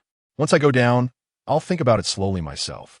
Su Jian coldly brought her to the rooftop, then forcefully threw her down head first. I threw you off the rooftop, but I want your head to be down, and I'm going to give you an extra acceleration. I want to see how the heavens will save you. As Xiao Shilei rapidly fell, she glanced at the departing Su Jian, and suddenly, scenes from her life flashed through her mind. The experiences from just a few minutes ago lingered in her mind for a long time. In the end, she understood why she had acted this way. When the disaster broke out, all the girls were panicking, but two of them remained unusually calm. One was the school beauty, which was understandable, but who was the other? She was unremarkable, and Xiao Shilei didn't even know her major. Why could she be so calm? Jealousy, an unparalleled jealousy, surged in her heart. Then, as everyone was chased by zombies, these two girls still calmly urged them to run to the rooftop. Why? Why could she be so composed? Strictly speaking, she was jealous of both girls, but because one was the school beauty, a cold and aloof school beauty who had practiced martial arts, she accepted that girl. As for the other girl, she did not accept her. One could say her jealousy toward the two had transformed into jealousy toward one. Jiang Ziyun bore the jealousy she shouldn't have had to endure. This jealousy exploded when she saw Su Jian approaching. She didn't have a boyfriend who would go to such lengths for her. She didn't even have a boyfriend. But this woman, she actually had a boyfriend, and within an hour of the disaster breaking out, he quickly came to save her. Why? Why was her life so good? Perhaps there was also some jealousy regarding Jiang Ziyun's appearance. Although her looks couldn't compare to the school beauty, she was still more than sufficient to be the class flower, and she was truly unremarkable. Good looks, a strong character, and a boyfriend who worked hard for her. These multiple blows directly caused her to collapse, leading to such an irrational act. In summary, under extreme pressure, her brain had lost control due to the stimulation from others. One could say that at this moment, Xiao Shilei was already mentally unstable. However, at the last moment, she awakened to her realization. A bitch? Perhaps she was the one? Xiao Shilei closed her eyes. Bang! She hit the ground. Although it was only the 7th floor, her head smashed into a puddle of mush, dead beyond saving. On the rooftop, Su Jian placed her hand back on Jiang Ziyun's slim waist. In fact, Xia Jie beside her also had a slim waist and even had abs, but she wasn't my girlfriend, so I couldn't touch her. Are you hungry? Are you tired? Su Jian gently asked, as if nothing had just happened. Jiang Ziyun rubbed her stomach, suddenly nodded, and sweetly smiled. It seems I'm a bit hungry. Let's go eat something over there. Su Jian brought Jiang Ziyun to the other side of the rooftop, where there was plenty of space. So even with 6 other girls present, it didn't feel crowded at all. As for Xia Jie and the others, they seemed to have been forgotten by Su Jian. Although Xia Jie was more of a saintly figure, she was very strong, so Su Jian actually admired her quite a bit. But admiration didn't mean Su Jian would fawn over her. Su Jian is most annoyed by licking dogs. In her view, Licking dogs can never obtain true love. Even if they do, it is only temporary. As for the other 5 girls, Su Jian doesn't have anything nice to say about them. They're so submissive that even when they insult him, they can only do so quietly. Su Jian doesn't want to have any interactions with them at all. Jiang Zuiyun also doesn't want to deal with them, but her thoughts are a bit different from Su Jian's. She finds these girls too annoying. They are useless and only hold her back, so she decides to ignore them and follows Su Jian instead. Jiang Zuiyun isn't a cold-hearted person, but these people are just too incompetent, always shouting and making things worse. She feels a bit exhausted, so she figures it's better to let Xia Jie handle it and stays close to Su Jian. Why does my boyfriend look more and more handsome? Jiang Zuiyun gazes at Su Jian dreamily. Strictly speaking, Su Jian isn't handsome, at least not like a popular star, but among ordinary people, he is relatively good-looking, and his height adds a lot to his appeal. Additionally, his all attributes level 5 has caused some changes in his physique, with even a hint of abs appearing on his stomach. If he were to achieve all attributes level 5 again, his entire body would likely be well-defined. Coupled with Jiang Ziyun's high favorability towards Su Jian, he appears more and more handsome in her eyes. To put it plainly, beauty is in the eye of the beholder. Su Jian took Jiang Ziyun to an open area, then opened the mall on the panel and started shopping. First, he bought a mattress to lay on the ground, then exchanged for some food. The system's mall mainly has 3 types of goods. First, the living category, which includes items related to daily life, such as clothing, food, housing, and transportation. However, the things here are quite expensive. For instance, a mattress costs 1 point. This might not seem like much to many people, just 1 point, but the problem is that you can only earn 1 point by defeating a monster of the same level. So, in a sense, it's quite expensive. Second, the combat category, which includes job transfer cards, skill cards, weapons, etc. By the way, there are no armor items for sale here, but you can purchase firearms. Although the prices for firearms are very high. While Su Jian doesn't think they're too high, aside from the price, there's also the requirement of job suitability. And Su Jian doesn't want to change jobs just yet, so he can only admire them from a distance. Third, the items category, which includes attribute enhancement stones, equipment enchantment stones, skill deletion cards, etc. Yes, Su Jian guessed correctly. There are indeed skill deletion cards for sale. However, F-rank skills cost 10 points each, but an F-rank skill deletion card costs 50 points, which is 5 times the price. It seems that learning skills really requires caution. Do you want to waste at least 60 points? What makes Su Jian feel helpless is that everything in the system all looks quite ordinary. Perhaps firearms are unusual, but everything else seems quite common to Su Jian. Even though there are skill cards, Su Jian has no desire to learn any of them. What uses an F-rank small fireball or an F-rank earth shield? Aside from daily necessities, Su Jian didn't even want to shop anymore. However, he was still quite interested in some items in the items category, such as pet egg hatching liquid, attribute enhancement stones, and equipment enchantment stones. So Su Jian couldn't help but complain. It seems that the mall is mainstream. If you really want good stuff, you still need a special mall or something like the treasure chest encountered in the cafeteria. Chapter 29. I'm just in an emergency escape. Jiang Ziyun looked at Su Jian continuously taking things out and suddenly exclaimed, Don't buy any more. Wouldn't it be better to save your points for useful items? Su Jian waved his hand and said in a very nouveau riche manner, It's fine in the past. Spending money required RMB, which I didn't have much of. But now, I have plenty of points. Su Jian directly bought hot meals from a mall, but these things were quite expensive. Meat-related dishes cost 1 point each, while vegetarian dishes cost 5 points each. Although the portions looked large, it was still too expensive, right? A mattress costs only 1 point. An attribute enhancement stone costs only 10 points, and a bottle of healing potion also costs only 10 points. Why on earth is a meat dish sold for 1 point? Huh? Jiang Ziyun was slightly taken aback, then thought for a moment and said, No way, you're acting like a nouveau riche. If you keep spending like this every day, no amount of points will be enough for you. Jiang Ziyun also opened her system, so she naturally knew the prices in the mall. To her, these items were very expensive. Why should living-related items have prices similar to combat and item-related items? However, Su Jian didn't care at all about what she said. So Jiang Ziyun had no choice but to take out a vial of potion from her warehouse and change the topic, saying, by the way, I have a bloodline awakening potion. Do you want it? Oh, no thanks. I just came here with 1 point. I already broke through the first floor of our building, so I've awakened my bloodline. Otherwise, how do you think I brought you up here?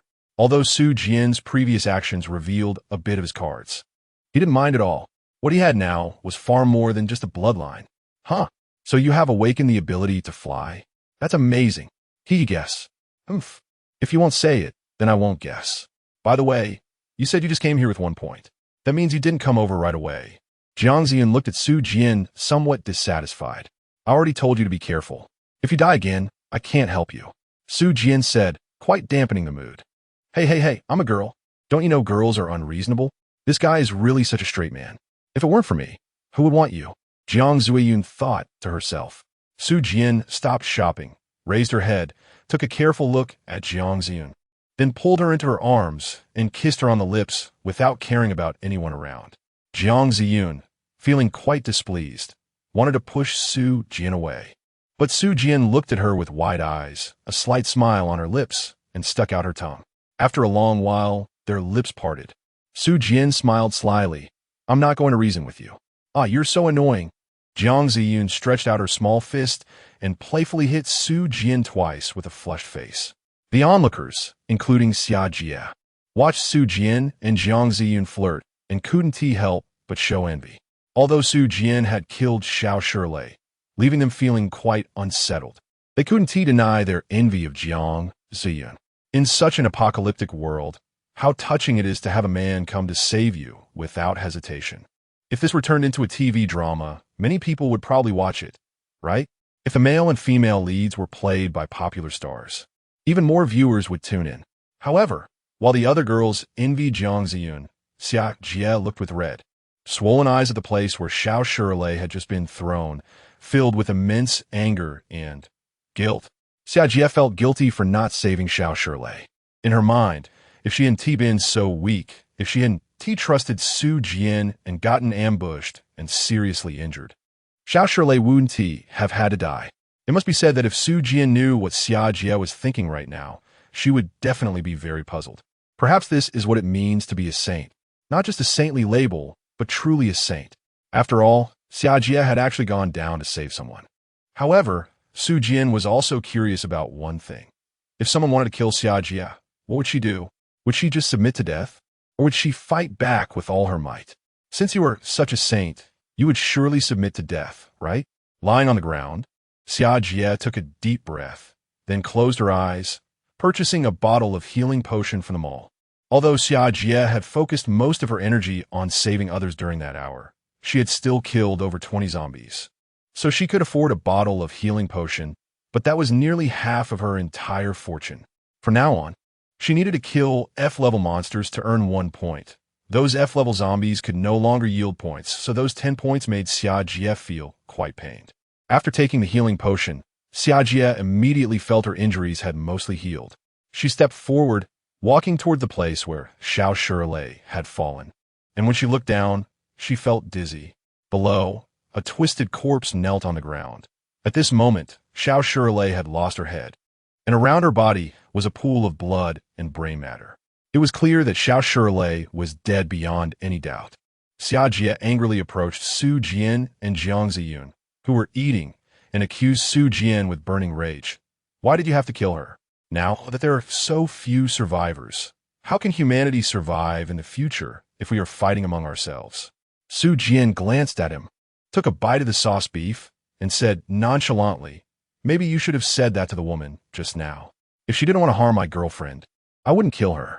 But Jiang Ziyun is fine, so why do you still want to kill her? Xia Jie's pupils widened, as if she were suppressing her inner rage. Su Jian said in surprise, your logic is quite interesting. According to your reasoning, does that mean a murderer can be forgiven as long as they haven't killed anyone? You're just being unreasonable. Xiao Shilei is not a murderer. She just acted impulsively. This has nothing to do with me. All I know is that she wanted to harm my girlfriend, and if I hadn't had some power, my girlfriend would be dead. So I had to kill her. Also, please leave and don't ruin my girlfriend's appetite, Su Jian said coldly. This woman is too stubborn. Su Jian didn't want to say anything more to her. Jiang Ziyun survived, not because that woman showed mercy, but because Su Jian awakened the terrifying Titan bloodline and gained the ability to control gravity. If it weren't for that, Jiang Ziyun would have undoubtedly died. Yet, in Xia Jie's words, Su Jian became the evil side, which made him feel both amused and exasperated. Xia Jie sneered and said, "Fine, just wait. You've broken the law, and I will definitely ask my father to bring you to justice." The identity of the campus belle is basically no secret. After all, in a school with so many people, there are always a few capable individuals who get specific information about them. Even if Su Jian didn't want to pay attention to the campus belle, there were always people chattering in his ear. So Su Jian knew very well that Xia Jie's father was the head of the local police station. However, Su Jian was not afraid. Let's not even talk about whether your dad is still alive. Even if he is, what can he do to me? Su Jian was amused by this brainless woman, put down her chopsticks, and showed a look of panic on her face. Then, in a playful manner, she said, "Oh, I was so scared at that time, you know? She was going to kill my girlfriend. I was so afraid she would push my girlfriend off the rooftop again, so I had to strike first." Ha! Next to her, Jiang Ziyun covered her mouth and chuckled softly, feeling that Su Jian was really interesting. Su Jian sat cross-legged on the mattress, and Jiang Ziyun thought for a moment before directly lying into Su Jian's arms, then hugging Su Jian and smiling at Xia Jie. Although their time together had been short, Jiang Ziyun was very clear about what kind of person Xia Jie was. To put it nicely, she was someone who detested evil and cared about the country and the world. To put it less kindly, she was just a stubborn saint. However, the key issue was that this saint actually had very strong abilities. After Su Jian finished dealing with the monster, her expression changed, and she immediately looked at Xia Jie with a cold gaze, saying, "Guess what the law will sentence me to now?" Xia Jie furrowed her brows and remained silent. Su Jian sneered, "It seems you really have no brains at all. Isn't your dad the police chief? Why don't you even understand the most basic legal knowledge? What I did counts as self-defense. She already pushed my girlfriend once. Can anyone guarantee she won't push her a second time? So even if I killed her, in my situation, it's called self-defense legally, and the judge would consider reducing my sentence." That's impossible. Killing someone is a violation of the law." Xia Jie said anxiously. "Impossible? How could that be? Can a murderer really go unpunished? It's really ridiculous. Don't you know the current situation? I don't want to explain the difference between disaster and apocalypse to you, but in this kind of apocalypse, what's wrong with killing someone? Perhaps for many people, it's hard to change their mindset immediately, but that should only apply to not wantonly killing the innocent, right? For someone who wants to put you or your relatives and friends to death, do you still want to let them go? If such a person really exists, whether they are the protagonist or a supporting character, I really don't understand. Isn't that a sign of having a mental illness?" Su Jian sneered and said, "You woman, you're really annoying. It's better for you to leave quickly and not waste my time, nor affect my girlfriend's mood. Here, have a piece of beef." Su Jian turned her head, and her previously cold expression instantly softened. This expression control is something those trashy young idols will have to learn for a lifetime. Su Jian bit into a piece of meat and didn't swallow it right away. Instead, she left half of it hanging out and then lowered her head, bringing it close to Jiang Ziyun. Jiang Ziyun's little face turned red, but she didn't lose face for Su Jian and leaned forward to take a bite of the remaining half of the beef. The 5 spectators nearby gasped in their hearts. "Wow, this is too sweet. I also want a sweet romance." However, now that the world has undergone a catastrophe in their understanding, it is the apocalypse. Wanting to find a sweet romance in a post-apocalyptic world is not to say it's impossible, but the probability is indeed quite slim. Chapter 30. The difference between the apocalypse and catastrophe. Looking at Su Jian and Jiang Ziyun being so intimate without any restraint, Xia Jie snorted coldly, suddenly swung her hand, and then turned to leave.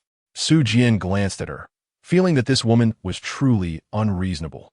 "Is she pretty?" Jiang Ziyun asked with a smile beside her, a hint of coldness in her smile.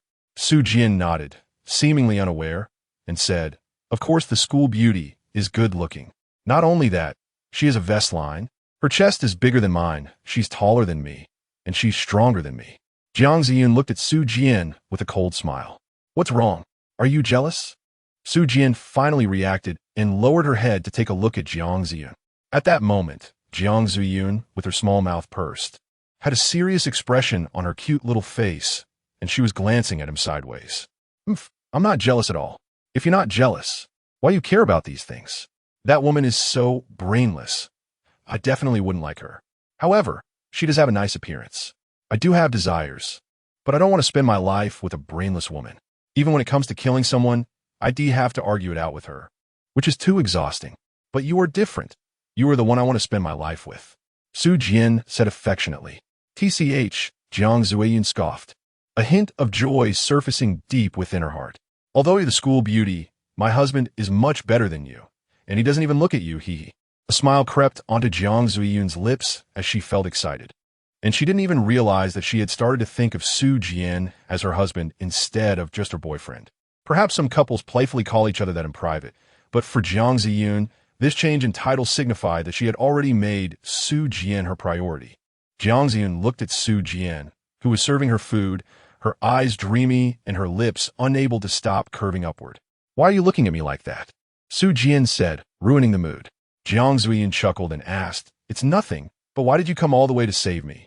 Su Jian's forehead revealed a big question mark, as Jiang Ziyun seemed even more capricious than him. At first, she asked him what bloodline he had awakened, and after being interrupted, she started asking if the school bell was pretty. Now, she was even asking why he came to save her. Are women really this complicated? But it was his own choice, so Su Jian didn't mind this little quirk. He smiled and said, You're my girlfriend, so I came to save you. That's all there is to it. That's all there is to it? Jiang Ziyun's small mouth slightly opened, revealing her neat teeth. And then she bit Su Jian's arm a bit unhappily. Can't you say something nice? Su Jian smiled slightly and said no more. Xia Jia was a high-cold school beauty, a martial arts practitioner for many years, a police officer's descendant, and had a striking appearance. With so many labels, she could almost be considered an outstanding woman. However, she had one flaw.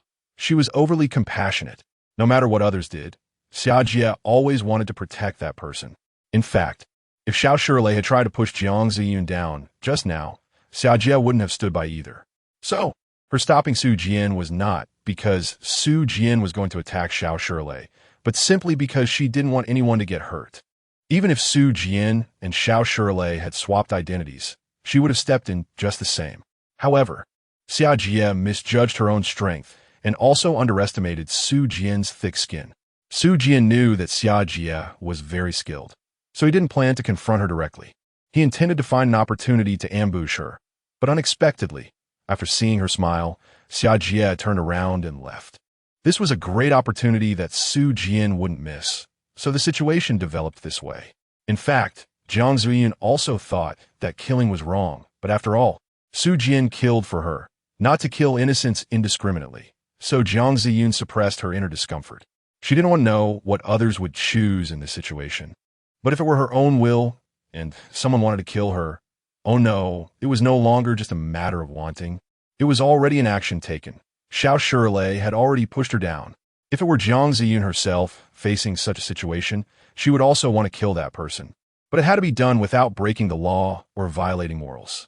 But now, Jiang Ziyun closed her eyes, as if she could still hear the zombies' roars in the corridor. Now that it was the end of the world, killing shouldn't be a big deal, right? Moreover, they were justified. Jiang Ziyun suddenly raised her head and asked Su Jian, I remember you just mentioned the difference between a disaster and the apocalypse. Is it not the apocalypse now, but a disaster? Jiang Ziyun frowned slightly, then shook her head and said, I don't know. It's fine not to know. And let me ask you, do zombies equate to the end of the world? Jiang Ziyun thought for a moment and said, It seems not.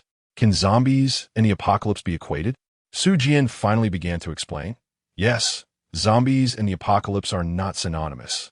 But there are always a bunch of fools who think that zombies represent the apocalypse, perhaps because of those Resident Evil movies. In my view, zombies are just one representation of the apocalypse. Come on, open your mouth up. Jiang Ziyun opened her small mouth and took the food that Su Jian handed over, then frowned, pondering what Su Jian had said. I think the theme of the apocalypse is despair, the kind of helplessness of humanity, just like the extinction of dinosaurs. Although there is still no accurate explanation for it. One thing is certain, the extinction of dinosaurs happened in a very short time. Such inevitable extinction is what the apocalypse is about. So if we look at it from the perspective of Resident Evil, then it indeed counts as an apocalypse. After all, there are no superpowers or systems involved. Purely based on the setting of that movie, the extinction of humanity by the zombie virus is just a matter of time. But what about now? Although the infected are zombies and have the ability to spread infection, will humanity perish? No, at least not in the short term, because there is a system in place. In fact, due to the existence of professions, skills, bloodlines, and other factors, as long as humanity can endure the initial chaos, they will become even stronger. The food produced by the system may be expensive, but it's really delicious. Jiang Ziyun rolled her eyes at Su Jian and said helplessly, "Can you finish explaining the difference between disaster and apocalypse first?" Okay, hey. Don't be so serious. Su Jian smiled and continued. Although zombies have appeared, humans can become stronger with the help of the system. Moreover, even an ordinary person should have F-level combat power, while zombies are only at F level. As long as you don't get surrounded, killing zombies is really not a big deal. So, will humanity go extinct? No. On the contrary, this disaster will make us stronger. Therefore, I don't want to call the current situation the apocalypse. I prefer to describe it as a disaster. In my view, this is just a disaster like earthquakes, tsunamis, and typhoons, difficult to resist, and many people will die. But once the disaster is over, the survivors will rebuild their homes.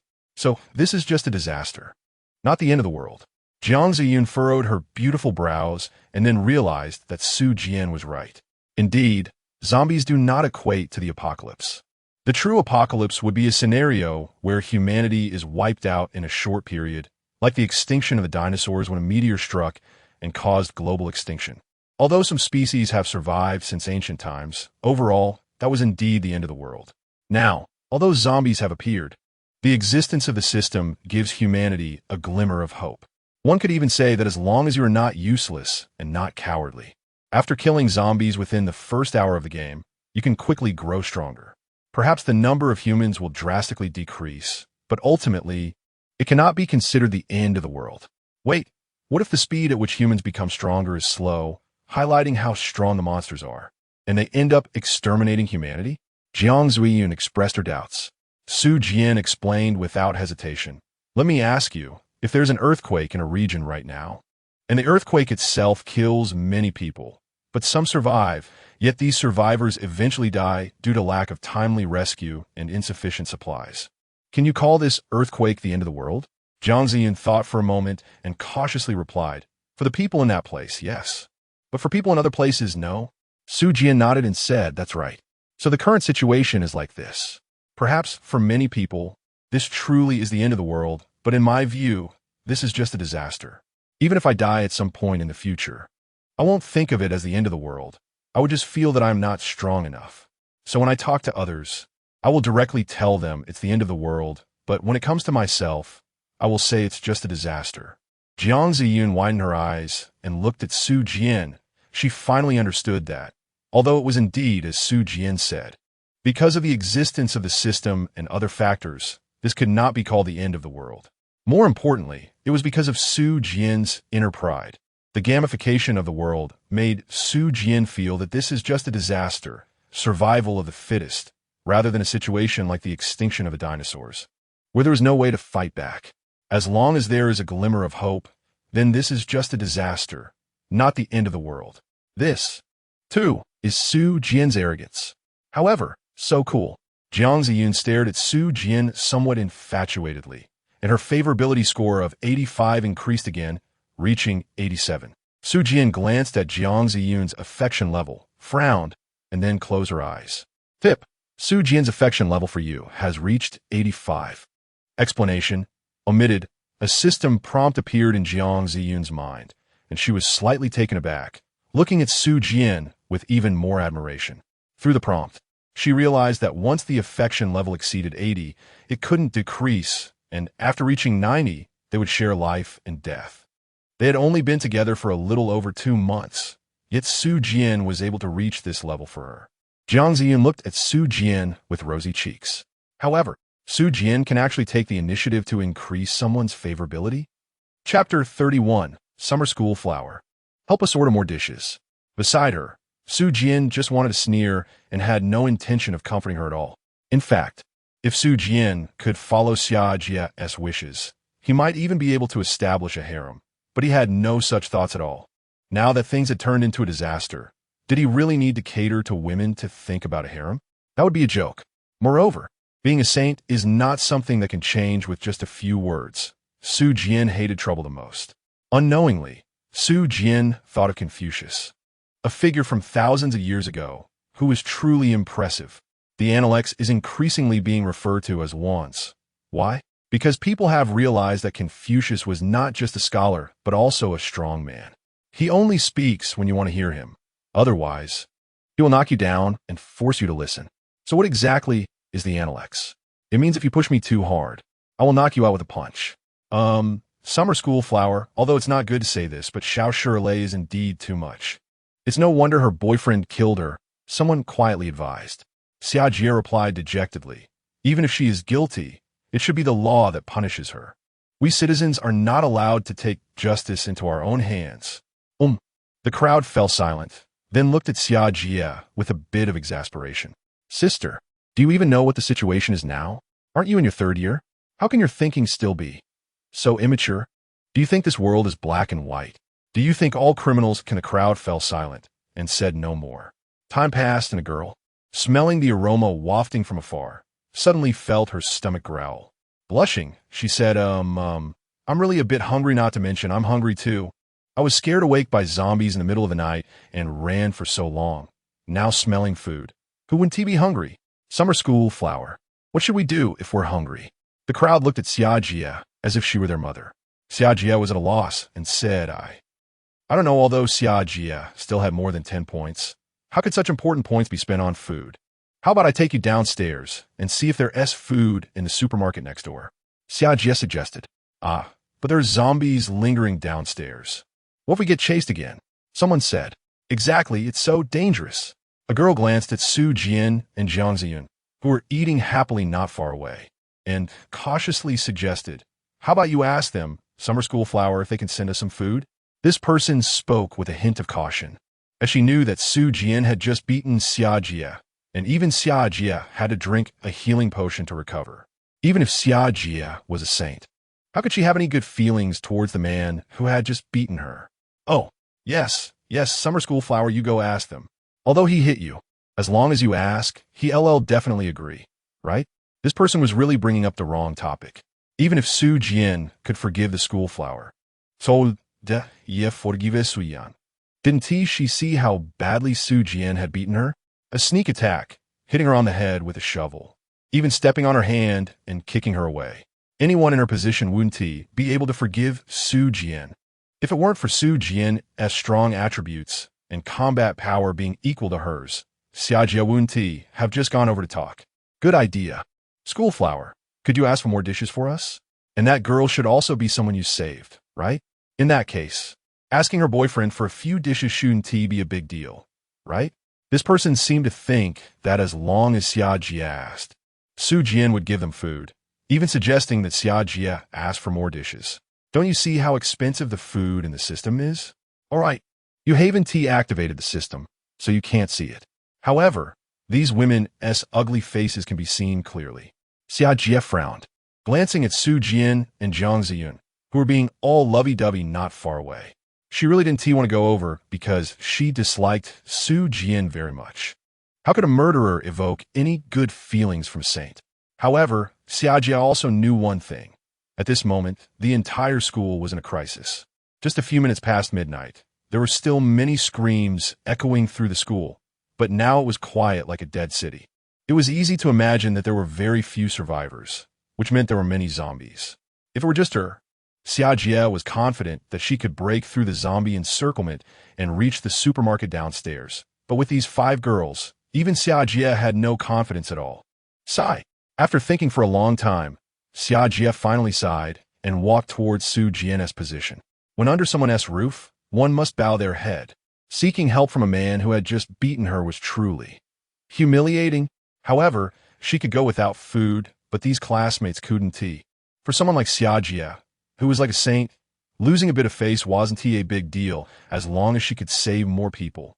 So, Xiajie strode over to Su Jian and Jiang Ziyun, and just as she was about to speak, she heard Jiang Ziyun ask Su Jian, "Hey, husband, what are you planning to do next?" Xiajie, who was about to speak, paused and perked up her ears, listening intently.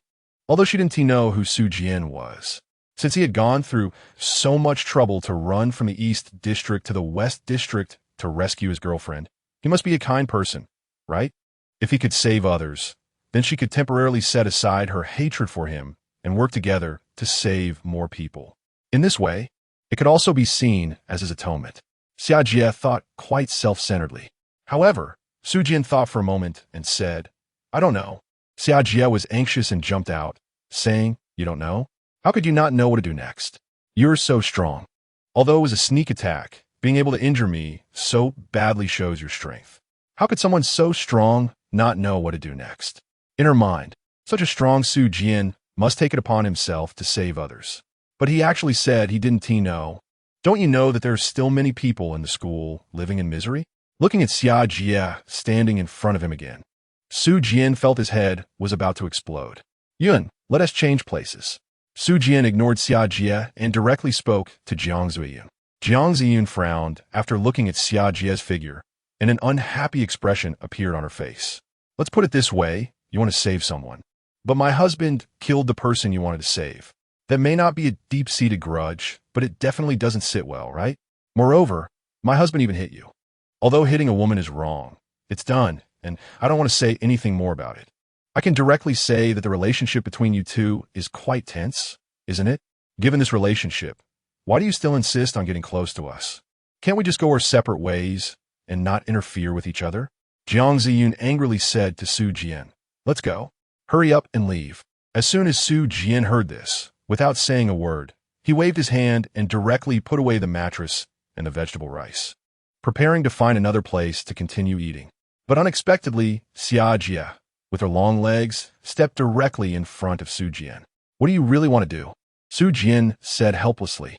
Xiajie widened her eyes, looking at Su Jian seriously, and said, "I just want to know, do you really not know what to do next?" Su Jian sighed and said, "Does it matter if I know or not? Why don't you just tell me what you want me to do? Although I can probably guess." The last sentence was spoken very softly by Su Jian. Xiajie raised an eyebrow and angrily said, "You're so strong, but you have no sense of responsibility at all? Our school has nearly 30,000 students, teachers, and staff combined. Although the apocalypse broke out very suddenly, there must be a large number of survivors still alive. Don't you have any thoughts about it?" Su Jian pouted and said, "So you want me to go save them, right? As expected, a saint is a saint. Selfless and kind-hearted. I just want to live my little life. Why do you have to morally kidnap me?" Xiajie raised an eyebrow and said, "That's right. And this isn't something I want you to do. It's something you should do. With great power comes great responsibility." "Ah, I knew it would be like this." Su Jian sighed, feeling very helpless. The thoughts of the saintess were indeed beyond the understanding of others. "You want me to save people? Sure. But why do you have to be so arrogant about it? You even say it's what I should do. Come on, why should I? Who are they to me? Why should I risk my life to save them? Do you think I'm a soldier, a firefighter, or a police officer? I'm just an ordinary citizen. Can I save people? Sure. We are all children of the 9 provinces. Even without blood ties, we are one big family. But the problem is, saving people is a matter of friendship, and not saving people is my duty. How did it turn into something I must do in your words? The greater the ability, the greater the responsibility? Nonsense. That's just Western ideology brainwashing you. Do you really think they are so noble? Have some sense. Just because a foreigner farts, you analyze what they had for breakfast. If they were that noble, there wouldn't be wars in the world. Our country wouldn't have been plundered. Think carefully about what they did when they had the power. They were plundering you, instigating wars. And now you watch a few movies and then tell me that the greater the ability, the greater the responsibility. Don't you find it ridiculous that they propose such a theory? A bunch of fools, really believing whatever they say? Chapter 32. Don't worry, I won't hit you this time. Jiang Ziyun touched her flat abdomen and said, "I'm not completely full, but I'm 7/10 full. That's enough." Su Jian gently touched Jiang Ziyun's abdomen, saying affectionately, "You're already so thin, and there's hardly any meat on your belly. There's no need to lose weight. Oh no, that won't do. What if I get fat and you don't want me anymore? Silly. Watching Su Jian and Jiang Zuiyun being intimate right in front of her, Xia Jie suddenly felt a bit envious, though she couldn't quite put her finger on what that feeling was. It seemed like a feeling of fullness. Not just full, but stuffed. All right then, let's head straight to the integrated building. Su Jian nodded and said, "What are we go to the integrated building for?" Jiang Zuiyun asked in confusion. Su Jian did not explain directly, but instead looked at Xia Jie and asked, "Can I ask the Great Mother a question?" Xia Jie frowned, feeling that the term Great Mother sounded very unpleasant, but she still nodded and indicated, "Go ahead." Su Jian continued, "If you have two options, the first is to save people one by one, and the second might take a long time on the way. But if successful, it could potentially save all the survivors in the school. Which path would you choose?" Xia Jie frowned, feeling very confused. From her previous behavior of going door to door with Jiang Ziun, it was clear that this woman had some brains, but not much. So she completely could not understand what Su Jian was talking about. What method can save all the survivors in the school? Can you be more straightforward? Xia Jie asked without any embarrassment. Wow, I didn't know you were really asking. Su Jian first gasped in surprise, then spoke. The former method is, of course, for each of you to go door to door, killing zombies and saving people one dormitory at a time, then one building at a time. Our school has more than 20 dormitory buildings in the East and West districts combined. If you choose this method, I really don't know how long you'll be working. The latter method is much simpler. Our school still has electricity, so the broadcast room can naturally be used. We can go directly to the broadcast room and inform others of the known information. On one hand, it can help them save themselves. On the other hand, it can prevent them from panicking so much, allowing them to wait for us to rescue them. So, which option will this great saint choose? Su Jian smiled at Xia Jie, and as expected, Xia Jie excitedly said, "Of course, we should choose the second option." After shouting this, Xia Jie paced excitedly in place, muttering to herself, "Yes, if that's the case, many people can save themselves, like Jiang Ziyun, who can directly lure the zombies away or escape by themselves. Even if they don't have the courage to save themselves, they can wait for us to rescue them, so they won't make some irrational decisions in a panic." What a great idea! Xia Jie looked up, her eyes sparkling with excitement as she gazed at Su Jian. Su Jianwei smiled slightly and said, "How about this? Let's take this campus bell with us to the comprehensive building in the North District." What is the comprehensive building for? It's actually a gathering place for various clubs, such as the dance club, music club, street dance club, and so on. Besides that, the broadcasting room is also located here. However, more importantly, next to the comprehensive building is the office building, where the principal's office is located. Su Jinka still remembers the meteorite that made her faint for a moment. Moreover, the global meteorite fall was followed by the outbreak of the disaster that same night, which made it hard for Su Jinka not to associate the disaster with a meteor shower. As for the fall of that meteorite, it is said that the principal had someone move it to his office. Su Jian had previously found it troublesome and lazy to look for that meteorite. Anyway, the disaster had already occurred, the system had been activated, and he had even obtained the super skill of 100-fold points. So he didn't care much about the meteorite anymore. He thought he would just take his time to go and have a look when he had the chance. However, now, Xia Jie had directly blocked his path. In a direct confrontation, even if Su Jian could win, it would be a narrow victory. Although Xia Jie's physical and intellectual abilities were relatively low, her strength and agility were definitely the greatest embodiment of combat power. Therefore, unless absolutely necessary, Su Jian did not want to confront Xia Jie head-on. Since that was the case, he had no choice but to bring forward his delayed plan. Coincidentally, this great mother could also act as a bodyguard along the way. Although Su Jian had come over quickly, he did see a few zombies along the way. This situation could be explained in two ways. Either someone was foolish enough to open the door and not close it, letting the zombies out, or someone was actually sleeping with the door open in the middle of the night. Su Jian found it hard to understand. In this society, you might open a window, but would someone really sleep with the door open? The world is indeed full of wonders. So since there were zombies in the school, getting a free bodyguard wasn't such a bad deal after all. After all, This great mother would definitely work hard and be willing to bear any hardship. Su Jianwei was taken aback for a moment, then suddenly realized and smiled. Don't worry, I won't hit you this time. Xia Jie made a big fuss and turned to leave.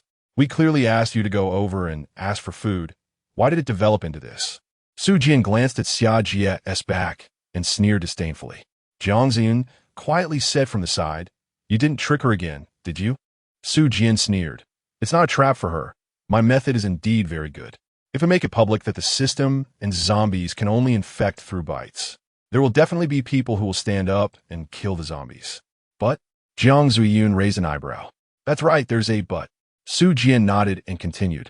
But more people are still very timid, unable to stand up. Just think about what the survivors are doing now.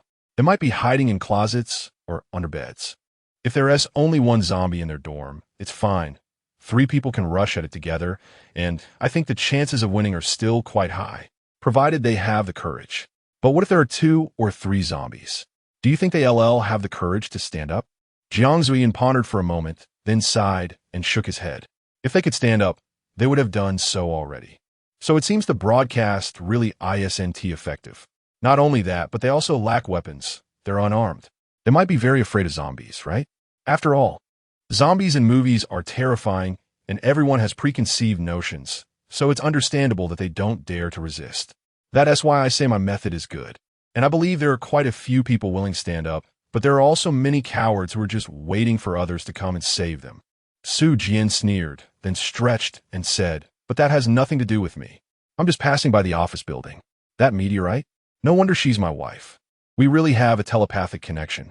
Su Jian embraced Jiang Ziyun, resting her head on Jiang Ziyun's shoulder and affectionately kissed her cheek. Jiang Ziyun's skin was very fair, tender, and smooth with a hint of coolness. It felt like fine silk, smooth and refreshing. Kissing her was like savoring fine wine, making one unable to resist indulging a little longer. Just then, the rooftop door suddenly opened, and Zhao Wumian and others rushed out. Oh, Sufyan, climbing up to the 7th floor nearly exhausted us. We don't even know which idiots let the zombies loose. There were over 20 zombies on the 4th floor. It scared the life out of us. We had to take a detour to get up here. Zhao Wumian's shout made Su Jian smile and caused some girls to blush. Su Jian smiled and said, Oh, congratulations, you won the prize. We're about to go downstairs. Jiang Zuiyun chuckled, covering her mouth. Zhao Wumian, Jiang Chun, and Ma Hao, who had just come up, looked at Su Jian in confusion. After learning the whole story, the 3 of them felt like crying. Had they known this would happen, they wouldn't have come up at all. They might as well have waited downstairs. Zhao Wumian stared at Su Jian with an unhappy expression, while Ma Hao directly moved closer to Xia Jie, chatting and making small talk. Goodness, this guy turned out to be a lecherous fat man. Jiang Chun, on the other hand, was looking at Su Jian's legs, deep in thought. Although they had arrived a bit late, they had witnessed Su Jian's astonishing feat of flying up to the rooftop on the 7th floor by stepping on the wall. This scared the 3 of them so much that they stopped dead in their tracks, rubbed their eyes, and looked at that figure in disbelief. In the end, Zhao Wumian exclaimed, Damn, it can't be that treasure chest in the cafeteria, right? Maybe the treasure chest gave out a flying item. Or perhaps it released a bloodline awakening potion, allowing Su Jian to gain the ability to fly. However, Jiang Chun recalled that earlier, when they were on the 1st floor of the dormitory, Su Jian had mentioned going to the bathroom. Jiang Chun squinted, standing next to Su Jian, and secretly glanced at him. This person was too cautious and too powerful. Jiang Chun buried his jealousy and envy deep within.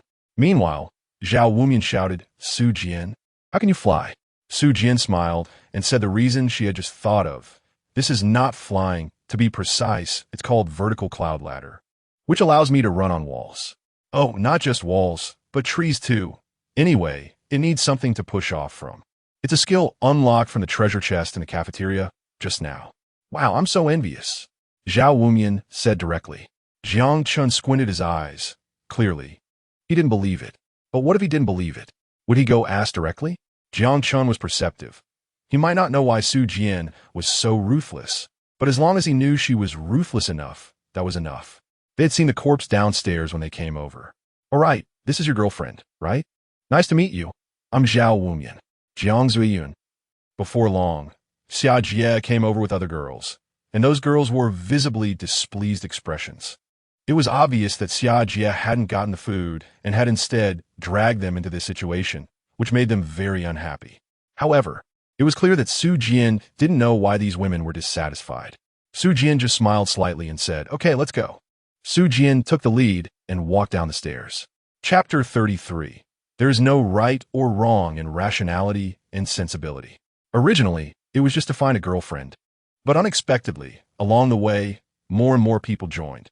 First, there was Zhao Wumyan from his dormitory. Then he picked up Jiang Chun and Ma Hao on the way.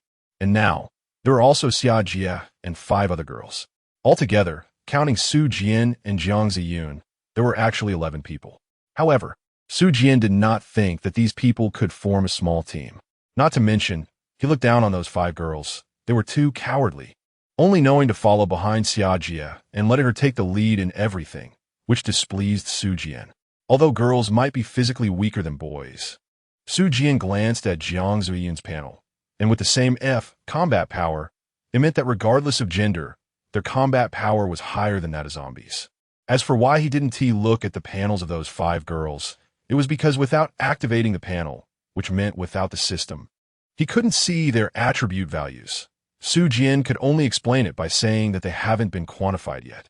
"Sufyan, there are a bunch of zombies on the 4th floor. Should we go around?" Zhao Wumyan asked. Su Jian thought for a moment and said, "Do you want to activate the system?" Jiang Chun and Ma Hao's eyes lit up, and they quickly nodded. Jiang Chun had wanted to activate the system for a long time, but he wasn't very familiar with Su Jian before, so he hadn't made such a request. However, now that Su Jian had taken the initiative to bring it up, he wouldn't pretend to decline. Ma Hao actually couldn't understand the authenticity of the system, but since someone was offering to help, he thought he might as well give a try. As for the 5 girls behind Xia Jie, they whispered, "Do we really need to? Isn't it enough to have you guys protecting us?" Su Jian glanced at them, gave a cold laugh, and then turned to Jiang Chun and Ma Hao, saying, "Let's go, I'll help you activate the system. Those who want to follow can come along, and those who don't can stay away." Is Su Jian a nice guy? No, but if that's the case, why did he help Ma Hao and Jiang Chun activate the system? In fact, Su Jian didn't think too much about it. On one hand, he wanted to see how many zombies others would need to kill to activate the system after reaching a certain point. Would it still be just 1 like before? Or they need to kill 2 or 3? On the other hand, the zombies were only F level, and if Su Jian killed them, he wouldn't gain any points. So he thought he might as well make use of them.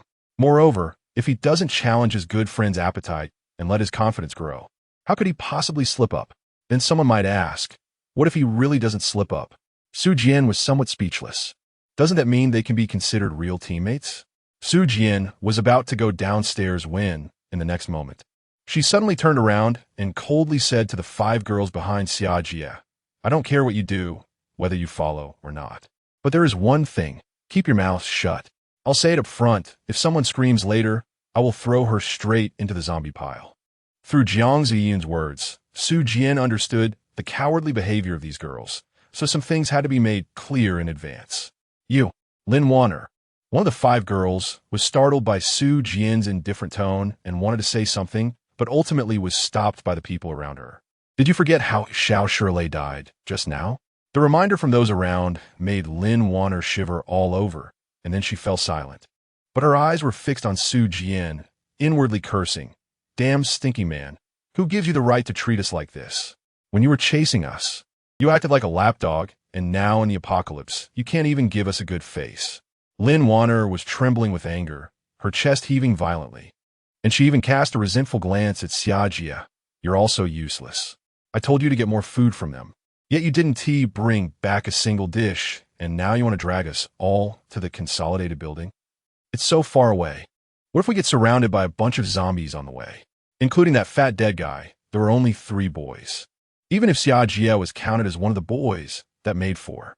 Can you protect so many of us?" If Su Jian knew what Lin Wanner was thinking right now, she would definitely be amused. "You really have a lot of confidence in you 5 girls." Unaware of the situation, Su Jian turned to Ma Hao and Jiang Chun and said, "You two, whatever I tell you to do later, you do it. But this small matter of not shouting must be adhered to, otherwise I will throw you in as well. Especially you, she said seriously to Zhao Wumian. I killed a zombie lady on the first floor, and your loud voice almost rivaled a soprano. If there hadn't been no zombies in the corridor, we might have been surrounded. Things are different now. You need to control your voice. Although you're my roommate, I won't give you too many chances. Zhao Wumian scratched his head, feeling a bit embarrassed, and said, I will control myself. Jiang Chun and Ma Hao also nodded earnestly.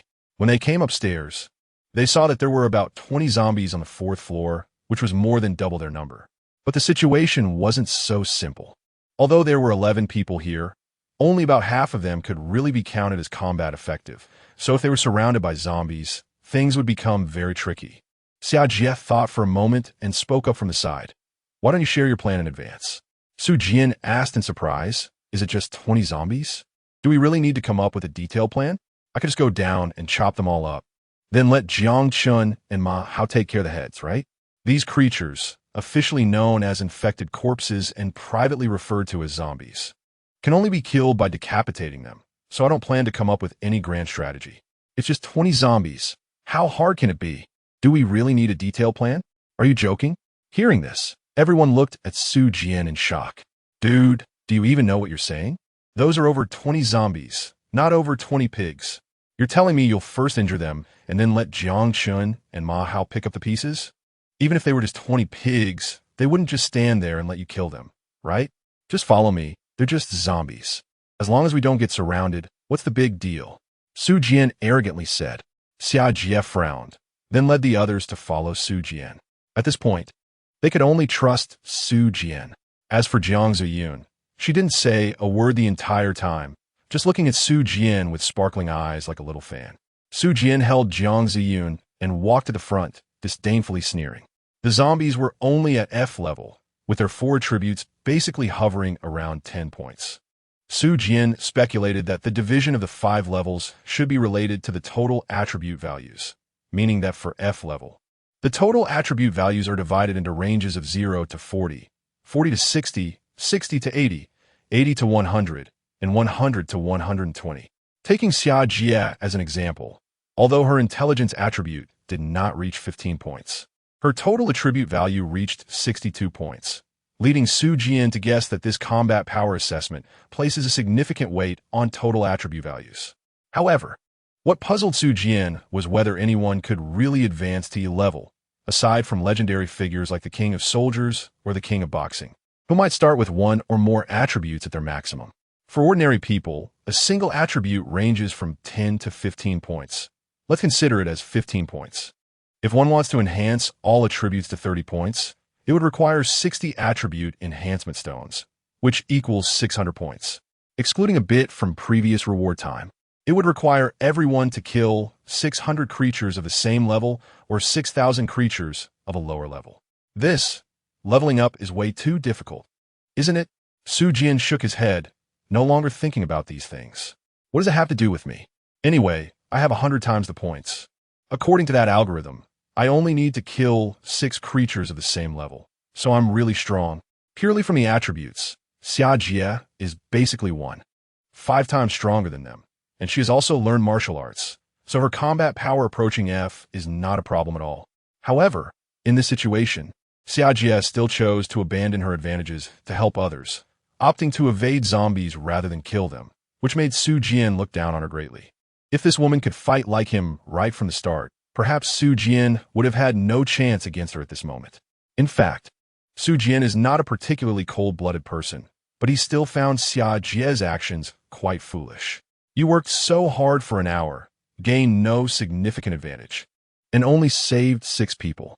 But what if you had fully focused on improving yourself? That hour might have made you superhuman. After you become stronger, would you still only be able to save 6 people? Perhaps you could save 60 or 600 people. So in Su Jian's view, this woman was completely unaware of the gravity of the situation and lacked common sense. But in reality, who can remain calm like Su Jian all the time? If you have 2 paths ahead of you, the left one has a person dying nearby, while in the distance there are dozens of people dying. The right path can make you stronger and allow you to save those dozens of people after you become stronger. In this case, Reason tells you to give up on that one person and focus on becoming stronger to save the many.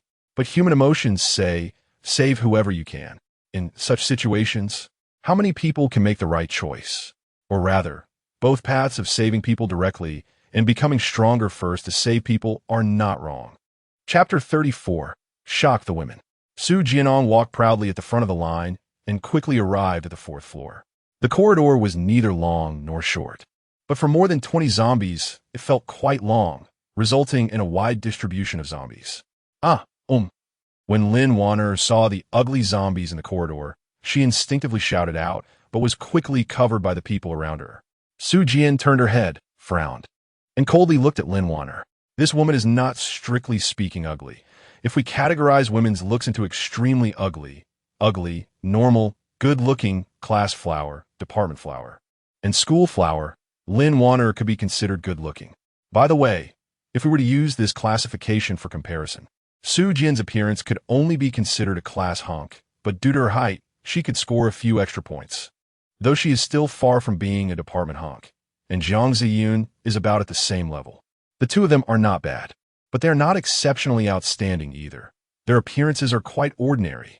Well, they're not like the kind of universally beautiful or handsome people online, nor are they the kind of protagonists in other novels who are breathtakingly stunning. Xia Jie took a step forward and softly said, can we give her another chance?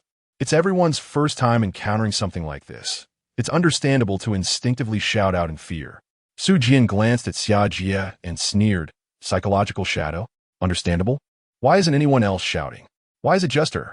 I've already emphasized this, yet this woman still makes such a basic mistake, which really annoys me. Su Jian Lin Wanner, Xia Jie. This time I'm giving you this face and forgiving her, but believe me, my patience is very limited, especially after I realize the world has been gamified. So I want to give second chances. I will directly not allow any more. Su Jian let out a cold snort, then swung his right hand to take out a military shovel from the warehouse. He then slowly stepped forward, walking towards the zombies that were slowly moving this way due to Lin Wanner's screams. The zombies charged slowly towards Su Jian, wasting time. Su Jian scoffed coldly. Then instead of retreating, she charged forward, facing more than 20 zombies head-on. Jiang Ziyun casually sat on the nearby steps, propping her chin up with her hands, smiling at Su Jian. The corridor was not very spacious, so even though there were over 20 zombies, only about 3 could move in parallel at the same time. These zombies were all female. Some wore pajamas, some were scantily clad, and some were completely naked, exposing their somewhat bluish-black skin, with many private areas directly exposed. And their quivering breasts drew even more attention. If one were to ignore their blood-red eyes, exposed fangs, and the bulging veins all over their bodies, one might even think they had stumbled into a den of female demons. But now, they had all turned into zombies, and anyone bitten would become infected zombies. In front of Su Jian stood only 3 zombies. After approaching them, Su Jian directly delivered a kick to the middle zombie. Bang! Su Jian now has a total attribute value of 70, almost double that of these zombies. So with one kick, he sent this zombie staggering and knocked over several others behind it. After kicking down several zombies, Su Jian swung his military shovel down, chopping off the right arm of the zombie on his right. Then, he turned his body, and with a horizontal slash of his right hand, he severed the legs of that zombie. At the same time, Su Jian raised his right leg high and delivered a powerful side kick to the head of another zombie. When he was buying food on the rooftop, Su Jian also bought a pair of military black combat boots for 20 points. Although these shoes do not add any attributes, they are very tough and fireproof. Yes, fireproof, which is just ridiculous. Besides that, these shoes are very sturdy, even if you try to cut them with a small knife. It would take a long time to break through. No wonder they are worth 20 points. Su Jian's attributes were already very strong, and with these hard shoes, if a normal person's head were to take a kick like that, they might even suffer a concussion. However, the zombie in front of him merely stumbled and knocked over a few other zombies before getting back up. A brainless zombie is truly terrifying. Yet, Su Jian felt no fear at all, with a cold sneer. He picked up the female zombie whose 3 limbs had just been severed with his left hand and tossed her over the heads of the group of zombies behind them.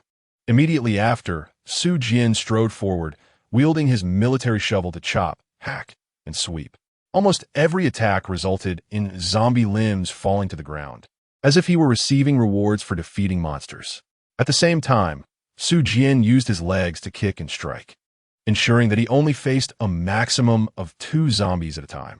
After chopping off 3 or 4 limbs from a zombie, Su Jian would grab it with his left hand and throw it behind the zombies to prevent being attacked from both sides or having them bite at his calves. Su Jinka didn't know if the detoxifying agent could cure the zombie virus, so he had no intention of trying it out. Even if he did want to try, he would have to use someone else as a test subject. Wow, so strong, Xia Jie exclaimed, her mouth agape, feeling incredibly shocked. Although she knew Su Jian's attributes were stronger than hers, she wasn't clear on his true combat power because he had just caught her off guard. But now, seeing him in action, she realized his combat strength was indeed impressive. No, it wasn't just impressive, it was very strong. He had figured out his own attack methods through slaughter. Who exactly is he? Xia Jie looked at Su Jinka in astonishment, wondering how this man could achieve such a feat. Is he psychologically disturbed? Is he sick? How can he reach this level? Even if these zombies are not human but monsters, doesn't he feel any psychological burden at all? On the other side, the feelings of the other girls were different.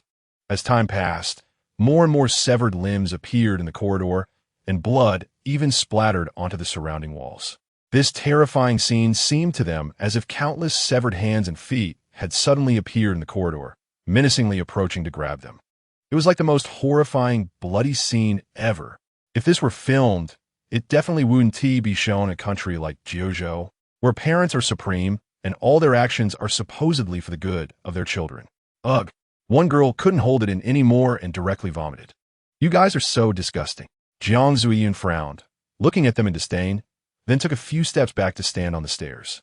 Zhao Wumian and Jiang Chun appeared unfazed, but in reality, they had just vomited and were used to it. There were only about 20 zombies. Even if we counted each zombie as being divided into 5 parts, that would only be a little over 100 pieces.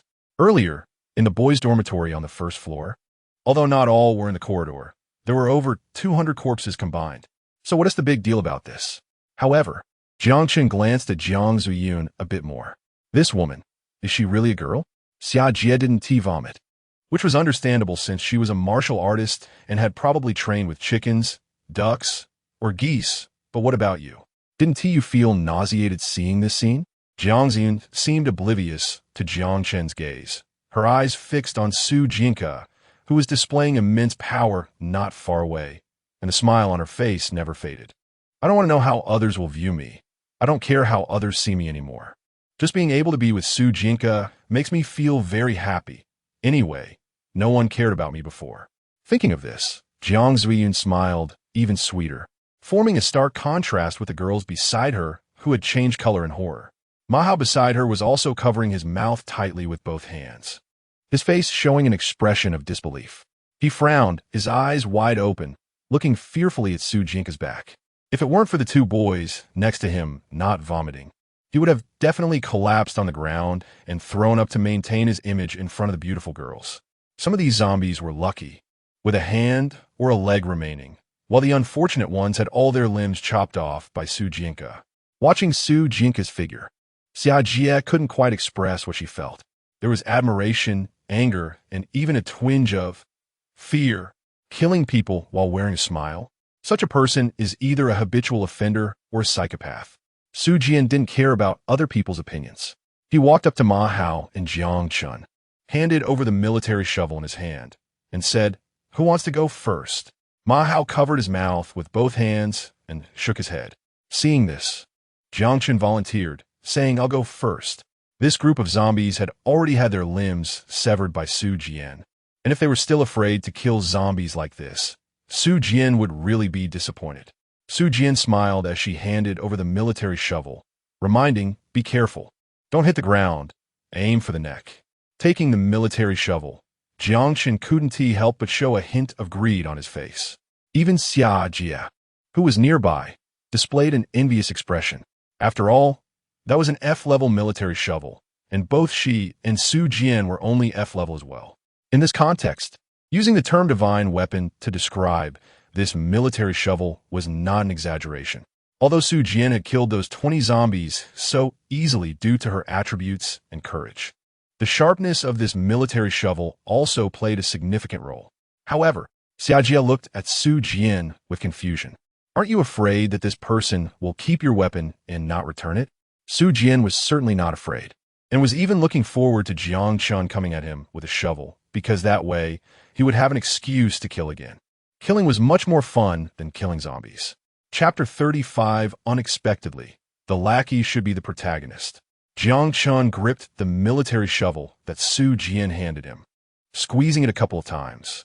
If he could, he really wanted to take the military shovel away, but he didn't dare.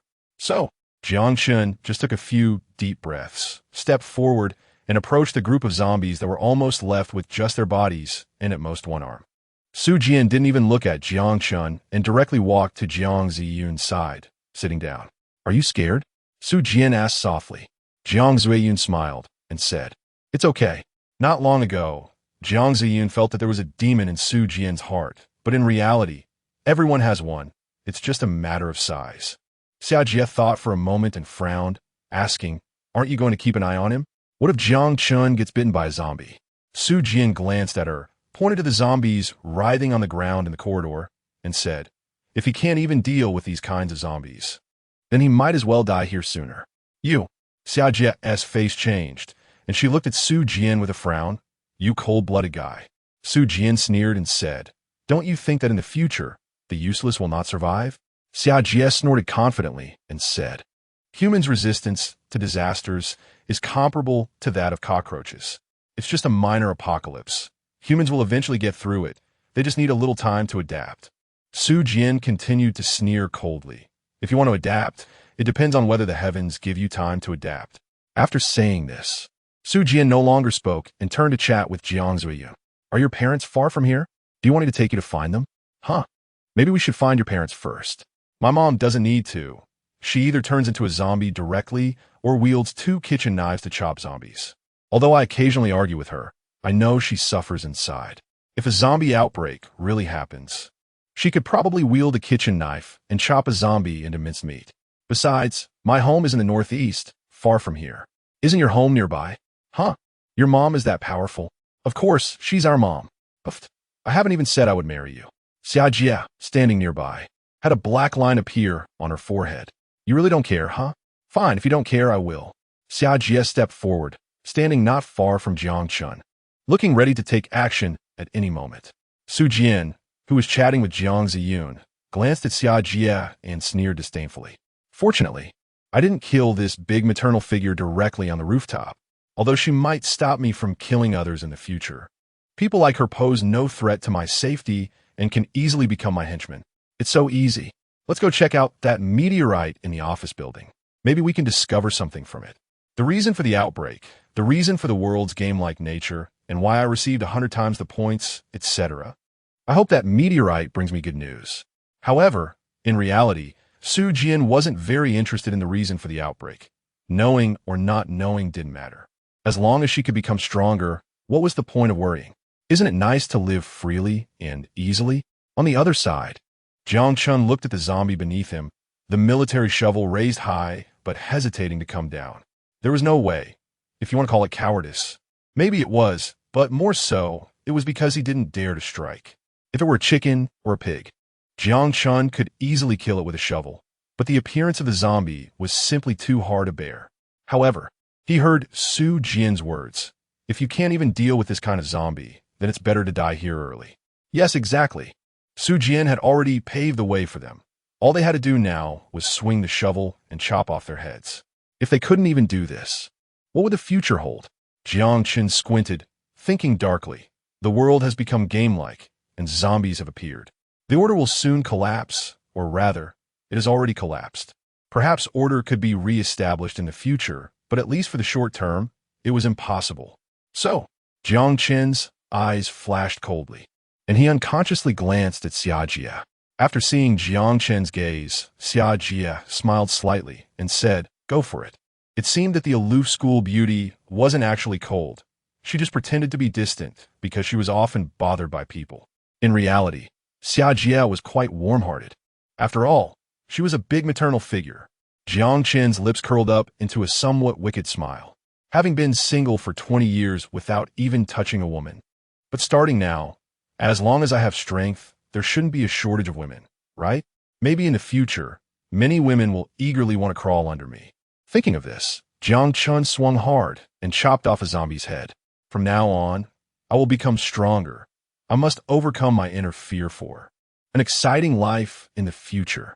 Jiang Chen's eyes showed excitement, but the next moment, he was horrified to find that there was no sound in his mind.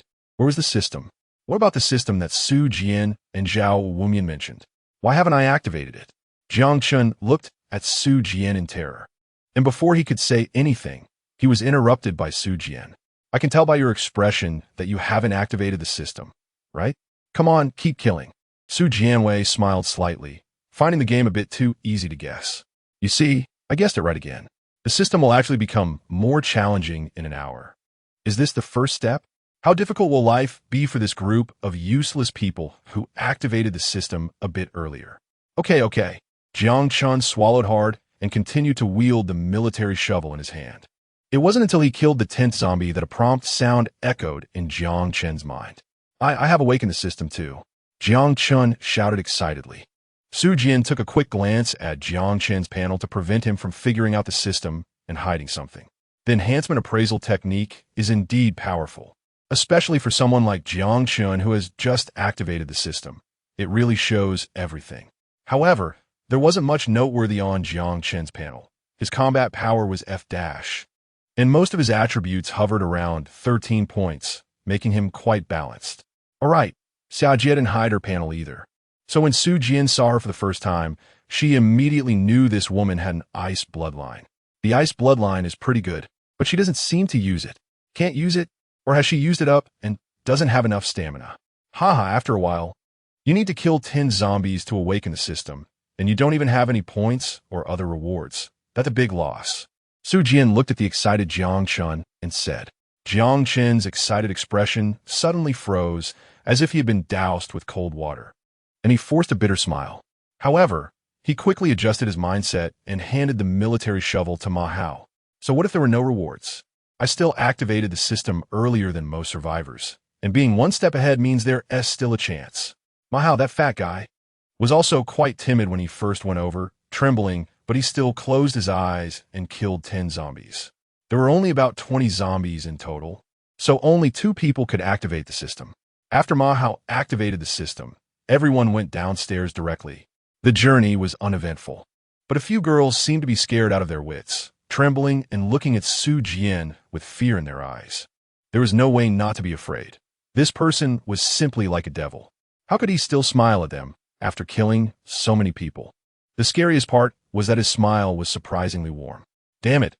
Why do I feel that this demon's smile is so warm? And this is the terrifying aspect of Su Jian. The killing intent in his eyes is real. As long as someone kills enough people, even if it's just livestock, there will naturally be an aura of authority without anger in their gaze. But Su Jian, after killing over 200 zombies, there was not a trace of killing intent in his eyes. Such a person is more terrifying than those with killing intent in their gaze. Just as they arrived on the first floor, everyone noticed that 2 people were walking towards them. Zhao Wumian exclaimed, "Oh, isn't that the rich second generation we met at the cafeteria?" Han Yu saw Su Jian and the others and hurried over. After Su Jian left, they had been unable to find a means of transportation, so they had no choice but to walk over. Han Yu was still thinking about how to find Su Jian, as there were quite a few dormitory buildings around, but unexpectedly, as soon as he arrived, he saw Su Jian and the others. What a coincidence. Han Yu came over with a smile and greeted them. Since one shouldn't strike someone who extends a friendly hand, Su Jian also smiled. Hello, is there something you need? Coincidence? What a load of crap. There are more than 10 dormitory buildings in each of the 2 zones, and they are not even in a straight line. How could it be so coincidental that you found a vehicle and ran into us? Han Yu said somewhat awkwardly. Well, I couldn't find the vehicle I borrowed. But since we're all so fated, how about we act together? Su Jian looked at Han Yu with an inexplicable expression, then smiled and said, all right, no problem. With a team of 11 people, having 2 more or 2 less doesn't make much difference. so Su Jian didn't mind the number of people. By the way, even though Xia Jie was as strong as Su Jian, this 11-person team unconsciously started to follow Su Jian's orders. In fact, Su Jian really didn't want to be the leader, but it seemed that by coincidence, he had become the head. Ah, Vanya? At that moment, one of Han Yu's lackeys suddenly shouted in surprise at a girl behind Xia Jie. Su Jian was slightly taken aback, then smiled faintly. Han Yu's encounter was clearly a deliberate coincidence, but it was truly a coincidence that someone from both sides recognized each other. Lin Wanner was the woman who had asked Xia Jie to request a few more dishes from Su Jian, and she was also the one who gasped in surprise even after Su Jian's reminder. Clearly, she was a self-centered little princess. Her actions were based solely on her own happiness, and she did not care about the emotions of others. So when she heard someone call her name, Lin van was momentarily stunned. After carefully looking at the man behind Han Yu, she thought for a long time before uncertainly saying, "You are He Chung?" He Chung nodded repeatedly, excitedly shouting, "Yes, I'm He Chung, the one who delivers breakfast to you every morning." Lin Wanner disdainfully replied, Okay, got it." Su Jian almost spat out blood in disbelief. "So you're just a sycophant?" Although the two had only exchanged a couple of sentences, more than half of the people present understood this point. Su Jian looked at He Chung and couldn't help but sigh. This Lin Wanner doesn't look like a good woman at all. If she were to abandon you, set you up, or simply throw herself into Han Yu's arms, would you collapse right away? You are the true protagonist of an apocalyptic story, aren't you? What a fool with water in his brain, Su Jian sneered. Chapter 36. The meteorite disappears. Beautiful teacher, 2 more people joined the group, but this didn't affect Su Jian's plan. After Han Yu learned of this, he silently followed behind them. The dormitory building in the west area was quite far from the comprehensive building in the north area, taking about 20 minutes to walk. So with Su Jian's help, everyone got a bicycle, and the large group of 13 set off towards the north area.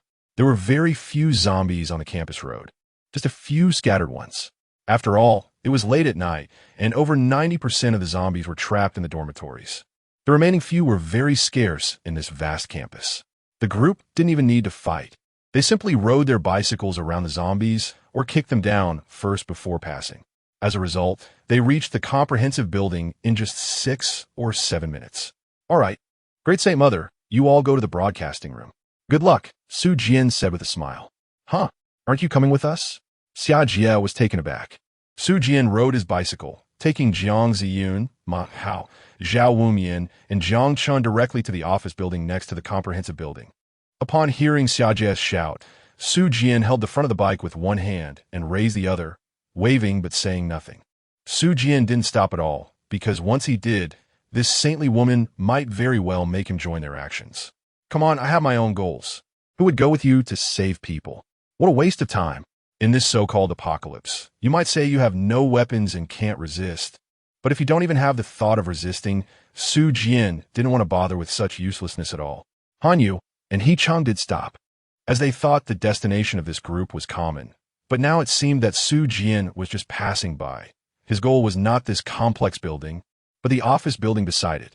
However, seeing Su Jian walk away directly, Han Yu thought for a moment and immediately prepared to follow him. He Chung, on the other hand, hesitated and said, "Boss, I want to go with Lin Wanner and the others." Han Yu looked at He Chung with a strange expression and then smiled slightly. "All right, then you go." After saying this, Han Yu directly followed Su Jian and the others. As the aloof campus beauty, Xia Jie naturally didn't need much introduction regarding her looks. Years of martial arts training had given her a unique allure with a heroic demeanor. And at this moment, her cool outfit was particularly eye-catching. Normally, there should be many boys surrounding her, but at this moment, it seemed that Su Jian and the others were all like upright gentlemen.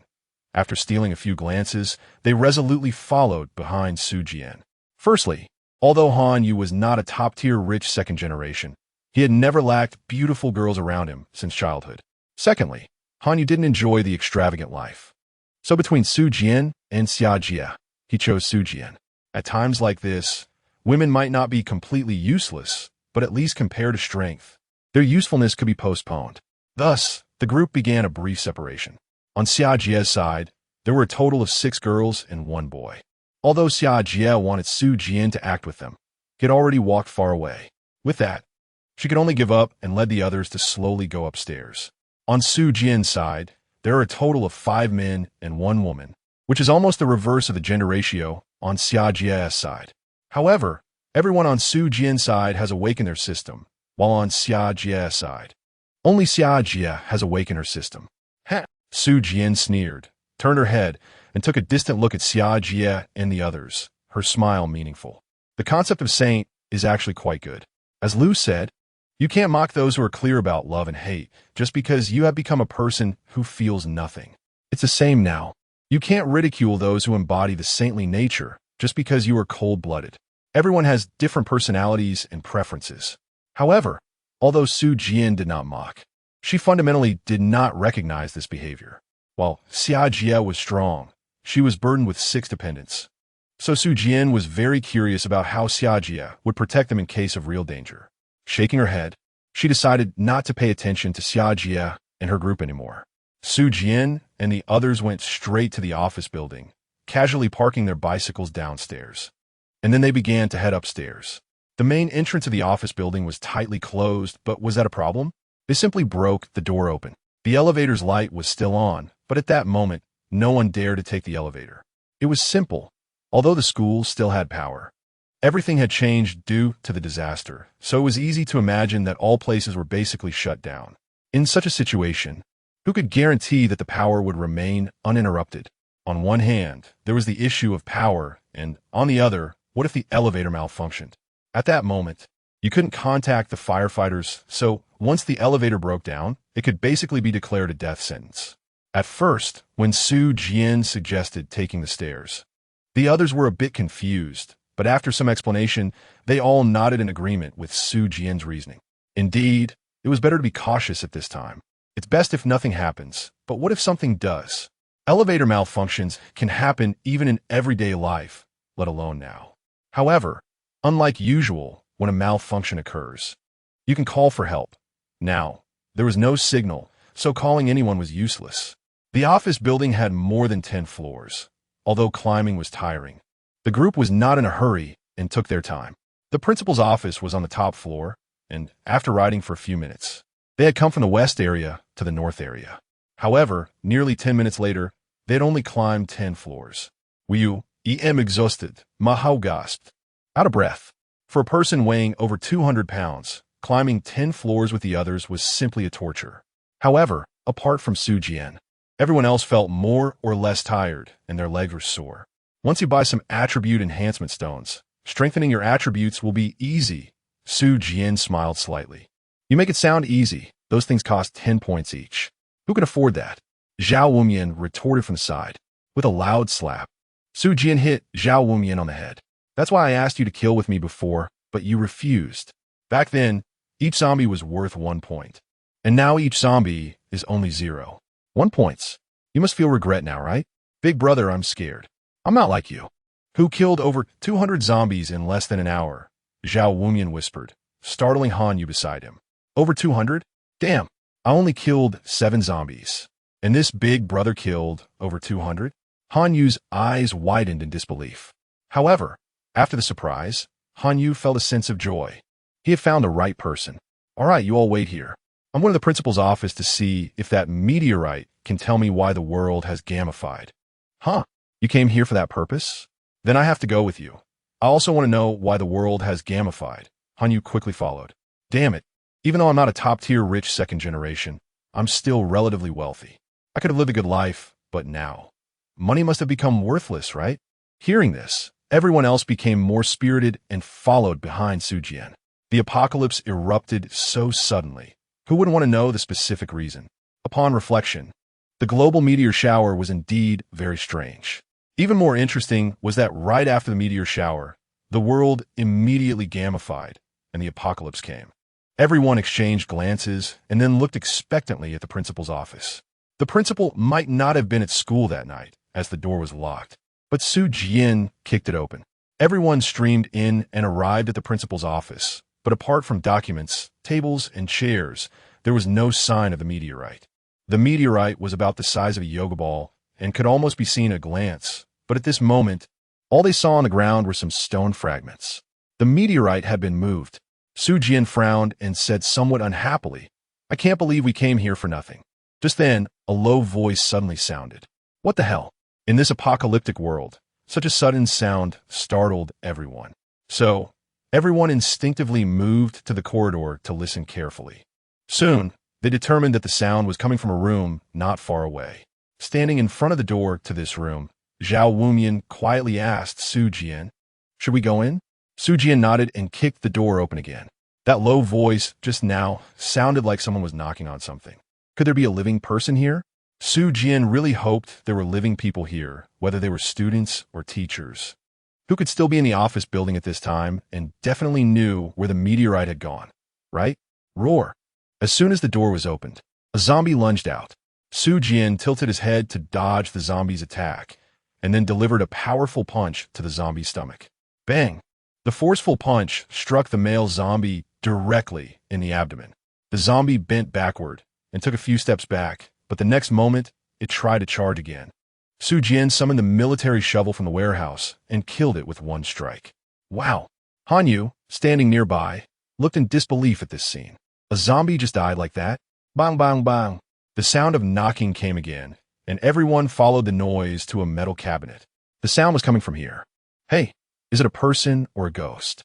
Zhao Wumian shouted as he stepped closer. Creak! The cabinet door opened slightly, revealing an eye. Upon seeing everyone, the person quickly opened the cabinet completely and crawled out. Wow! This person immediately pounced on Zhao Wumian and started crying loudly. Everyone looked over and exclaimed, wow, Zhao Wumian is quite lucky. If I remember correctly, this teacher's name is Bai Qing, and her looks are comparable to the school beauty, not to mention her amazing figure. Her elective class is always packed with people in the hallway. Chapter 37. Bold Hypothesis, Cautious Verification. With a fragrant embrace, Zhao Wumian suddenly felt his heart racing. This teacher had a bust size of 34D, creating quite a wave. Although she wasn't wearing any black stockings or office attire, her casual white outfit couldn't hide her alluring figure. In fact, due to the expansion of her upper body and vigorous movement, a few buttons popped open, revealing her pink bra and fair skin. This female teacher might have been frightened, and upon seeing a living person, she didn't care whether he was a student or not, and just leaped over. This made Zhao Wumian, who had never had any contact with women, feel a rush of blood, nearly causing him to nosebleed. After a while, the teacher realized that her behavior was somewhat inappropriate and blushed as she got off Zhao Wumian. He immediately felt a sense of loss. "Teacher, I don't mind. You can hug me again." This teacher seemed to be only about 24 years old, not much older than Zhao Wumian and the others. So everyone showed expressions of envy and longing. In fact, because of this teacher's youth, some speculated whether she had some sort of inappropriate transaction to become an elective teacher right after graduation. You see, society is so disgusting like this. Just because someone is young, they are accused of using their body to get ahead. While there are indeed such people, are all young people who rise to power like this? Absolutely not. However, there is nothing to be done. Some people in this world, or rather, the vast majority, hold the most extreme malice towards such situations. They use the worst language to slander what they dislike or don't believe in, completely disregarding the truth. Others who see such news don't hesitate to join the large group of slanderers, which is so unfair to that small number of young people who do not rely on their bodies to succeed. Su Jian naturally recognized this teacher. After expressing her feelings, she walked up, first kicked Zhao Wumian, and then said, upon hearing this, Zhao Wumian's face turned even redder. Did he like this teacher? Perhaps. But if you were to ask all the boys in the school, probably 80% would tell you they liked her. This kind of liking is merely a physical attraction and doesn't quite qualify as a soulful liking. Zhao Wumian yearned for a deeper connection, the kind of liking where souls could merge. If Su Jian knew what Zhao Wumian was thinking, he would definitely scoff and say, "What the hell are you talking about with this soul communication? If you like someone, just give it a try. If it doesn't work out, then break up. If it does, keep going, and if it feels fine, then get married. Why does it have to be this way for you? Can't do it without soul communication? Just wait. Who the hell can have soul communication the first time they meet? Are we playing Play-Doh here?" Meanwhile, Jiang Chen looked at Zhao Wumian with envy. thinking that if he had known that it was teacher by Qing involved and that he could enjoy such benefits, he would have been the first to go for it. Unexpectedly, Zhao Wumian, who was reckless and didn't kill, got the advantage. Ma Hao's eyes widened as he stared intently at teacher by Qing's subtly revealed upper body. This guy was just a lecherous fat man. Back on the rooftop, he had seen several girls around Xiajia, all of whom were decent looking, and he had gone straight over. Although they didn't give him a good response, his level of lechery was evident. On the other hand, Han Yu seemed indifferent, still holding to the same reasoning. He had long since gotten tired of beautiful women. At this moment, he was more interested in figuring out Su Jian. Some people might see such remarks as gay, but it must be said that those people are truly perverted. Han Yu was just curious about Su Jian, a person who could kill over 200 zombies right at the start of the apocalypse. Isn't that worth being curious about? After hearing Su Jian's words, teacher by Qing's fair skin turned a shade of pink, and she blushed as she scolded. What are you saying, student? Teacher-student relationships are not allowed. Su Jian rolled her eyes and said speechlessly, okay, I got it. As expected of a teacher, always thinking about educating others. Classmates, do you know what's happening outside? Also, why are you all here? Teacher by Qing took a moment to calm down, tugged at the sides of her clothes to cover her exposed, large 34D, and then asked. Bai Qing was slightly stunned, and then instinctively said, We were taken away by the police. Su Jian scratched his head and said with some frustration, It's so annoying. I just wanted to see the meteorite. Why is it so troublesome? It's been taken away by the police? From a meteor shower to the disaster, it's only about 12 hours, right? Zulfust. It's already taken away? Truly impressive in the 9 provinces. As long as there's no delay, their efficiency is absolutely top-notch. Sigh. Sufyan Said then walked to the side with a hint of disappointment. After Su Jian left, Ma Hao immediately approached the teacher to chat and also shared what he knew with teacher by Qing. There were some things he didn't know. So Zhao Wumian supplemented from his side, not to mention Bai Qing, who was hiding in the cabinet at the beginning. Even Han Yu was humbly absorbing this knowledge. He knew about the existence of the system and the discount mall, but he really hadn't guessed about the gamification of the world. Now that he thought about it, indeed, isn't this just the gamification of the world? The system also has classifications for professions and skills. Aren't zombies just monsters? And the cat that turned into a puddle of mud in the cafeteria? That should be a kind of monster too, right? Although the levels aren't LV. But F is similar enough. Even Han Yu was shocked by some of the news, let alone teacher by Qing beside him. At this moment, teacher by Qing had her mouth slightly open, utterly astonished. Teacher by Qing was so charming. Every frown and smile had an enticing allure that made Ma Hao, who was lecherous, bend slightly to hide his embarrassment. Jiang Ziyun didn't rush over. Instead, she came to Su Jian's side, hugged her, and consoled her. If we can't find it, we can't find it. We still have to leave the school, right? If you're really curious about that meteorite, we can go over later. Su Jian shook her head and said, I don't feel that sad, just a bit helpless. Just like Jiang Ziyun said, they will leave school sooner or later, and when that time comes, we can go to the police station.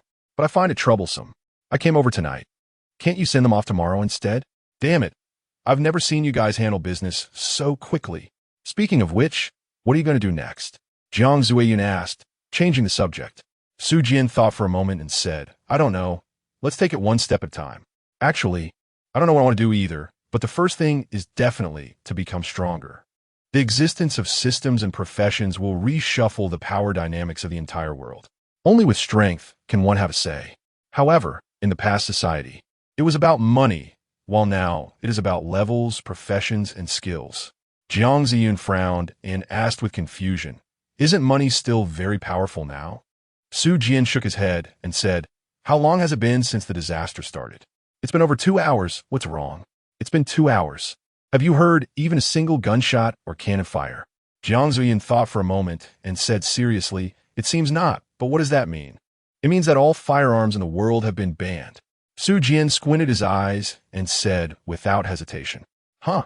Bai Qing, who had just walked over, exclaimed in surprise and then anxiously asked, Classmate, what do you mean by firearms being banned?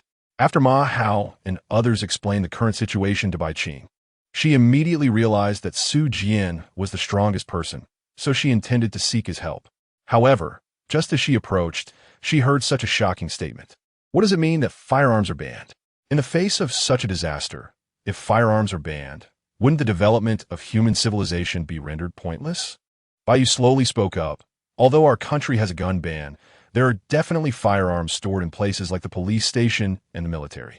I don't think the police and soldiers would be as useless as most people, so they will surely realize the situation quickly and use firearms to rescue others. The crowd did not interrupt Su Jian's words, although his statement about uselessness included a few of them that didn't matter at this moment. What was important was why Su Jian thought firearms were banned and who banned them. But now more than 2 hours had passed, almost 3 hours, and there was still no sound of gunfire at all, which was very abnormal. I suspect there are two possibilities. Either the military and police have all been wiped out, or firearms have been banned. I don't believe the former.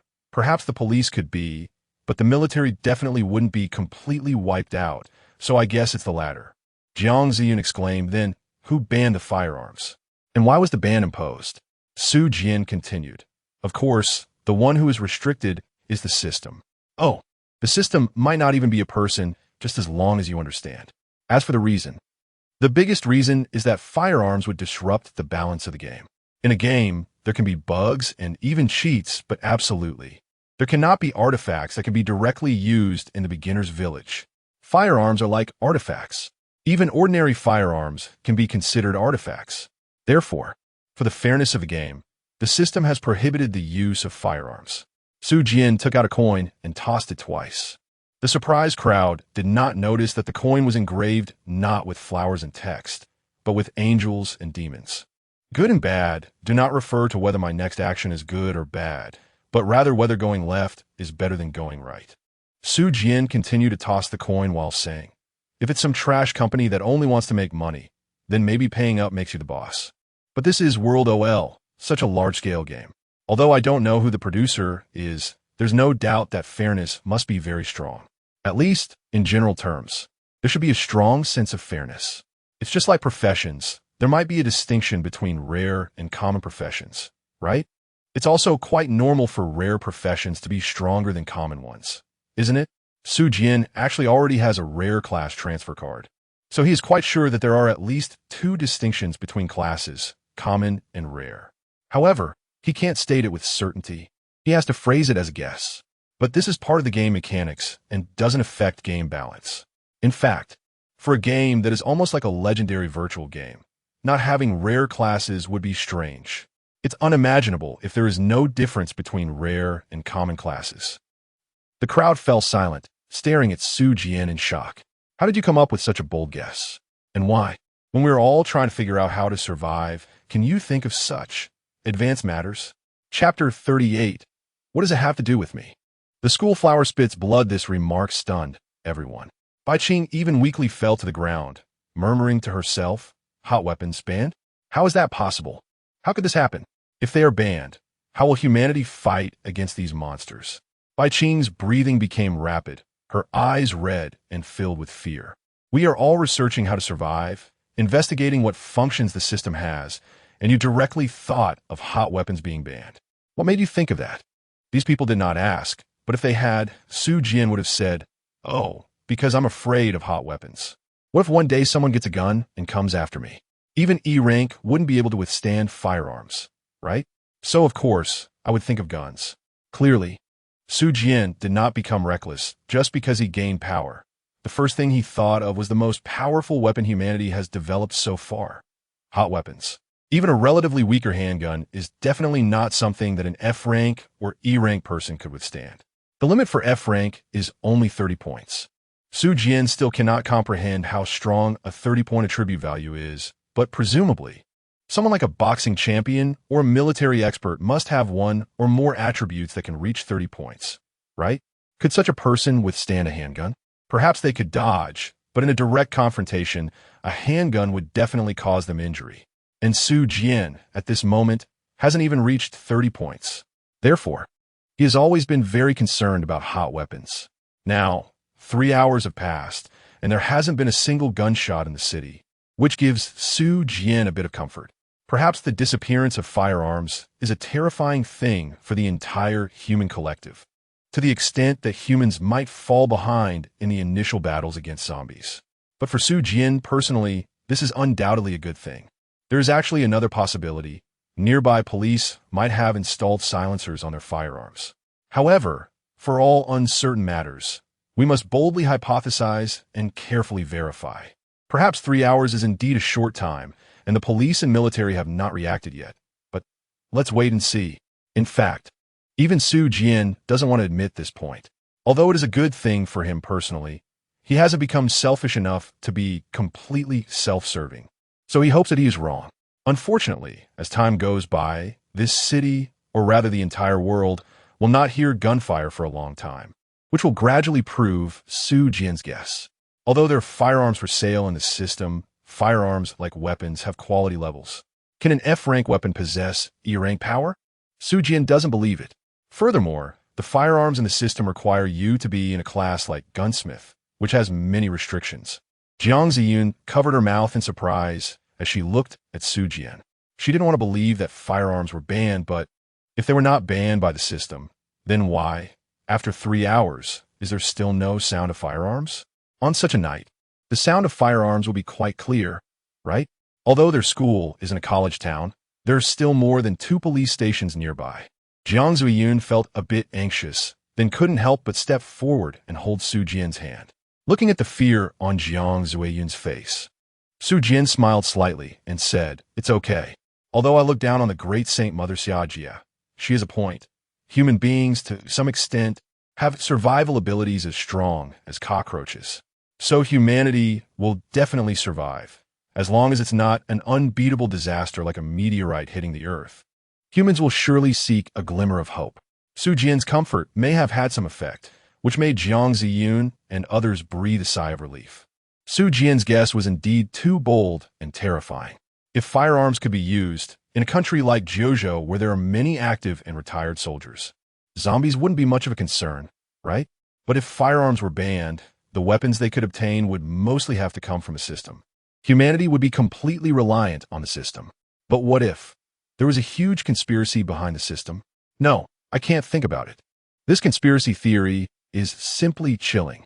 Teacher Bai Qing, feeling frustrated, suddenly stood up, grasped Su Jian's other hand, and said urgently, "Classmate, everyone says you're very strong now. Our school has so many people. Can the teachers?" "No," Su Jian coldly interrupted, then shook off Teacher Bai Qing's arm. Although her hand was delicate and smooth, Su Jian did not hesitate to pull away. He already knew what Teacher Bai Qing wanted to say, but he was unwilling. With more than 30,000 students in the school, based on the survival rate from the first floor of the boys' dormitory, out of over 200 people, only 2 or 3 remained, which is about a 0.5 survival rate. This means that out of more than 20 dormitory buildings in the school, there were only about 150 people alive. However, that's not how probability is calculated.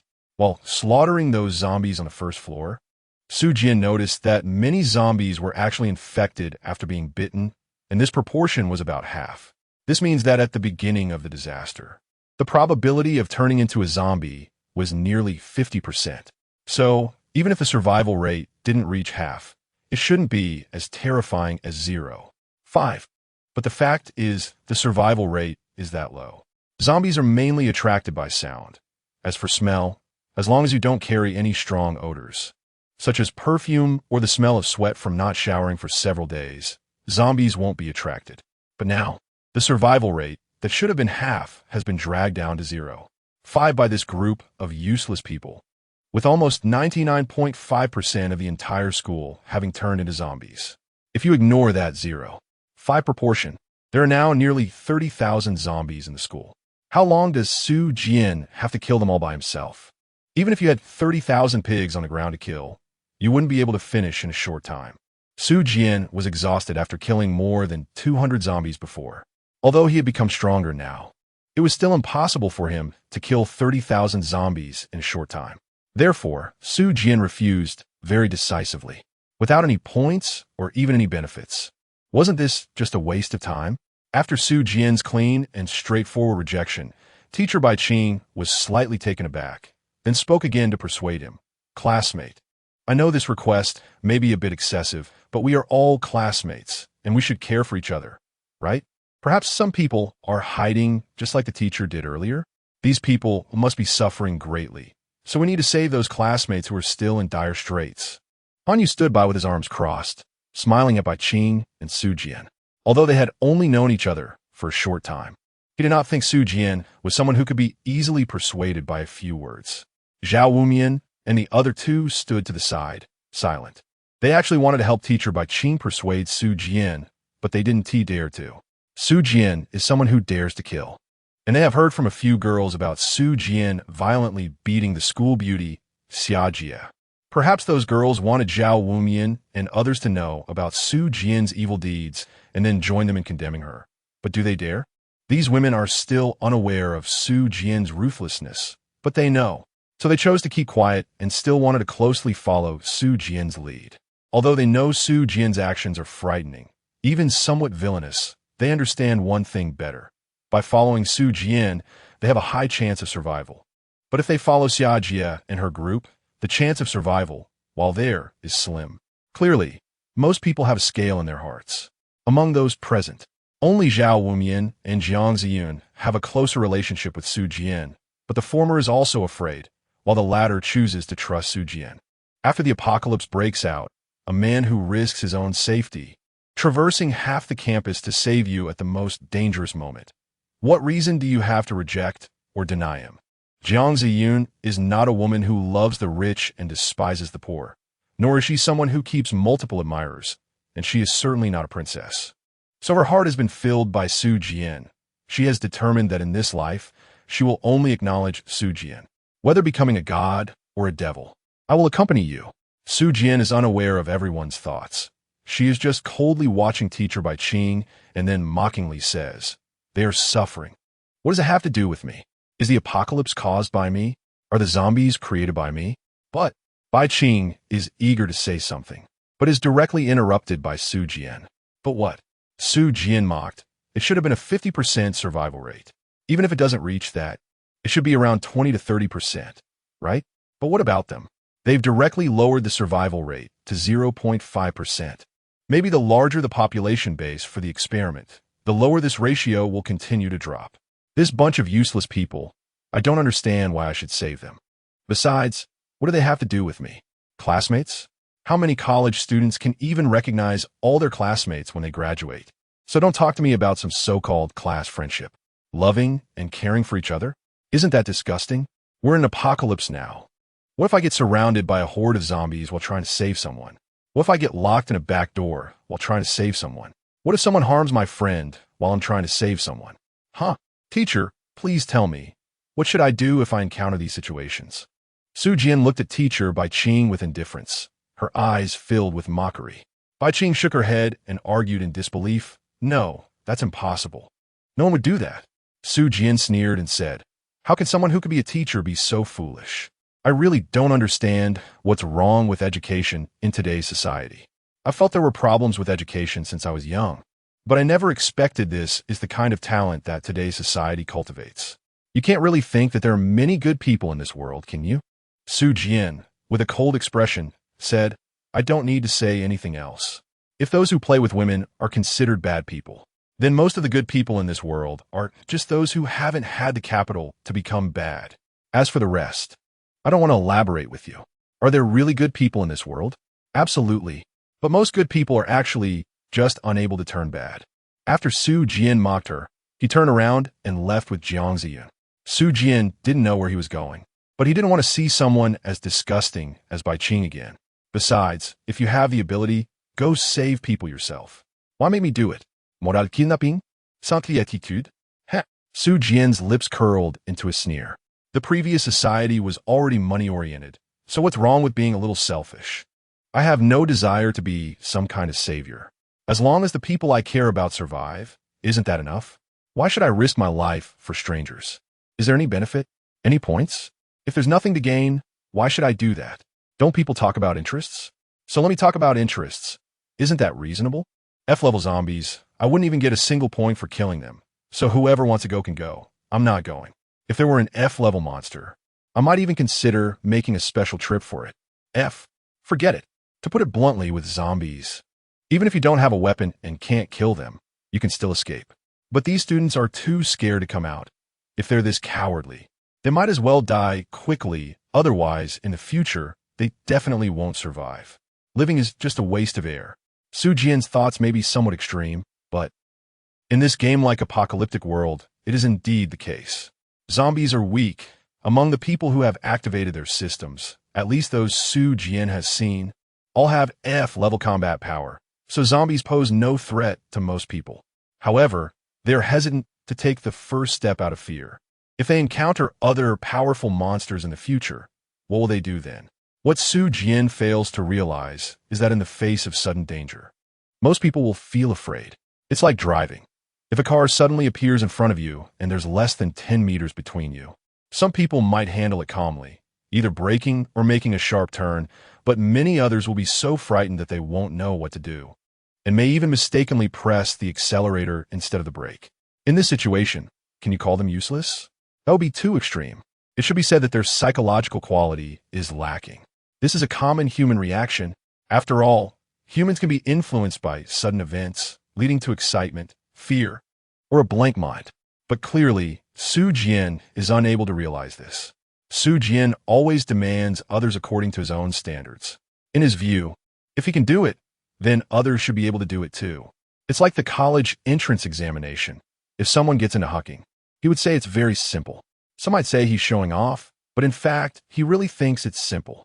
When a person accomplishes certain things, they start to feel those things are easy and don't understand why others can't do them. At this moment, Su Jian had such thoughts. Watching Su Jian turn and leave, Hanyu followed him without saying a word, thinking to himself, such a person can definitely survive in the apocalypse. I have to hold on to this big leg. Zhao Wumian and Jiang Chun thought for a moment, gritted their teeth, and followed as well.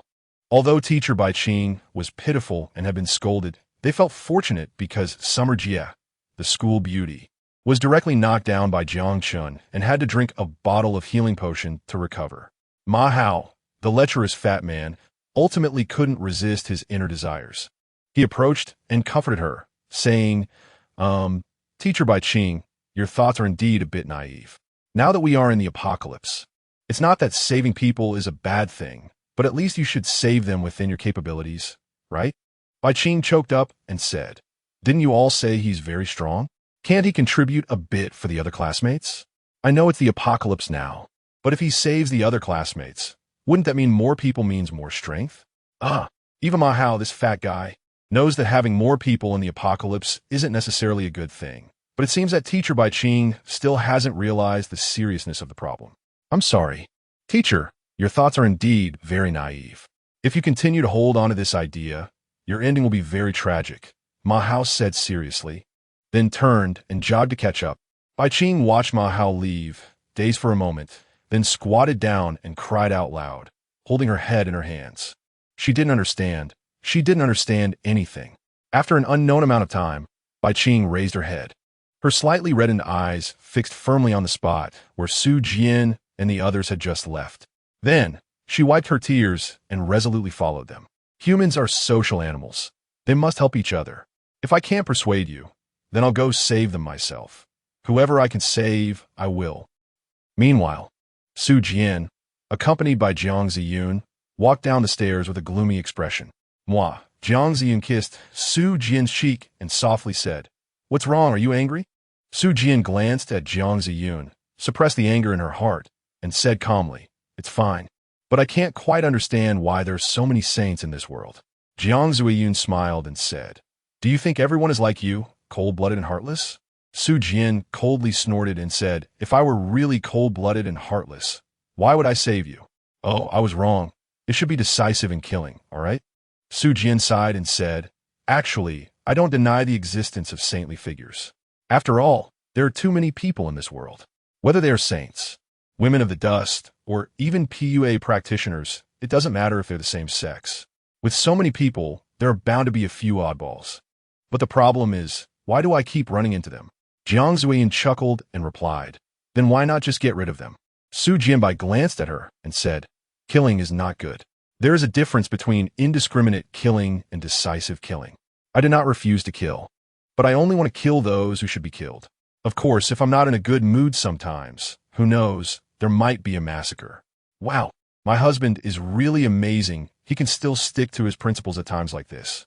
Oh, so you're mocking me, huh? Su Jian stretched out her mischievous hands, scratched Jiang Ziyun, and then gave her a deep kiss. After some playful antics, Su Jian felt much better. Encountering a saintly person really can be frustrating. Moreover, unlike Xiajia, who is a martial artist and can act as a fighter, what can this teacher by Qing do? A mascot?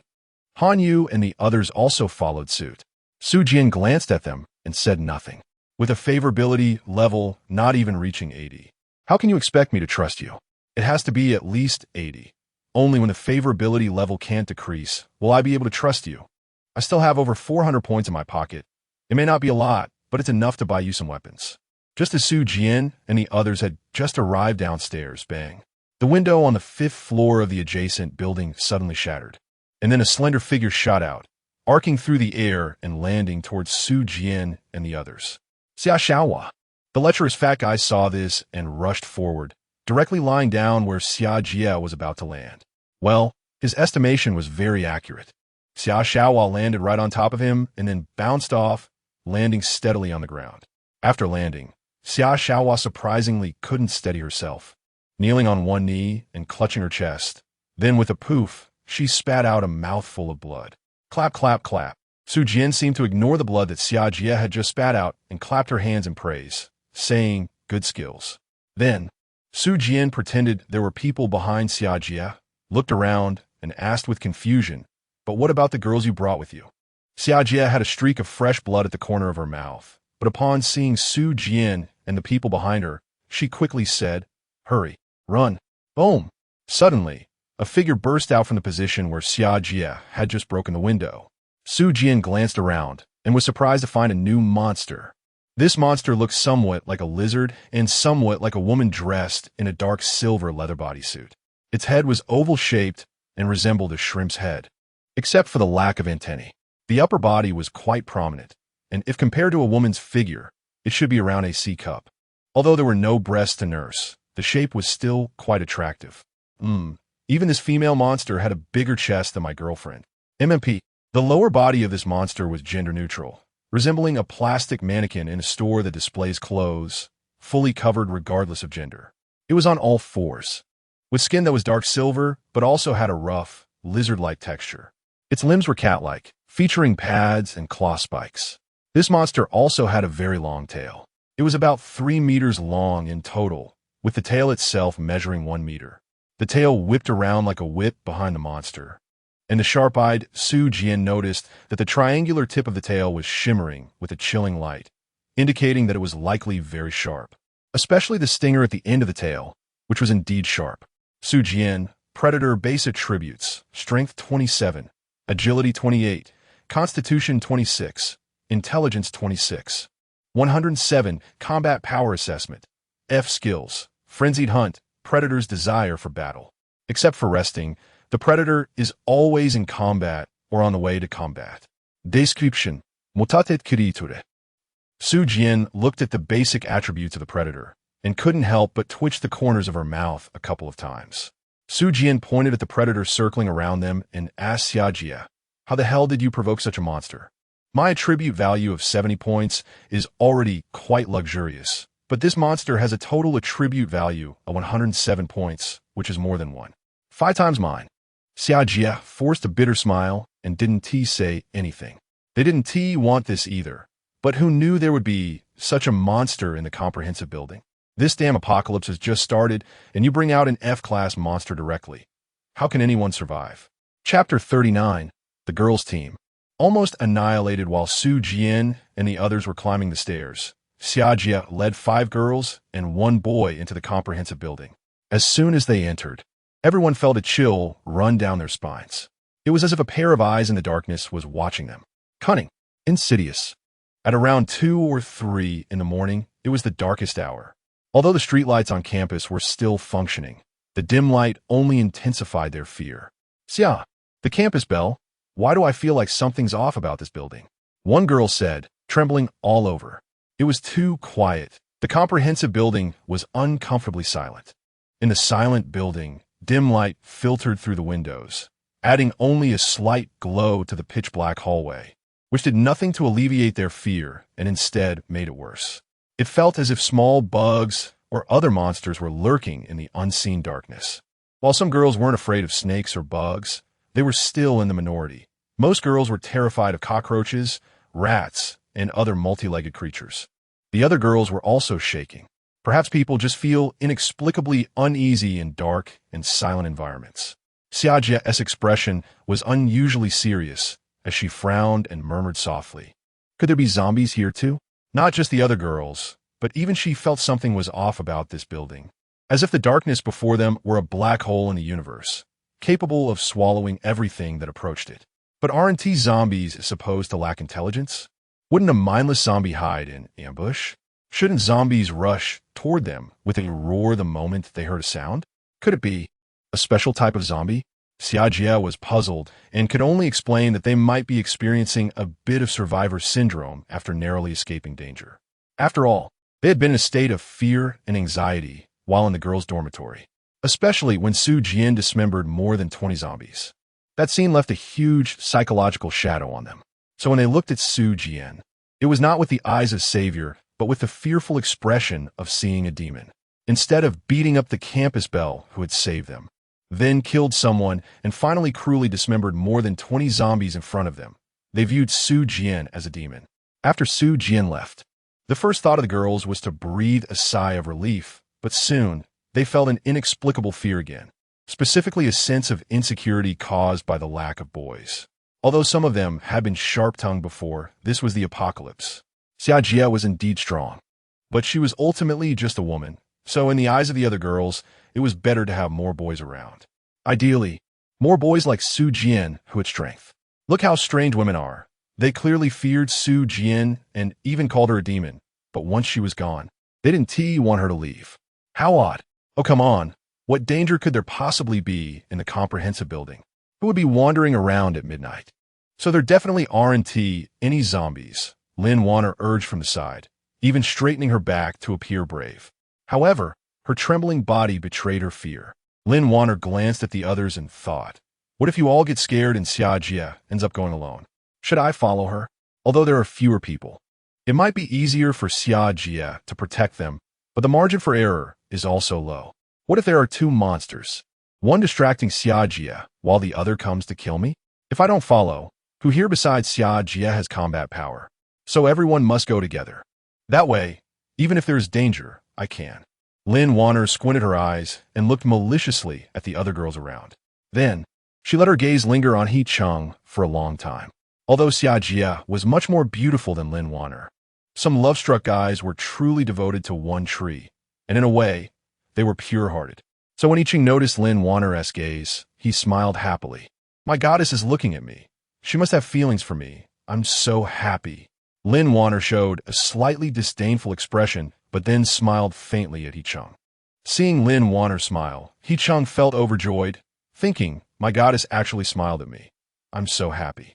However, in reality, Lin Warner just thought that compared to those girls, this foolish boy who admired her seemed more suitable. Lin Warner couldn't help but chuckle inwardly.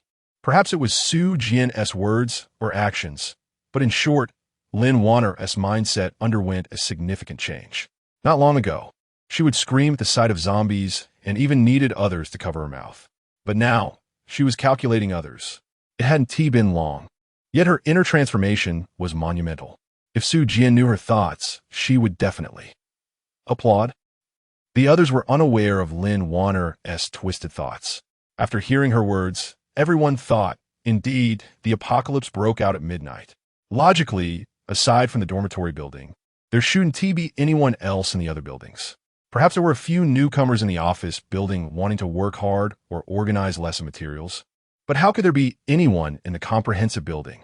The comprehensive building was basically a gathering place for various clubs. However, people usually gathered either on the playground or directly went to KTV, restaurants, etc. Who would go to the comprehensive building? Normally, the comprehensive building was just a place for clubs to hold meetings and store items. Perhaps clubs related to dance, like street dance clubs, would practice there, but they wouldn't practice all night. So, was it really just that the comprehensive building was too empty and they scare themselves? Oh, it's really nothing. I feel like it's just like not daring to walk alone in the corridor at night. In reality, there's nothing in the corridor, but everyone is just afraid. It's all in the mind. Lynn Wanner's words were so convincing that even she believed them, and surprisingly, her body stopped shaking. How miraculous! Speaking of which, could this be considered burying one's head in the sand? It's pretty much that. However, Lynn Wanner's reasoning was indeed quite sound. In reality, many people are afraid to stop for long periods in narrow, dimly lit corridors because there's always a bone-chilling feeling, as if there's a ghost. This behavior is commonly known as scaring oneself. Lynn Wanner felt she needed to add some fuel to the fire, so she shouted again.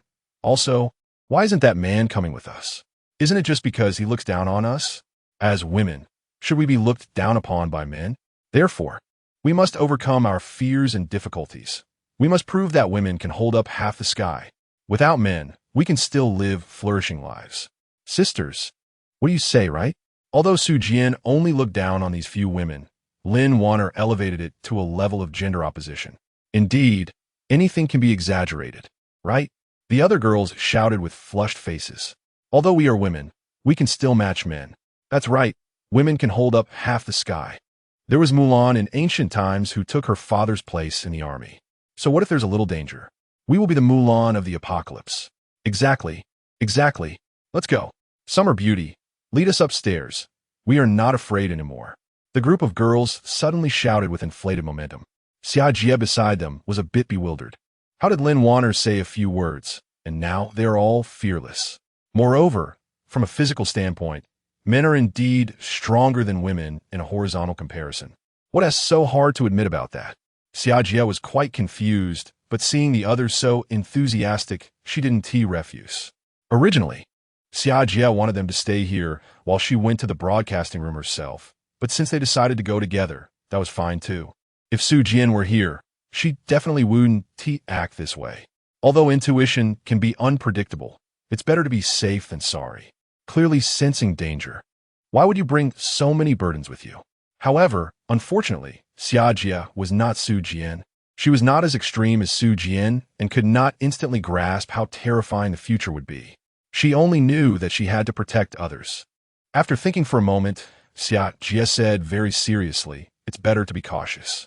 How about this? I'll walk in the front, and he Chung. As the only male in our group, you'll walk at the back and keep an eye on the rear. The other girls can stay in the middle, keeping an eye on the sides. If anything seems off, shout to me immediately." Everyone nodded in agreement. There were only 7 people in total, so arranging positions didn't take long. Soon, they lined up and, under Xia Jie's lead, slowly headed towards the broadcasting room on the 4th floor. He Chung, at the back of the line, was beaming with joy, feeling quite pleased just because Xia Jie asked him to watch the rear, especially with that hint of admiration in Lin Wanner's eyes. The journey was uneventful. Apart from the sound of footsteps and breathing, not a single zombie appeared. Standing in front of the broadcasting room door, Xia Jie even let out a sigh of relief and whispered, "It seems I was just scaring myself." Nothing happened after all. Xia Jie didn't have the key to the broadcasting room, but it was just a wooden door. With a few kicks, the door swung open. Bang! As Xia Jie kicked the broadcasting room door open, it slammed against the wall, making a loud noise. Amid this sound, an eerie hissing noise emerged. The next moment, the creature, with its limbs gripping the wall, moved as if on flat ground. A slit opened on its oval-shaped head, revealing 2 rows of sharp teeth, and its long tongue flickered in the air like a snake's tongue, while its throat emitted a chilling hissing sound. However, at that moment, Xia Jie was not focused on the monster's appearance. Her gaze turned to the girls behind her, and the next moment, she displayed extreme anger. She saw that the monster's tail had pierced through one girl's heart and was insultingly holding her body aloft. The girl's mouth weakly sprayed blood, and she opened her mouth as if to say something, but soon her entire body went limp and her head drooped. With a swish, the monster's tail whipped hard, and the girl's body was thrown against a wall with a loud bang, slowly sliding down, leaving a pool of blood on the wall. Except for Xia Jie, everyone else screamed and covered their heads, then fell to the ground, crawling in fear towards the edge of the corridor. The fighting spirit that had just been stirred up shattered in an instant. Under the dim ceiling, a lizard-like monster, flicking its snake-like tongue, stared brightly at these bipedal creatures. Hiss! The lizard monster's tail swayed slightly in the air, then it reached out directly in front of itself. The lizard monster extended its long tongue and licked it gently. Boom! Just like how food glows when it's prepared in anime. The monster felt as if its taste buds exploded, leaving its whole brain a bit dazed. What kind of delicacy is this? Sweet, delicate, lingering. If one were to compare this monster to humans, then this bit of blood would be equivalent to a cup of smooth coffee, if someone doesn't tea like coffee. It could also be considered sweet milk tea, fragrant wine, or cool spring water. Roar! The monster, with bright eyes, looked at the other girls and excitedly let out a roar. It didn't know how it had come to be, but it instinctively knew how to eat such things. Human blood was just too delicious for it, so it wanted to eat these people. Oh no, these foods. Just like a plate of beef on the dining table. Is that a cow? No, it's meat. It's delicious food. Swish! The monster lunged at a woman, its oval-shaped head opening wide to form a large gap, with its 2 rows of teeth forming a circle.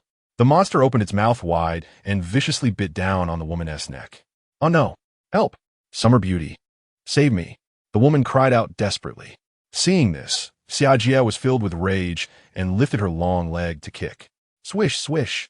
However, as the monster drank the blood gushing from the woman's neck, it agilely dodged Xiajie's attack, just like a cat playing with a mouse. The movements were incredibly nimble. Save! The woman could not complete her sentence and, in despair, closed her eyes. Another vibrant life slipped away before Xiajie. Xiajie roared in anger, flames of fury igniting within her, and then she glared at the monster with blood-red eyes. 2 people were already dead.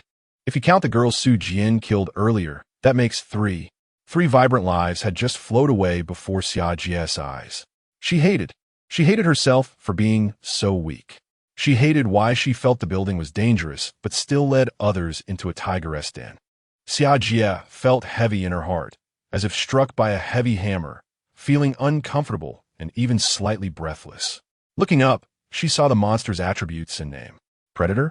You deserve to die. Xiajie roared in anger and then stepped back, picking up a wooden mop that was placed near the door of the broadcasting room. Gah!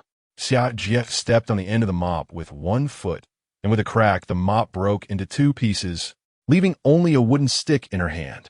The iron rod from the girls' dormitory had been thrown away by Xiajie, and at that time, Su Jian even wondered if this woman had a better weapon. Buzz!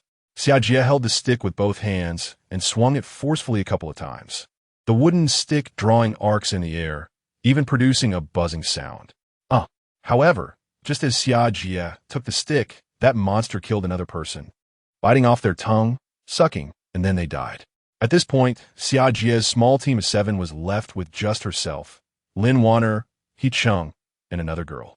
The monster sensed that Xiajie was stronger than the others, so it decided to save her for last. Lin Wanner remained silent. When Xiajie opened the door, she faintly heard a hissing sound above her, and when she looked up, she saw the lizard monster. However, Lin Wanner did not raise the alarm or warn the others. Instead, she fearfully bent down and retreated to the side. Ichung was simply spared because he was male, so the predator didn't eat him. In the predator's eyes, everyone except this male was emitting an enticing aroma, so in the face of good food, the predator had no interest in low-tier prey like Ichung. As for the other girl, it was simply not her turn yet. The predator was already walking towards her. Beast! D! Xiajie roared, gripping the wooden stick, charging towards the predator. As she got close, Xiajie pushed with her right hand, and the wooden stick suddenly pierced toward the predator like a spear. Since the stick was taken from a mop, one end was smooth while the other was somewhat sharp, but the sharp end was very uneven. Those who have broken mops or thicker branches would naturally know what the situation was like. With a thud, the stick actually pierced into the predator's body about an inch deep while its back was turned to Xiajie. Roar! The predator howled in pain, its sharp tail quickly sweeping across, striking Xiajie in the abdomen. The predator's strength was as high as 27 points, while Xiajie only had 16 points. Although the difference wasn't astronomical, being hit like this caused Xiajie to feel a sharp pain in her body. Thud! Xiajie was directly knocked away by the predator's tail, crashing through a window next door, with the sound of shattering glass. It It was clear that she fell into a pile of debris. No, don't eat me.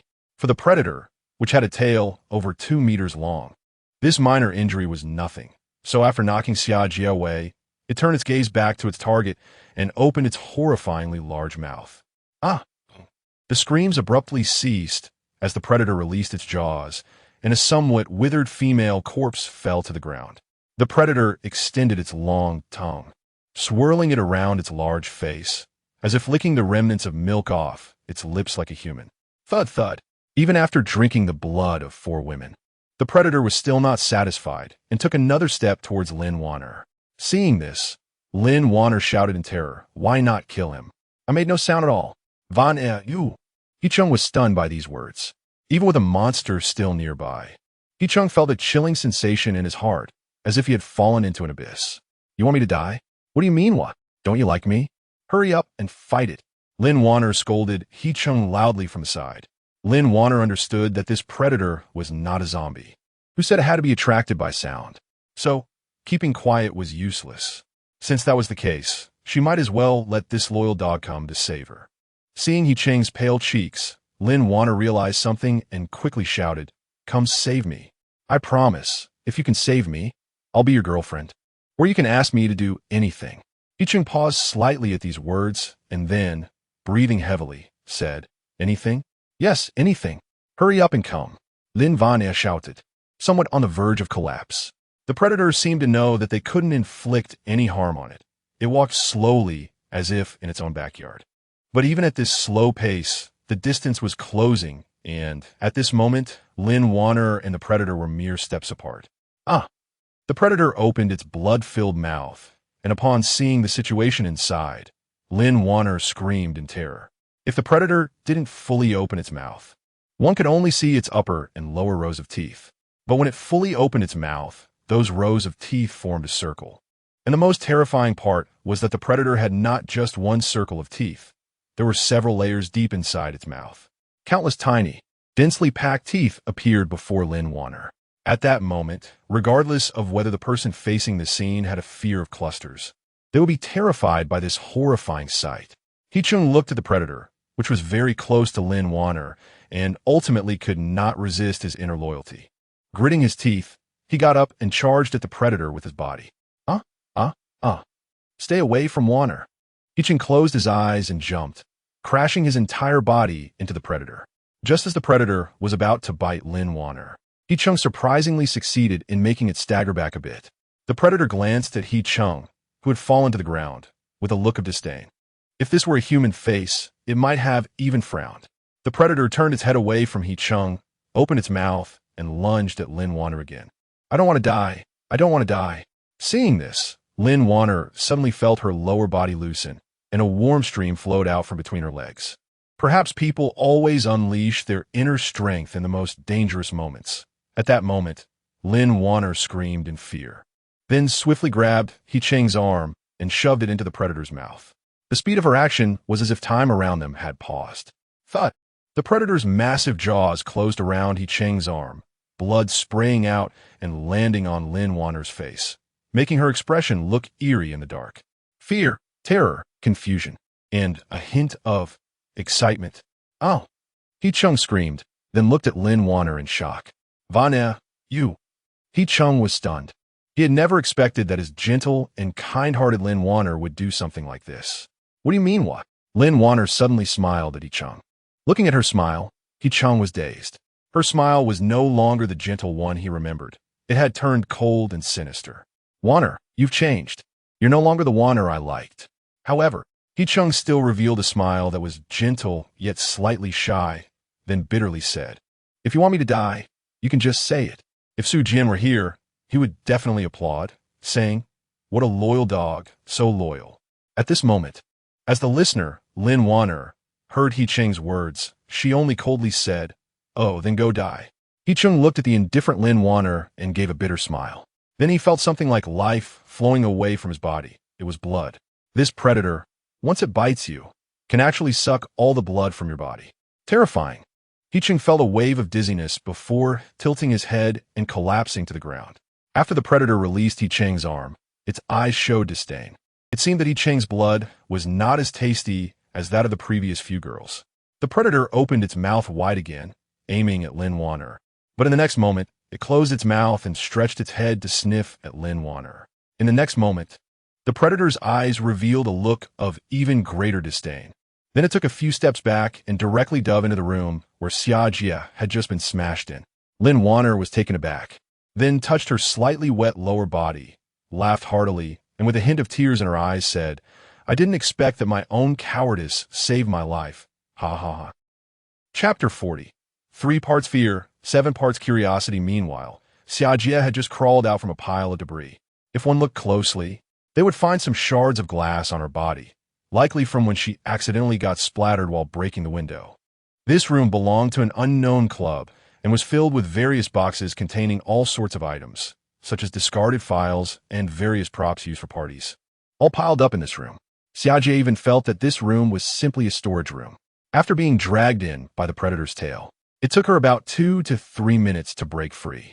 And in those 2 to 3 minutes, the others had almost been wiped out. Just as Xia Jie broke free, she saw the figure of the predator. Tears streamed down her cheeks as she murmured, "I'm sorry. It's all my fault. I'm too weak." In Xia Jie's view, the people outside should all be dead. Otherwise, why would the predator chase after her? All of this was her fault for being too weak. Hiss. The predator flicked its long tongue, but did not charge directly at her. Instead, it circled around, moving in a figure-8 pattern while keeping its cold gaze fixed on Xia Jie.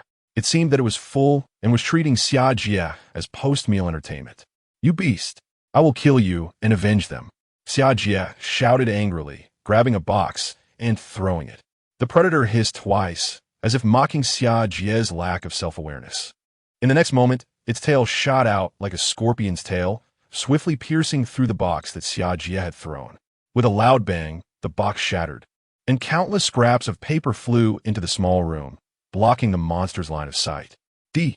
Xia Jie shouted, her figure darting through the flurry of paper, her long stick thrusting towards the predator's head like a spear. First, she used the box full of paper to attack the predator, then forced the predator to attack the box, creating a favorable environment for herself, and finally struck with a powerful thrust.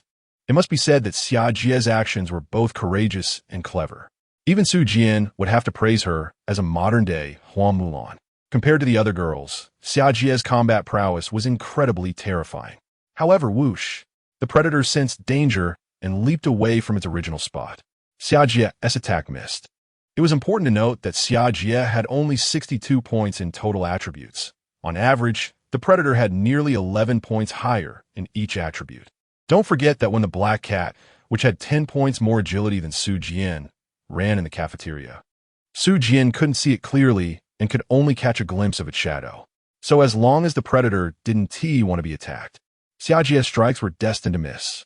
Moreover, the predator could withstand Xia Jie's attack without issue, as the wooden stick in her hand was far from being a formidable weapon. If rated within the system, it would at most be an F grade, or even lower. With a stamina of 27 points, the predator could easily endure a hit from Xia Jie, as long as it was in a vulnerable area like the eyes. It would only result in a minor injury at most. But the predator didn't want to get hurt, nor did it want to be harmed by what it considered a relatively strong but still much weaker bipedal creature. So it dodged. After dodging, the predator swept its tail. Boom!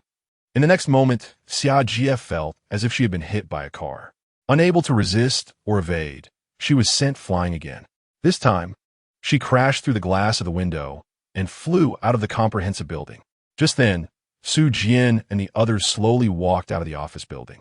Seeing Su Jian and the others, Xia Jie felt envious, as none of the 6 had died.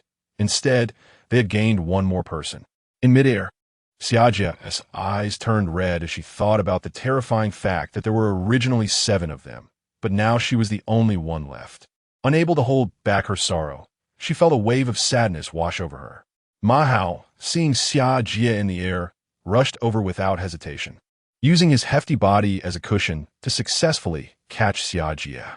Although Xia Jie felt a bit embarrassed, she still stomped down heavily on Ma Hao's stomach, then did a backflip in the air, landing safely on the ground. But in the next moment, a sharp pain shot through her body, making it impossible for her to stand, and she knelt on one knee. Good skills. But why are you the only one left? What happened to the girls you brought with you? Boom! The sound of something hitting the ground echoed as Xia Jie turned her head with difficulty. It was indeed it. That monster had followed her. Xia Jie's eyes widened in fear, and she even felt a trace of guilt. In Xia Jie's view, even Su Jian wouldn't be able to deal with this monster. The difference was too great.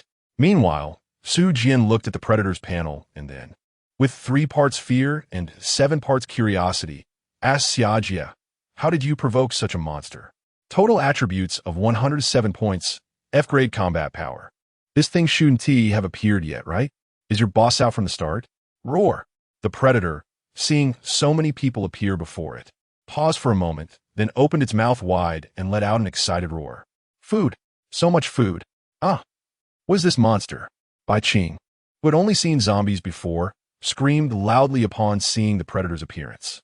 Her voice was so sharp that Su Jian suspected that if she gave this beautiful teacher a cup, she could shatter it. Zhao Wumian and the others, perhaps because they were with Su Jian, had slightly improved their mental fortitude, so while they were still afraid, they didn't panic like Bai Qing. Su Jian raised her head back at first, as if the predator's voice was like the roar of a lion, with a strong sound wave attack. However, shortly after, a scream suddenly came from behind her. Su Jian impatiently dug at his ear, then looked at Han Yu, who was closest to Bai Qing, and smiled as he instructed. Buddy, please keep an eye on that teacher. If she wants to follow, just let her, it's fine. But the problem is, don't let her make that high-pitched sound again. Attracting zombies is one thing, but my heart can't take it, okay? Han Yu, who was suddenly called out, was taken aback for a moment. He was closest to Bai Qing simply because he had walked slowly when he came down and ended up at the back of the team. After hearing Su Jian's words, Han Yu was a bit confused because he didn't quite understand Su Jian. In your view, isn't the danger of the high pitch attracting zombies, but rather scaring your heart? Well, although the sudden high pitch is indeed scary, shouldn't zombies be more frightened by something terrifying? Why is it reversed in your case? Though Han Yu didn't understand, he nodded and agreed, then turned to Bai Qing and said, Teacher, you heard that. Su Jian doesn't want you to make that high-pitched sound anymore. If you keep doing that, I'll take action, including but not limited to knocking you out or slapping you. You can't do that. And why do you have to listen to him? Bai Qing said angrily. Han Yu explained, this is the apocalypse, and in a team, it's best to have only one voice. Clearly, in our little team, the captain is Su Jian, so we have to do what he says. Oh, and as long as you don't make high-pitched sounds, I won't do anything, so you must control yourself. At the end, Han Yu smiled slightly. He had no qualms about hitting a teacher. You have to understand that some things in the previous society were distorted. So for someone like Han Yu, who had a bit of assets, many things could be settled with money. Bai Qing pouted, looking very angry, but at this moment, there was a monster in front of everyone. Although this monster didn't attack them and was just spinning around. After glancing at the predator, Su Jian then asked Xia Jie, Great Mother, is everyone else dead except you? Xia Jie nodded with a mournful expression. Then why didn't it kill you? Su Jian asked again. I don't know. Xia Jie shook her head, her tone very somber. Su Jian could tell at a glance that this woman must have blamed the deaths of the other few people on herself again. Su Jian also didn't want to persuade her anymore. This kind of saintly person is beyond persuasion. Unless there is some major change, they are completely unable to alter their inner thoughts. Su Jian squinted her eyes and then turned her gaze to the predator circling around them. Did it not attack immediately because it was full? Su Jian had a wild thought. There are a total of 7 people in Xia Jie's group. If the other 6 people, excluding Xia Jie, all died, then the predator must have had a good meal, right? So it didn't kill Xia Jie. And even when it saw so many of us, it didn't attack immediately. But that doesn't make sense. Doesn't the predator's panel say desire to fight? Su Jian looked at the predator with some confusion. In fact, the predator did crave battle, but it had just been born. Although the predator was inherently eager for combat and blood, its desire was not very intense due to the lack of fighting experience. Overall, it was like how humans are born with the ability to learn, but as they grow older, they begin to acquire various other knowledge. While newborn babies only know how to learn to eat. Therefore, for the predator in front of Su Jian, its primary need was to eat, and only after that came the desire for battle. However, as time went on, The importance of combat in the predator's mind would gradually increase until one day it became its indispensable greatest hobby, without exception. Chapter 41. The Mischievous Su Jian Roar. The predator let out a growl towards Su Jian and the others. Its entire body of fat trembled and shook as Ma Hao trembled in fear. Su Jian found the scene quite amusing, so she chuckled a couple of times. Perhaps some might consider it impolite, but in reality, Su Jian wasn't mocking anyone. She just had a low sense of humor. Beside her, Jiang Ziyin poked Su Jian with her finger and said, "We're stuck here because of a monster. And you're still laughing?" Su Jian looked at Jiang Ziyin and curiously said, "What should we do? Cry?" Then Su Jian playfully continued, "Whoa, we're going to die. What should we do? Who will come to save us? Help." The people around them had dark expressions on their faces. Even Bai Qing, who was nearby, looked at Su Jian with some confusion. What is wrong with this person? Just a moment ago, they were coldly criticizing me upstairs, and now they're acting so strangely. Could this student possibly have a mental illness? Jiang Ziyin rolled her eyes in annoyance and said, "Stop playing around. If you have a solution, just say it quickly." Su Jiansua leaned in front of Jiang Ziyin, their noses almost touching, and chuckled. "There's no helping it. We have to be a pair of desperate lovebirds." The crowd, witnessing this, cleared their throats one after another and shifted their gazes elsewhere. "Big brother, can we be mindful of the occasion? Not to mention, there's a monster watching us. Even if you want to get cozy, there's so many of us here." Jiang Ziyin, being shy, turned red when she heard the others clear their throats, and then tilted her head back slightly, saying shyly, "What are you doing?" While everyone was chatting, Xia Jia had exchanged for a bottle of healing potion from Mall. But this time, she wisely only drank half. Xia Jia stood up, walked over to Su Jian's side, and said coldly, "Stop playing around, be serious." Su Jian looked at Xia Jia, and in the next moment, he actually stuck out his tongue and said, "Lulu, I'm just playing." Are you being immature? You're already an adult, yet you still stick out your tongue? Especially since you're a man, is that normal? It's not like we're in bed or kissing. Xia Jia looked at Su Jian's behavior, feeling like she was going crazy. "I'm here speaking coldly, and you just ruined it with one sentence. Big brother, hurry up and find a way to kill it. This time, I can listen to you. As long as you can find a way to kill this monster and let me take revenge for those poor girls," Xia Jia said, somewhat submissively. Although there were quite a few people present who had activated their systems, in Xia Jia's eyes, only Su Jian had combat power. The others might have some combat ability, but in front of an F-grade predator, they truly had no strength to fight back. So Xia Jia hoped that Su Jian could team up with her to confront the enemy. As for the others, just don't cause trouble. Or rather, as long as they can ensure their own survival, that would be enough. Xia Jia said with frustration, "Don't you want to give it a try?" Su Jian sneered and said, "If it were an F-level monster, I might consider fighting, but a damn F-level with all attributes 37 points higher than mine, averaging about 9 points higher in each attribute. If it runs at full speed, I wouldn't even be able to see it clearly. I might hit it, but it's highly likely that it wouldn't be harmed. However, if it punches me, I could end up spitting blood. What's the point of fighting? Especially when you look at its physique. It's completely like a beast, with sharp claws on its limbs, terrifying triangular teeth in its mouth, and a tail that resembles a whip. That tail tip even looks shiny, possibly able to pierce right through you. Tell me, how can we fight this monster?" Although Su Jian hadn't seen the gruesome deaths of several girls, the predator's body was simply a perfect killing machine. So Su Jian's current thought was that it would be best not to fight. If it came to a fight, the best strategy would be to scatter and run. Whoever could survive would. Among these people, only Su Jian and Xia Jia had high combat power, reaching F level, yet the predator was directly 2 levels higher, at F level. Do you think this is a novel?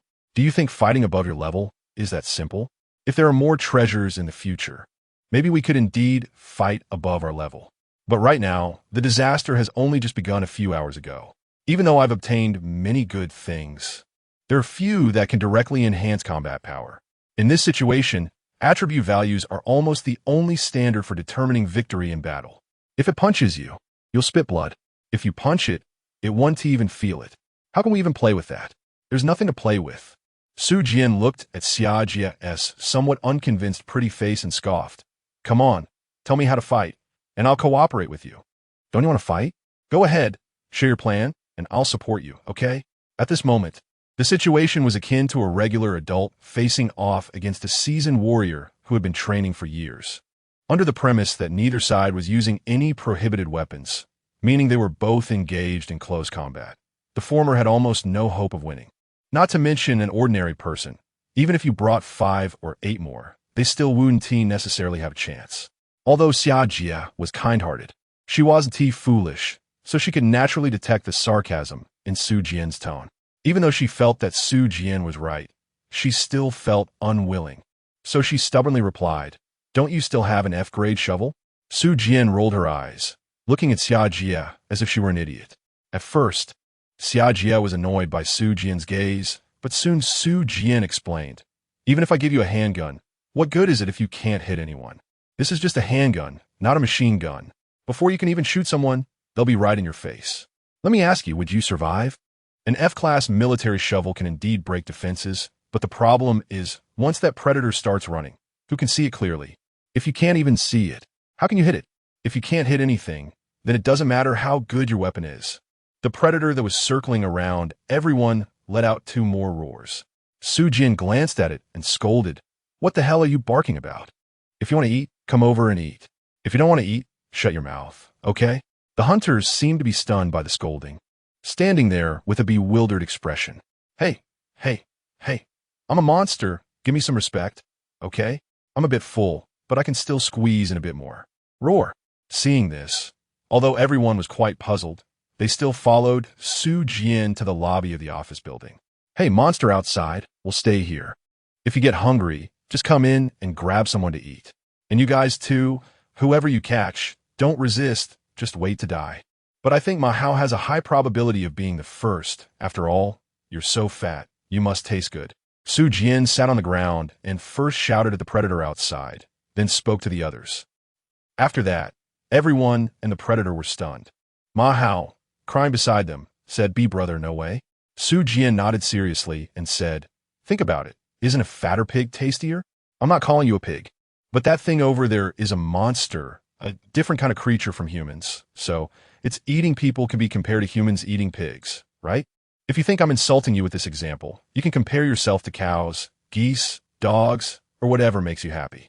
Speaking of which, Su Jian suddenly changed the subject. "It doesn't necessarily mean that maybe one of Xia Jia, Bai Qing, or my wife will be the first to be eaten. The reason is that women's meat is more tender than men's. So let's just go with the flow." "Huh?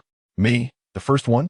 Bai Qing said, somewhat dazed, even extending a finger to point at herself. "I said it doesn't have to be that way. To find out who gets eaten first, you'd have to ask that monster outside.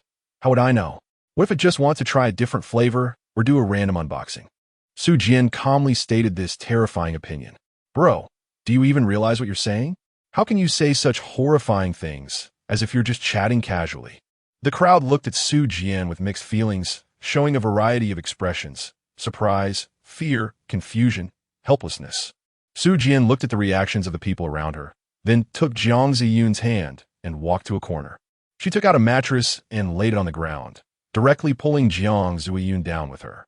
"You all go ahead and worry. I'm going to sleep.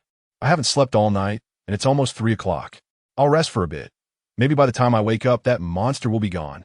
Everyone thought, maybe by the time you wake up, you'll have turned into a pile of jelly. Jiang Ziyun, secretly glancing at the others from Su Jian's embrace, saw that they were gathered discussing what to do. She quietly said to the eyes-closed Su Jian, "You must have a way, right?" Su Jian opened her eyes, glanced at the others, and then said, "Give me another 3 hours, and then I can try to fight that monster." "Huh? Why?" Jiang Ziyun asked in confusion. "Why can you try to fight after 3 hours? Look at this item in the mall." Under Su Jian's guidance, Jiang Ziyun saw a certain product. Your mall interface and even personal panel can be shared with others if you want, but it's best not to do that. Jiang Ziyun looked over and almost couldn't help but exclaim, because this item seemed tailor-made for Su Jian. Although Jiang Ziyun still didn't know why Su Jian had so many points, this item should be unaffordable for ordinary people. At the entrance of the comprehensive building, the predator seemed to be baffled by Su Jian's actions, but it was already quite full. Since these food sources weren't planning to run, let me digest for a while. I'll treat these bipedal creatures as backup rations. Chapter 42. I charged in, and I'm back.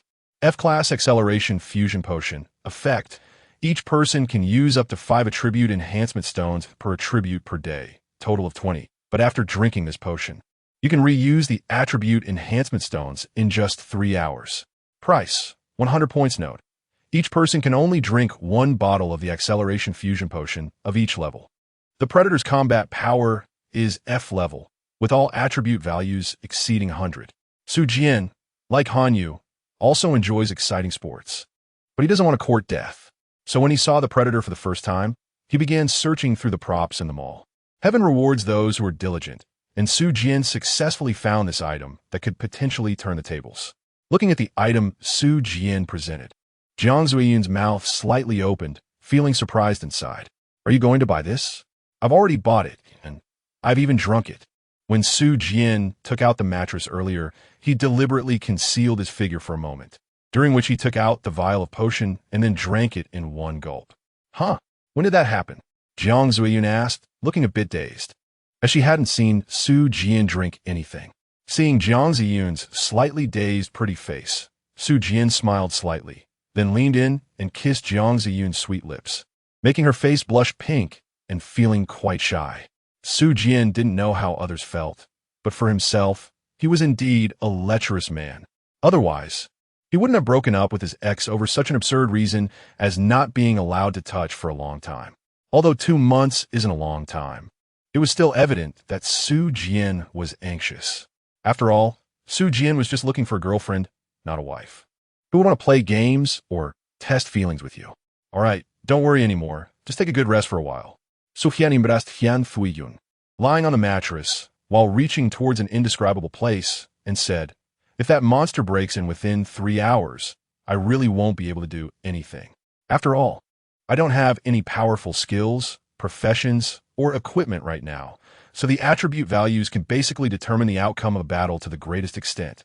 But after 3 hours, the gap in attribute values between me and that monster will shrink from 37 points to 17 points. Plus, with the F-Class military shovel in my hand, I should be able to fight it. Su Jian closed his eyes, as if he were really going to sleep. But Jiang Zuiyun playfully rolled her eyes. If you're going to sleep, at least take your hand off me. Don't touch or pinch me. Jiang Zuiyun's little face turned red as she closed her eyes.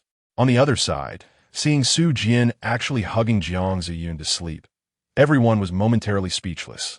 Isn't the big brother too calm? Is he really asleep? Ma Hao said in surprise.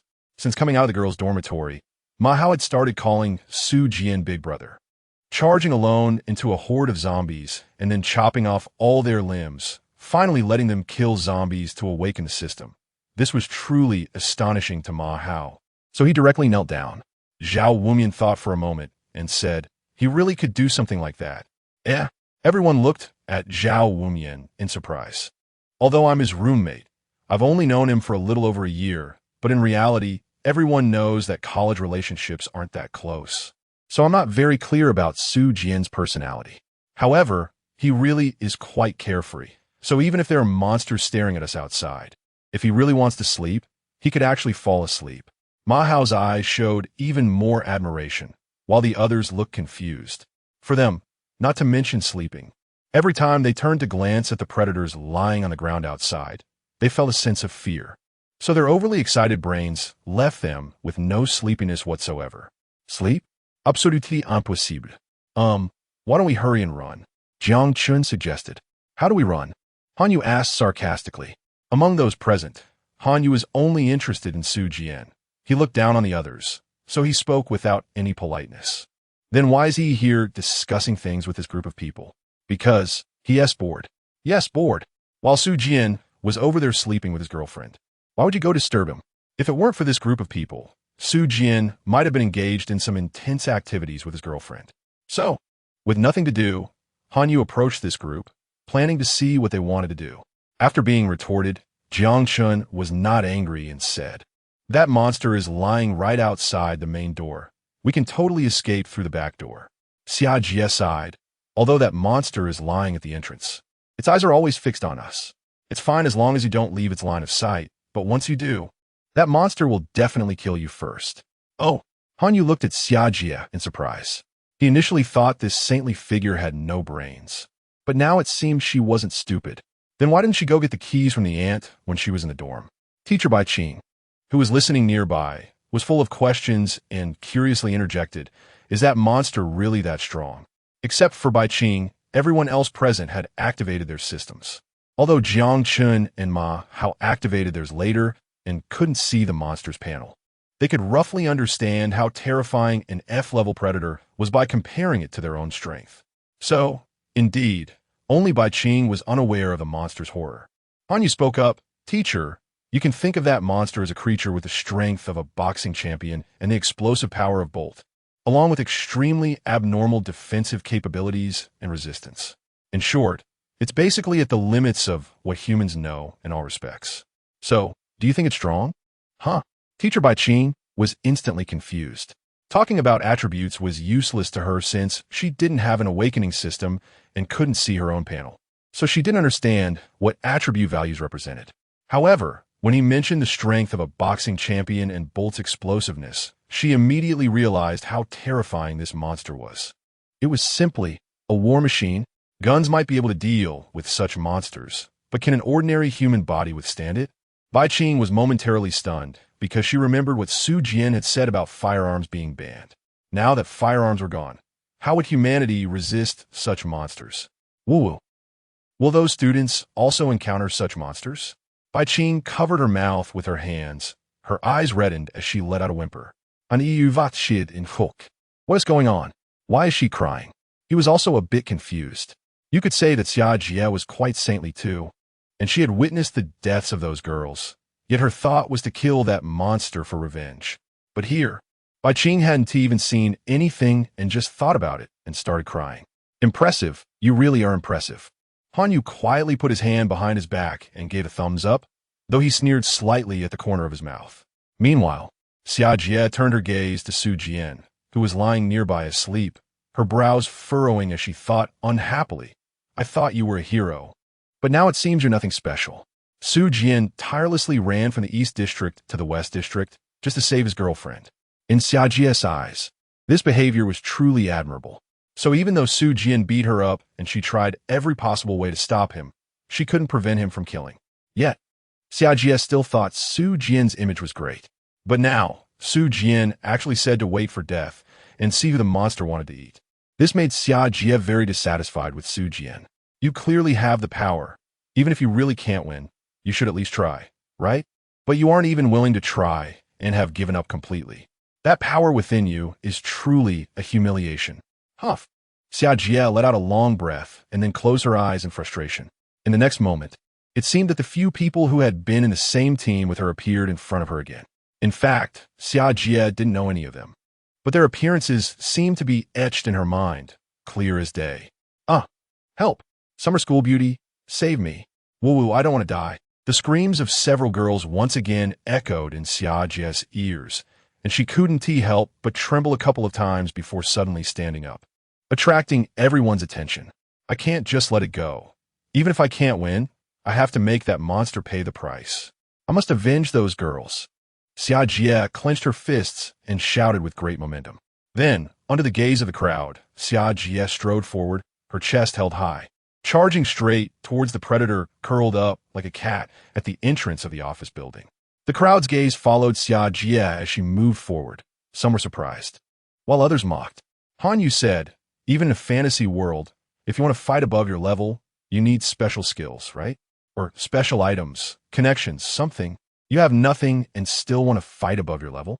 Or even 2 levels. You don't think you're living in a dream, do you?" Clearly, Hanyu did not believe Xia Jie could defeat the predator. If she went, it would just be a death sentence. The predator, lying at the door, slowly raised its head after hearing the footsteps. "I must kill you." Xia Jie glared angrily and roared as she charged towards the predator. Smack! However, the predator merely swished its tail lightly, striking Xia Jie in the abdomen. In the next moment, Xia Jie's charging figure was sent flying back. Bang! Xia Jie's body crashed into the wall on the first floor of the office building and then slowly slid down. The gap was too great. If the predator had wanted to, a casual strike could have killed Xia Jie, but it didn't do that because fresh blood was more delicious. Everyone turned to look, and it was Su Jian's laughter. At that moment, he was lying on the mattress, laughing while watching Xia Jia. Su Jianxi laughed recklessly. Hey, I'm coming over. Hey, I'm flying away again. Su Jian felt that Xia Jia, the school beauty, was not aloof at all. She was quite funny. Let's take away the title of the cold school beauty. I declare you the funny school beauty. After this battle, everyone knew that the predator was not to be trifled with. As for them, need I say more? Time slowly passed amidst everyone's anxiety. Meanwhile, Su Jian seemed to have truly fallen asleep, lying defenseless on the mattress. Around 6 o'clock in the morning, Su Jian suddenly opened her eyes. She opened them all, and the attribute enhancement stones could indeed be repurchased. Without hesitation, she upgraded all attributes to 5. And then Su Jian looked at the predator outside the door and coldly said, You can go die. Chapter 43. You die, I follow. You live, I accompany. Su Jian basic attributes: Strength 22, Agility 21, Constitution 24, Intelligence 23, Combat Power Assessment, F. Looking at her attribute panel, a wicked smile crept onto Su Jian's face. That smile was arrogant and defiant, with an aura of wicked charm. Su Jian clenched his fist, feeling his strength at that moment, and then said with a wicked smile, No wonder the campus beauty who practiced martial arts for many years was beaten up. This time's full attributes of 5 feel much stronger than the last time's full attributes of 5. It seems that as time goes on, the gap between attribute values will become larger. Su Jian finally noticed the anomaly with the attribute points. He originally thought that an attribute value of 1 was simply 1, but in reality, as 1 progresses, the value of 1 point in attributes becomes greater than 1. It makes sense. If attribute values were fixed numbers, then no matter how many hundreds or thousands there were, what difference would it make? Wouldn't they still be unable to withstand the burden? It's likely that in the later E and D tiers, the difference in attribute values will be even greater. Perhaps in the D tier, 1 point of attribute value could be equivalent to 10 or 100 points in the F tier. However, it's fortunate that it's still just the F tier for now. So the difference isn't that significant. A difference of 17 points can be managed. Su Jianxia smiled and looked at the predator outside. Thank you for helping me discover this prop in the mall. The feeling of increasing strength is truly addictive. Since you've helped me so much, I'll just send you to your death. Su Jian squinted, looking coldly at the predator. If it weren't for this predator blocking the door, Su Jian would have left long ago, even though he didn't know where to go. But Su Jian hated being constrained. This kind of confinement, like a cage, had been endured by Su Jian since middle school. It felt like being imprisoned, or like a pet, trapped in that small space. Su Jian hates and despises this feeling. But the former him was powerless to change. The current Su Jian feels that he can change. From now on, anyone I want to kill, no one can protect them. Anywhere I want to go, no one can stop me. Anything I want to do, no one can criticize me. Sufyan smiled, her gaze carrying a hint of murderous intent as she looked at the predator. Su Jian's gaze was not without killing intent. Rather, he could make his eyes devoid of any killing intent. Su Jian lowered her head, suppressing her killing intent, and then calmly said to Jiang Ziyun, Wait for me here. Are you confident? Jiang Ziyun asked worriedly. Su Jian shook his head and said, There's definitely not a 100 guarantee. What about a 50? Jiang Ziyun quickly asked. Not even that. At most a 30 chance, Su Jian replied calmly. Yes, at most a 30 chance. Although the predator is only 17 points higher than Su Jian in terms of overall attributes, as the attribute values increase, even a small difference becomes more significant. So the gap between the two is still quite large. However, this gap is not insurmountable. If we must say, Su Jian is currently an elite soldier, while the predator is a soldier king. There is a difference, and any carelessness or prolonged delay could put Su Jian at a disadvantage. But at least Su Jian has the strength to fight. 30%? Jiang Ziyun was shocked internally, then raised her head, pouted, and her bright eyes seemed to shimmer with tears. A 30 chance? Is that even a chance? Not even half. What's the difference from going to die? Jiang Ziyun really wanted to persuade Su Jian to stay, even thinking that the hunter could only eat one person when hungry, so they could just run away later. But when the words were on the tip of her tongue, Jiang Ziyun swallowed them back.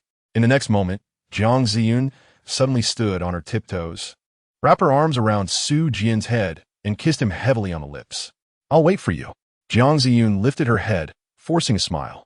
Since I've already made up my mind about you, then, if you die, I'll accompany you. If you live, I'll be with you. So no matter what decision you make, I will just support you. Seeing Jiang Ziyun clearly worried but saying nothing, Su Jian smiled faintly and felt that raising her affection level was not a bad thing at all. Such a woman is indeed worth protecting. I'll wait for you. Ha ha. Those 3 words good. Su Jian lowered his head and affectionately rubbed Jiang Ziyun's nose with his, then softly said, I will live.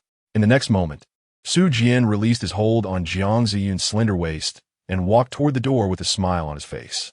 His posture was straight, and his aura was impressive. This time, he would definitely make that monster die on spot.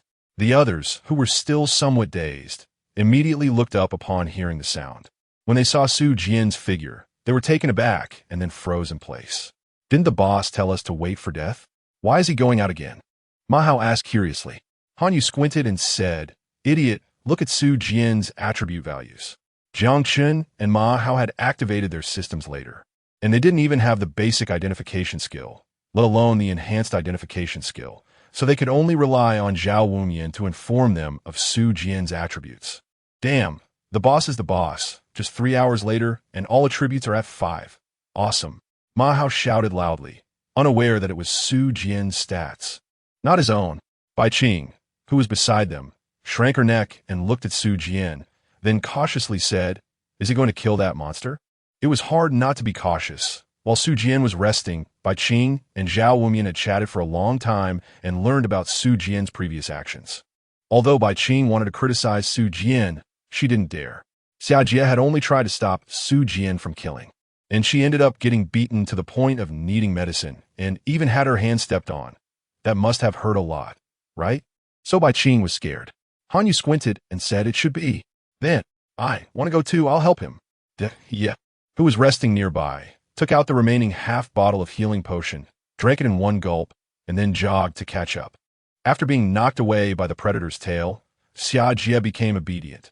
She had no choice. The predator was too ruthless, and going up would be futile. Xia Jie really wanted to take revenge for a few girls, but what if she didn't get revenge and ended up dead herself? Xia Jie wasn't too afraid of death, but she was afraid of not avenging those girls. Meanwhile, Su Jian coldly laughed as he slowly approached the predator.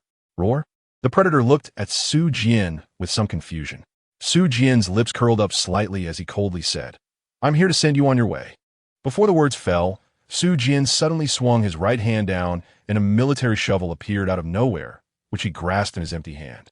Then, he brought the shovel down, striking at the predator. The predator quickly realized the danger and hurriedly got up to evade. It was puzzled. How could this 2-legged creature pose a threat to me after just a few hours? The predator was intelligent, with a brain comparable to that of a small child, but it couldn't comprehend Su Jian's situation at all. Despite its confusion, the predator knew it had to run. However, it was too late. The predator was faster than Su Jian, but when Su Jian approached, he attacked without the predator being on guard. The predator still needed to stand up before it could dodge, adding an extra action before evasion. That extra action required an additional second, so the predator couldn't completely avoid the attack. The F-class military shovel was indeed a formidable weapon, cutting through like a hot knife through butter compared to the old iron tools. As a result, the military shovel left a wound about 30 centimeters long on the side of the predator's body. Su Jian said somewhat dejectedly, I missed, and the wound isn't deep. Sigh. Although the predator didn't completely evade the attack, it caused Su Jian's originally intended strike aimed at its head to veer off towards its side. The length of the wound was not short, but it wasn't deep either, and for the predator, which had a high health of 26 points, it was merely a light injury. Given enough time, it could even heal on its own. Roar! The predator moved its limbs, instantly creating distance between itself and Su Jian. Feeling that it had actually been hurt, the predator let out an angry roar at Su Jian. Su Jian glanced at the predator from a distance, then extended her left hand, beckoning with her fingers as she mocked, Come over here. Are you trying to die by shifting your gaze at this moment? Su Jian said that a 30 chance of winning is only under the condition of giving it your all. If you're careless, you won't even have a 10 chance. I can help you, Xiaojie said unhappily. I've been training in martial arts for more than 10 years, and I'm very strong. The average 10 men can't defeat me. You help me. Su Jian was about to speak when a predator suddenly ran over from not far away, like a leopard, ready to hunt. Seeing the situation was not good, Su Jian immediately stopped speaking and cast a cold glance at the predator. With a loud bang, at the moment the predator lunged, General Su Jian held the industrial shovel diagonally in front of him to block the predator's fierce pounce. However, the predator could attack not just with its limbs. Its sharp tail was even more terrifying. Then everyone witnessed the predator raise its tail high and, like a scorpion, it struck at Su Jian. Su Jian was holding the military shovel with both hands to resist the forelimbs of the predator, which meant that Su Jian was unable to deal with the predator's tail at that moment. The situation was extremely tense. Chapter 44, Battling the Predator. Whoosh! The tip of the predator's tail flickered with a cold light and swiftly lunged at Su Jian. Su Jian was unexpectedly in a critical situation. The battle had barely lasted a minute.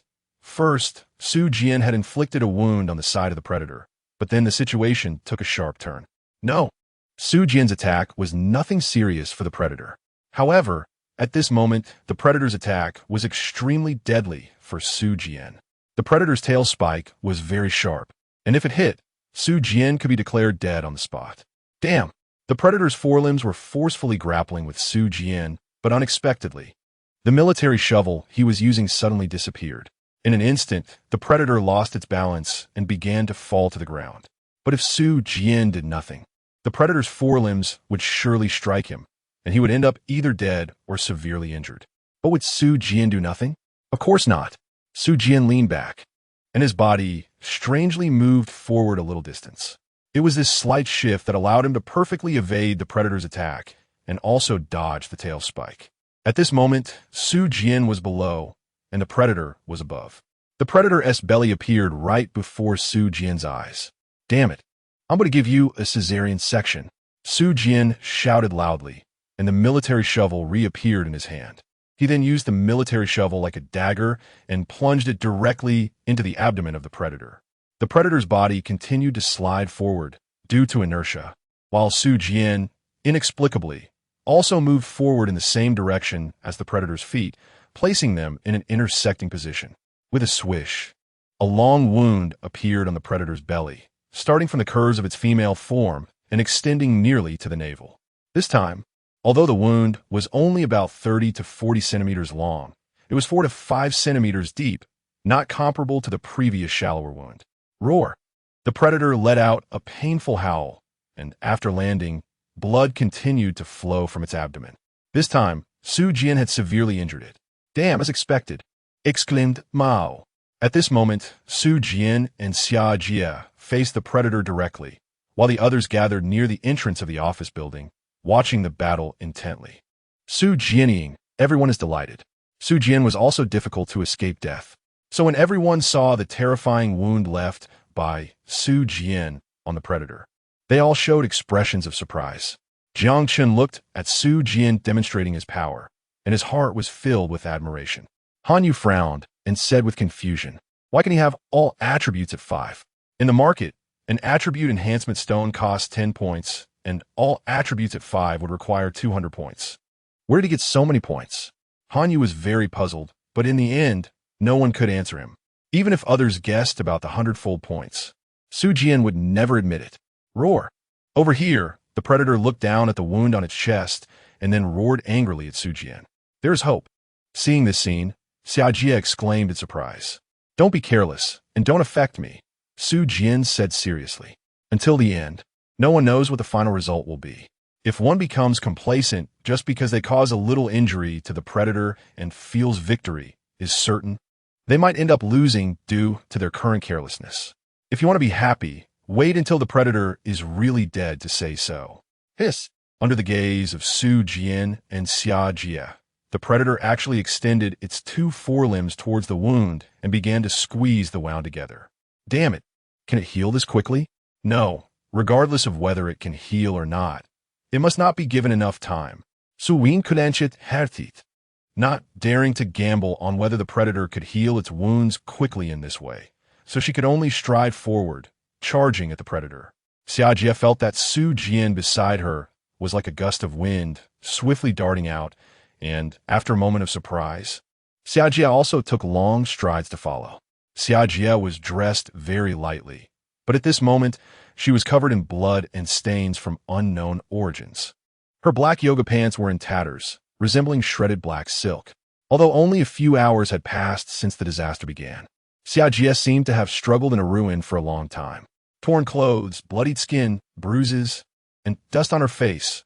These changes made Xiajie appear like a prisoner of survival in the wilderness. However, it must be said that it was uniquely alluring. At least Ma Hao, the lecherous fat man, would have his heart race and his face flush every time he glanced at her. Xiajie was unarmed, with no weapons in hand, but upon seeing Su Jian charging at the predator, she resolutely followed, because she wanted to avenge those girls who had died tragically. The straight-line distance between Su Jian and the predator was only a few meters, so it was as if he had flashed into existence, directly appearing in front of the predator, taking advantage of your illness to take your life. Su Jian looked coldly at the predator, then leaped high, swinging the military shovel in his hand like an axe, striking down fiercely. The predator's eyes showed visible panic, and it quickly swerved and jumped out of the way. Although the predator avoided Su Jian's chop, Su Jian was not one to be easily thwarted. Seeing the predator's movement, he immediately changed his downward strike to a horizontal sweep, narrowly grazing the side of the predator. However, this strike also failed to deal a heavy blow, only leaving a shallow wound on the predator's body. Whoosh! The predator, being a natural combat machine, was not solely focused on escaping Su Jian to buy time to heal its wounds. During this process, it was not just passively taking hits. The tail of the predator, like a venomous snake, swiftly lunged towards Su Jian, aiming directly for his head. Su Jian, in battle, may not be able to hear all directions and evade attacks coming from behind, but he can still observe the movements of his opponent, and the predator's tail has always been a focal point for him. As he saw the predator's tail spike coming at him, Su Jian tilted his head to dodge it, while simultaneously reaching out with his left hand to grab the predator's tail. The tail felt somewhat like a snake's and was very slippery, making it difficult for Su Jian to hold on. Now, with the predator injured in its abdomen and its two front limbs immobilized, combined with Su Jian's enhanced strength, he successfully grasped the predator's tail in a moment of opportunity, though he couldn't guarantee he could do it again next time.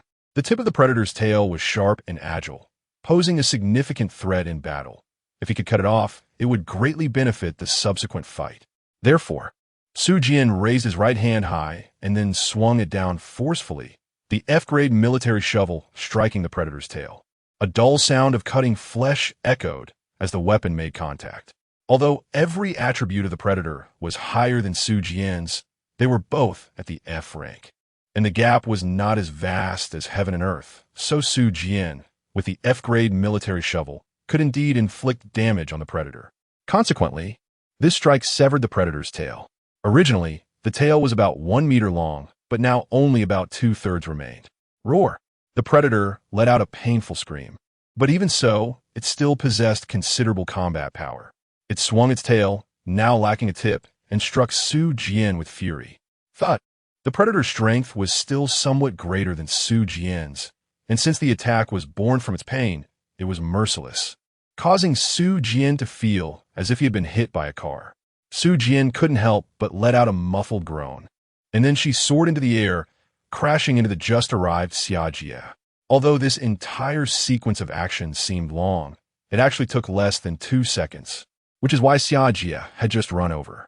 To her surprise, before she could even exert her strength, she was knocked over by Su Jian, and the two of them rolled back like tumbling gourds, rolling several times.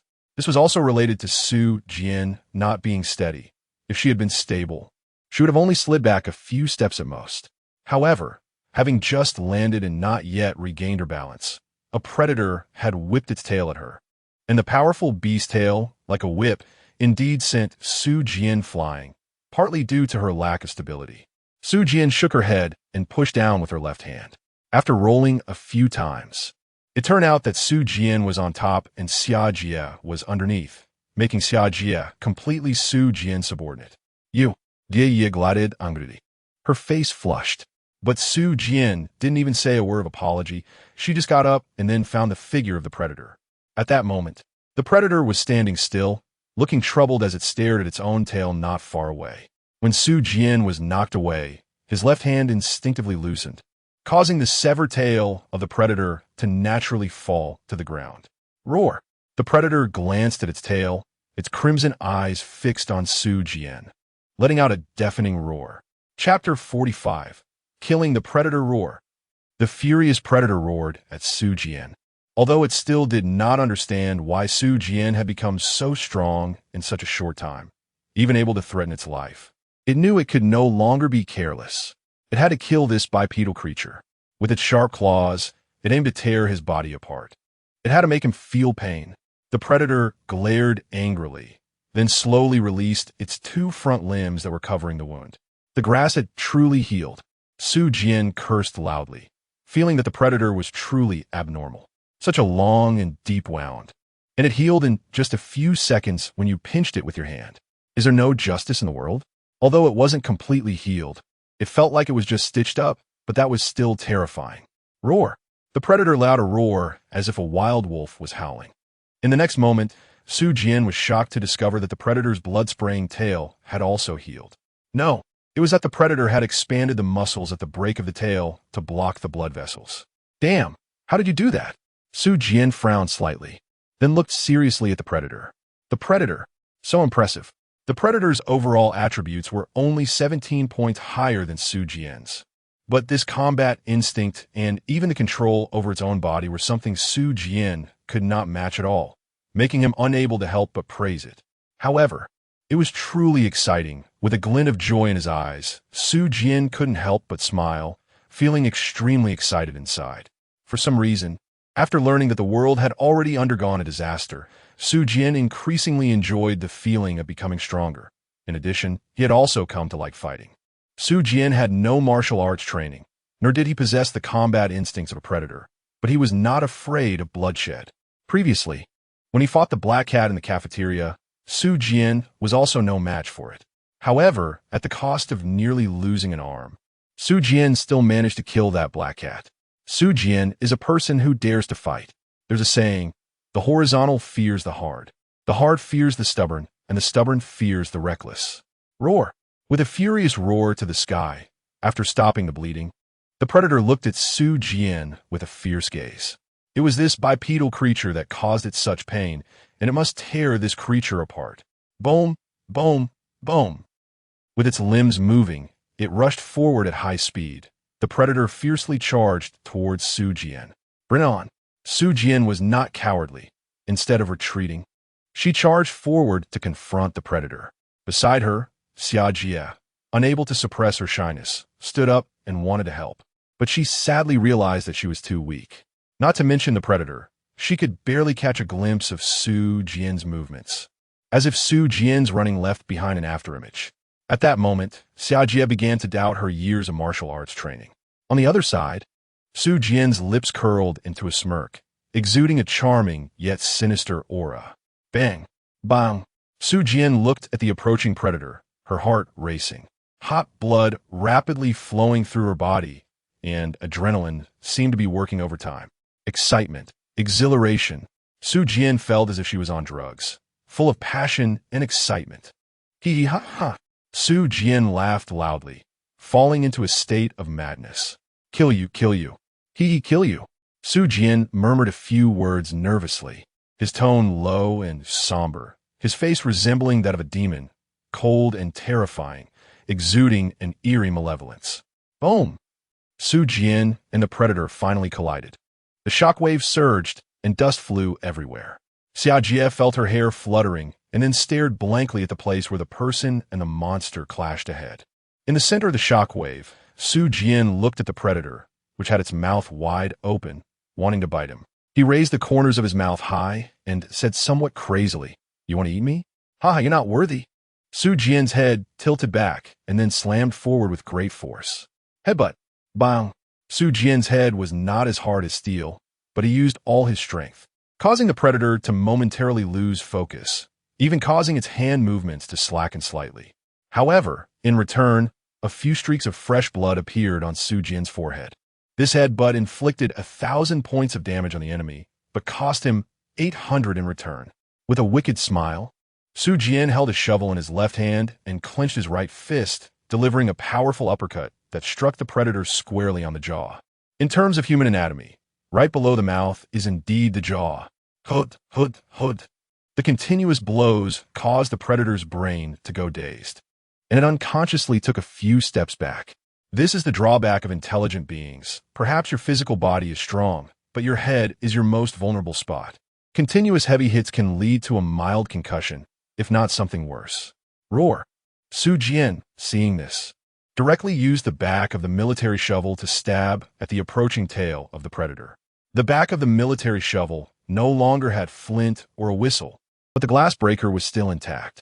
If you didn't look closely, you could say that when the military shovel was turned upside down, it was just a short gun.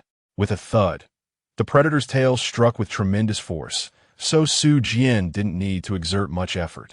He just had to aim the glass breaker side of the military shovel at the predator's tail and wait for it to fall into the trap. Sure enough, although the predator was intelligent, it did not know how to dodge, or perhaps it didn't realize that the military shovel could stab. With a sound of thud, the military shovel in Su Jian's hand pierced directly into the predator's tail, splattering blood everywhere, which was terrifying. Roar. The predator let out a roar, furious. What are you yelling for? Is that all you can do? With a disdainful sneer, Su Jian pulled out the military shovel, spun around, and then the sharp side of the military shovel slashed horizontally across the predator's chest, leaving a wound. ISNT, it's supposed to be F-class? Why is it so weak? Come on, come and hit me. Su Jian held a shovel in both hands, either chopping or striking, occasionally flipping the military shovel to poke with a window breaker. Without the disturbance of the tail stinger, Su Jian directly confronted the predator, repeatedly leaving wounds on its chest. Roar. The predator looked at the mighty Su Jian, and a look of fear finally appeared in its eyes. It was afraid. The predator's forelimbs struck swiftly, its sharp claws seemingly ready to tear Su Jian apart. But Su Jian simply crouched down, dodging the attack. What a waste of your attributes, huh? With a disdainful sneer, Su Jian's eyes were filled with contempt. Creatures of F rank are not invincible.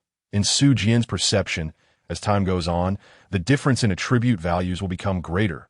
But theoretically, even if you are an F rank creature, you can still kill another F rank creature. However, that is just theory. After all, F rank creatures, whether in strength or speed, far exceed those of lower ranks. The latter may need dozens or even hundreds of hits to kill the former, while the former only needs to strike the latter once for it to die. Su Jian's excitement in her eyes began to fade, and then she said, somewhat disinterestedly, "Without your tail, your threat level has dropped significantly. If I had known earlier, I would have just said there was a 50 chance of winning. After all, as long as I cut off your tail, I can achieve an 80 chance of winning." Su Jian actually suppressed the predator head-on, which shocked the onlookers. What the hell, did the boss take drugs? Is he that strong? Ma Hao, with his overweight body swaying, looked at the scene in disbelief. Zhao Wumian exclaimed, "My God, how is Su Jian so powerful?" Jiang Chun looked at Su Jian with envy, feeling a mix of emotions. He also wanted to be as strong as Su Jian, but he knew it was unlikely. Hanyu squinted his eyes and smiled with interest. Impressive, too impressive. Clearly, the predator is a level above him, but looking at this battle scene, it seems like he is a level above the predator. Bai Qing glanced a couple of times and, feeling scared, closed her eyes because she surprisingly felt pity for that monster. Jiang Zuiyun said nothing, but his attention was always on Su Jian, his eyes filled with affection and worry. What the hell? That monster is going to run. Ma Ao Sudinli shouted. Everyone turned to see that the monster had actually pushed Su Jian back and then crouched down, using all four limbs to run towards the nearest office building's wall. Its agile speed could only be used for escape. Su Jian glanced at the figure of the predator, sneered, and said, "It's come to this point. And I still let you run away? A higher level means 5 points, but for Su Jian, it's 500 points. In the market, aside from some special items, most F-tier weapons or items are only worth 10 points. The purchasing power of 500 points is very strong. Therefore, Su Jian naturally wouldn't let the predator escape.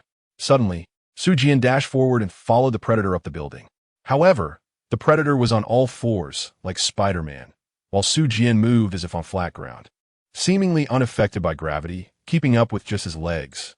The little brain of the predator must have been unable to comprehend how Su Jian managed to run up. This moment of distraction gave Su Jian the time to catch up. "Get down," he shouted loudly, rushing forward and wrapping his arms around the predator's neck from behind. Then, with a powerful push of his legs, he yanked the predator's limbs off the wall. The two of them, one human and one monster, fell freely from the air, crashing to the ground. Su Jian flipped his body in the air, placing the predator beneath him and himself above. Bang! The predator crashed onto the ground, kicking up a cloud of dust and even creating several centimeters deep craters in the ground. Hiss, hiss, hiss! The predator, ignoring the pain, twisted its body wildly. If it were a beautiful woman struggling underneath him, Su Jian might have been interested, but with a monster, even if it had a decent physique, he had no interest at all. Perhaps some people like this style, but at the very least, you had to have a human face, right? Not just an oval shape with eyes and a mouth on top, and the teeth in that mouth were even several rows of triangular fangs. How disgusting. Therefore, Su Jian mercilessly swung the military shovel down and chopped off its head. Chapter 46. I am so willing to save people now. Su Jian said coldly, striking the predator's neck heavily with the military shovel and severing its head. Watching the predator's head separate from its body, everyone showed expressions of shock. As for Xiajia, she looked at Su Jian with a complicated mood. Although she didn't know why Su Jian had all attributes at 5, it was clear that the previous Su Jian didn't really want them to die. He was trying to buy some time for these few hours, even though no one knew what Su Jian had done during those 3 hours. Xiajia now understood that Su Jian didn't want to kill the monster right away, but wanted to be more secure and kill it after raising his attributes to 5. She had misunderstood him. However, if Su Jian knew what Xiajia was thinking, he would definitely say, "You didn't misunderstand me, although I indeed wanted to buy time. If that monster really wanted to eat you, I wouldn't stop it at all." Is Su Jian seeking revenge? Or is it to protect others? No, it's neither. Su Jian was just trying to protect himself, and under that premise, he aimed to earn as many points as possible. Although from side perspective, Su Jian did indeed save them. His original intention was not that. He was just looking out for himself. Besides, the current points are essentially the currency of the old century, so Su Jian wanted to acquire more to improve his life.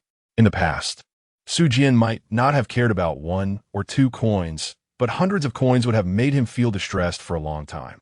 However, now, as long as he kills monsters, he can earn points, and with his 100-fold points, he definitely wants to experience what it feels like to be a sudden wealthy person. Self-protection, then making money. That is all of Su Jian's thoughts.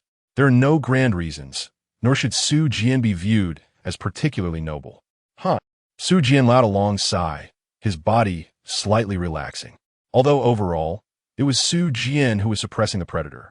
He had only taken a few hits from the predator, but those few hits nearly made him pass out. Even now, Su Jian felt like 2 of his ribs might be broken. Enduring the pain, Su Jian took out a healing potion and drank it. Looking at the healing potion in his hand, Su Jian felt somewhat helpless because there were only 5 healing potions left in the warehouse. But there were still 8 detoxification potions. The 1 detoxification potion he used had even been poured down the toilet. Damn it. If he had known earlier, he would have bought all healing potions. The detoxification potions are useless, Su Jian cursed inwardly. Buzz the predator's body suddenly began to rise slowly, startling Su Jian, who quickly placed the military shovel in front of him and took an attacking stance. However, the next moment, the predator's body suddenly collapsed, and then with a flash of light, it transformed into a black-red treasure chest. Hint: you have killed an F-level predator. Obtained a slaughter chest. Description: killing powerful monsters has a chance to yield a slaughter chest, which contains a wealth of items. Hearing the prompt in his mind, Su Jian was slightly taken aback. Then he put the military shovel into the warehouse and dragged the slaughter chest in front of him with one hand. Tap, tap, tap, footsteps sounded, and it turned out to be Jiang Ziyun and Zhao Wumyan, who were in the office building, rushing out. Boss, you're amazing. Hey, where's the monster's body? I wanted to kick it a few times, Ma Hao said somewhat flatteringly. Jiang Ziyun said nothing, rushed into Su Jian's arms, hugged him tightly, then looked up with a smile. Su Jian patted Jiang Ziyun's back and said softly, it's okay, nothing happened, right? Su Jian, you're amazing, Zhao Wumian said in surprise. The others also showed expressions of astonishment and admiration.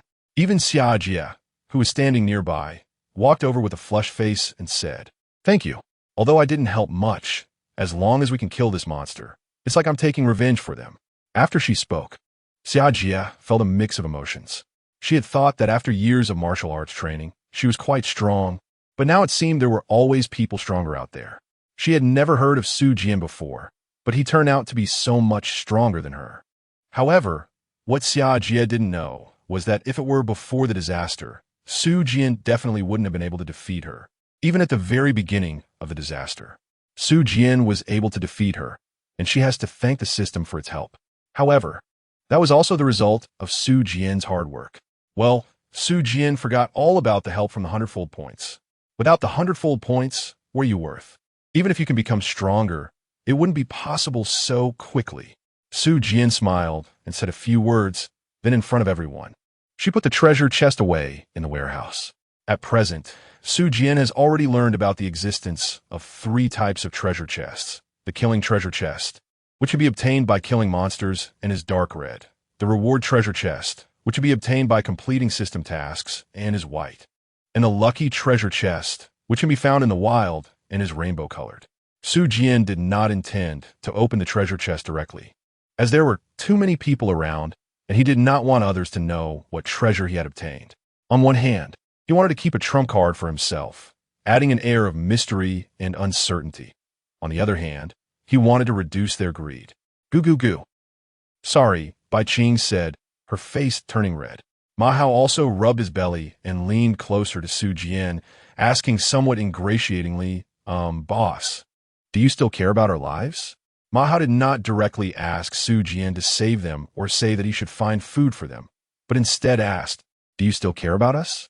It must be said that although Ma Hao, this fat guy, was lecherous, he still had some brains. Su Jian thought for a moment, stood up, and said, all right, then everyone follow me. It's only a few hundred meters from here to the North District cafeteria. We can get there quickly. Su Jian is not a very cold-blooded person, so he doesn't mind helping within his means. Whether he does it or not is fine. But he cannot be morally coerced, and no one can stop him from doing anything he wants to do. In simple terms, Su Jian is someone who responds better to kindness than to toughness. Of course, this kindness depends on the situation. If I want to kill someone, it doesn't matter if you come to me softly or harshly. It won't work. However, for trivial matters, if you speak to me nicely, I will most likely go along with you.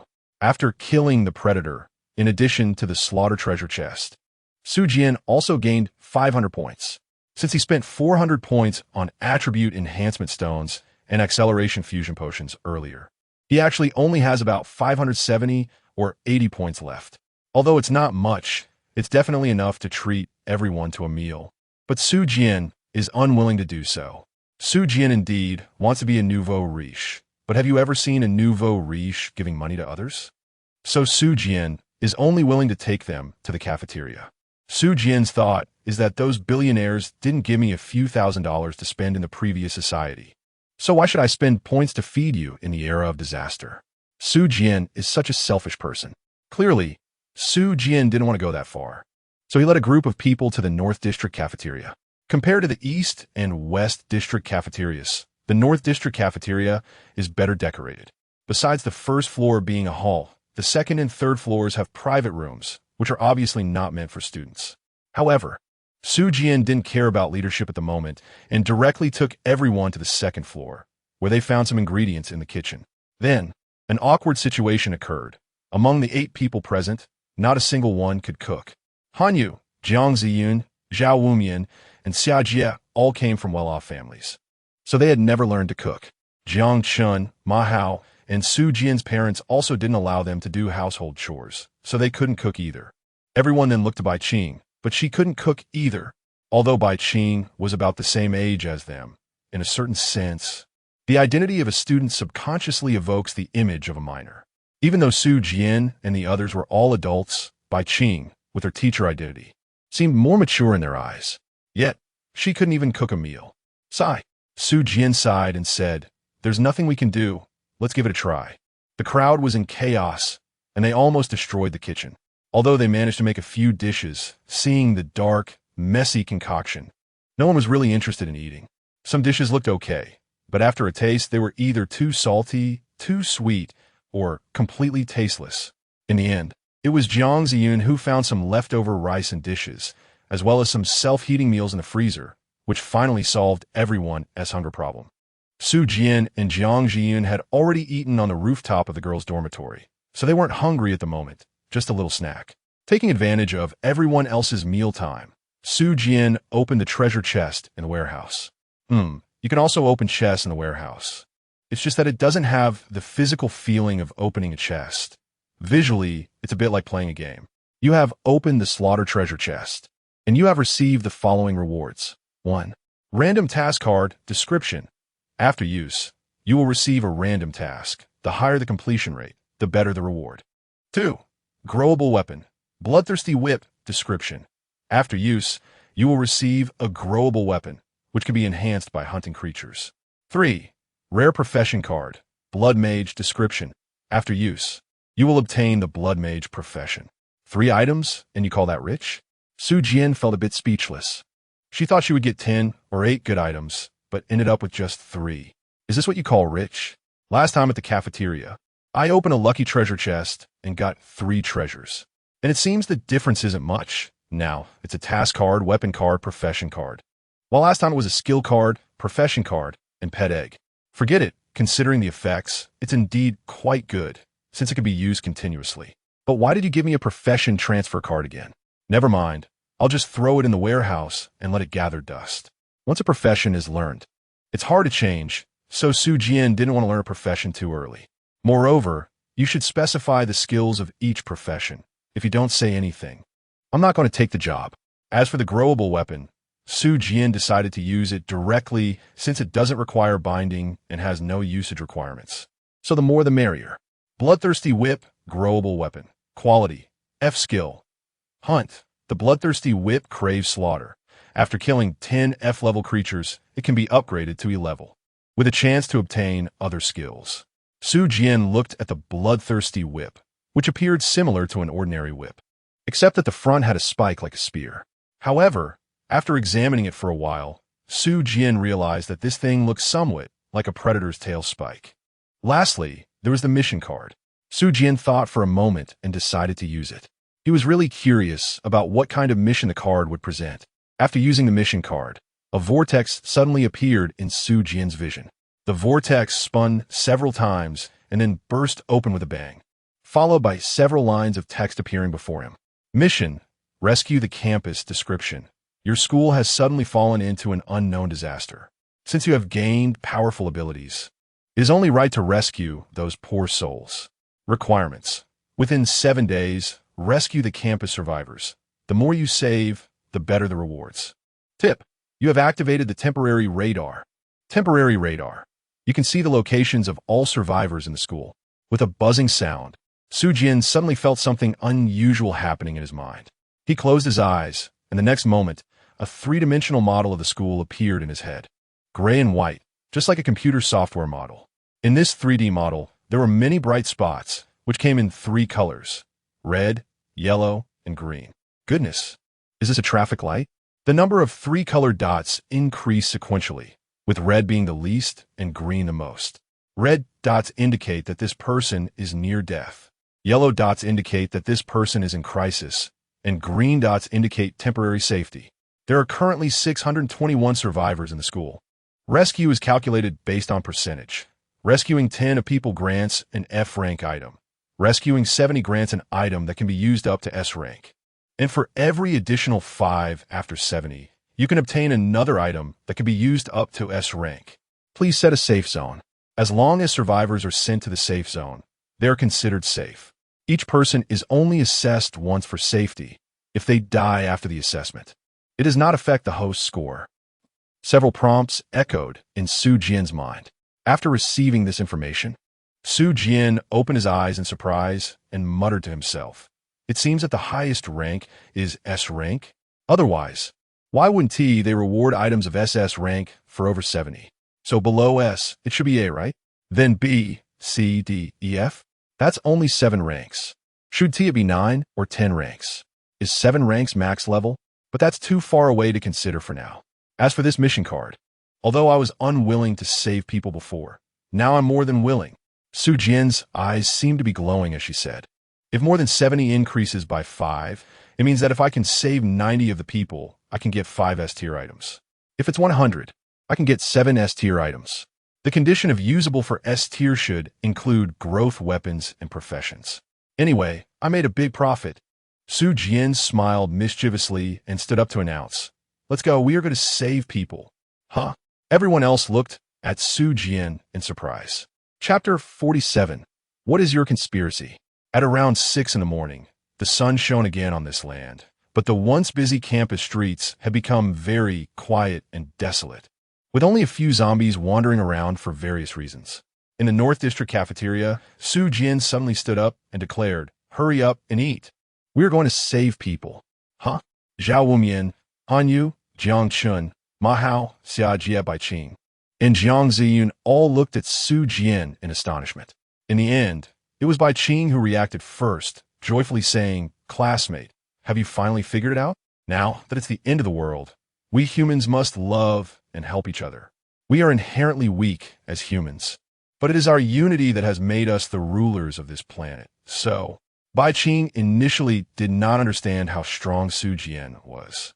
But after the battle between Su Jian and the Predator, Baiqing was completely stunned. Is this even human? Although it sounded a bit like a curse. Baiqing rarely swore, which showed how surprised she was. Yes, teacher, you were right. So, can you eat faster? I'm going to save people. And if you delay even a bit, someone might die.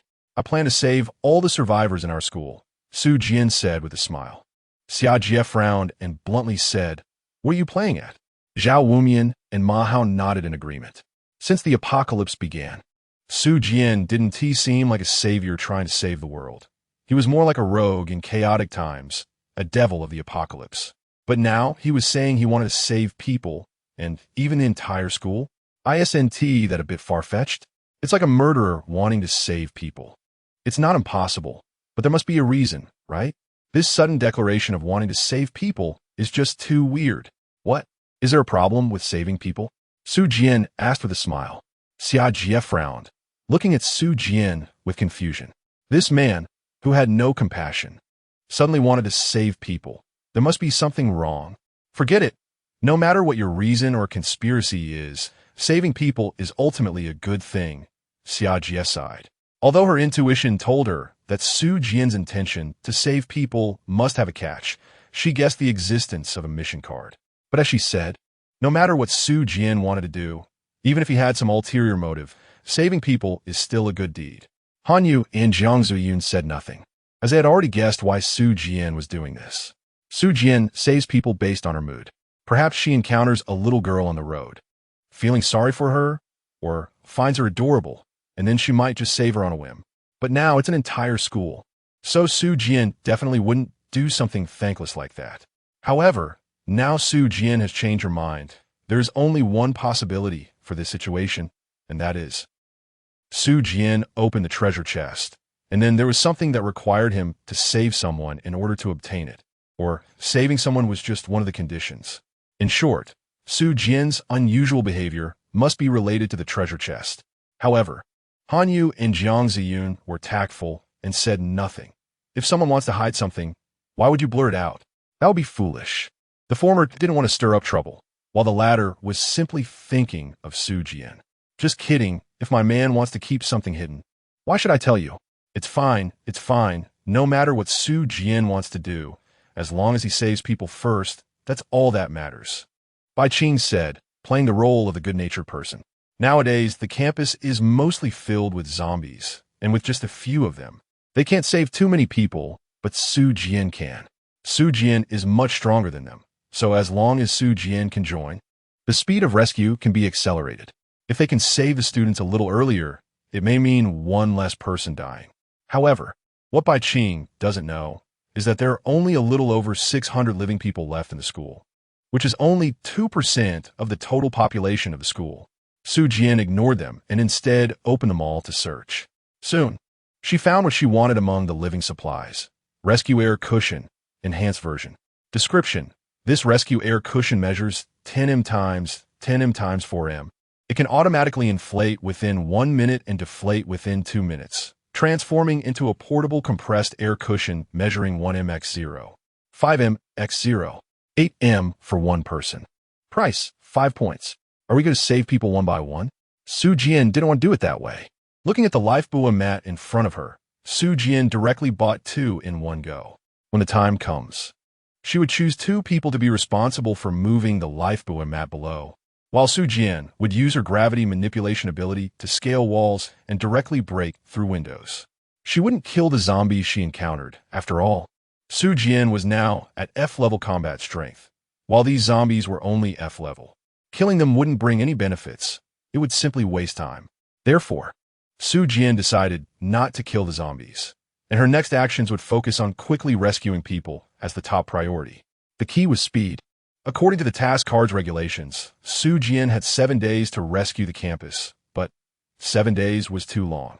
Su Jian is a person with a short attention span, especially for tedious tasks like saving people. He can't stick with it for as long as 7 days.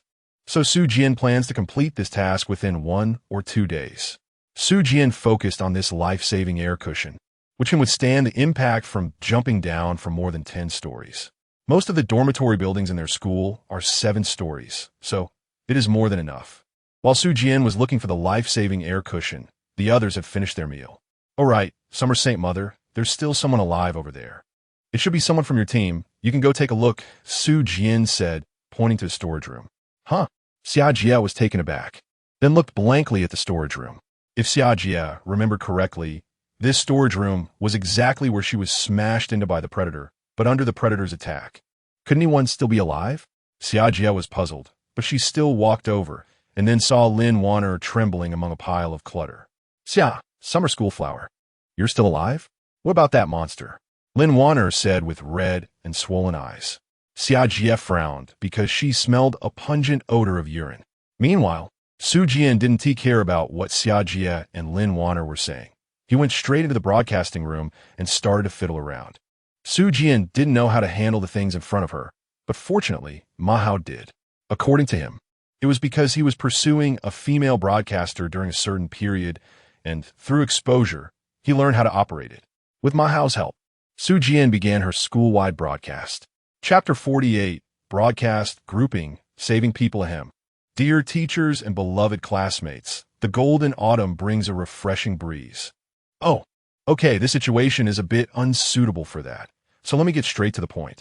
In case I don't finish and the power goes out, that would be a problem. Ahem. The voice coming from the broadcast was initially quite awkward. Even Jiang Zhiyun beside her looked at Su Jian with an expression of helplessness. Amidst the blank stares from everyone, Su Jian coughed awkwardly twice and then said in a tone that seemed like a joke. Hello, all you surviving folks still alive. How are you? First of all, I have to tell you that our planet has suddenly entered the apocalypse. Don't ask me why, and don't ask me when it will end. I want to know the answers to those questions too, but I'm sorry, at least for now, I have no idea why the apocalypse has come. However, those questions are still too far away for you. What you should be considering right now is how to survive. Are you trembling in fear? Are you very hungry and tired? Ha, you bunch of useless people, cowards. Ah, why did you hit me? Oh, sorry, I accidentally spoke my mind.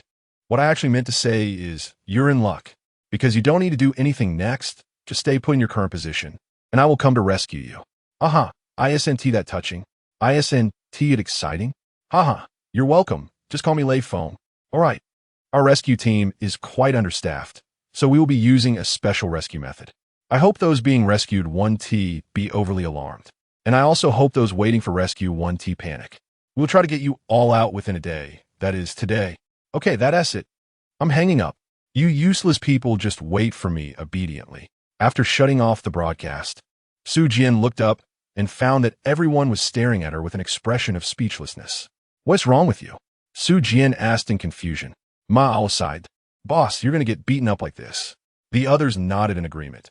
Even Jiang Zhuiyun looked at her with a mix of laughter and tears. Su Jian laughed and said, "Who dares to hit me? After the disaster, I won't let you hit me again." Then, Su Jian turned to the teacher Bai Qing beside him and said, "This teacher, I want to let you know in advance, after saving people, you must restrain them. Don't let anyone provoke me, and you need to consider all aspects carefully." Su Jian smiled, his tone very calm. But everyone could sense a hint of something in that calmness, causing their bodies to tremble slightly. Bai Qing then remembered that this classmate in front of her was different from those timid, sheltered flowers. He was decisive and ready to fight. She had heard that he had even killed a female classmate in the girls' dormitory. This person couldn't simply be regarded as a student. What do you mean, classmate?" Although a bit afraid of this young boy in front of her, Bai Qing still asked out of confusion, as she didn't quite understand Su Jian's meaning. Su Jian smiled and said, "After saving the people, how to arrange their accommodation, how to solve their food and shelter. These questions are not my concern. All right, let's go." Before Bai Qing could react, Su Jian led everyone downstairs. First, use the broadcast to announce to the whole school, to prevent some people from getting desperate and directly going to their deaths, and then rescue people in the order of red, yellow, and green. Although there are currently very few red dots, if those green dots come out of hiding and confront the zombies, it's likely that a large number of people will die again. Su Jian really doesn't want anyone to die right now.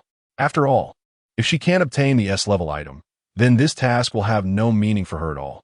Closing her eyes, Su Jian checked the buildings in the school then. The safe zone will be set here. Su Jian's lips curled up, and then she determined the range of the safe zone. The safe zone she chose turned out to be the main road that connects the East District and the West District. Shouldn't the safe zone be selected in a building? You set it as a road? Most survivors are located in the East and West Districts, so no matter where the safe zone is set, it would waste time. Instead, let's just set it on this main road that runs through both districts. After all, I don't need to care about their lives afterward.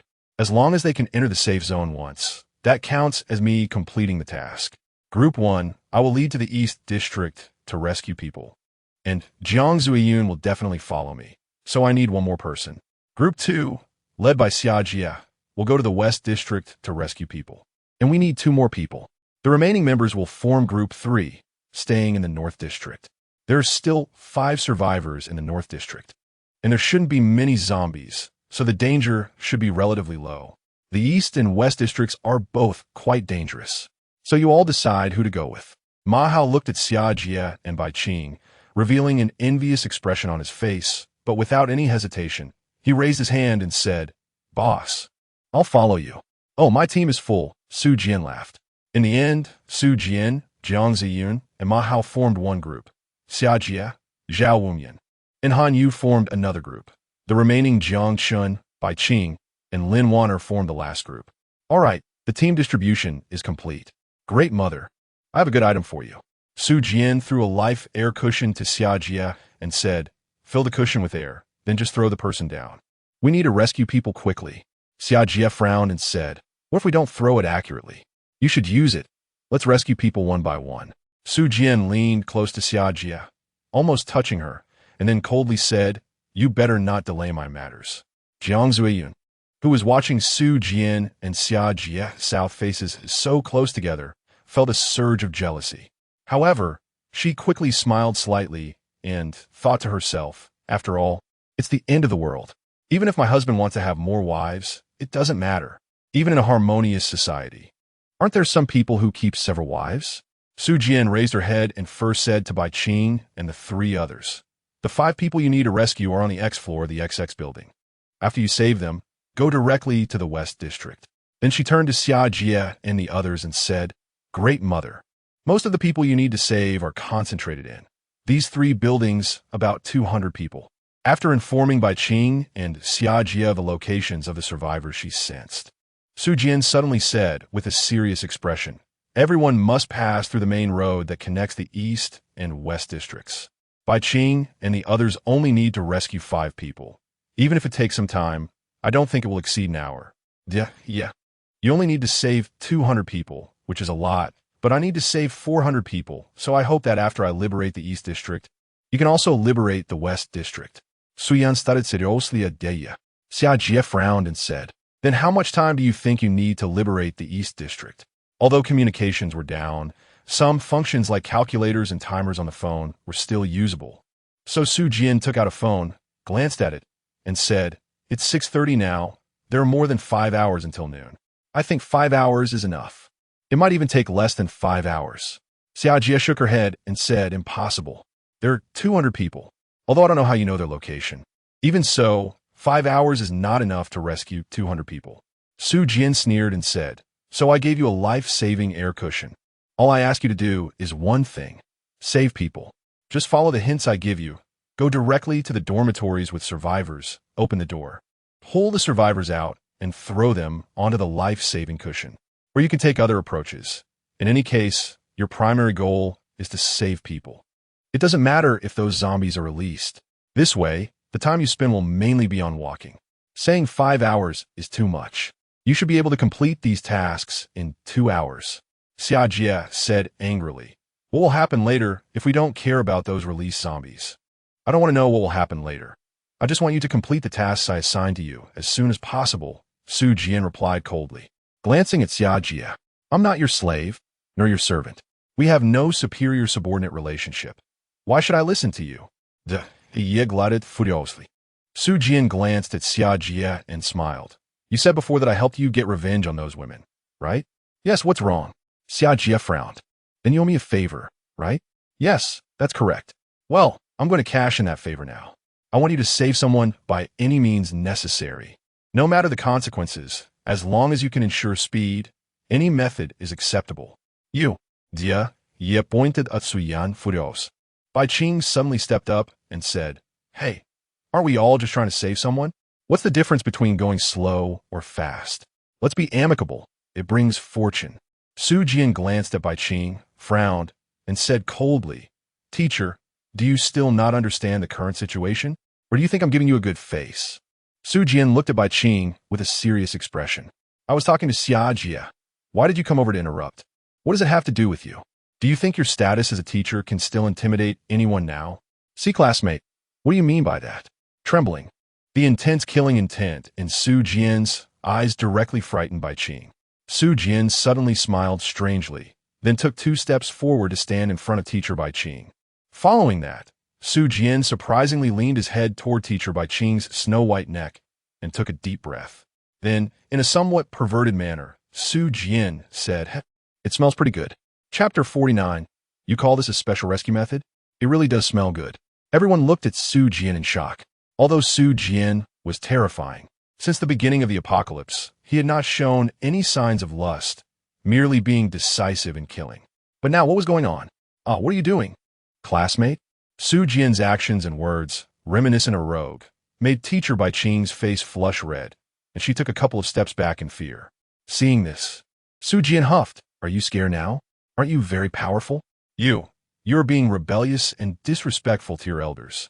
Teacher Bai Qing pointed at Su Jian with a trembling hand, accusing him. Su Jian laughed loudly, then mockingly said, "I don't want to explain the difference between a catastrophe and an apocalypse anymore, but no matter the situation, the collapse of order and the degradation of morality are inevitable. Why do you think you can stand here in complete clothes and talk to me?" Su Jian stepped forward, and with a tearing sound, she ripped apart teacher Bai Qing's white shirt. With F-level strength, tearing a piece of clothing was incredibly easy. The crowd, especially the men, stared in shock at this scene. Ma Hao, in particular, had his mouth slightly agape, as if he were about to drool, his gaze fixated on the exposed fair skin of Bai Qing. "What are you doing?" Xia Jie shouted, quickly stepping forward to stand in front of Bai Qing. Zhao Wumian opened his mouth, wanting to say something, but ultimately didn't dare.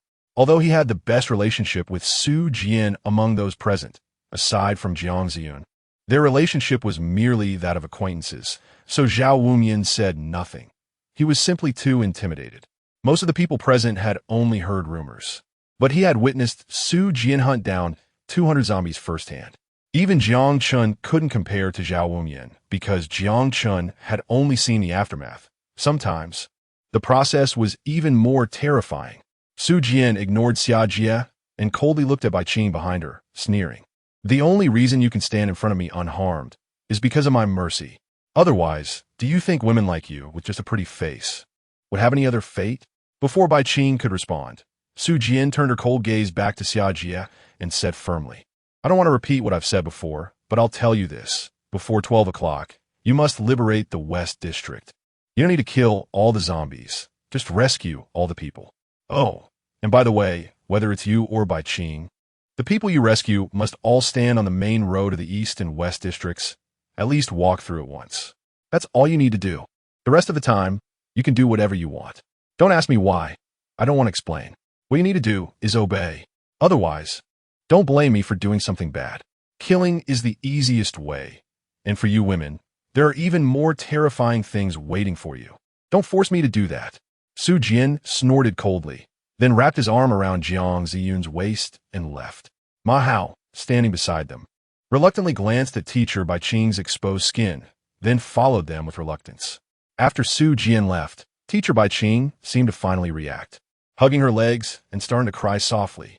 Xia Jie looked somewhat flustered, as it appeared she didn't know how to comfort others. Han Yu, with his arms crossed, leaned against a tree and said, Xia Schoolflower, although what I'm about to say might be a bit of a buzzkill, we should hurry to the West District to rescue people. Su Lauda doesn't seem like he's joking. Watching Su Jian's figure walking away, Han Yu truly admired him more and more. This man had an incredible adaptability. From the moment the apocalypse began, he understood the potential dangers ahead. Yet he didn't lose his core principles, maintaining a certain moral baseline. However, Su Jian's sense of morality did have some issues. In situations like this, shouldn't there be some discussion first? Why go straight to taking action? Clearly, in contrast to the idea that violence is barbaric, Su Jian's perspective was that if you can act, why waste words?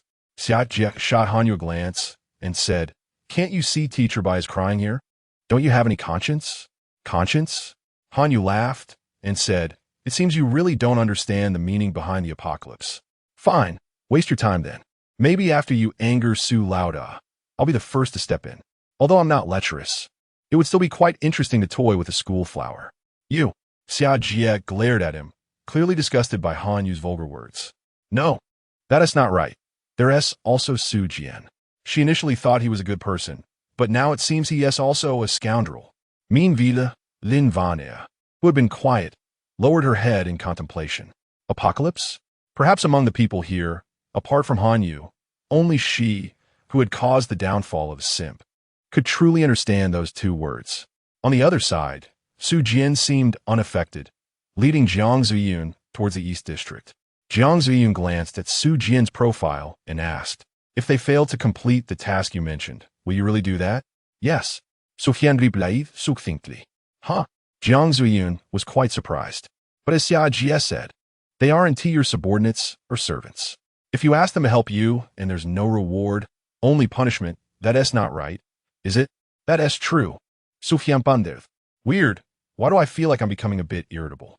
Su Jian frowned and suddenly felt that he had indeed acted impulsively just now.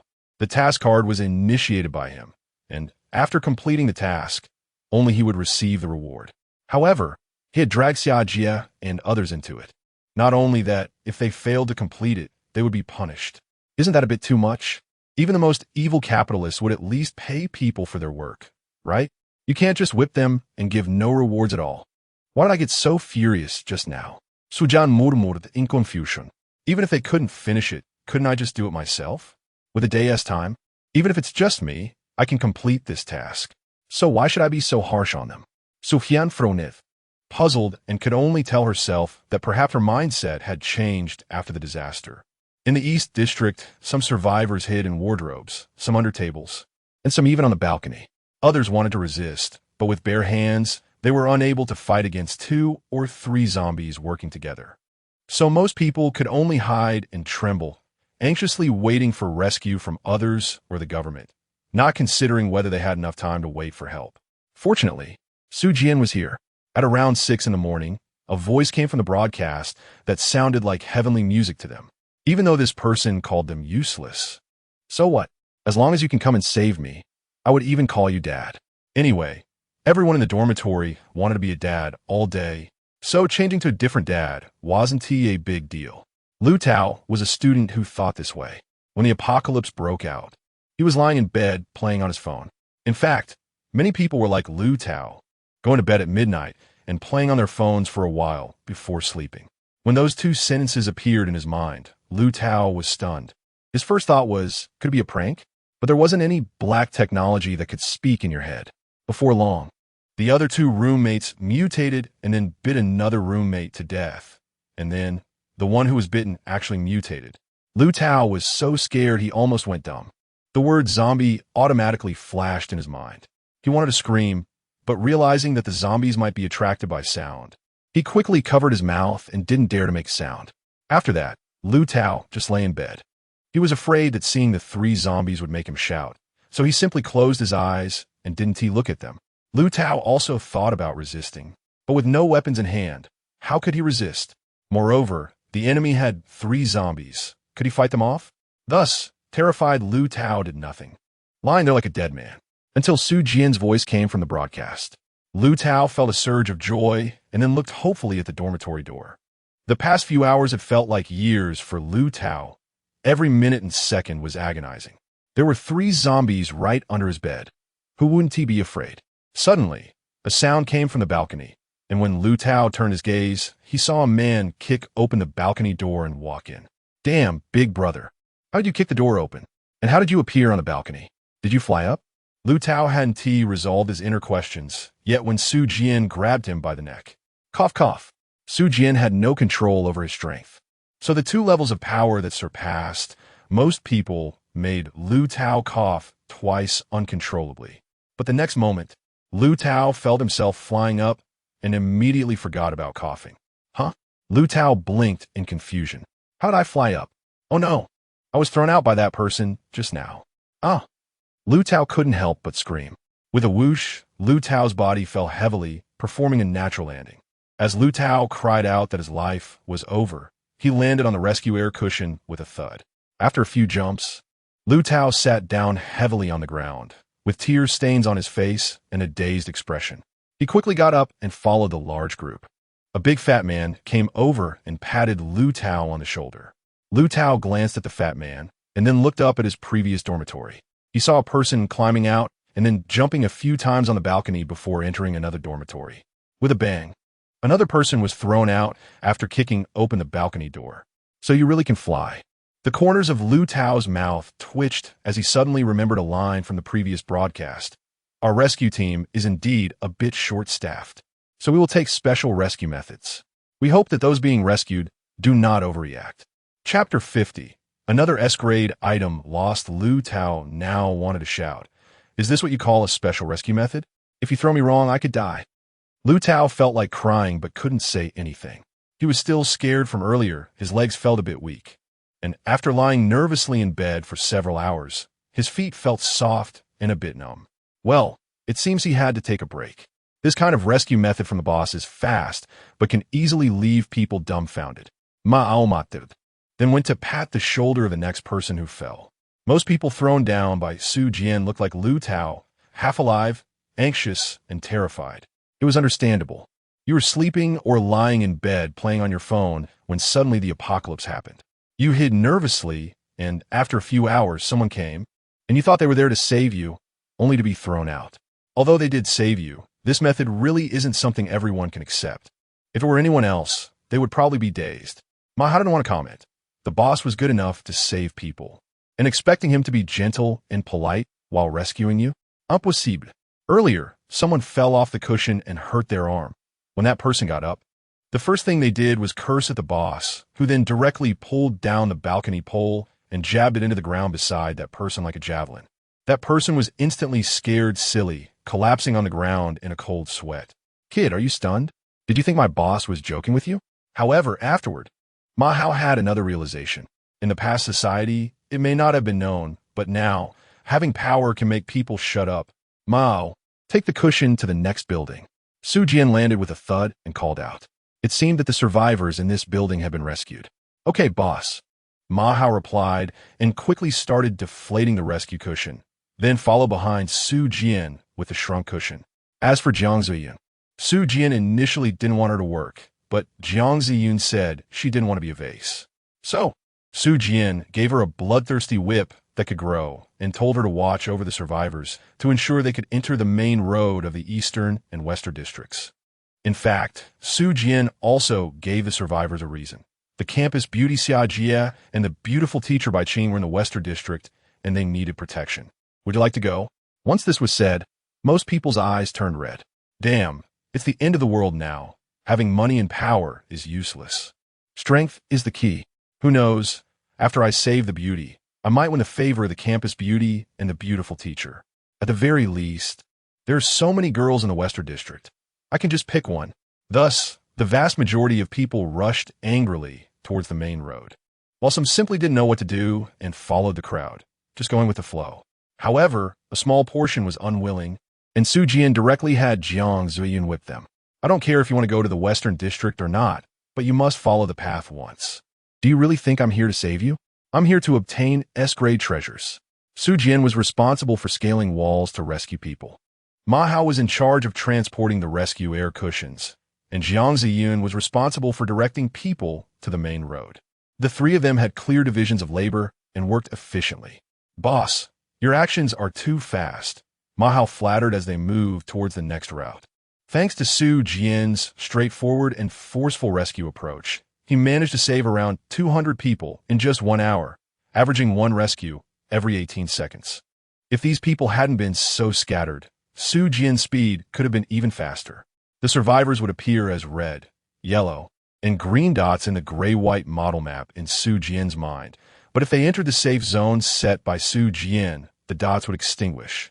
In other words, as long as the dots were extinguished, Su Jian would consider the mission accomplished. And whether those people lived or died afterwards was not something Su Jian would consider at all. Su Jian's current task completion is 261,621. It seems that Xia Jia is also acting quickly, rescuing about 60 to 70 people. There are still a few or a dozen people on Su Jian's side who haven't entered the safe zone. Oh, by the way, if someone dies, a red cross will appear in the model diagram. At this point, 43 people have died. According to the ratio of 621 people, 1% is 7. 21 people, and 5% is 36. 0.5 people. Ignoring the decimal, we could say it's 36 people, which means Su Jian has lost one S-level item now. Su Jian was truly speechless, gritting her teeth and cursing. Damn it, I already told you not to run around recklessly. How come there are still people running around? You useless bunch could just wait for me to rescue you, couldn't you? At first, there were only a few red dots, but after this hour, instead of decreasing, they increased. Damn it, over 40 people have died. Are you all crazy? I told you not to leave, yet you insist on going? Is this rebellion? Su Jian was grumbling, feeling very displeased inside. Why couldn't these people just stay put? They had managed to endure the whole night, and now they couldn't hold on for just a few more hours? You useless bunch made me lose an S-level item. Now, I can only get a maximum of 6. With your 40-something lives, you don't deserve even one S-level item. I'm begging you, please don't die. Okay? Survivor. Hey, now you have to beg us not to die. Su Jian had a helpless expression on his face, so he had no choice but to drink the healing potion while hastening his pace. There was no way to slow down. If another 30 people died, he would lose another S-rank item. He didn't care about the lives of these people, but he was very concerned about the quantity of S-rank items. Whether it was rare professions, S-rank skills, or upgradable weapons, the more of these things, the better. So Su Jian didn't want to give up at all. If it were someone else, they might not be able to rescue everyone in 7 days. After all, when it came to saving people, most would probably, like Xia Jia, take the keys and open the doors one by one, then kill the zombies and rescue the survivors. Even with the temporary radar, they might continue to use that method. But Su Jian was different. He had the Titan bloodline, and his specific ability was gravity manipulation. If he were to go straight up and down, it would consume a lot of stamina, but if he was climbing walls or moving like a gecko, the consumption was very low, allowing him to maintain it for about half an hour at a time. Now, Su Jian already knew that the healing potion could restore stamina. So whenever his stamina dropped to a certain level, he would drink half a bottle of the healing potion. The 9 bottles of healing potion he had bought before had quickly turned into 4, but surprisingly, he still had 8 bottles of detoxification potion left. which made Su Jian feel that he had underestimated the situation. Upon arriving at a new building, while Ma Hao was inflating the rescue air cushion, Ma Hao didn't need to do anything. The cushion had two buttons, one for inflating and one for deflating, and pressing one would automatically inflate or deflate the cushion. Su Jian first ran a lap on the first and second floors, rescuing 5 people. After rescuing these 5, the rescue air cushion was fully inflated, so Su Jian continued to leap across the balconies. In fact, many times Su Jian didn't need to use gravity manipulation, as the balconies weren't far apart. As long as one dared to jump, most could make it across directly. But how many people would be reckless enough to do that? People in the country weren't like those abroad who enjoyed taking risks. Rescuing building by building, Su Jian's speed was incredibly fast. Most of the time, if he was discovered by zombies, he would kick them away. By the way, Su Jian tried to see if he could kick the heads off the zombies, but the experiment showed it was not possible. It seemed that Su Jian would need to level up before he could kick off a zombie's head. Time flew by, and in the blink of an eye, another hour had passed. It was almost 9 o'clock. Su Jian also rescued nearly 400 people, leaving only about 20 individuals in the last building. "Boss, you're amazing," Ma Hao said, giving a thumbs up, genuinely impressed. Although Su Jian's methods might be a bit unconventional, it must be said that the speed of rescue was truly fast. While some people complained after being rescued, Su Jian didn't indulge their bad habits, simply tossing them something to make them shut up. In fact, if these people hadn't entered the safe zone, Su Jian would have directly killed them with a clothes pole. "A bunch of waste. I'm saving you and you treat me like an enemy? What's wrong? Are you alive or not? Even if you accidentally fell off the air cushion and hit the ground, and most of you just scrape your skin, what's the big deal? Without me, you wouldn't even be alive, and now you can survive with just a little scrape, and instead of thanking me, you curse at me? What a disgrace." Su Jian is not afraid to kill. That Xiao Shirlei is the best example. However, Su Jian believes that as long as it's not too excessive, it's better not to kill. "I can kill, but I think I still have some bottom lines, so as long as you don't provoke me, we can coexist peacefully, which is quite good.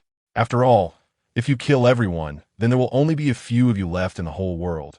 And what's the point of that? Loneliness is something that some people might enjoy, but for the vast majority, it can only be endured for a moment. Being in a lonely environment for a long time will drive a person mad." Arriving at the last building, after waiting for Ma Hao to finish venting, Su Jian leaped up, took a few steps on the wall, and then landed on a balcony. After violently breaking down the door, Su Jian kicked 3 zombies away and then approached a wardrobe, directly pulling out a girl inside. "Are you here to save me?" the girl said with shining eyes. Su Jian may not be considered very handsome, but with his height advantage, he can still be regarded as somewhat attractive. Coupled with the unique charm of his all-black attire and the influence of saving people for a long time, he has developed a cold and unique temperament. Additionally, the physical changes brought about by his all-attribute level 10 are not immediately visible, but in reality, Su Jian is now completely muscular, with 8 distinct abdominal muscles replacing what used to be a bit of belly fat. Moreover, in moments of danger, girls often let their imaginations run wild. Under various influences, one girl almost blurted out her willingness to offer herself. However, the next moment, she felt herself flying. She blinked in confusion. "Huh? I." The girl screamed, but the next moment, she landed on a cushion. She looked up and saw one girl after another being thrown down by Su Jian, and couldn't help but angrily say, "You're a straight guy, right?" A few minutes later, Su Jian came down after saving everyone. 526, 621. The current total number of deceased, 75 people. "Nice, I've successfully reduced my collection of S-grade items," Su Jian said speechlessly. Su Jian even wondered if someone was deliberately preventing her from getting so many good things. Otherwise, why had she broadcasted everything? Yet so many people still died. Many people started as green dots, only to suddenly turn into red crosses. Those who were originally red dots, Su Jian managed to save quite a few. Yet so many green dots ended up dead. Su Jian was speechless, very speechless. After saving the people, Su Jian found Jiang Ziyun, and then walked towards the West District with others. At this moment, it must be said that the road between the East and West Districts had gained a bit of popularity, but it was nothing compared to the crowds that used to gather as soon as class started. Jiang Ziyun waved the whip in her hand, making a crisp sound in the air. Do you like this? Su Jian asked with an inexplicable expression. Jiang Ziyun nodded and said, it feels super cool. Just now, a boy didn't listen, so I whipped him right in the face.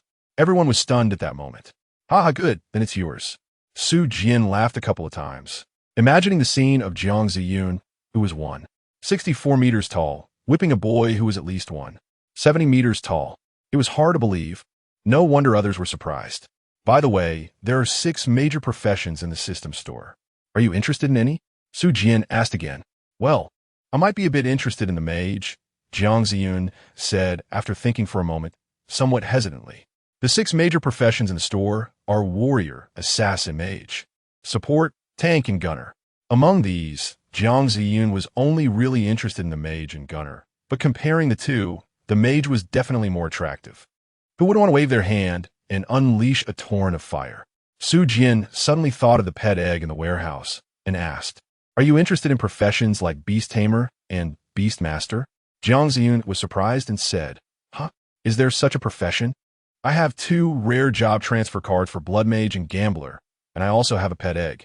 If there's no beast master, what is the point of having a pet egg? I haven't seen any pet contract items in the system either. So I speculate that there should be such a rare profession. Besides, how could a mage only have the 4 elements of wind, fire, water, and earth? Not to mention, ice and lightning must exist, right? So ice mage and lightning mage should also be rare professions. Jiang Ziyun suddenly realized that indeed, how could mages only have 4 elements? Besides, having rare professions in games should be common knowledge, right? So it's very likely that rare professions do exist. No, it's not just likely. Su Jian has already obtained 2 rare professions. Therefore, there must indeed be a profession like Beastmaster. Looking at the whip in her hand, Jiang Ziyun asked herself, does she like Beastmasters? It seems quite enjoyable.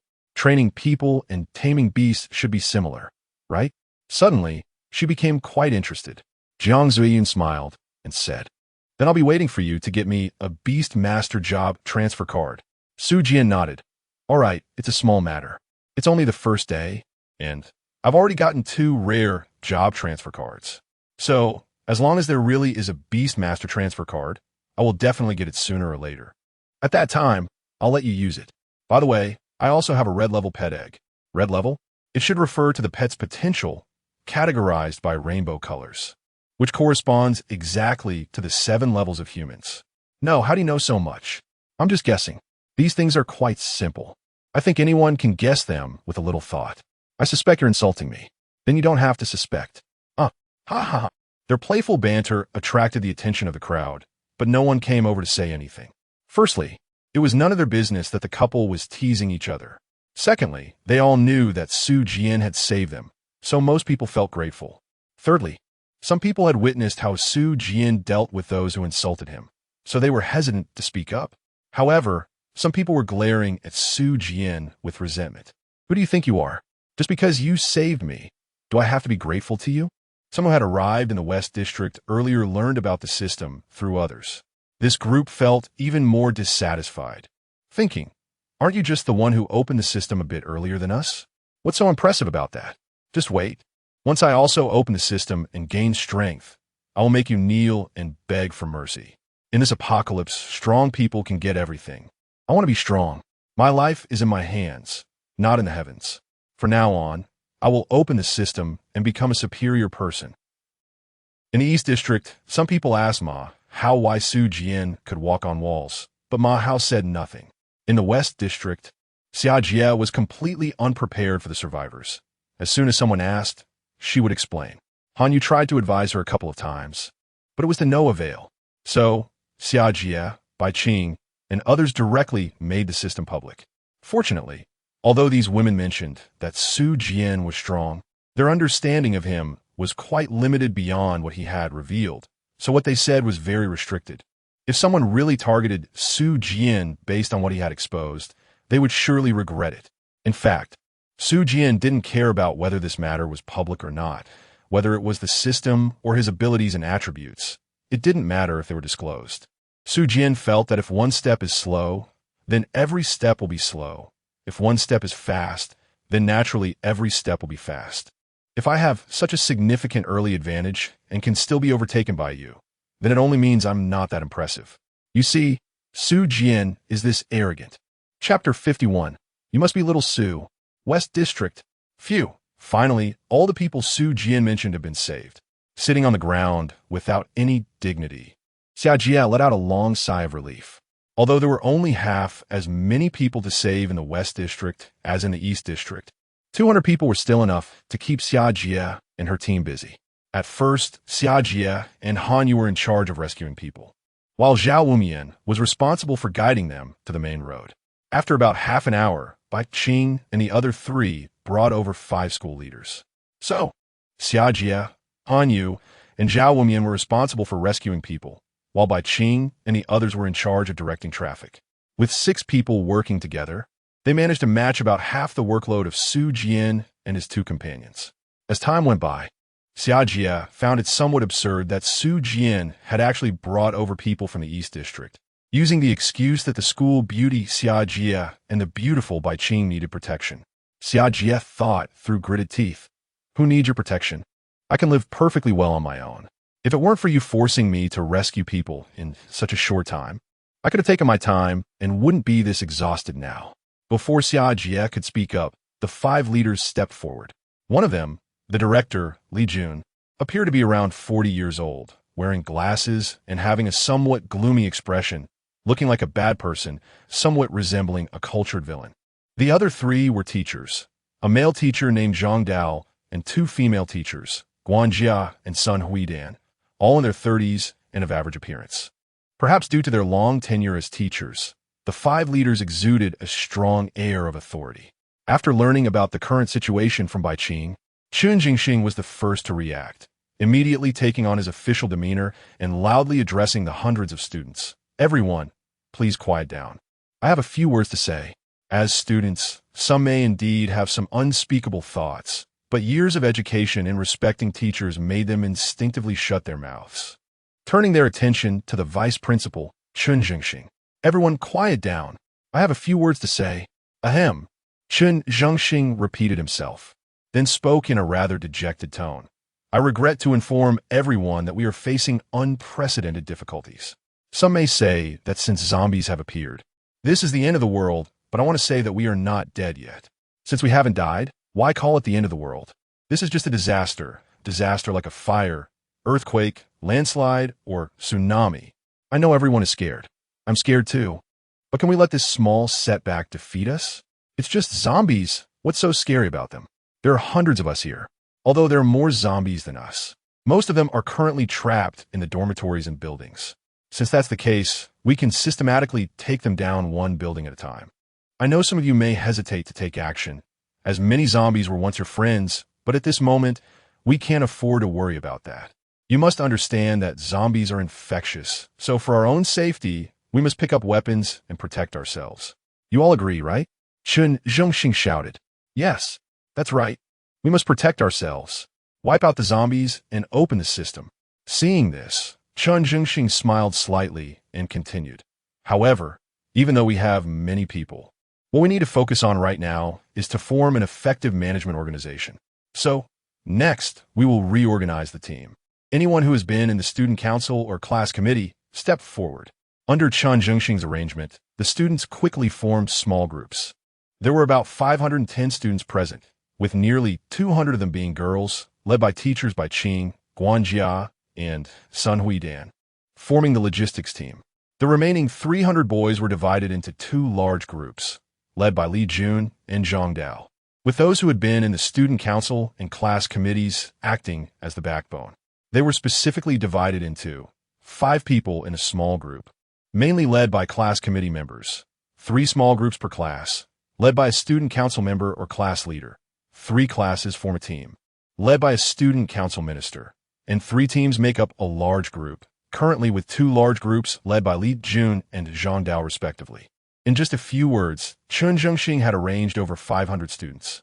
It must be said this is what leadership looks like.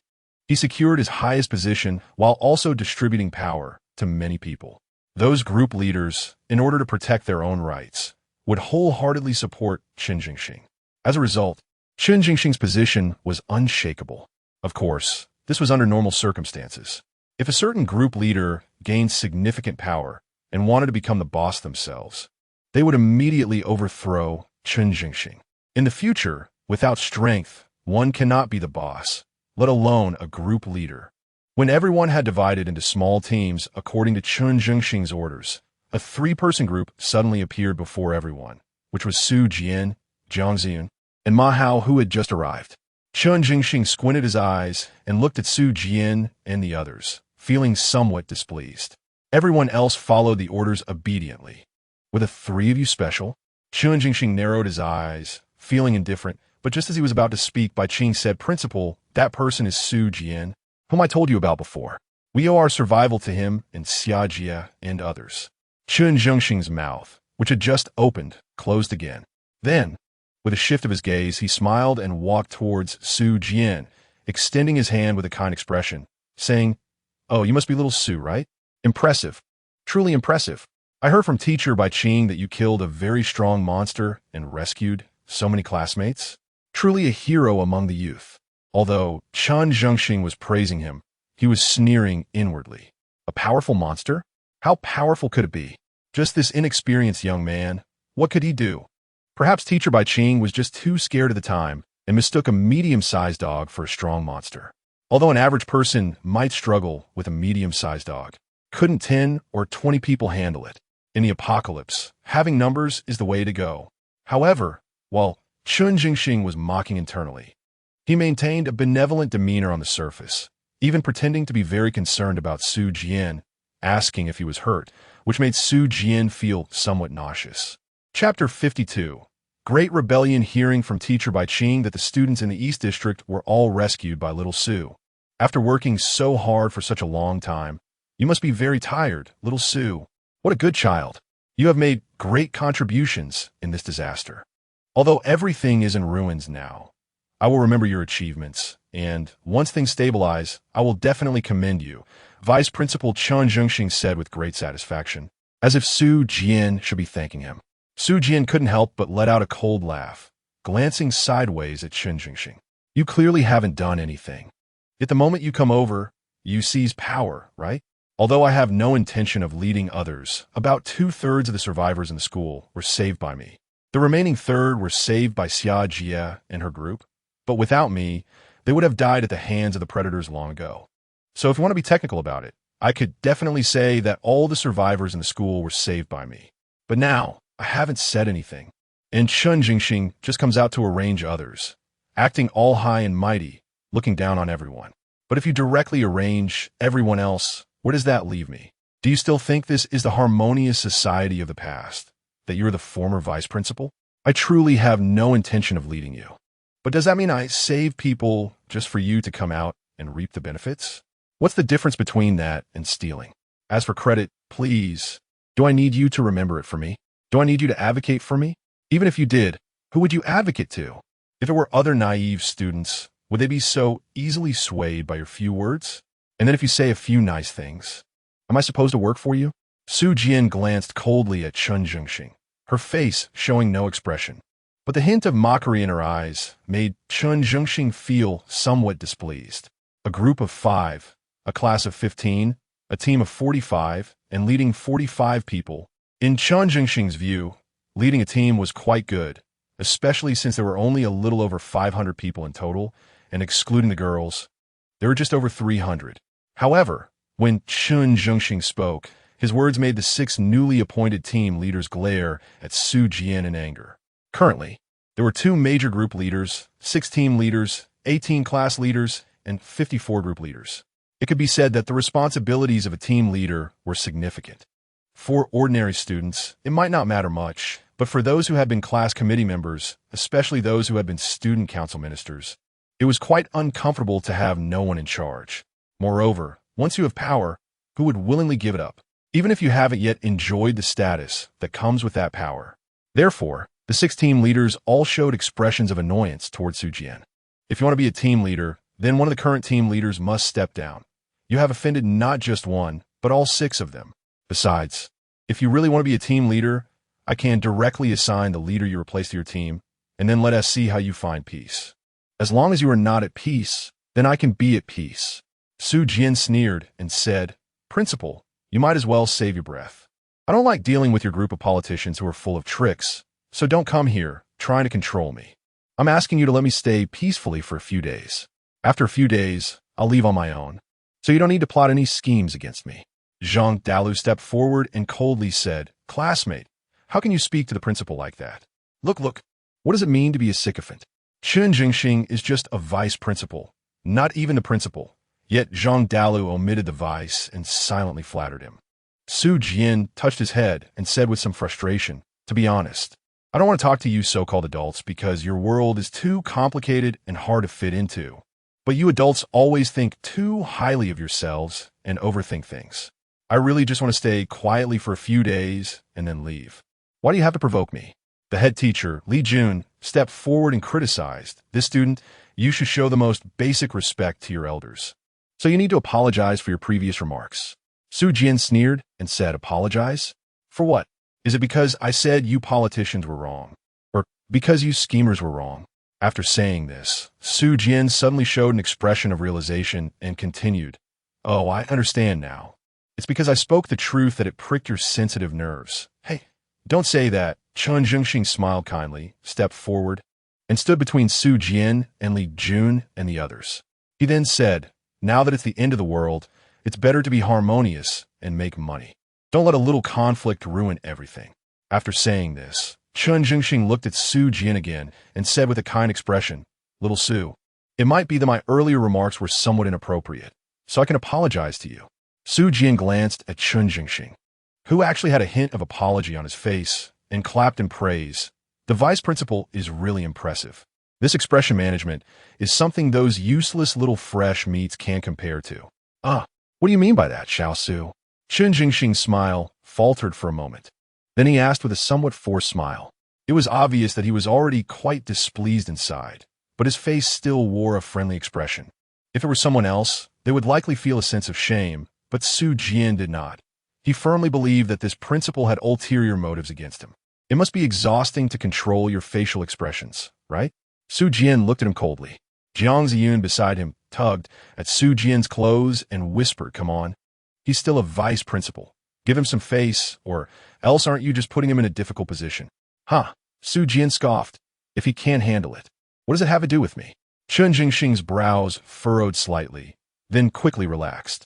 But secretly, he clenched his fists, feeling furious inside. You little brat, do you even know what it means to respect your elders? If it weren't for all these people around, needing to maintain my gentle image, do you think I would be speaking to you so humbly? Didn't you say I had schemes? I've already apologized and offered you a way out. You won't take it. If Su Jian knew what Chen Jingxing was thinking, he would definitely say, I don't feel you speaking humbly at all. Instead, I sense your superior attitude. Su Jian glanced at Chen Jingxing, snorted coldly, and said, This principal, don't come here with your warm face sticking to my cold backside. I saved 2/3 of the whole school, and if we want to be precise, I saved the entire school. But when you're planning for others, did you consult me or even ask for anyone else's opinion? The phrase warm face sticking to cold backside infuriated Chen Jingxing. At my age, I could be your father, and if I had married early, I might even be your grandfather. Yet you say I'm sticking my warm face to your cold backside? That's truly outrageous and disrespectful. How did someone like you get into our esteemed institution? Damn it, why isn't there a moral test in the college entrance examination? Otherwise, how could someone as unconventional as Su Jian step into the gates of our sacred academy? In fact, this was just a preliminary plan. If anyone is dissatisfied, we can slowly revise it, Chen Jingxing said with narrowed eyes and a smile, his expression management evident. Su Jian sneered, then directly tore apart Chen Jingxing's fig leaf, saying, You might as well stop pretending. I'll be straightforward. When you learn that it's the end of the world, your ambition suddenly inflated because you think you are impressive. If you had genuinely worked your way up to become the vice president of a prestigious institution, that would indeed be quite an achievement. Moreover, you're accustomed to wielding power over others, and you can't give up that power. So you divided others into groups and used the fear of the student council and class representatives to further control other students. Overall, You just want to be a local tyrant. And while your attitude towards me seems friendly now, in reality, you must be quite afraid of me, right? There's a saying, great achievements can threaten the ruler. Although you're not my ruler, having a ticking time bomb like me in the school must make you uneasy, right? Let me guess what you're thinking now. Su Jian smiled at Chun Jingxing, then said coldly, you must be wishing to skin me alive because I exposed the evil thoughts you harbor deep down. Before Chun Jingxing could speak, the head teacher stepped forward and shouted loudly, impudent! Do you even know what it means to respect your teachers and value the? Is this how you speak to your elders at home? Truly uneducated and rebellious. This student, you must have some misunderstanding about me.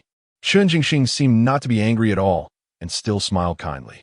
Su Jian glanced at the smile on Chun Jingxing's face and said, actually, I admire you quite a bit.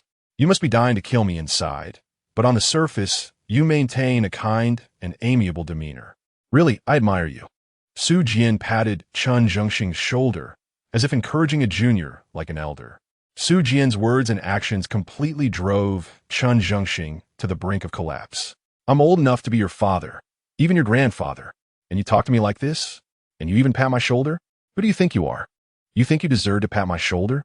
Chun Jingxing's breathing became a bit rapid, his teeth clenched tightly, wishing he could just draw his knife and stab Su Jian. But he still held himself back. A small patience prevents a big plan from going awry. Su Jian looked at Chun Jingxing's chest heaving violently for a moment, then calming down again and smiled. Vice Principal, please don't be angry.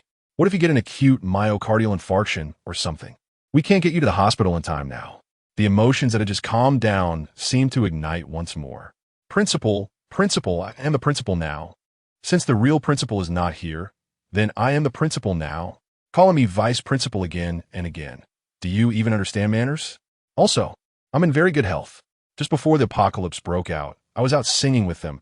How could I possibly have an acute myocardial infarction? Su Jian patted Chun Jingxing's shoulder and then said, forget it. I won't say much more to you. To be honest, I don't know if you believe me, but I never intended to stay at school for long. Although I'm not sure when I'll leave, if all goes well, I might leave this afternoon. Even if it takes a bit longer, I'll definitely be gone by tomorrow or the day after. So you really don't need to put on an act with me. This classmate, you must have some misunderstanding about me, Chun Jingxing said with a kind smile. If others saw him, they would definitely think he was just a friendly old man. Su Jian sighed and said, I've already told you, you don't need to act with me anymore. Why are you still pretending? Not to mention anything else, didn't you just call me classmate Su? Why is it this classmate now? If you're angry, just be angry, don't hold it in, or you'll end up suffocating yourself. Chun Jingxing seemed to feel a little person emerging in his heart, and then this little person suddenly kicked over a trash can on the road. He really couldn't hold it in anymore. Damn it. Who the hell do you think you are? Kill him, you have to kill him. Chun Jingxing's anger was uncontrollable, and his eyes even looked a bit red and swollen. He no longer wore a smile on his face, but looked coldly at Su Jian. If the weather were a bit colder, you would definitely see the white breath coming out of Chun Jingxing's nose. See, isn't this much better? Huh? Su Jian laughed twice, then left with Jiang Ziyun, while Ma Hao gave a thumbs up from the side and followed suit. Principal, that person must be lacking in upbringing. You, being magnanimous, should just treat him as nothing and let him go. Don't let him upset you, Zhang Dao said obsequiously from the side. Bai Qing also explained to Su Jian, Principal, don't hold it against him. He might just be in a bad mood. After all, he's still a child. Maybe he's still going through his rebellious phase. Chun Jingxing glanced at Bai Qing and coldly snorted, in his 20s, still a child? It's people like you that lead to the next generation becoming more useless, more impolite, and lacking discipline. Chun Jingxing shot a cold glance at the departing Su Jian, his inner fury boiling. If this were his own grandson, or if there weren't so many people around, he would have slapped him directly. In the Jiuzhou kingdom, to speak to an elder like that is truly courting death. Chun Jingxing took a few deep breaths and then continued to brainwash the other survivors. Su Jian provoked his dignity, and the price for that was that many classmates were eager to leave. But who is Chun Jingxing? The principal, not to mention anything else. His ability in rhetorical skills and brainwashing is absolutely impressive, so with just a few words, he suppressed those restless hearts. Chapter 53. A bountiful harvest after confronting the vice principal. Su Jian felt exhilarated. Isn't he always talking big and blustering? This time, I'm going to take you down. You're just stalling because you want to divide the students into groups to establish your dominance, right? What are you pretending for? Those students may be fools, but I'm not. Who the hell wants to listen to you? If this were a harmonious society, then listening to the principal wouldn't be a problem, because you couldn't resist. But now that we're in the apocalypse, are you still going to listen to the principal? It's not that listening to the principal is wrong. It's about whether this principle is worth following. In the end times, the most important thing is strength. Without strength, trying to build a faction is just a joke. It can be overthrown by others or monsters at any moment. Besides that, you also have to consider whether the leader has any mental issues, which can't be generalized and must be looked at on a case-by-case basis. But at least from Su Jian's perspective, a principal who only knows how to vie for power is unworthy of being a leader, and he cannot lead these hundreds of people to survive properly, because such a person, once establishing their dominance, will certainly suppress dissenters and may even require others to hand over what they've gained under the guise of unified distribution. Su Jian originally didn't plan to stay at school for long, so he didn't want to engage in any pretense and confronted him directly. I have to say, it felt really satisfying after the confrontation. Anyway, Su Jian was happy. In the past, everyone emphasized filial piety and etiquette, so elders were always right. Even if they were wrong, they were still considered right. Now, are you kidding? Try to flaunt your elder's authority in front of me. Anyway, I intend to act independently. I won't listen to you, even if I die. It has nothing to do with you. Do you think you can pressure me with your elder's status as the vice principal? Let me tell you, it won't work. Su Jian felt much more relaxed all over. No need to talk about morality and integrity anymore. How great. If I don't like you, I'll curse you, and if you anger me, I'll just kill you directly. The apocalypse is really great. Hint, survivors are either all in the safe zone or have died. Would you like to submit a mission completion request?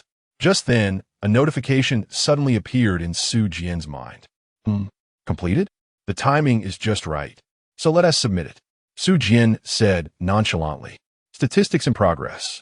At the start of the task, there were a total of 621 survivors. When submitting the task completion request, a total of 544 survivors had entered the safe zone, with 77 deceased, resulting in a rescue rate of 87. 6. Congratulations. You can receive 4 S-level rewards, which include but are not limited to rare professions, upgradable weapons, S-level skills, pets, items, etc. Tip: extracting rewards. Only 4 items? Su Jian frowned, feeling quite displeased. Damn it, I don't know if these people have a problem with their brains. I clearly told you to hide properly, and yet you insist on coming out to deliver. You say you come out to survive, right? Hey, coming out means death. Coming out means death. What's the difference between you and someone who's both inexperienced and loves to play? In a game, you just lose a character. But this is the real world, and you dare to mess around? A bunch of useless people. It doesn't matter if you die. But you made me lose 3 S-level items directly. I'm really fed up. Su Jian was speechless. If it were possible to completely save a person, that would be a 100 rescue rate, which would mean 7 S-class items. As it stands, S-class is the highest level. How great would that be? Su Jianbin thought that even if someone died, it would only be 10 or 20 at most, right? In that case, it would just be 1 less item. And there were still 6 S-rank items left, which would be enough. But unexpectedly, more than 70 people died. Damn, you guys are really rebellious, aren't you? If I don't let you do something, you just have to do it anyway? Su Jian sighed and then comforted herself, saying, forget it, for items are fine. Thinking about it carefully, this counts as extra income. Having them is good enough, for items are already quite good. Extraction complete. You have obtained the following items. 1. Growth weapon. Bone-devouring shield. 2. Rare class change book. Berserker. 3. Crimson pet egg. Holy light crane. 4. Growth accessory. Gravitational gloves. The pet egg and the Berserker class change book were directly tossed into the warehouse by Su Jian. She only needed to know the pet egg was crimson, and as for the class change book, it was simply useless to look at because it didn't tell you what skills you would have after the class change. However, Su Jian had some guesses about the Berserker, but clearly she had no interest in becoming one. Then, Su Jian looked at the bone-devouring shield, which was about 1.5 meters tall and 1 meter wide. It was entirely black, looking like an isosceles triangle, with 3 edges protruding outward in an arc, the outer edge appearing very sharp. There was a slightly imperceptible fine line in the middle of the shield, and the outward side had mysterious patterns that, upon closer inspection, looked somewhat like skulls. The inner side had 2 handles. 2 handles? Does a shield need 2 handles? The Su family turned their gaze to the attributes of the shield: bone-devouring shield, quality. F can grow, skill 1. Butterfly shield. The bone-devouring shield can be split into 2 shields. Skill 2. Heavy guardian, after use, greatly enhances its own defense capability, unbreakable, as immovable as a mountain. Description: can grow by devouring a large amount of white bones. Su Jian suddenly realized that the reason this shield had 2 hand grips was that it could be separated in the middle. In this way, the shield could serve both defensive and offensive purposes, as the outer edge was quite sharp and could easily function as a knife. Su Jian turned her gaze to the gravity gloves. Gravity gloves, quality F, upgradable, appearance, customizable, cannot be changed after initial definition. Skill, attraction, can pull any object within a certain range to the palm, current range, 5 meters. Description: growth conditions unknown. When encountering items that meet the growth conditions, the gravity gloves will emit a warning. Note: if the object being attracted is a living being, there's a chance of failure due to the subject's struggles. The specific success rate is related to the host's own strength. If you are stronger than the other party, the chance of successful attraction is high. Otherwise, there's a high probability of failure. Su Jian's eyes lit up, feeling that this glove was really good. Capable of attracting any object within a 5-meter range to the palm of his hand? No wonder called a gravity glove. A great item. Su Jian decisively chose the appearance of black half-finger gloves. After putting on the gravity gloves, Su Jian activated the traction force on a blade of grass not far away. With a whoosh, the grass came into Su Jian's hand. Although the grass was pulled out of the soil, strangely, there wasn't much dirt on it. It was impossible for there to be none at all, but it was significantly less than expected. So that's how it is. It seems that although the items attracted can be any object, they are also an individual in a sense. Of course, this shouldn't be taken too seriously. If you asked me to attract a planet or a building, that would definitely be impossible. However, as time goes by, if I become stronger and the quality of the gloves improves, attracting a building might just become possible.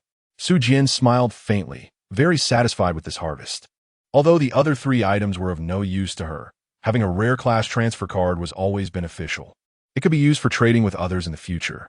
Moreover, while Su Jian had little interest in establishing a faction, she was quite interested in forming a small team.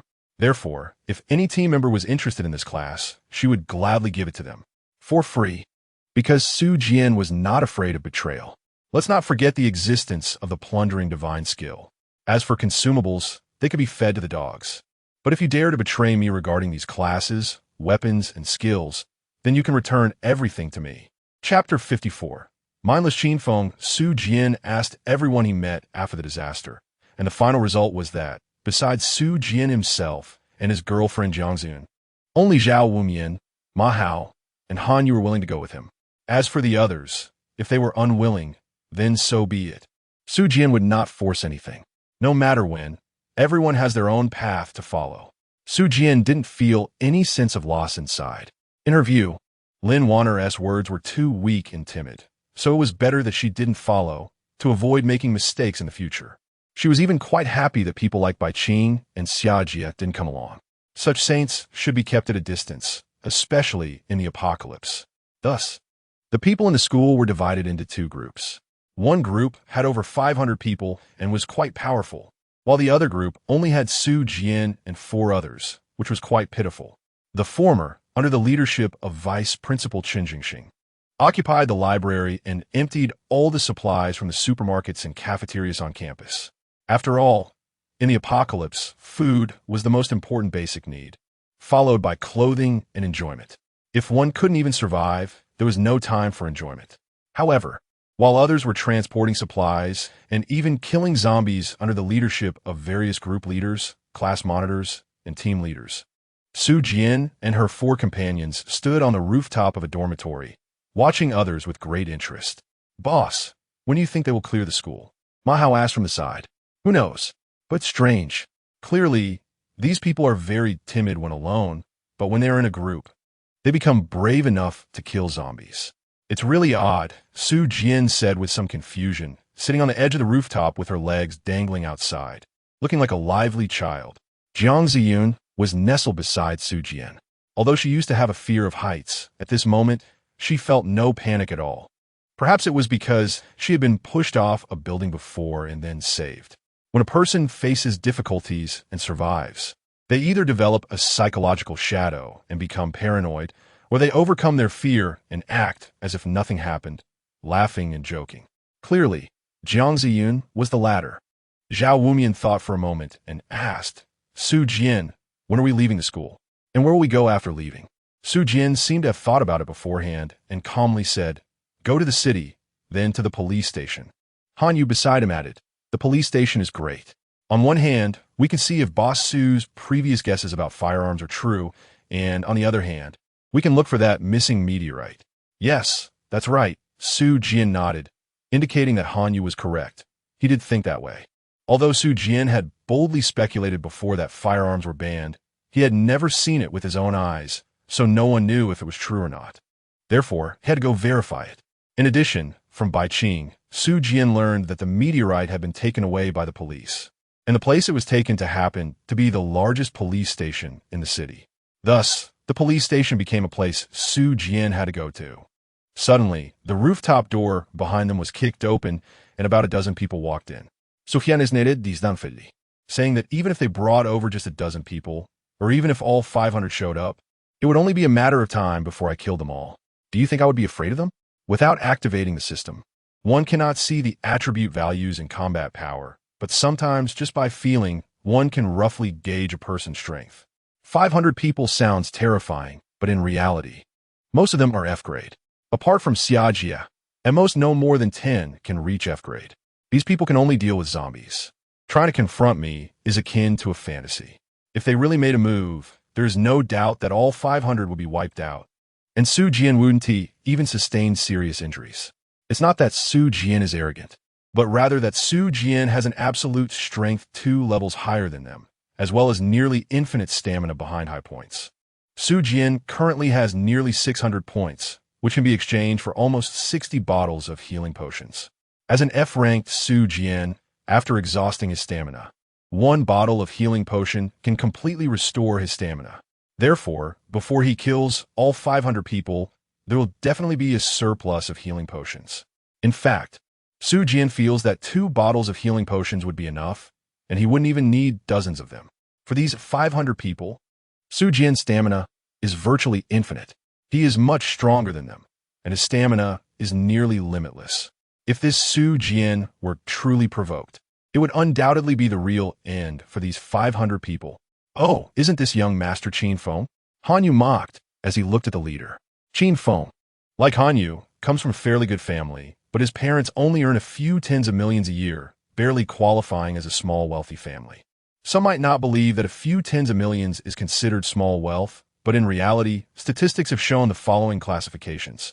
Hardship, 3K, poverty, 10K, moderately well off, 100K, middle class, 300K, high income, 1M, small wealthy, 5M, moderately wealthy, 10M, wealthy, 30M, super rich, 50M, and the richest, 100M. The numbers in parentheses represent monthly income, with K representing 1,000 and W representing 10,000. Once this classification came out, many people would undoubtedly exclaim, "Oh no, I'm actually poor, I'm just a loser." However, in fact, there are indeed quite a few poor people in the Jiuzhou Kingdom, possibly accounting for 70% of the entire population. That's uncertain and would need to be looked up. The newcomers looked at Han Yu and suddenly realized, oh, it's Han Yu. What's going on? Young Master Han is actually taking orders from someone? Qin Feng's words were full of sarcasm, but Han Yu sneered and replied, Qin Feng, you don't need to provoke me. I am indeed working under Boss Su, and I'm not ashamed of it. As for you, I'm very curious to see how you will survive in this apocalypse. After all, you are recognized as brainless. Han Yu's gaze was like that of a superior looking down on an inferior, clearly showing his disdain for Qin Feng. In fact, Qin Feng is recognized in their circle as a wastrel and brainless, always causing trouble and acting recklessly. It was said long ago that true wealthy families take great care in raising their offspring, although there are some wealthy families that spoil their descendants, leading them to become arrogant and overbearing. More often than not, their descendants are quite outstanding. Like Han Yu, although at first he was also a bit arrogant, even believing he had awakened a system and was the chosen one or the protagonist.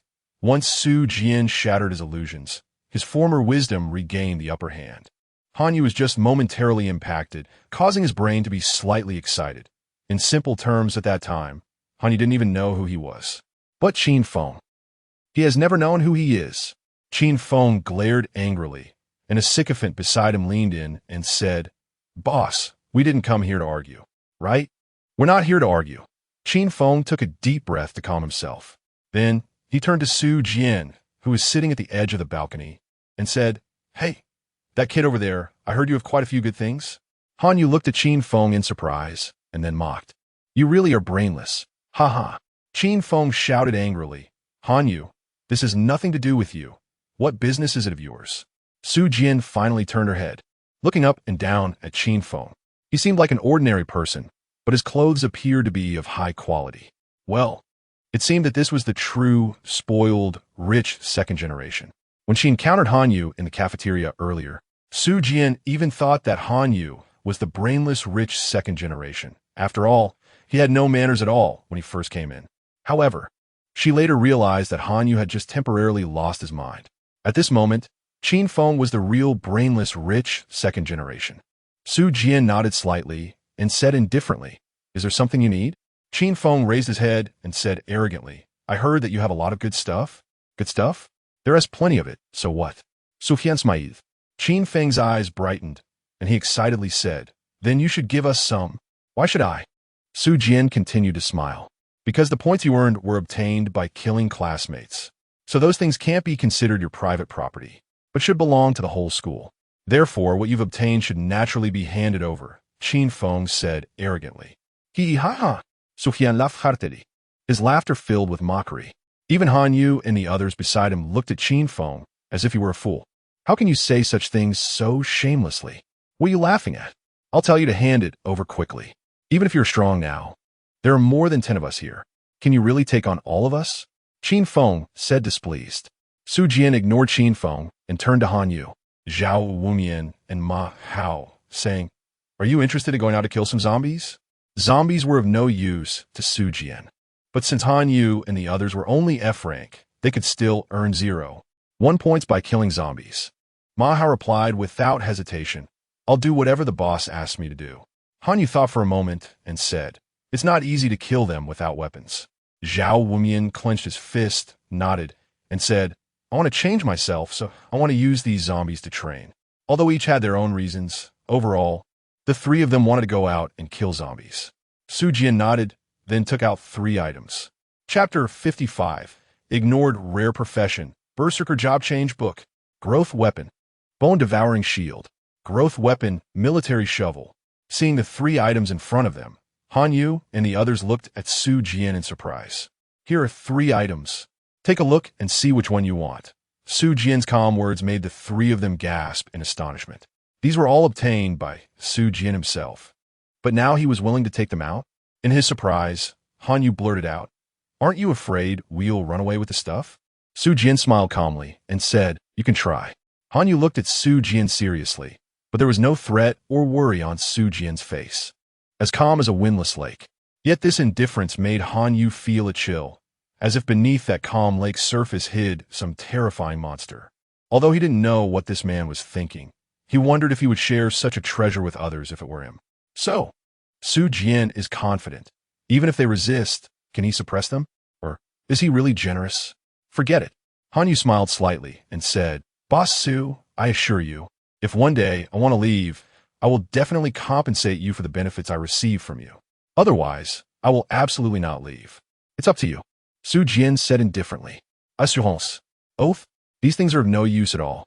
Su Jian only believes in facts. No need to say any guarantees." And no need to sign any contracts. Just do it. If you can't, then die. Not far away. Qin Feng and the others looked at the 3 items Su Jian took out with eager expressions. Although they didn't know that the card was a job transfer book, they could clearly see the other 2 items, a shield and a military shovel. Boss, look quickly.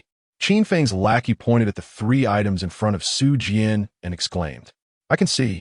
Qin Feng shouted, then looked at Su Jian and said, You're quite sensible. Then I'll take these 3 items. Hurry up and hand them over to me. Qin Feng's lackey flattered, as expected of the boss. Just say a word. And Su Jian obediently hands over the 3 treasures. But boss, isn't this a bit cheap for him? I heard from Lin Wanner that Su Jian has a lot of good stuff. 3 items? Isn't that a bit insufficient? It turned out that all of this was instigated by Lin Wanner. I have to say, this woman, although timid, has quite a few tricks up her sleeve, actually encouraging others to trouble Su Jian. And Qin Feng really was that foolish, successfully taking the bait. Qin Feng nodded and said, right? 3 items are a bit too few. Let's add 3 more. Forget it. Let's make it a round number, 10 items. Qin Feng's lackey also arrogantly shouted, that's right. 10 items. Did you hear? Hurry up and bring out 10 treasures. If the boss is happy, maybe he'll even let you join us. 10 items? To be honest, although it's only the first day of the apocalypse, Su Jian really does have more than 10 good items. But just because you said it, I would give them to you? You really have a big face. Su Jian glanced at Qin Feng and the others, sneered, and then said to Ma Hao and the others, You can allocate yourselves. Also, if anyone wants to change jobs, tell me what profession you want to become. I'll keep an eye out for you. And after the allocation, beat them half to death. After saying this, Su Jian turned away indifferently and continued to watch the students downstairs struggle. These students were grouped in pairs, tackling one dormitory at a time, generally maintaining a situation where 2 or 3 people dealt with one zombie. It must be said that although Chen Zhengxing liked to vie for power and profit, he still had some tactical sense, knowing that the students were afraid to fight one-on-one. So he adopted a strategy of more against less. Ma Hao and the 3 looked at each other, and it was Zhao Wumian who spoke up first. I'll take the shield. I'm not very fond of fighting. Sufyan, if there's a chance in the future, give me a tank profession, and I'll be the meat shield in the team. The system also had professions for sale, with the main profession costing 500 points and the secondary profession 200 points, allowing each person to learn 1 main and 1 secondary profession. It must be said that it was quite expensive. Even now, Su Jian could only exchange for 1 main profession transfer card. Su Jian doesn't mind giving some benefits to those willing to follow him, but that doesn't mean he is willing to give everything. So, the tank class transfer card will be discussed later. Moreover, what S in the system are just ordinary classes. If there is a chance, it's still necessary to get a rare class. Hanyu thought for a moment and said, Boss Su, I want to transfer to a mage. Fire mage will do. If there is a chance in the future, I'll get it for you. Su Jian waved his hand and said, Thank you, Boss Su. Then I'll take this military shovel now. When it was Ma Hao's turn, only the Berserker transfer card was left. He was currently checking his attribute panel. Ha. Boss, I really like the Berserker class. Look, it's very strong. Ma Hao directly handed his panel to Su Jian. Su Jian took a look and thought, wow, this is pretty good. Ma Hao's attribute panel didn't change much. So let's just talk about the Berserker profession. Main profession, Berserker, Skill 1, Axe Mastery. 40 power when using axe-type weapons. Skill 2, Berserk, entering a bloodthirsty state where friend and foe are indistinguishable. 50 strength, 50 stamina, cannot exceed the current tier's limit. Skill 3, Splashing. Each attack has a chance to deal 80 splash damage to enemies within a 60-degree arc behind the attack target. All 3 skills, Axe Mastery, Berserk, and Splashing, are quite good. From these 3 skills, Ma Hao seems even more like a combat machine than that Predator. However, the Predator is a bit like an assassin. Logically, if it misses a hit, it should retreat. But perhaps it thought it was stronger than Su Jian and ended up getting overwhelmed. Ma Hao, on the other hand, is more like a battlefield butcher, growing braver with each battle, and the more enemies there are, the greater his threat level becomes, thanks to the existence of a splashing skill. A Berserker can't do without a weapon. So after Ma Hao stated his requirements, Su Jian exchanged a level F long-handled double-bladed axe for him. As mentioned before, most items in the discount mall have a price formula of 10 times 2 raised to the power of n1, where n is the tier level. But this situation only applies to items like healing potions and antidotes that don't have small level divisions. Weapons, which are further divided into 5 small levels within each tier. Multiply that formula by 1, 1, 1, 3, 1, 5, 1, 7, and 1, 9 respectively. That means an F-level weapon costs only 17 points. This made Su Jian unable to help but complain. At first, a growth weapon in the discount mall was worth 2,000 points. According to this formula, an S-level weapon would only cost 200 points. But the discount mall directly sells it for 2,000 points. What a scam. However, you can't calculate it like that, because the first item purchased in the discount mall is discounted to 10, and besides that, during that hour, killing zombies regardless of the opponent's level will earn you 1 point unconditionally. With such a big discount, how could they not raise the price? If you use the discount, a growth weapon would only cost 200 points, equivalent to buying a B-level weapon. The price of a B-level weapon can buy a weapon that can grow to S-level. What a bargain. However, don't you have any growth conditions? Su Jian felt that if the growth conditions for the growing weapons were something like killing monsters, that would be fine. But if they had to devour weapons of the same level to level up, like the military shovel, that would really be a huge hassle. With that investment, I could just buy an S-tier weapon directly. Oh, by the way, speaking of which, it's worth mentioning that in the mall, you can look but are not allowed to buy items that exceed your level. That's right, I'm just adding some rules. Otherwise, Su Jian could directly buy an A-tier weapon with 500 points, and what fun would that be? However, overall, the items in the mall are quite ordinary. Good things still need to be obtained from lucky chests and killing chests. Watching Han Yu and the others casually divide the 3 treasures, Qin Feng's face turned pale, and he darkly shouted, "You really don't know what face means. Get them. Whoever kills them counts as mine." With a single command, the 10 or so people behind Qin Feng rushed towards Su Jian and the others in an instant. Perhaps they thought that having more people meant greater strength. But in the future, individual strength would become increasingly important. Besides the differences in attributes, there are various equipment, items, and professions. Therefore, as time goes on, an individual's combat power will grow stronger. It's not impossible for one person to take on a whole nation. Although it's not that terrifying right now, the 3 who got a few treasures from Su Jian are enough to handle these 10 or so people. "Boss, should we kill them or spare their lives?" Ma Hao shouted excitedly, dragging his long-handled, double-bladed axe on the ground with a clang, exuding a strong presence. Ma Hao now felt invincible, but he knew he definitely couldn't beat the boss. "Do as you wish, just make it quick." Su Jian waved his hand dismissively, and then as if he thought of something, he added, "Forget it, it's better not to kill anyone. Just beat them up and let them leave quickly, so they won't bother me anymore. If someone dies, I'm not afraid of others coming to cause trouble, but if 10 or so people die on the rooftop, it will make the air smell bad. In that case, wouldn't we have to change places?" Su Jian hated trouble, so he simply decided to let them go. A series of crackling sounds came from behind. Zhao Mian seemed to be born to be a meat shield. As soon as he got the shield, he knew how to use it, and he could block the attacks of 5 or 6 opponents by himself, which was ridiculous. During this time, Ma Hao and Han Yu moved between the others, smashing their weapons against their arms. Otherwise, the powerful military shovel and axe would directly strike their heads, surely taking off a head with each hit. "Do you think you're Grey Wolf?" After Qin Feng made his appearance, Su Jian casually exchanged a few words with him and then ignored him for the rest of the time. Su Jian sighed helplessly and said, "It's really strange. How does this global game choose its survivors?" Chapter 56, Elven Bloodline, Harmony of all things. After being dismissed by Han Yu and the others, Qin Feng and the others went straight to a dormitory where Lin Wanner was present. Seeing the dejected expressions on their faces, Lin Wanner knew that they must not have succeeded. Although she didn't know how strong that predator was, it was clear that it could easily kill all 10 of them together. Yet, such a powerful predator was killed by Su Jian. What were they compared to him? Unfortunately, Qin Feng was not interested in her thoughts. Lin Wanner sighed inwardly and couldn't help but ask herself, was it the right choice to stay with Su Jian? When Su Jian asked her whether to leave with him or stay, she chose the latter. However, just a few hours later, she began to regret her decision. She thought that following the large team of over 500 people from the school would lead to a bright future, but it didn't seem that way now. Bang!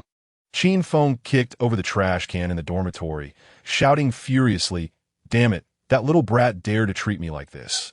He deserves to die." Chin Feng's chest heaved violently, his inner anger erupting like a volcano, overwhelming and fierce. It was clear that it was not Su Jian who had attacked, but Han Yu and his companions.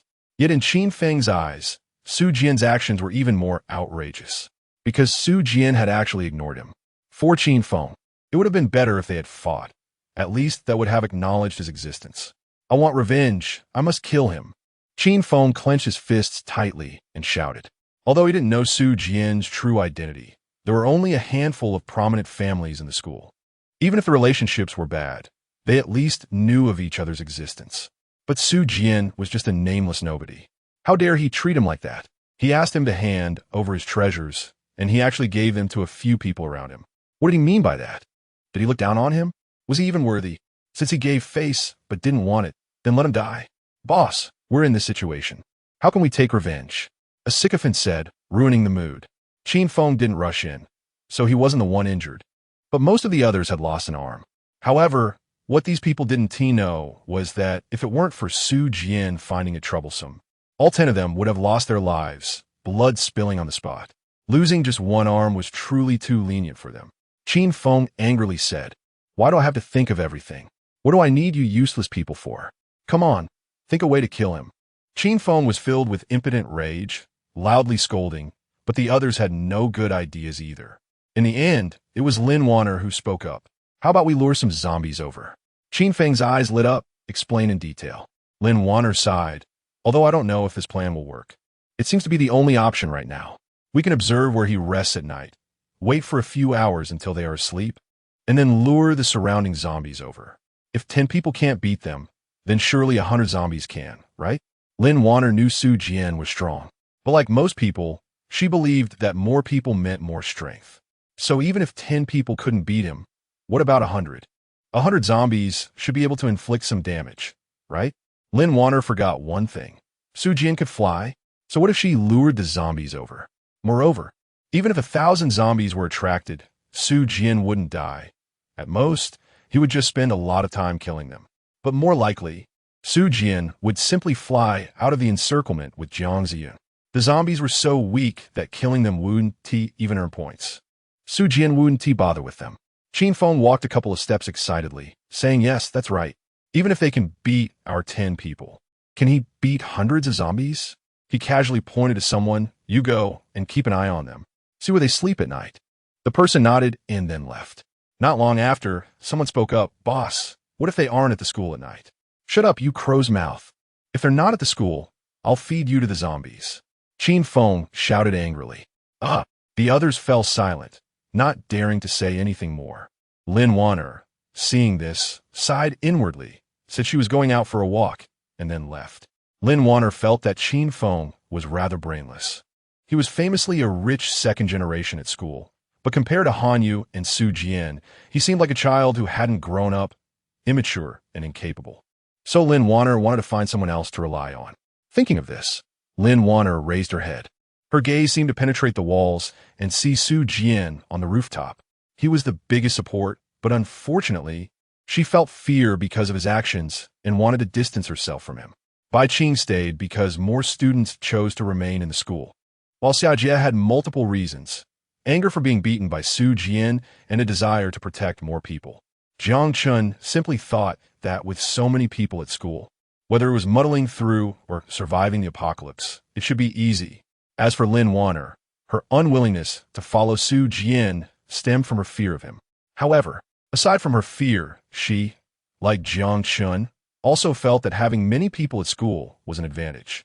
However, it was unfortunate that after Baiyu left, they would realize that having many people was not necessarily an advantage. Everyone had their own reasons for staying, and Su Jian wouldn't force them. But he also didn't want to change his mind constantly and be untrustworthy. So, since they were unwilling to follow him now, at least this time, when he left, they shouldn't follow him. As for the future, it would depend on fate. For example, Xiajie. Although Xia Jie was a big saint, if she could abandon that aspect, Su Jian would still be very willing to accept her. Xia Jie was a beauty, and regardless of whether he wanted to have a harem or not, having eye candy was good. Moreover, it wasn't a good thing for a team to be dominated by either gender, so having more women was beneficial. Besides that, Xia Jie was also very strong. As long as she could stop being a saint and let go of the ridiculous idea of saving everyone, Su Jian would be very willing to accept her. While Qin Feng was plotting, Su Jian was somewhat bored, sitting on a rooftop watching the scenery. Although Su Jian didn't know what Qin Feng was planning against him. Even if he did, he wouldn't care. You think a few hundred zombies can kill me? You underestimate me too much. At that moment, Su Jian was sitting on a rooftop, casually chatting with Jiang Ziyun while playing with throwing knives. Han Yu and his companions had already gone down to find a place to kill zombies. Although each zombie only gave 0.1 points, it was still quite good. For others, killing zombies required overcoming their inner fears, but Han Yu and his companions didn't need to. In the past few hours, those following Su Jian felt as if they had spent several months together. In short, they were no longer afraid of zombies. Moreover, the three of them worked together efficiently, with Zhao Wumian acting as the meat shield while the other two were responsible for the offense. The zombies were so weak that Zhao Wumian, who was usually timid, immediately became bold. A bunch of trash, watch me smash you with my shield. On the rooftop, taking advantage of the time, Su Jian said, "Why don't you drink that bloodline potion now?" "Oh right, I still have a bloodline awakening potion," Jiang Ziyin realized. If Su Jian hadn't brought it up, she would have almost forgotten. Jiang Ziyin took out the potion and downed it in one go. The gravity gloves were indeed very good at throwing knives. If there's a chance in the future, I should buy a few more. Su Jian threw the flying knife a few more times, a mysterious smile appearing at the corner of his mouth. The gravity gloves could follow Su Jian's intentions, pulling in the objects he focused on. So he thought of the flying knife. However, the flying knife was too expensive. It was so small, yet its price was the same as other weapons. Wasn't that a ripoff? Shouldn't the counting unit for flying knives be a set? Although Su Jian could afford several, he didn't think it was necessary. So he only bought this one to play with. In other words, Su Jian treated this flying knife as a toy, but it was an F-class toy. And saying it could cut through iron like mud and sever hair without effort was not an exaggeration. However, aside from playing, Su Jian also wanted to use it to familiarize himself with the capabilities of the gravity gloves. Even if it's your own power, if you don't use it for a long time, won't you become rusty? Just like Xia Jie's ice bloodline. Su Jian asked Xia Jie why she didn't use the ice bloodline. She replied that she couldn't use it. Come on, it's ice. If you could use it, you could save more people, not to mention that when you were chased by zombies, you could use ice to block them, right? Even when facing predators, you could use ice to slow them down, right? And yet you tell me you can't use it? Su Jian was speechless. That woman clearly had immense power. Yet she sacrificed her own talent just to save others. If you had taken 10 minutes to understand your abilities at the beginning of the disaster and then gone to save people, wouldn't you have been able to save more? Indeed, Su Jian couldn't understand what these people were thinking. But as was said long ago, very few people in the world can be as rational as machines. Jiang Ziyun's exclamation brought Su Jian back from her wandering thoughts. Su Jian turned around and saw that Jiang Ziyun had awakened her bloodline. However, this bloodline was quite interesting. Brodlina, Elven Brodlina. Effect: harmony with all living things. Chapter 57. First the small man, then the gentleman. Harmony with all living things? Looking at Jiang Ziyun's awakened bloodline, Su Jian said with an inexplicable expression, "Wife, you are destined to become a beast tamer." Su Jian's gravity control is easy to understand. It's simply controlling gravity. On the other hand, Jiang Ziyun's affinity for all things unconsciously increases the favorability of others or plants and animals towards her. It may sound useless, but this ability is perfect for beast tamers. Not pursuing a profession like beast tamer or animal trainer would be a waste. Jiang Ziyun also nodded with some delight and said, "Yes, and now that I think about it, being a beast tamer is quite nice. When I was young, I hoped to have many animals to play with." As she spoke, Jiang Ziyun's tone suddenly became a bit somber. Su Jian guessed that Jiang Ziyun's childhood might not have been great, just like his own. Otherwise, why wouldn't she just find someone to play with? Why did she wish for more animals to accompany her? Su Jian didn't ask much and directly pulled Jiang Ziyun into his arms, gently stroking her back and comforting her. All right, it's okay. No matter what experiences you've had in the past, I'll be here with you from now on. Jiang Ziyun stretched out her arms and tightly hugged Su Jian, then lifted her head, staring blankly at him. As time passed, it was actually already evening, the starry sky twinkling as night approached. Under the command of Vice Principal Chun Jingxing, the street lights and many dormitory lights were turned on, giving the school a somewhat bright feeling. Jiang Ziyun looked at Su Jian's profile and suddenly felt tears welling up in her eyes. She buried her head in Su Jian's embrace and murmured, I have a younger brother at home, 2 years younger than me. Su Jian suddenly realized that, given the situation, Jiang Ziyun's family likely held a traditional preference for sons over daughters. Well, she could already imagine a plot worthy of a 30 or 40 episode drama. If it had been 10 years ago, it might have been wrapped up in just a few episodes, but nowadays, if a minor incident didn't stretch into 20 or 30 episodes, could it still be called a drama? All right. If she didn't want to think about it, she wouldn't. Let the past be the past. From now on, with her around, no one could bully you, Su Jian said softly. Jiang Ziyun suddenly raised her head and asked, a bit red-eyed, have you done this to other girls too? Why was the twist so big? However, Su Jian shrugged and replied, sort of, back in high school, there was a time I caught a cold and went to the school clinic for an injection, and then I met a girl. I loved to show off. Saw her doing math problems, so I helped her a bit. Later, I ran into her again at the clinic, and since I felt we were familiar by then, I bought her some cookies. And then, she got attached to me.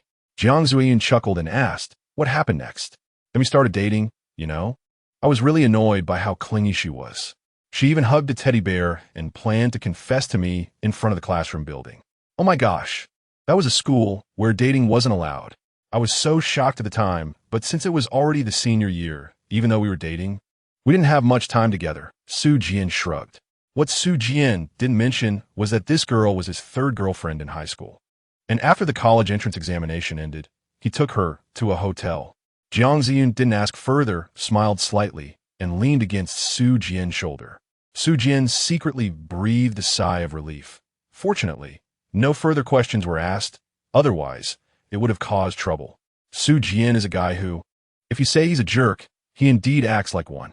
For example, in his sophomore year, he chased after his first girlfriend for about 2 months before breaking up. A few days after the breakup, he met Jiang Ziyun, and within a week, they were dating. At this speed, calling him a jerk isn't an exaggeration, right? But the problem is, some people have seamless transitions because they were already in contact, meaning that while he was with his previous girlfriend, he was already acquainted with the next one, secretly keeping in touch, and then after breaking up with the last one, he immediately transitioned to the next. However, Su Jian didn't know both girlfriends at the same time. He broke up with the previous one, and then met the current one a few days later. Can you still call that being a jerk? If you say, well, after breaking up, you should be sad for a while before finding someone new. That's a joke. Who the hell plays the emotional card in college when dating? Aren't we all just attracted to the surface and trying things out? If it works out, great. If not, move on to the next. Who's playing for real feelings? What? Did you not date during middle school and miss out on those childish promises and heart-wrenching moments? That's your problem, not Su Jian's. So if you want to say Su Jian is a jerk, there's really nothing to argue about. You can say whatever you want. But if you say Su Jian isn't a jerk, that's also fine because he hasn't been messing around. Like having a girlfriend and still going out to play, or having multiple girlfriends at the same time. Su Jian hasn't done that. Moreover, the key point is that when Su Jian has a girlfriend, he consciously reduces contact with other girls. But when he doesn't have a girlfriend, he might go out singing, eating, or partying with 4 or 5 girls. So what is the outcome? Su Jian asked. Hanyu proudly replied, in just a few hours, the 3 of us killed hundreds of zombies, and each of us earned over 10 points. That means each person killed over 100 zombies. Although the quantity is considerable. In terms of points, well, you can only buy 1 attribute point with that. Su Jian glanced at Zhao Wumian and said in surprise, you can kill so many too? Zhao Wumian scratched his head, feeling a bit awkward as he replied, actually, I've killed at least just over 100. Hanyu and Ma Hao each killed close to 200 zombies. That's still impressive. So, Are you scared anymore? Su Jian didn't even ask Han Yu and Ma Hao if they were scared. Their eager and reluctant expressions spoke volumes, indicating they were eager for an all-nighter. So the only one with issues in the team might be Zhao Wumian. Before leaving the school, everyone must be brave enough to kill zombies. Even though Zhao Wumian is his roommate, he can't be given too much leeway. I'm not scared anymore, but I still want to be the tank in the team. Although I can now kill zombies, even people, Zhao Wumian hesitated for a moment, then said firmly, "It should be fine, but I personally don't like to charge in a battle. I prefer the feeling of using my shield to protect others." Su Jian said nonchalantly, "Fine. I'll follow your personal opinion, and don't forget, you also have a thorn bloodline. With that bloodline, it would be a waste not to be a tank. Zhao Wumian has the thorn bloodline that can have anti-armor capabilities. This bloodline might work for a warrior, but it's definitely not as good as being a tank." Zhao Wumian suddenly realized, "Oh crap, I forgot about my bloodline ability. No wonder when I was defending with a shield, some zombies would even spit blood." Su Jiao waved his hand and said, "You can study those later. I've given you the shield, but you'll have to find the upgrade materials yourself." Then, Su Jian asked Ma Hao, "How's the Berserker class?" Ma Hao chuckled, "Boss, it's awesome. Just pick up the axe and start swinging." In the midst of his laughter, Ma Hao's big belly even shook a little. Su Jian, puzzled, asked, "With that figure, can you move?" Upon hearing this, Ma Hao fell a bit down and said, "Well, my endurance isn't great, but as long as the battle doesn't end, I can keep fighting."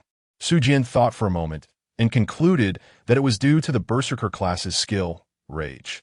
In other words, as long as the battle continued, Ma Hao could enjoy the benefits of Rage and keep fighting. "That's not bad." Su Jian nodded, "It's really not bad. I'll leave the Berserker job change card and this axe to you. As for the future, we'll talk about it later. After all, I don't have a growth weapon like an axe, and the system isn't selling it now." Ma Hao chuckled. "How can I keep bothering you with everything? I'm sure I could get a growth weapon on my own." "I hope so," Su Jian replied, not wanting to dwell on the topic. "Do you really think I have so many good things? The probability of you getting good items is high. Many items in the discount mall aren't even listed in the regular store. Indeed, the mall is just a basic setup. Good items still have to be obtained from other places. Just think about it. Even if you play a pay-to-win game, maybe you'll get some good items after signing in, but they're usually just the basics. If you really want good items, you have to go into dungeons, kill monsters, and buy them with money." Su Jian then turned her gaze to Han Yu and said, "Let's talk about your words later. I actually have a lightning skill card, but it can only be learned by someone with a lightning profession. Don't you want to be a fire mage? If there's a chance in the future, I'll directly get you a lightning mage." "Really?" Han Yu's face visibly showed excitement. Su Jian nodded and said, "Of course it's true." "Haha, thank you, boss. I really look forward to the day I become a lightning mage." Han Yu immediately changed his tone, referring to Su as boss instead. It seems that, like Ma Hao, he also considered himself a little brother. In fact, Zhao Wumian also secretly regarded himself as a little brother, but he was too shy to say it. However, as time goes on, Zhao Wumian would eventually call Su Jian boss as well. Su nodded and then said with a somewhat serious expression, "There are some things I don't really want to say, to avoid everyone thinking I am a cold-blooded and heartless person. But let's prioritize the little people before the gentlemen. You should all know the value of what I give you. After all, everyone has a system. If you don't know, you can check and compare." Han Yu, Ma Hao, and Zhao Wumian no longer smiled, but instead responded seriously in unison, "Yes." Chapter 58. A moment of spring night is worth 1,000 gold. After finishing his explanation, Su Jian smiled again, saying, "All right, don't be so serious. It's so late now. If you want to stay up and kill zombies, go ahead. If you don't want to stay up, just find a place to sleep and then come find me tomorrow morning. We will go directly to the city then." Su Jian spent the whole afternoon on the rooftop but didn't see any high-level monsters, so she decided to leave. The city can't possibly be like this, right? Without powerful monsters, how am I supposed to earn points? Besides, I need to hone my combat skills. After all, I haven't learned systematically, so I can only practice through fighting. However, the fighting techniques gained from actual combat are definitely more suited to Su Jian herself. In fact, Su Jian found skills like mastery of fist techniques and mastery of leg techniques in the combat skill category of them all. However, first, most of these martial arts focus on a specific aspect and are not comprehensive skills like mastery of combat. Second, There are only 5 slots in the skill bar. And unless it's an essential skill like plunder, which Su Jian believes she must learn, she would prefer to wait a bit longer. Top, top, top. After Su Jian finished instructing, she took Jiang Ziyun downstairs. This building happened to be the dormitory where Jiang Ziyun lived. So Su Jian was too lazy to run and went directly to Jiang Ziyun's dormitory. After Su Jian left, Han Yu and the other 2 exchanged glances. And then Ma Hao spoke first. How about we kill the night? Zhao Wumian, I don't mind. Han Yu thought for a moment and said, sure. But let's find a car first. Find a car? Ma Hao and Zhao Wumian looked at Han Yu in confusion. Han Yu explained somewhat helplessly. We need to go to the city tomorrow. We can't just walk there, right? The boss didn't say it. But we should help him with these small matters. Ma Hao realized. Right. Let's go find a car first. By the way, should we get 2 cars? One for the boss and sister-in-law, and one for the 3 of us. Han Yu pondered for a moment and said, it's better to be prepared. So let's get 2 cars. We'll see what the boss thinks later. Anyway, if we prepare well, there will definitely be no blame. Ma'awe shubi fasmilet. You think ahead, let's go quickly. After we find a car, we can kill the night, and I'll try to buy a few more attribute enhancement stones. The 3 of them set off together. On this side, Su Jian didn't care what they were thinking. A moment of spring night is worth 1,000 gold. Su Jianke has been abstinent for several months. Unknowingly, Jiang Ziyun's affection level has reached 89, almost to the point of being inseparable. As for this affection level, words are unnecessary. Su Jian directly pulled the curtains, and the room was immediately plunged into darkness. Then, Su Jian lowered her head and gave a deep kiss, followed by some intimate actions. Jiang Ziyun gasped for breath, her pretty face flushed pink. Then, it's fine, if I really get pregnant, I'll just give birth, Su Jian said carelessly, then glanced at Jiang Ziyun's slightly flushed skin. No. Here, use these attribute enhancement stones. After raising all attributes to 5, it should be fine to try a few more times, right? Jiang Ziyun weighed only over 80 pounds. So Su Jian later just picked her up. Outside the room, a group of people took advantage of the fact that zombies are attracted to sound, leading the zombies to crowd in the corridor outside Su Jian's room. They even sealed off the stairs on this floor, causing the zombies to pile up tightly in the corridor. It must be said that as time passed, everyone became less afraid of the existence of zombies. And this narrow corridor had actually attracted over 100 zombies. Perhaps sometimes, hatred is also one of the sources of strength. When the sunlight filtered through the curtains and shone into the room, Su Jian frowned and opened her eyes with some dissatisfaction. The quality of the curtains in this dormitory is really poor. They don't block out any light at all. Su Jian silently complained in her heart, then lowered her head and saw a pale, bare body. Perhaps due to the awakening of her elven bloodline, Su Jian noticed that Jiang Ziyun seemed even more beautiful. Her skin whiter and smoother, as if she were a fine piece of craftsmanship that one couldn't help but want to touch. Jiang Ziyun breathed lightly, like a little cat, lazy and adorable. This made Su Jian feel a bit flushed again. Su Jian's mischievous hand woke Jiang Ziyun, looking at the man in front of her. Jiang Ziyun couldn't help but blush, recalling the madness of last night. How embarrassing, how could it? Su Jian was filled with passion and excitement. With a flip, he pinned Jiang Ziyun back under him. A new day had begun, and he was full of energy. After nearly half an hour of madness, Su Jian finally started helping Jiang Ziyun get dressed. However, Jiang Ziyun's clothes were too ordinary, so after consulting her opinion, Su Jian bought her a new set of waterproof and dustproof clothes. A white bustier, a light yellow outer jacket, an orange plaid pleated skirt, white leggings, white over-the-knee socks, and a pair of black women's Martin boots. As for Su Jian, he was still dressed in his usual black outfit, resembling an anime character. By the way, there were 2 gravity gloves. Su Jian wore the one on his right hand and left the left one off because he needed to wrap his arm around Jiang Ziyun's small waist.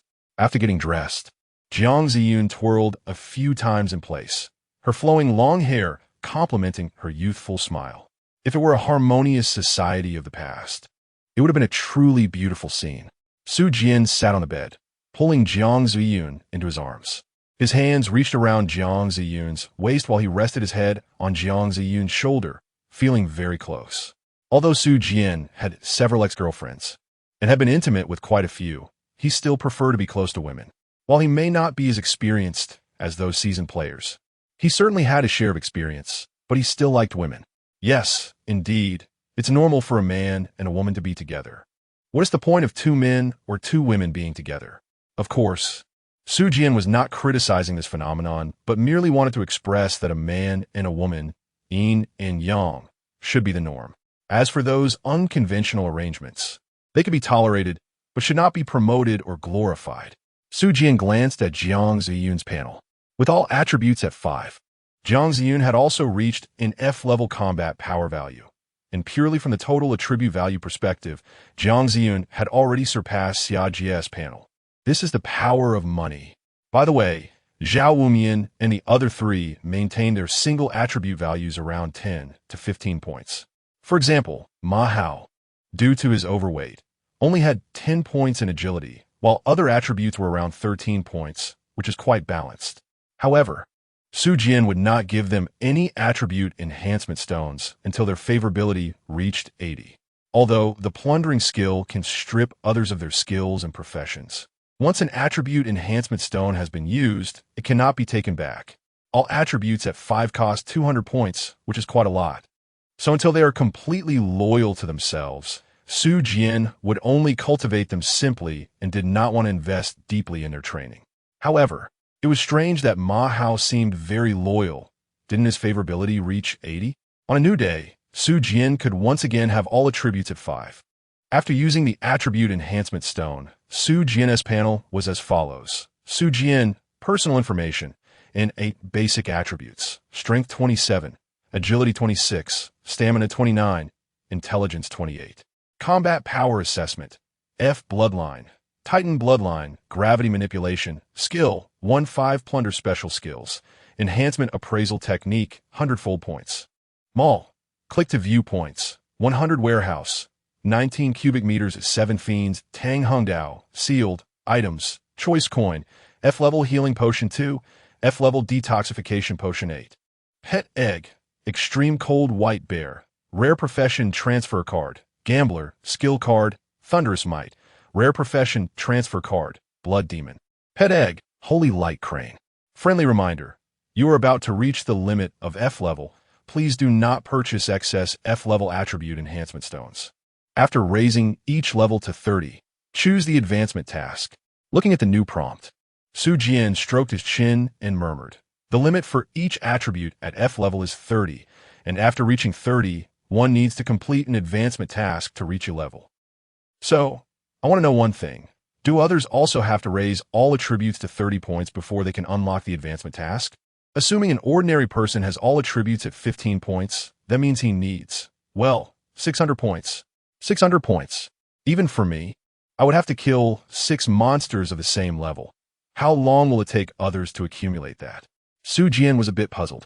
However, in Su Jian's view, the points weren't really a problem. The important thing was that he couldn't encounter monsters of the same level. It was simply something that was hard to come by. While others were struggling to survive in the apocalypse, Su Jian just wanted to kill monsters. But he couldn't find any, which was ridiculous. After all, how many people could go from F-level combat power to F-level combat power just one day after starting? After spending some intimate moments with Jiang Ziyun, Su Jian raised his head, wrapped his arms around Jiang Ziyun's waist, and looked coldly out the door. With the enhancement of his attributes, Su Jian's senses had become sharper. In terms of strength, he squeezed the iron bed and could actually deform it. His sense of smell, while perhaps not as good as a dog's, had improved significantly. Fortunately, the faint scent on Jiang Ziyun wasn't too overpowering, as Su Jian disliked most perfume smells. As for other things, there's no need to list them all. So, shortly after using the attribute enhancement stone, Su Jian heard something unusual outside the door. Outside, there were a large number of zombies. Su Jian opened the door without any hesitation and quickly glanced outside. Good heavens, the entire corridor was filled with zombies. Someone must want to die. Su Jian's expression was cold, and her tone unfriendly as she spoke. Chapter 59. The Reason Why the Food Tastes Bad, Library. Although Chen Zhengxing's actions had some suspicion of taking advantage of others, it must be said that he had some ability. Under Chen Zhengxing's arrangement, The library began to be divided into various areas, such as the sleeping area, cooking area, storage area, etc. The names didn't matter. Chun Jingxing just wanted them to be easy to remember. Initially, these areas were just names without substance. For example, in the sleeping area, there wasn't even a bed. How could anyone sleep? However, after just half a day, each area began to fill with supplies. The sleeping area had many more bedding items, and it was even divided into male and female sections. The storage area had increased supplies of food, packaged meals, and so on. Overall, Chun Jingxing's leadership was not a problem, but if Su Jian were here, she would definitely say, "You're too focused on these little schemes. If you don't improve yourself, you will eventually be overthrown." While others were gradually awakening their systems, Chun Jingxing was only concerned with how to allocate personnel and resources, even researching how to make those students listen to him more. But in reality, to stabilize his position, he only needed to strengthen his own abilities. However, Chun Jingxing did not do that. He still thought that he could manipulate others with words just like in the past society. His kind of rule would eventually lead to trouble. Principal, something has happened. Just as Chun Jingxing was looking at the supply list, Bai Qing rushed over anxiously. Looking at Bai Qing's alluring figure and her full bosom, Chun Jingxing silently swallowed, then pretended to be nonchalant and asked, "What's wrong?" Bai Qing took a couple of breaths and said, "We found a reason why the food tastes bad." "What?" Chun Jingxing stood up nervously, forgetting to appreciate Bai Qing's enticing figure, and said urgently, "Quick, tell me in detail." It was either too salty, too sweet, or even bitter, undercooked, burnt. Basically, it was inedible. Initially, they thought it was because everyone couldn't cook, but now Bai Qing said it wasn't their fault. So what could it be? If humans can't cook from now on, what will they eat and drink? Especially for the people of Jiuzhou, Wu Ti, it'd be a huge regret if they lost all those delicacies. Bai Qing paused for a moment and then slowly said, "At first, we thought the food wasn't good because of us, but later, several students clearly stated that they could cook, yet the food they made was still terrible. We realized there was a problem and began looking for students who could cook among many. Eventually, they found a student who had obtained a chef certificate. The food he made was finally edible, and this student surprisingly had an automatic secondary profession as a chef. That's when we understood it wasn't everyone's problem. From now on, only chefs could cook. Principal, this is a big deal." After hearing this, Chun Jingxing weakly fell back into the chair behind him. Yes, this was indeed a big deal. There are over 500 people in the school, yet only one person can cook. Are you trying to kill him? 3 meals a day for 500 people. Can one person handle that? It's something only a deity could do. After thinking for a moment, Chun Jingxing bitterly asked, "Is it really? Only one student has a chef certificate?" Bai Qing nodded helplessly. "Yes, only this one. Everyone is still just students. Perhaps many are preparing for graduate school, civil service exams, second-level certificates, teaching certificates, etc., but very few are pursuing chef certificates. Among these 500 people, finding this one is already a stroke of luck." Heh! Chun Jingxing suddenly smiled bitterly, then slammed the table and shouted, "This is trying to kill everyone. For the people of Jiuzhou, nothing is more important than eating. You can talk about power, money, or enjoyment, but those are only considered after basic needs are met. Some people, even if they are very wealthy and hold high positions, still want to satisfy their cravings. But now it's a problem. From now on, only those who obtain a chef's certificate can cook. How are the people of Jiuzhou supposed to live? Most people can only cook a little. How can they possibly go for a chef's certificate?" However, in reality, Chun Jingxing misunderstood. The emergence of the chef profession does not necessarily require you to have a chef certificate, as long as you have the corresponding cooking skills. Whether you have that certificate or not, you can start the chef's secondary profession. Purely life-related secondary professions like chefs are specifically divided into 7 levels: beginner, primary, intermediate, advanced, special, master, and grandmaster. It can only be said that most people who claim to know how to cook don't even reach the beginner level, which is why they cannot start the secondary profession. This also explains why the cooked food sold in the system is so expensive, because there are so few chefs now. Rarity makes things valuable, so the system that can produce cooked food out of thin air starts to raise prices. Moreover, the food sold in the system is very tasty. Good food cannot be priced. It can be expensive or cheap, But how could the system possibly be cheap? Let's go check it out. After calming down a bit, Chun Jingxing quickly left the temporary office he had prepared for himself and walked toward the cooking area. Here, apart from one boy, everyone else looked a bit gloomy. They thought they could cook well enough to prove their worth and stay in the logistics area, especially since there were many girls there and they wouldn't have to go out to kill zombies. But unexpectedly, without a chef's secondary profession, anyone who tried to cook would make it inedible. If Su Jian and Zhao Wumian were here, they would discover that the man who could cook was actually the one who had been sleeping on the first floor. The reason he could sleep in such an environment was simple. He wore earplugs, so he couldn't hear the noise outside. However, when he woke up in the morning, he was quite shocked. Damn it! Can someone tell me why there are so many corpses in the corridor? The smell of blood was overwhelming. It was disgusting, but fortunately, he was used to killing chickens and geese, so he managed to hold back the urge to vomit. After that, Su Jian saved him, and he joined the group arranged by Chun Jingxing in the western area. Really? You're the only one who can cook? Chun Jingxing still found it hard to believe. In fact, it wasn't too hard to accept, considering that zombies were out and the system had appeared. The idea that you couldn't cook without a chef's secondary profession wasn't that difficult to accept, but the problem was that the issues exposed behind the situation were too severe. This is why Chun Jingxing was reluctant to believe it for a long time. Anyway, the current testing situation was as follows. The man nodded with a grin and said, I even taught them how to cook, but they couldn't even manage something as simple as making rice. Either they put in too much water or too much rice, or they burnt the rice. The faces of the people around turned red, some feeling indignant, but they didn't say anything because the truth was just that. Clearly, cooking was still fine before, but why are there so many accidents now? Chun Jingxing felt a moment of dizziness and almost lost his balance. Is the heavens trying to destroy us? It can't be, right? The man with the chef profession said, puzzled. Isn't he the only one who can cook? What's the big deal? Why does it feel like the heavens want to destroy us? Chun Jingxing shook his head, revealing a bitter expression.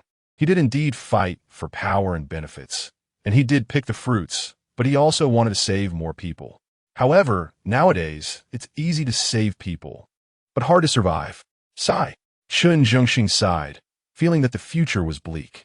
Just then, a classmate suddenly ran over, shouting loudly as they ran, Principal, there's been an incident. Nonsense, the principal is right here. What could happen to the principal? The chef shouted. Bai Qing, standing nearby, suddenly felt a bit embarrassed. She seemed to have shouted like that just now, but she could only say it was similar. Oh, stop talking nonsense. Principal, come with me quickly. Those people from yesterday came again and knocked down dozens of us. You need to come and see. The newcomer shouted urgently. What? Chun Jingxing was taken aback. This truly is a wave of troubles following another. Let's go. Although they didn't know the situation, Chun Jingxing and the others still ran over. Not just Chun Jingxing, but even Bai Qing, the chef, and others followed. It's in the nature of the people of Jiuzhou to watch the excitement. Upon arriving at the first floor hall, everyone saw Su Jian and his group standing boldly in the center, while about 20 or 30 people lay around them. The rest formed a circle, trapping Su Jian and his group in the middle. Oh, the ones in charge have come out. Su Jian lightly jumped and sat on a table, then crossed her legs and said playfully, What are you doing? Chun Jingxing suppressed his inner anger and shouted, What do you mean? What are you doing? Su Jian smiled lightly and replied, What am I doing? Nothing. Just wanted to find out who outside my door attracted so many zombies. Chun Jingxing frowned and asked, What do you mean? Su Jia said, This morning after I left, I found that the corridor outside my dormitory was full of zombies. I want to know who did this. Although I can't rule out the possibility that you made this up yourself, I will give you a chance to investigate and then bring the person in front of me. Impertinent. Chun Jingxing shouted angrily. Even if you don't intend to follow my orders, you shouldn't speak to me like this. I am your principal, and even without that identity, I am your elder. Is this how you speak to me? Don't think you can pressure me with this. I'm asking you, did you come to find this yourself? Or do you want me to find it for you? Su Jian waved his hand, his expression serious, and said coldly. Chapter 60. We say it was Qin Feng who did it. Don't think you can pressure me with this. I'm asking you, did you come to find this yourself? Or do you want me to find it for you? Su Jian waved his hand, his expression serious, and said coldly. Su Jian's cold words seemed to make the air around them drop in temperature, like the chilling breath spilling from an abyss, causing one to shiver involuntarily. You. Chen Zhengxing pointed at Su Jian, finally unable to bear it any longer. Su Jian had already slapped him in front of everyone before, and now she was doing it again. Did she really think Chen Zhengxing had no temper? He was almost 50 years old now, considered a middle-aged man, and yet he was being scolded by a young person in their 20s, which he could no longer tolerate. Are you sure you want to oppose us? Chen Zhengxing said coldly. It's not that I want to oppose you. In fact, I was planning to leave here. But someone deliberately lured the zombies to my door, and I just want to see who is seeking death. Su Jian said indifferently, flicking her fingers dismissively. Bai Qing stepped out from behind Chen Zhengxing and earnestly advised. Su Jian, it's just a few zombies. With your strength, they're definitely not worth mentioning. Why do you have to be so calculating? Calculating? Su Jian looked at Bai Qing in surprise. Someone wants to kill me, and you actually say I'm being calculating? But with zombies, whether it's dozens or hundreds, they can't possibly kill you. Bai Qing's words shocked those around them. What do you mean? The man in front of them could not even be opposed by hundreds of zombies? A few students in the crowd couldn't help but shiver. What kind of person had they provoked? Su Jian laughed heartily. No wonder the great Holy Mother, you and Xia Jia are both so annoying to me. At the end of her sentence, Su Jian's tone suddenly turned cold, and her gaze fixed fiercely on Bai Qing. Why does this kind of person even exist in this world? Someone wants to kill me, and I have to forgive him just because his scheme wasn't enough to do the job? How ridiculous is that? It's like self-defense and excessive defense. Since someone wants to kill me, regardless of whether he puts down his weapon or not, we should kill him. But the law always says that person has lost the ability to harm, so you're guilty of excessive defense. Ridiculous. So damn ridiculous. Go bring those few people from earlier here. Su Jian said with a serious expression, her tone cold. I've lost my patience. I don't want to waste any more time with you. Since you don't plan to investigate, I'll do it myself. Okay, boss. Ma Hao immediately responded. Then he picked up an axe and approached the crowd, trying to pull someone out. What are you doing? Let go of Zhang San. Someone around shouted angrily. But Ma Hao merely glanced at them. Then, with a loud crash, he smashed the axe into the ground. Then, Ma Hao arrogantly said, If anyone dares to say another word, I'll let you see if this axe can turn you into meat paste. Perhaps Ma Hao used to be timid and afraid of trouble, but sometimes all it takes to change a person is a single opportunity. And Ma Hao's opportunity was Su Jian. Su Jian gave him the berserker profession and a giant axe. With these, Ma Hao slaughtered over 500 zombies in one night. Even if they were just 500 dogs, he would have gained experience from it. So at this moment, Ma Hao had completely transformed. Moreover, Ma Hao would prioritize Su Jian above all else. Su Jian can make him do anything, and he will do it. Swish, everyone immediately fell silent, not daring to say anything more. That axe looked very powerful. They certainly didn't want to test it and end up dead. What are you doing? Why are you grabbing me? Let go of me. Let go of me. The person called Zhang San wanted to resist, but Ma Hao frowned, slightly displeased, and then simply swung the giant axe, shattering his knee. Chen Zhengxing angrily said, Su, you've gone a bit too far. Grabbing someone right in front of him. This is simply not putting him in your eyes. Su Jian sneered and said, This principle, perhaps you can listen what they have to say. All right, I'm all ears. If it's not related to them, with so many people here, don't think you can leave unscathed. Chen Zhengxing said suppressively. TCH. Sofian Skov Dizdanfedi. This group of rabble? What do you want? To keep me here? Don't joke around. However, Su Jian didn't want to kill innocents indiscriminately. So he turned his gaze to the three people in front of him. At that moment, Su Jian looked like a punk sitting on the table, slightly lowering his head to look at the three classmates kneeling on the ground in front of him. Su Jian's gaze could be gentle or filled with killing intent. At this moment, Su Jian's eyes were fierce, as if she wanted to devour someone. Her cold, piercing gaze swept over the three individuals, causing them to tremble like startled birds. In reality, Su Jian wasn't truly angry. After all, as Bai Qing had said, even if there were 100 zombies, or even 1,000, Su Jian wouldn't be afraid. Even if she couldn't kill them, she could easily escape. However, in the mastermind's mind, he surely believed that 100 zombies could kill Su Jian, since someone harbored malicious intent towards her, even wanting to take her life. Su Jian wouldn't let them off the hook. I'll only ask once, who gave the orders? Sufyan Smaid, Epiting Kiteamiavid. But her tone was as frigid as the harsh winter in the north, chilling to the bone, with a sharp, cutting wind. I don't know. You got the wrong person. Yes, that's right. You got the wrong person. Principal, help us. The three stammered, even calling out for help from Chun Jingxing, who was not far away. Su Jian sneered and said indifferently, chop off their 10 fingers. One by one, I want to see how tight-lipped they are. Su Jian's cold words shocked everyone around her, and they all began to persuade her. We are all classmates. Is it really necessary to be so ruthless? Aren't you doing well now? Nothing is more important than a life. Since you are fine, can't you forgive them no matter what they have done? It's the end of the world now. We humans must unite. We can't fight among ourselves anymore. The crowd's attempts to persuade her did not change Su Jian's mind. Su Jian's calm gaze swept around, and everyone who made eye contact with him silently lowered their heads.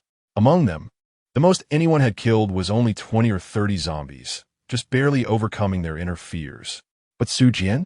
He had no transitional phase of fear. He went straight to killing zombies. So there was not a single person present who could compare to Su Jian in terms of ruthlessness. Thus his gaze, calm yet tinged with a hint of killing intent, intimidated them. A bunch of useless people. What does my speaking have to do with you? Sufyan is knitted, sarcastically scolding. If you hundreds of people dare to rush up together, I might take a second look at you.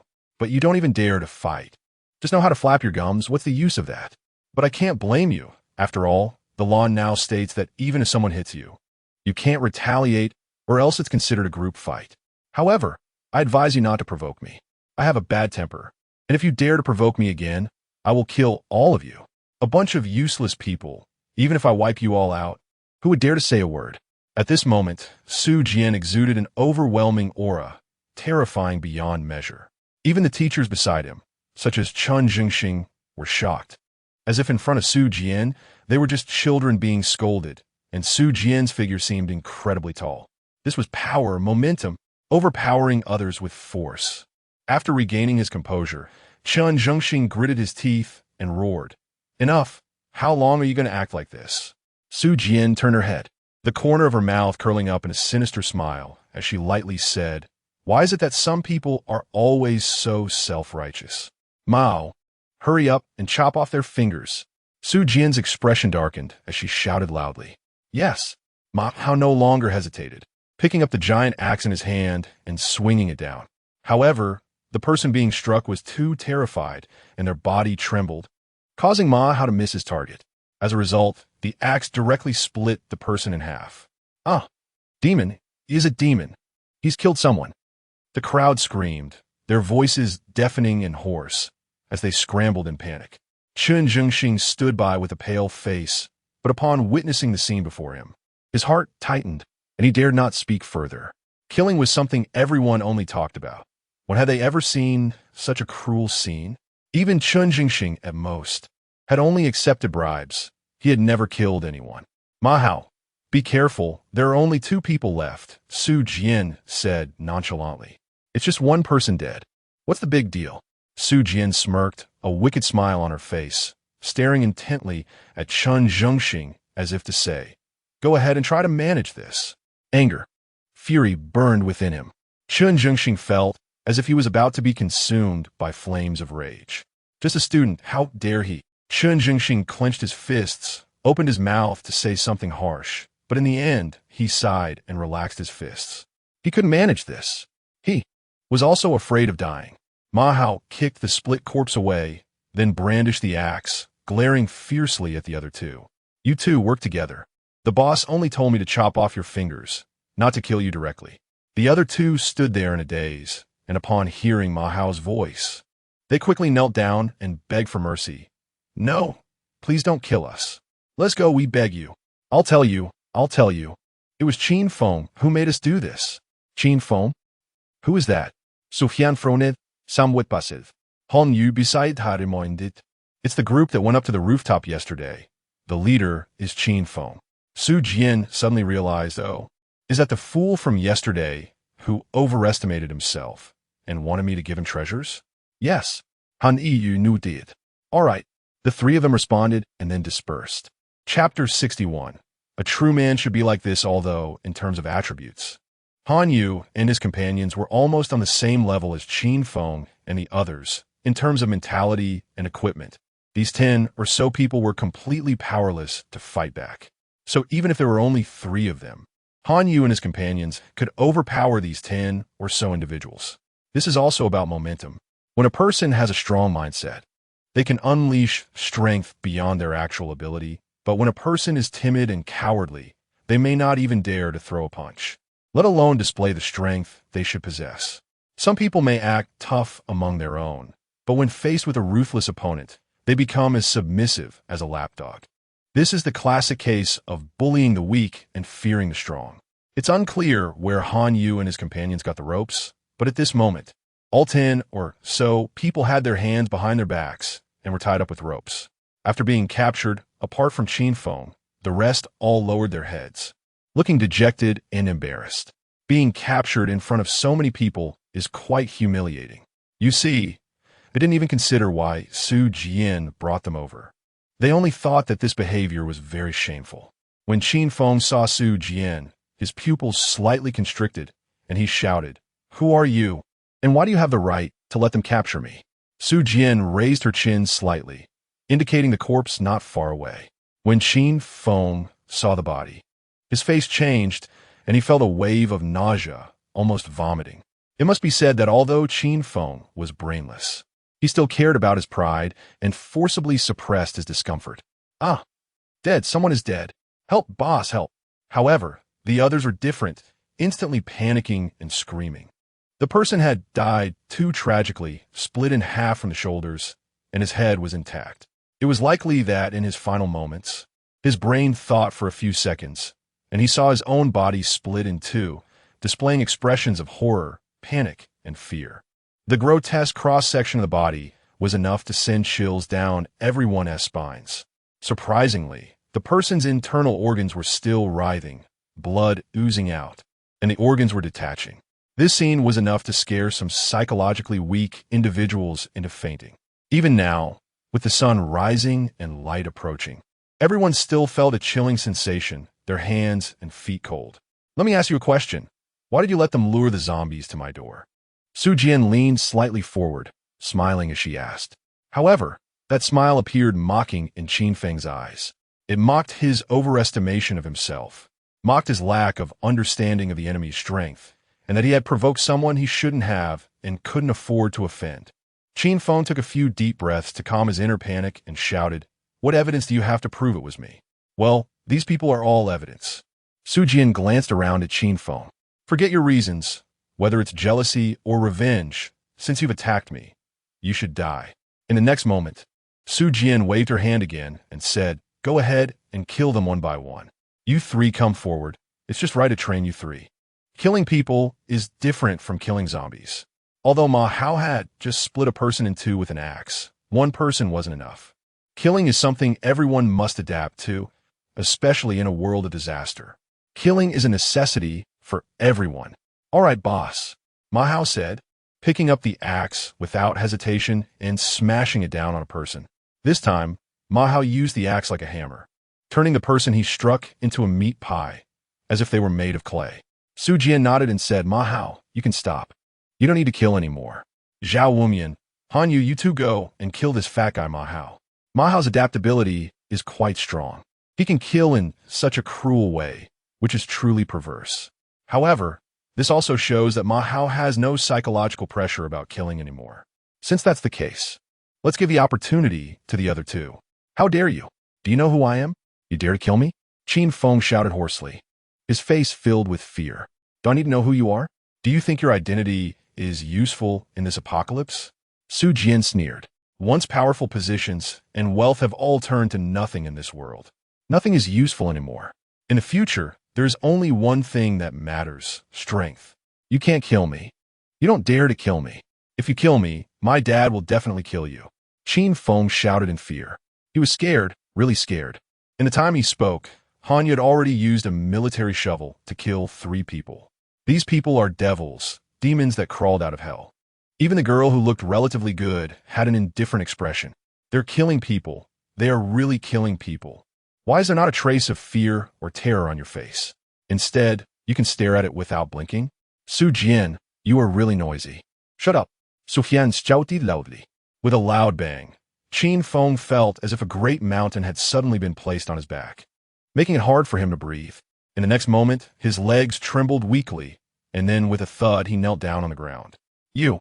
Qin Feng glared at Su Jian, unable to contain his anger. I actually knelt down. I actually kneeled before such a poor loser. Shame. This is the humiliation of my life. However, the immense pressure made it impossible for Qin Feng to utter a complete sentence. It felt as if all his internal organs were being squeezed together, and he even experienced a sensation of tightness in his chest. The surrounding crowd watched this scene in shock, and many of them dared not look any further, closing their eyes. They also wanted to blame Su Jian. They also wanted to rescue Qin Feng, but they did not dare. This group of people, Ma Hao wielded a huge axe, ruthlessly killing 2 people. That scene was the most terrifying. Han Yu was much better, wielding a military shovel, directly beheading his victims. From a visual standpoint, it was also very horrifying, as the blood of those beheaded spurted several meters high. But compared to Ma Hao, it was much gentler. Only Zhao Wumian appeared quite conflicted. But before Su Jian could say much, he slowly raised the shield in his hand. They had already decided to follow Su Jian, so they should listen to him. However, all of this was too much for Bai Qing to bear. She stepped forward and shouted, "Enough!" The brave teacher Bai Qing drew everyone's attention. But Su Jian felt a bit of headache. People like the saintly mother were truly annoying. Talp, talp, talp. Teacher Bai Qing disregarded the gazes of others and walked straight up to Su Jian and the others, then said, "What do you want to do? Just killing?" Su Jian replied calmly. The word killing would evoke fear in most people, yet Su Jian spoke it so calmly. Bai Qing immediately felt a sense of helplessness. This student was too malicious. He was simply the dark side of this world. To him, killing was as simple as eating and drinking, but that was not right.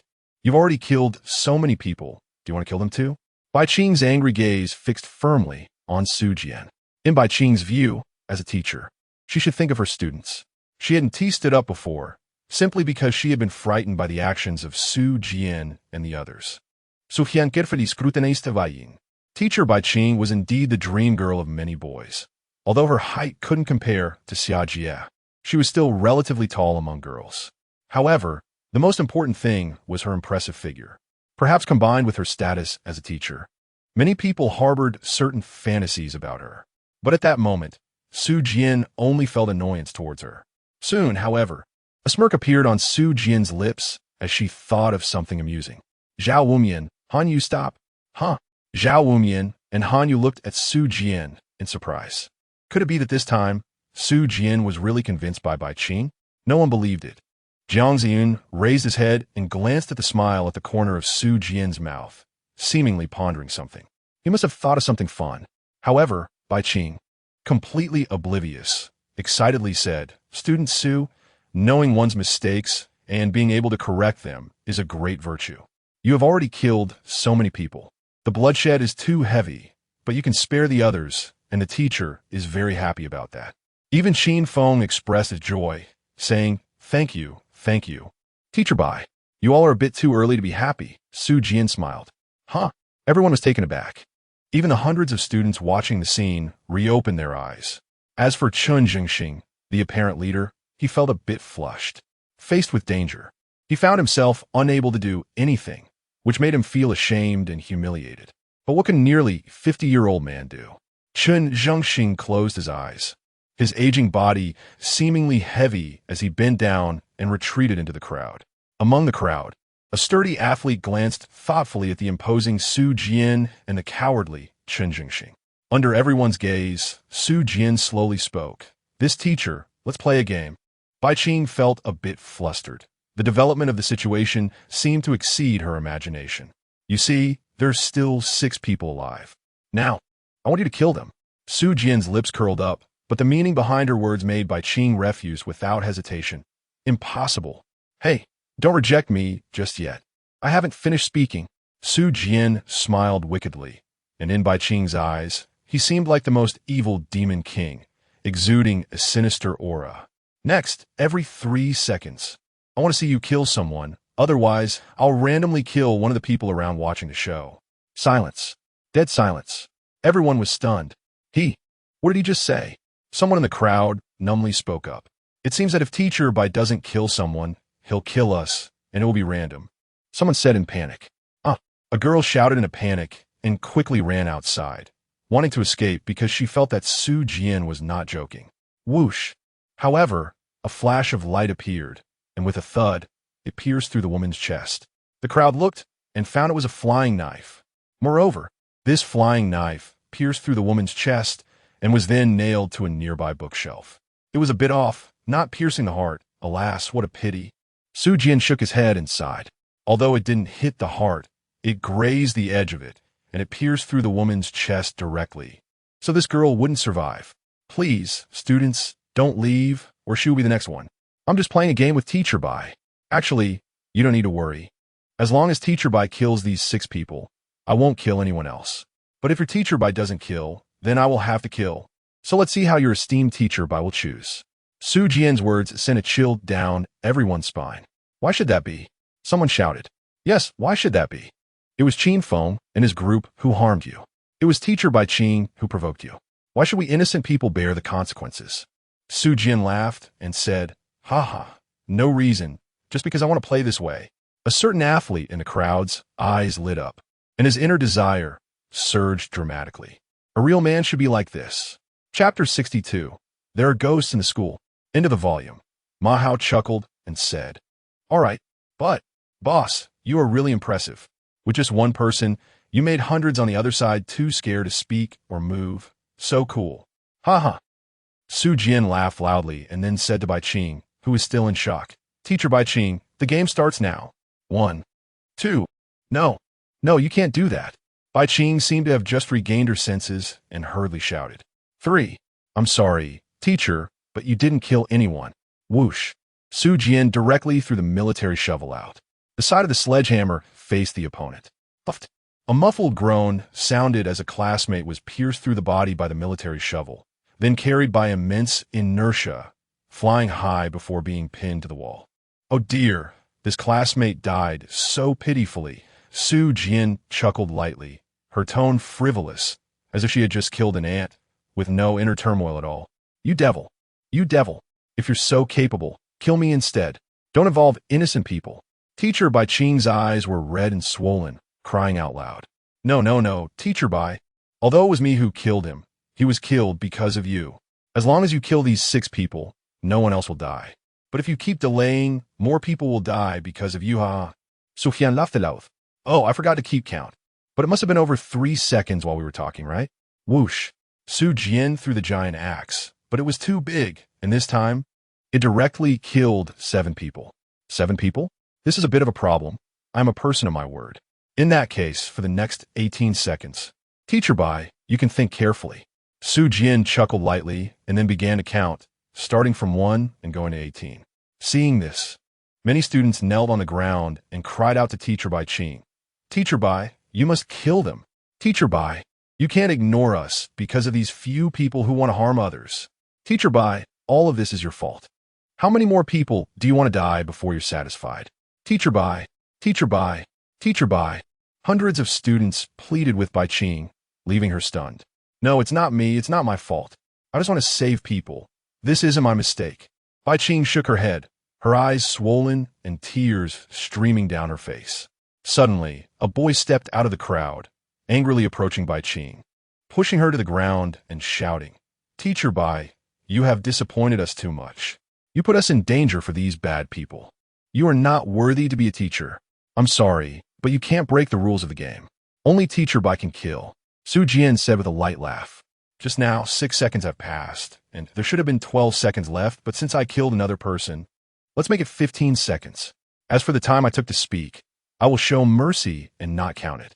Su Jian's tone was filled with pity for Bai Qing, but this pity felt like the whispers of a demon, instilling fear and panic.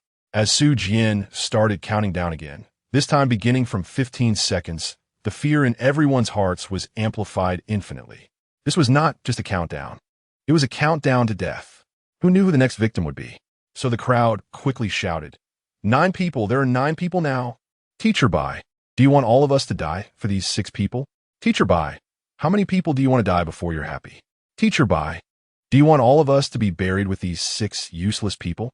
Teacher Bai, Teacher Bai, Teacher Bai. The crowd no longer referred to Bai Qing as Teacher Bai, but simply called her by her name, showing that she had lost the support of the people. Ha ha. Teacher Bai, how do you feel? Su Jian mocked, her tone full of sarcasm. This is so fun, too fun. This is how you should treat a saint. Killing the saint? What's the fun in that? Watching the saint helplessly see others die and forcing her to kill if she doesn't. Even more people will die because of her.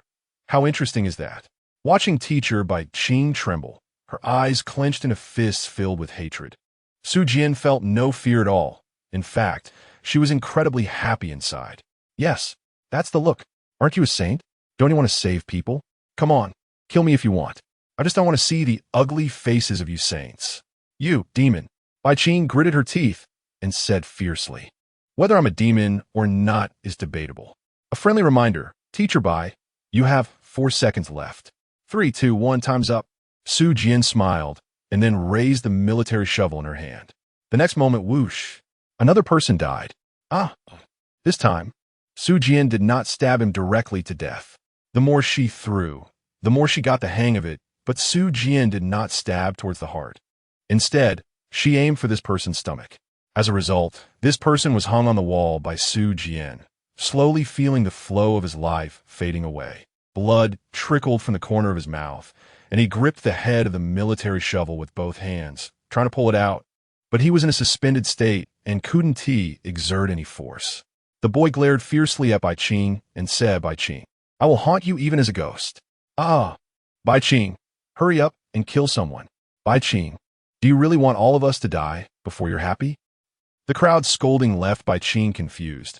She pointed at Su Jian and stammered, No, it's not me, it's him. You should hate him instead.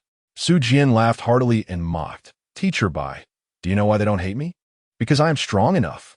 And don't always say that the weak fear the strong. Aren't you the same? It seems like the servility produced by a recent feudal dynasty is still etched in your bloodline. You bully the weak and fear the strong, only knowing infighting. And for a bit of personal desire, you can freely hurl the most vicious curses at others online and in reality. But some of you are just following the trend. You don't really understand the truth of the matter. It's the same now. Do you think they care about the cause of the issue? No, they don't care. All they know now is that it's you, Teacher Bai, who has put them in crisis. In their eyes, if you just killed those 6 people, everything would be fine, but you insist on being indecisive, disregarding their safety, which is why they hate you and resent you. Su Jian's lips curled up in a sneer as she said, So this teacher, I want to see how many people I have to kill before you dare to pick up a weapon and kill them. Ha ha. I want to see just how much a saint can endure, watching one life after another fade away. It must feel terrible inside, right? Hee, but I'm happy, ha ha ha. Forcing a saint to kill instead of saving people. This is too much fun. Whoosh, whoosh, whoosh. Su Jian struck again and again, but after that, she never directly killed anyone. Instead, she let them die in agony. Before their deaths, each of these people cursed Bai Qing with the most vicious insults. Bai Qing was on the verge of collapse. What was she supposed to do? What am I supposed to do? Why did things develop to this point? I shouldn't have stepped forward. Woo-woo. Bai Qing's tears streamed down her face, blurring her vision. In this haze, she could only hear screams and those vicious curses. Stop it, Bai Qing shouted, picking up a knife from the ground. This was an F-grade ordinary weapon just exchanged by Su Jian, costing only 15 points, not expensive at all. Oh, is the teacher finally going to kill someone? Then I can give you this face and give you a few more seconds. Bai Qing, trembling with a knife in her hand, approached Qin Feng and the others. They were all kneeling on the ground under Su Jian's gravitational control, like lambs waiting to be slaughtered. However, in reality, Bai Qing didn't need to do anything. She just had to swing the knife to kill. Teacher, you are quite slow.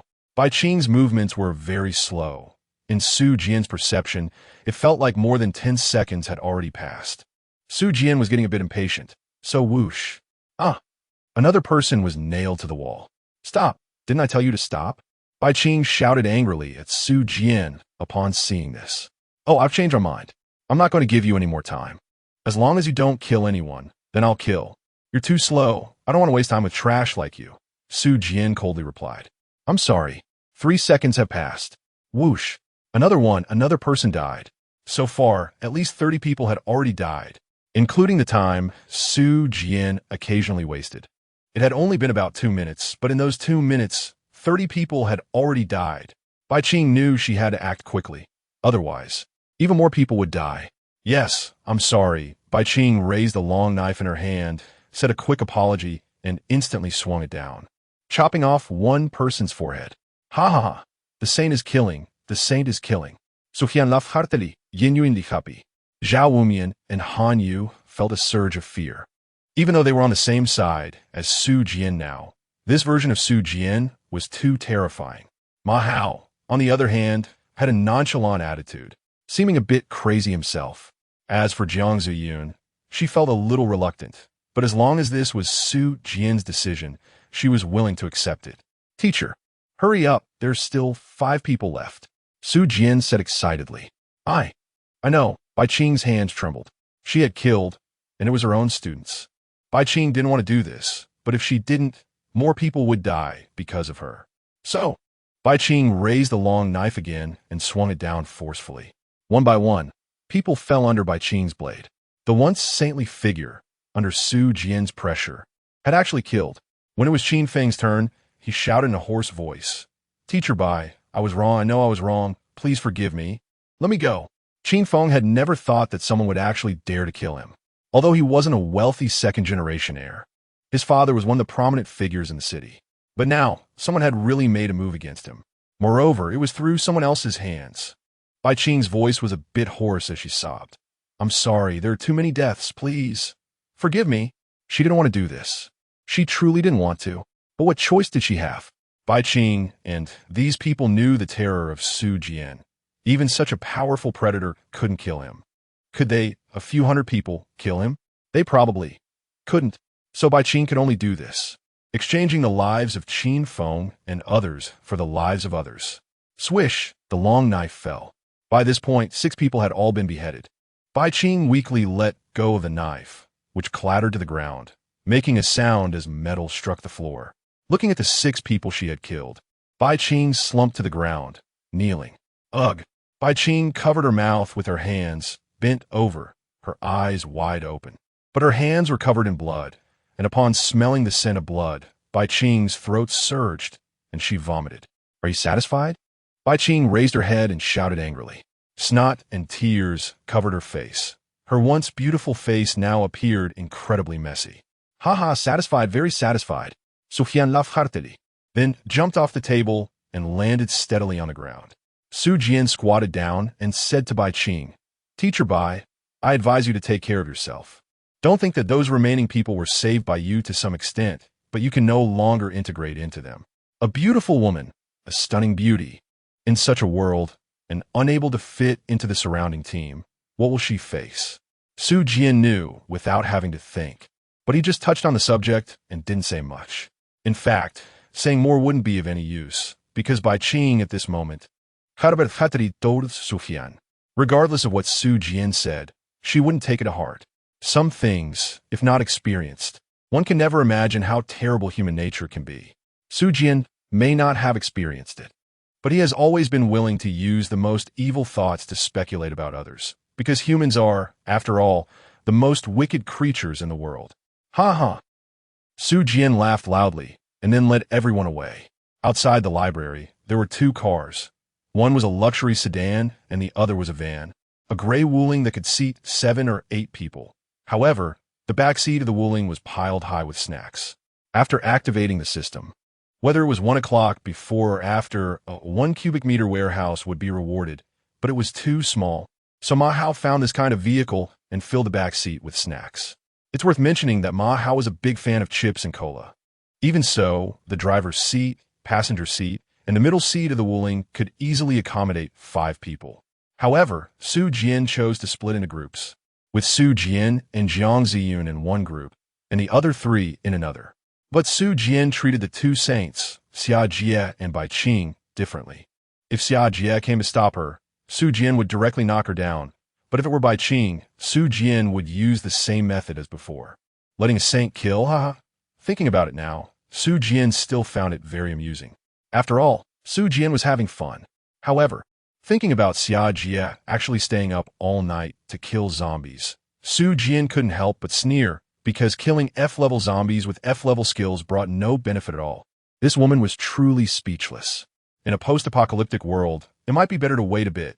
The zombie levels might rise, so why eliminate all these low-level zombies? But Su Jian didn't bother to say anything, didn't even say goodbye, and everyone drove away from the school, heading towards the city. Although there was a police station in the university town, Su Jian wasn't sure if it had guns. Perhaps it did. After all, it was a police station. But there was no need to detour, just go directly to the police station in the city, which would allow them to check out firearms and meteors at the same time, saving time. As for the matters in the school, Su Jian couldn't be bothered. Jiang Chun, Lin Wan'er, Xia Jie, the campus belle, teacher Bai Qing, vice principal Chun Jingxing. What these people did later and what they encountered had nothing to do with Su Jian anymore. Oh, right, Qin Feng and the others were actually a bit wronged in their deaths, as the idea was proposed by Lin Wan'er, but they panicked and forgot about it. Otherwise, Lin Wan'er would also be hard-pressed to escape death. Not long after leaving the school, Su Jian suddenly slammed on the brakes, stopping the car in the middle of the road. What's wrong? Jiang Zuyun asked in confusion. Su Jian furrowed his brows and said, although I don't think I'm a good person, I shouldn't be this bad. After a moment of thought, Su Jian nodded thoughtfully, then shifted gears, released the clutch, and got back on the road. Meanwhile, the corners of Su Jian's mouth curled up, and he said with an inexplicable expression, there are ghosts at school. Ghosts. They could be some special creatures, or they might not be living beings at all, but rather a plant, a stone, and so on. Anything is possible. However, this thing is quite interesting. It can amplify a person's inner evil thoughts. Su Jian smirked, speaking with a hint of charm. Su Jian does not consider himself a good person, but he shouldn't be this bad either. Some of his actions, Su Jian must admit, were indeed excessive. For example, the brutal beating of Xia Jie on the rooftop, his lewd behavior towards Bai Qing during group work, his angry confrontation with the school leaders, and even the recent act of forcing teacher Bai Qing to leave. Su Jian must acknowledge that these actions were a bit too much. Therefore, there is a ghost in the school, a ghost that can amplify the evil in people's hearts. After leaving the school, Su Jian, with a calm mindset, confirmed this point. However, Su Jian does not feel ashamed, because even if there's a monster that amplifies his evil, he must have evil thoughts in his heart for that to happen. Without evil, how can it be amplified? Heh. Su Jian's lips curled up into an inexplicable smile. At this moment, there were still about 500 people in the school. When there are many people, it's easy to let one's imagination run wild. Since she already knew that there was such a monster in the school, Su Jian felt that the coming days in this school would be quite lively. Huh? Su Jian sneered, while Jiang Ziyun beside her looked quite puzzled, as she felt nothing. However, since they had already left school, they could no longer care about what happened there. Hopefully, those hundreds of people could live well. Campus chapter end. Nulo e fen hu. Dominant fist. The disaster came so suddenly that no one was prepared. A city that was usually noisy turned into a dead city at that moment. At the beginning of the catastrophe, half of the world's population turned into infected corpses and various other monsters. Everyone was shocked. Some lost their lives in their sleep, while others noticed something unusual but died in crowded places like bars with no way to escape. Some, lacking weapons, tragically died in the mouths of monsters. Survivors were incredibly scarce. As time passed, some infected corpses wandered onto the streets, but it was far from being densely packed.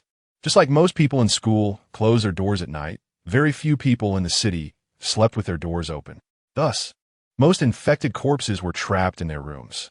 A day ago, on the morning when the disaster began, while Su Jian was fighting the predator, a survivor team formed in a high-end hotel in the city center, consisting of about 20 people.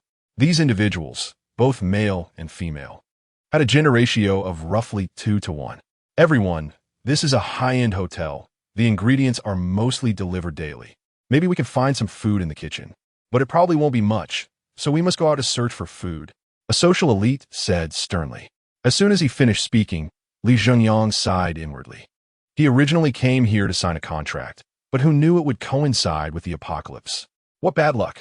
With so many zombies outside, what if he died? Clearly, Li Jingyang's opinion was met with rejection from the crowd. This is a high-end hotel. There's no shortage of food or clothing. Can't we figure out a way to bring those supplies up? Yes. Let's economize a bit. The government will definitely come to rescue us soon. You guys, hey. Li Jingyang sighed again, a feeling of powerlessness rushing over him. Then, he nodded seriously and said, yes. There is indeed some food in the hotel, but who can guarantee that the government will come to rescue us? This is the apocalypse. There are not 1,000 people in this hotel. There are at least 700 or 800, right? But now, only about 20 of us are left. With such a low survival rate, even if the government wants to rescue us, they might be powerless. So we must save ourselves. The clever Li Jingyang quickly realized that their current situation was dire. However, there were too many zombies outside, and if it were just him, it would be too forced. No one is not afraid of death, but at least they should die meaningfully, right? That brother is right, a loud voice echoed. And everyone turned to look, falling silent in fear, as the speaker was Fong Hu, a mafia boss with a tiger tattoo on his body. Fong Hu had a rugged appearance, a strong physique, and an intimidating face, with a roaring tiger tattoo that made everyone instinctively feel he was not someone to mess with. At first, no one knew Fong Hu's identity, but it turned out he had 3 subordinates who survived. Then, through the intentional or unintentional storytelling of these 3 people, everyone learned that this man's name was Fong Hu, known as Brother Tiger in the underworld. He was one of the top figures in the city, owning multiple companies, mostly bars, hotels, KTVs, etc. Oh, and the top-notch hotel they were currently in belonged to Fong Hu. Everyone was taken aback. What era was it that there was still a mafia? However, they later believed it because Brother Tiger was indeed too fierce, able to knock zombies down with a single slap, like a real-life Ma Dong-suk. Brother Tiger, what do you think we should do? We'll follow your lead. Everyone began to speak up. Even Li Jingyang, who initially proposed the idea, nodded and showed deference, placing Fong Hu in charge. Clearly, these 20 or so people had already recognized Fong Hu as their leader. On one hand, it was due to their fear of the mafia, and on the other hand, the reason they could gather here was entirely because of Tiger Brother's assistance. At the beginning of the disaster, a little brother who turned into a zombie ran into Fong Hu's room. Who is Fong Hu? The mafia boss who usually has the final say, so he directly killed the little brother who tried to bite him. Then he awakened the system. Fong Hu was not a fool. He quickly realized that a new era had arrived. He didn't even have time to care about the beauties beside him and rushed out to start slaughtering zombies in the hotel. However, unfortunately, 1 hour was too short. He only managed to kill 300 zombies. This was thanks to the fact that he had hidden several controlled knives in the hotel. Otherwise, relying solely on his bare hands, he wouldn't have been able to kill so many. 300 zombies, plus the 100 points from his system reward, amounted to 400 points, allowing Fong Hu to purchase a random rare job card. Then he obtained the rare profession Dominant Fist. In Fong Hu's view, this profession was very strong. He really didn't know what kind of person could obtain the top 3 items in the discount mall. After getting the job, Fong Hu sighed. If the 4th-ranked item is so strong, what about the top 3? However, what Fong Hu didn't know was that the top 3 items were not that strong. The decision coin could only help Su Jian make a good choice when faced with a difficult decision. The plundering skill was a divine skill, but it was useless for ordinary people because you had to kill someone to use it. The only potentially useful one might be the #1 demon knife, but the system had sealed it, not allowing usage until reaching E rank.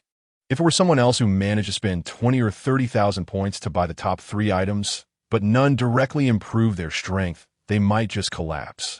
Fong Hu didn't dwell on it for long.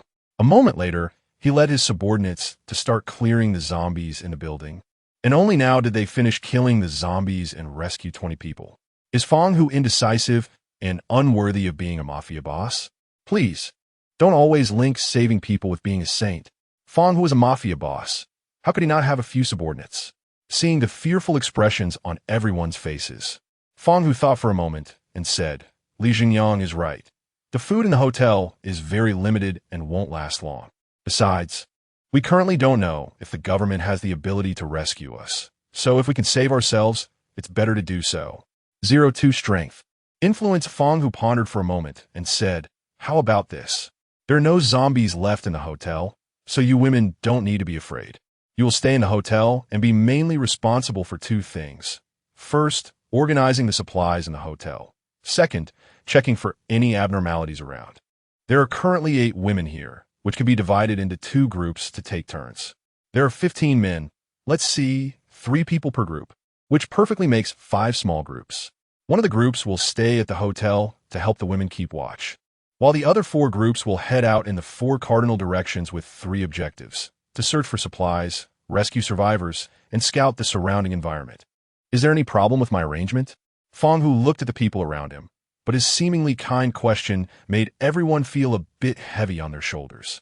Slightly afraid, everyone shook their heads and said, no problem, we all listen to Brother Hu. Among those present were social elites, internet celebrities, travel business owners, and wealthy women. Yet no one dared to voice a dissenting opinion while Fong Hu asked his question.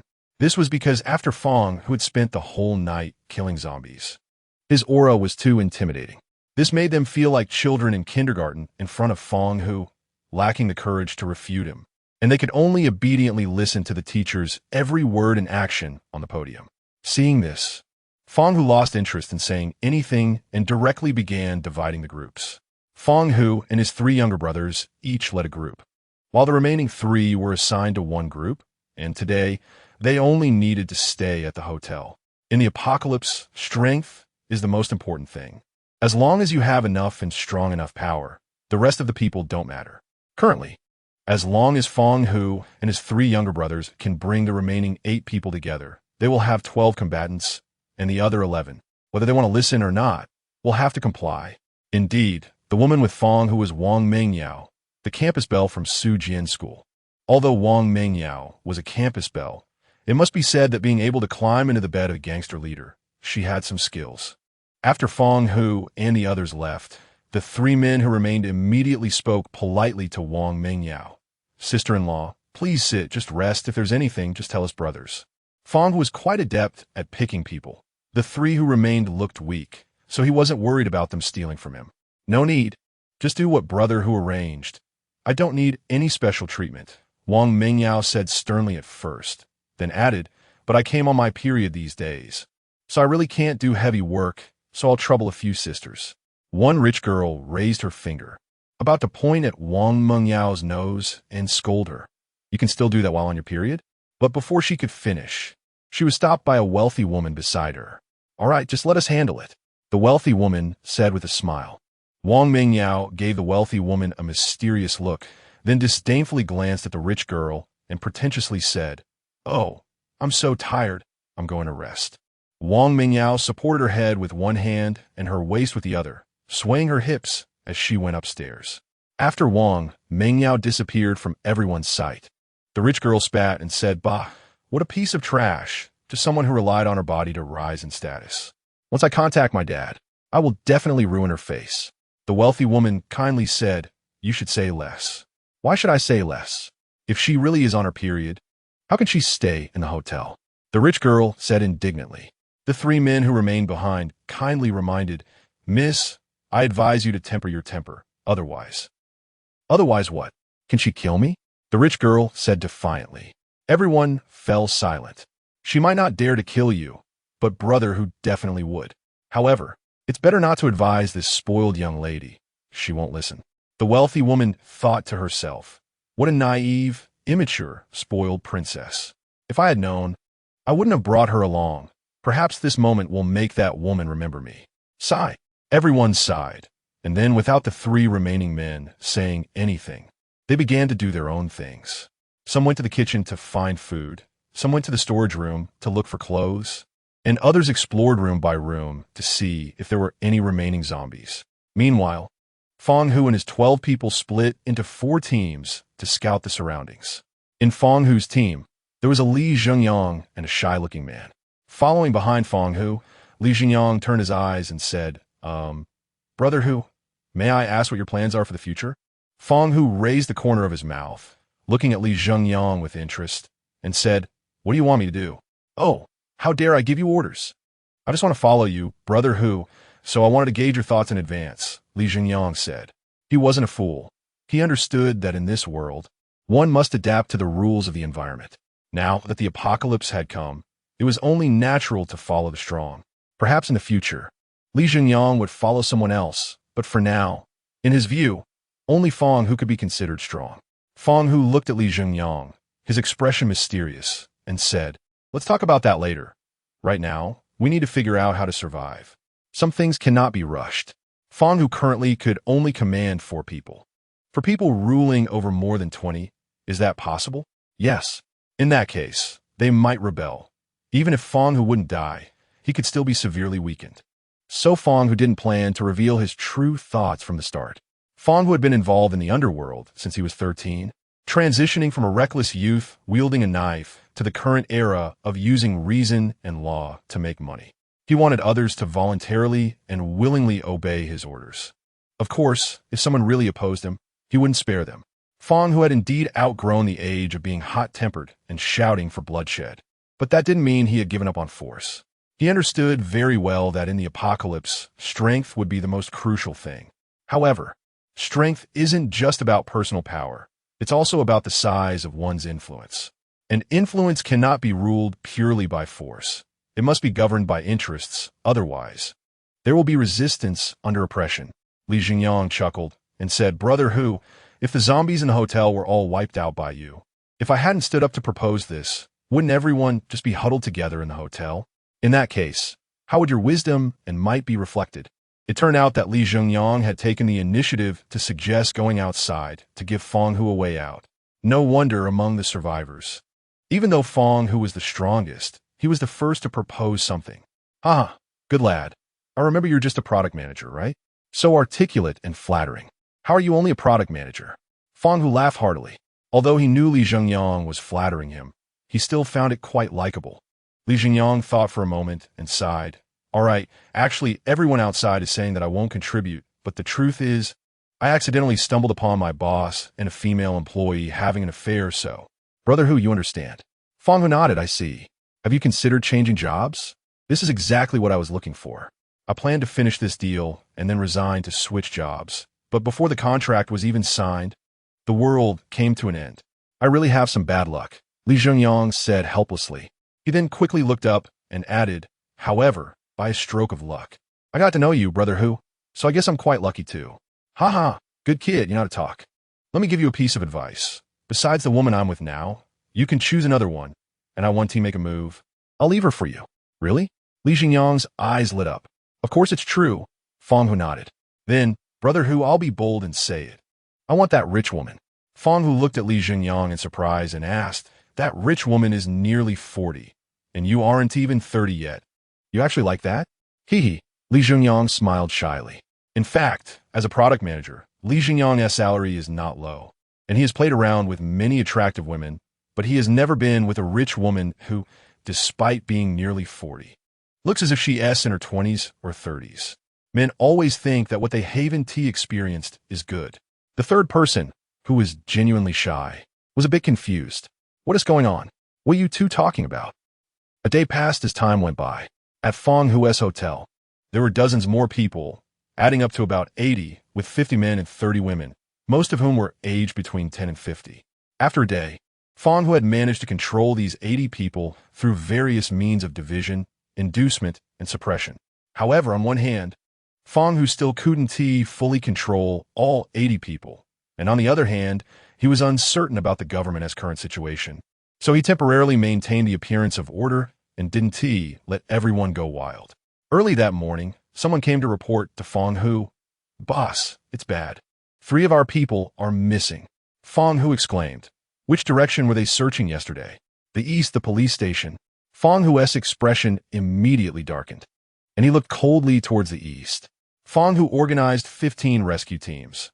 Although some hadn't activated the system, everyone had control weapons. Did you think Fong Hu only had a few control weapons? But now, they, who were not afraid of zombies, have been silently wiped out, unable to even escape. What happened at the police station? 03, Su Jian, enter the city, find cannon fodder. "Hey, fat man, drive slower. It's the end of the world. Can't there be a traffic cop to ticket me for speeding?" I'm worried you'll flip us over. On the outskirts of the city, a van was swerving left and right, as if it would flip over at any moment. But every critical moment, the driver managed to stabilize the vehicle. The driver and the one cursing were Ma Hao and Zhao Wunyan, hurrying from school to the city, while Hanyu sat in the passenger seat with a blank expression, even showing some disdain. Zhao Wunyan asked in surprise, Hanyu, aren't you afraid he LL flipped the car? Hanyu replied helplessly, the speed is only 100 kilometers. What is there to be afraid of? I've driven up to 150 before. 150? If I remember correctly, isn't the highway only 120? Zhao Wunyan asked. You speak as if you've never broken a rule in your life. Hanyu shot a glance at Zhao Wunyan. Zhao Wunyan was suddenly at a loss for words. Buzzing, suddenly, a loud rumbling sound erupted, and then a luxury sports car caught up. Stop playing around, Su Jian shouted. From now on, we're in the city limits. Although the disaster happened at midnight when most people should be sleeping at home, we can't rule out the presence of night owls and some businesses like nightclubs that are still open. So there will definitely be more zombies on the city streets than on the roads of our school. All right, boss, I understand, Ma Hao said with a big grin on his chubby face, then quickly reduced the speed of the car. Seeing Ma Hao so obedient, Su Jian squinted his eyes and looked at him with an inexplicable expression. On the surface, he seemed very compliant, but in reality, his favorability rating was barely even at 80. How can I trust you? After thinking it through, Su Jian continued, just be careful. In the city, there's a possibility of a zombie tide. Individual zombies aren't scary. Even 10 or 100 isn't a big deal, but thousands or tens of thousands can be quite terrifying. So all of you stay alert, and once you sense a possible zombie tide, retreat immediately. Got it. The three responded quickly. Sufyanadith. And then the two cars drove side by side on the street.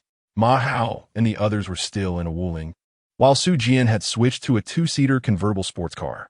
On the way, Su Jian spotted a black and red sports car by the roadside. So without saying a word, she ran over and switched to it. A sports car. She had never driven one before. Su Jian didn't know what this sports car was called, but the logo looked pretty nice, and the seats were really comfortable. At that time, Su Jian even remarked, we don't know the car's performance, but this comfort level is really different. As time passed, Su Jian and the others got closer to the city center. At midnight, there were still a few people driving on the road, but it was quite rare. So although there were occasionally a few cars blocking the road, it didn't affect Su Jian and their progress. In those cars, parked in the middle of the road, there was at least one zombie present. Hearing the noise made by Su Jian and the others, it pressed against the car window and roared at them. However, among the 5 people present, except for Jiang Ziyun, all had killed more than 100 zombies, so naturally, they were not scared by these few scattered zombies. Stop the car. Su Jian suddenly let out a loud shout. Ma Hao slammed on the gas pedal, causing Zhao Wunyan and Hanyu to lurch forward. A few seconds later, the vehicle finally stabilized. However, the 3 of them didn't care about anything else and quickly opened the car doors, rushing to Su Jian's side. Boss, what happened? Ma Hao exclaimed, his big head shaking like a rattle. Zhao Wunyan also held his shield tightly, nervously scanning the surroundings. Su Jian said somewhat speechlessly, right, stop being in a fighting stance. There's nothing going on, okay? Zhao Wunyan and the others were a bit confused. Jiang Ziyun jumped down from the car and then came to Su Jian's left side, intimately holding onto Su Jian's arm. Su Jian looked at the sports car in front of her, and in the end, she couldn't help but place her right hand on it and put it into the warehouse. Su Jian's current warehouse has a total of 19 cubic meters. A sports car, which I estimate to be 3 meters long, 2 meters wide, and 1 meter high, only takes up 6 cubic meters, even if we allow a bit more space. 10 cubic meters should be sufficient, right? As for the other items in Su Jian's warehouse, they only occupy about 1 or 2 cubic meters. So Su Jian's warehouse can definitely accommodate this sports car. Su Jian must admit that he hasn't had enough. Watching a sports car disappear in front of everyone, Ma Hao exclaimed, "Wow, boss, how big is your warehouse?" Su Jian smiled mysteriously and said, "Just 10 cubic meters. Just? In the mall, 1 point equals 1 cubic meter. I wouldn't even want to use points to buy," Ma Hao said dejectedly. However, thinking about the food in the van, Ma Hao gritted his teeth and bought 2 cubic meters of warehouse space. then hurried over to store the snacks in the warehouse. Now Ma Hao truly had no points left. Ma Hao had killed about 800 zombies in total at school, which earned him 82 points, of which 80 points were used to buy attribute points. Regardless of whether one plays games or not, everyone understands that attribute points are fundamental. So Ma Hao bought 3 for physique, 3 for agility, and 2 for strength. Ma Hao's current attribute values were strength 14, agility 13, physique 17, intelligence 12.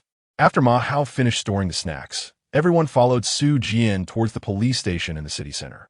As for the car they drove over, they could just leave it behind. It didn't matter. The city was full of cars now, and unless it was something particularly rare, they could just break a window and get in any car they wanted.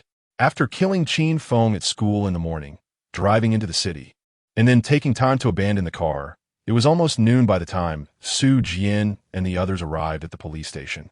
Along the way, there were occasionally zombies blocking their path, but there was no need for Su Jian to intervene. The 3 of them could handle this minor trouble. This made Su Jian unable to help but feel that forming a small team, or having some subordinates, was quite convenient. Su Jian stood at the door of the police station, taking a good look at the sign.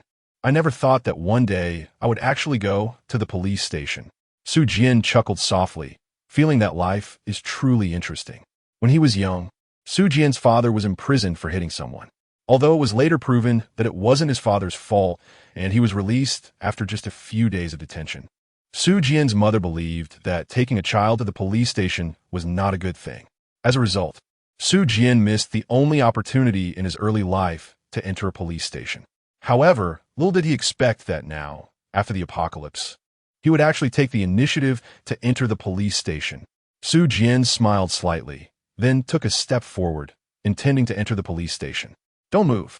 However, just as Su Jian was about to step into the police station, a person suddenly emerged from the nearby flower bushes, blocking their way. You can't go into this police station, the person said. Oh, why not? Although we don't know what's inside this police station, you shouldn't go in. You'll die. The person hurriedly ran in front of Su Jian and the others, speaking urgently, but those 3 people have also disappeared. 6 living people have vanished into thin air. Who would believe that? So we suspect that they must be dead, without even a scream. How terrifying is that? There's no telling that there might be some powerful monster inside. So please don't go in. Ma Hao intended to stop the person, but it's Su Jian's gesture. He let him come forward. Their small team of 5 understood that Su Jian was the leader, so since Su Jian hadn't spoken up, they naturally didn't want to intervene further. Upon hearing the mention of a powerful monster, everyone glanced at Su Jian, and sure enough, Su Jian's eyes had already lit up. Su Jian rolled her eyes and asked with a smile, "Are you survivors from nearby?" "Yeah, we were all rescued by Brother Hu. There are already about 80 of us. You all look so young. You must still be students, right? There aren't any universities around here. How did you get here?" The person said, somewhat puzzled. The person suddenly realized, "Oh, I see. So it looks like you 5 are just a perfect group, right? And none of you have mutated. That's really lucky." This person's tone was full of envy, which annoyed Ma Hao beside him. "Are you blind or something? My boss killed more than 200 zombies in less than an hour at the start. Do you know what that means?" However, Su Jian herself felt nothing. As she did not sense any sarcasm in the person's words, there was even a hint of relief in their tone. Relief? Su Jian looked him up and down. He was dressed very simply, even wearing patches. He was either a farmer or a worker, right? This is not to belittle these 2 professions, but in the previous society, the income of farmers and workers was indeed low. The monthly income of a big businessman could even be the total annual income of hundreds or thousands of workers. Of course, if you consider some of the richest people, it could amount to the total annual income of tens of thousands or even hundreds of millions of workers. Su Jian didn't want to criticize or express an opinion on this phenomenon, as it would take several hundred words to do so. Looking at the weariness on this person's face, Su Jian seemed to be deep in thought. Perhaps it was their age that reminded this migrant worker of his own son, leading him to feel a sense of misplaced relief. Su Jian turned her head to glance at the police station. At this moment, the sun was shining brightly, and the warm sunlight enveloped her, making her feel cozy. However, deep inside the police station, it was pitch black, as if it were a black hole devouring everything. In Su Jian's eyes, It seemed that there were wisps of white mist swirling around the black hole, flowing inward, somewhat resembling a person opening their mouth wide and taking a deep breath. Sufyan Smaid, a terrifying monster? Then I really want to go see it. Su Jian turned around and said to the migrant worker, Uncle, could you take us to your base? We are a few college students who suddenly found ourselves in a situation like the end of the world, and we feel utterly flustered and terrified. We wanted to find the police, but now you say there are monsters in the police station, and we really don't know what to do. The tone. Ma Hao and the others looked at Su Jian in surprise. Boss, what are you playing at? All right, follow me then. I've been waiting here specifically to prevent people like you from showing up. You know nothing, and if you just rush in, wouldn't that be throwing your lives away? The migrant worker said kindly, then walked ahead to lead Su Jian and the others. Sufyan smiled inexplicably. Although he didn't know how terrifying the monsters in the police station were, finding some cannon fodder to test the waters was still quite acceptable. I think he has ulterior motives. Let me tell you, our base now has 80 people, all rescued by Brother Hu. I've heard people say he's involved in the underworld, but he just looks scary. Once you get to know him, you realize Brother Hu is really a good person. You can't judge a book by its cover. I worked in the city many times, and although I never stayed long, I've seen a lot of leaders who exploit workers like us. Even those so-called gangsters are pretty much what we imagine, collecting protection fees, causing trouble, and so on. But Brother Hu is wholeheartedly leading us to survive. He's really a good guy. Along the way, the migrant worker Wang Er introduced Su Jian and others to the current situation of their base and kept speaking on behalf of the so-called Brother Hu. But everyone seemed indifferent. It doesn't matter whether you're in the underworld or a good person. We've decided to follow Su Jian. So we'll just listen to what he says and does. Otherwise, we could have stayed in school. After all, the principal and teachers are much closer to us than a gangster like you, right? Wow, Brother Hu is really impressive. He hasn't oppressed you at all? This made the others nearby chuckle. Boss, could you stop pretending to be a naive kid?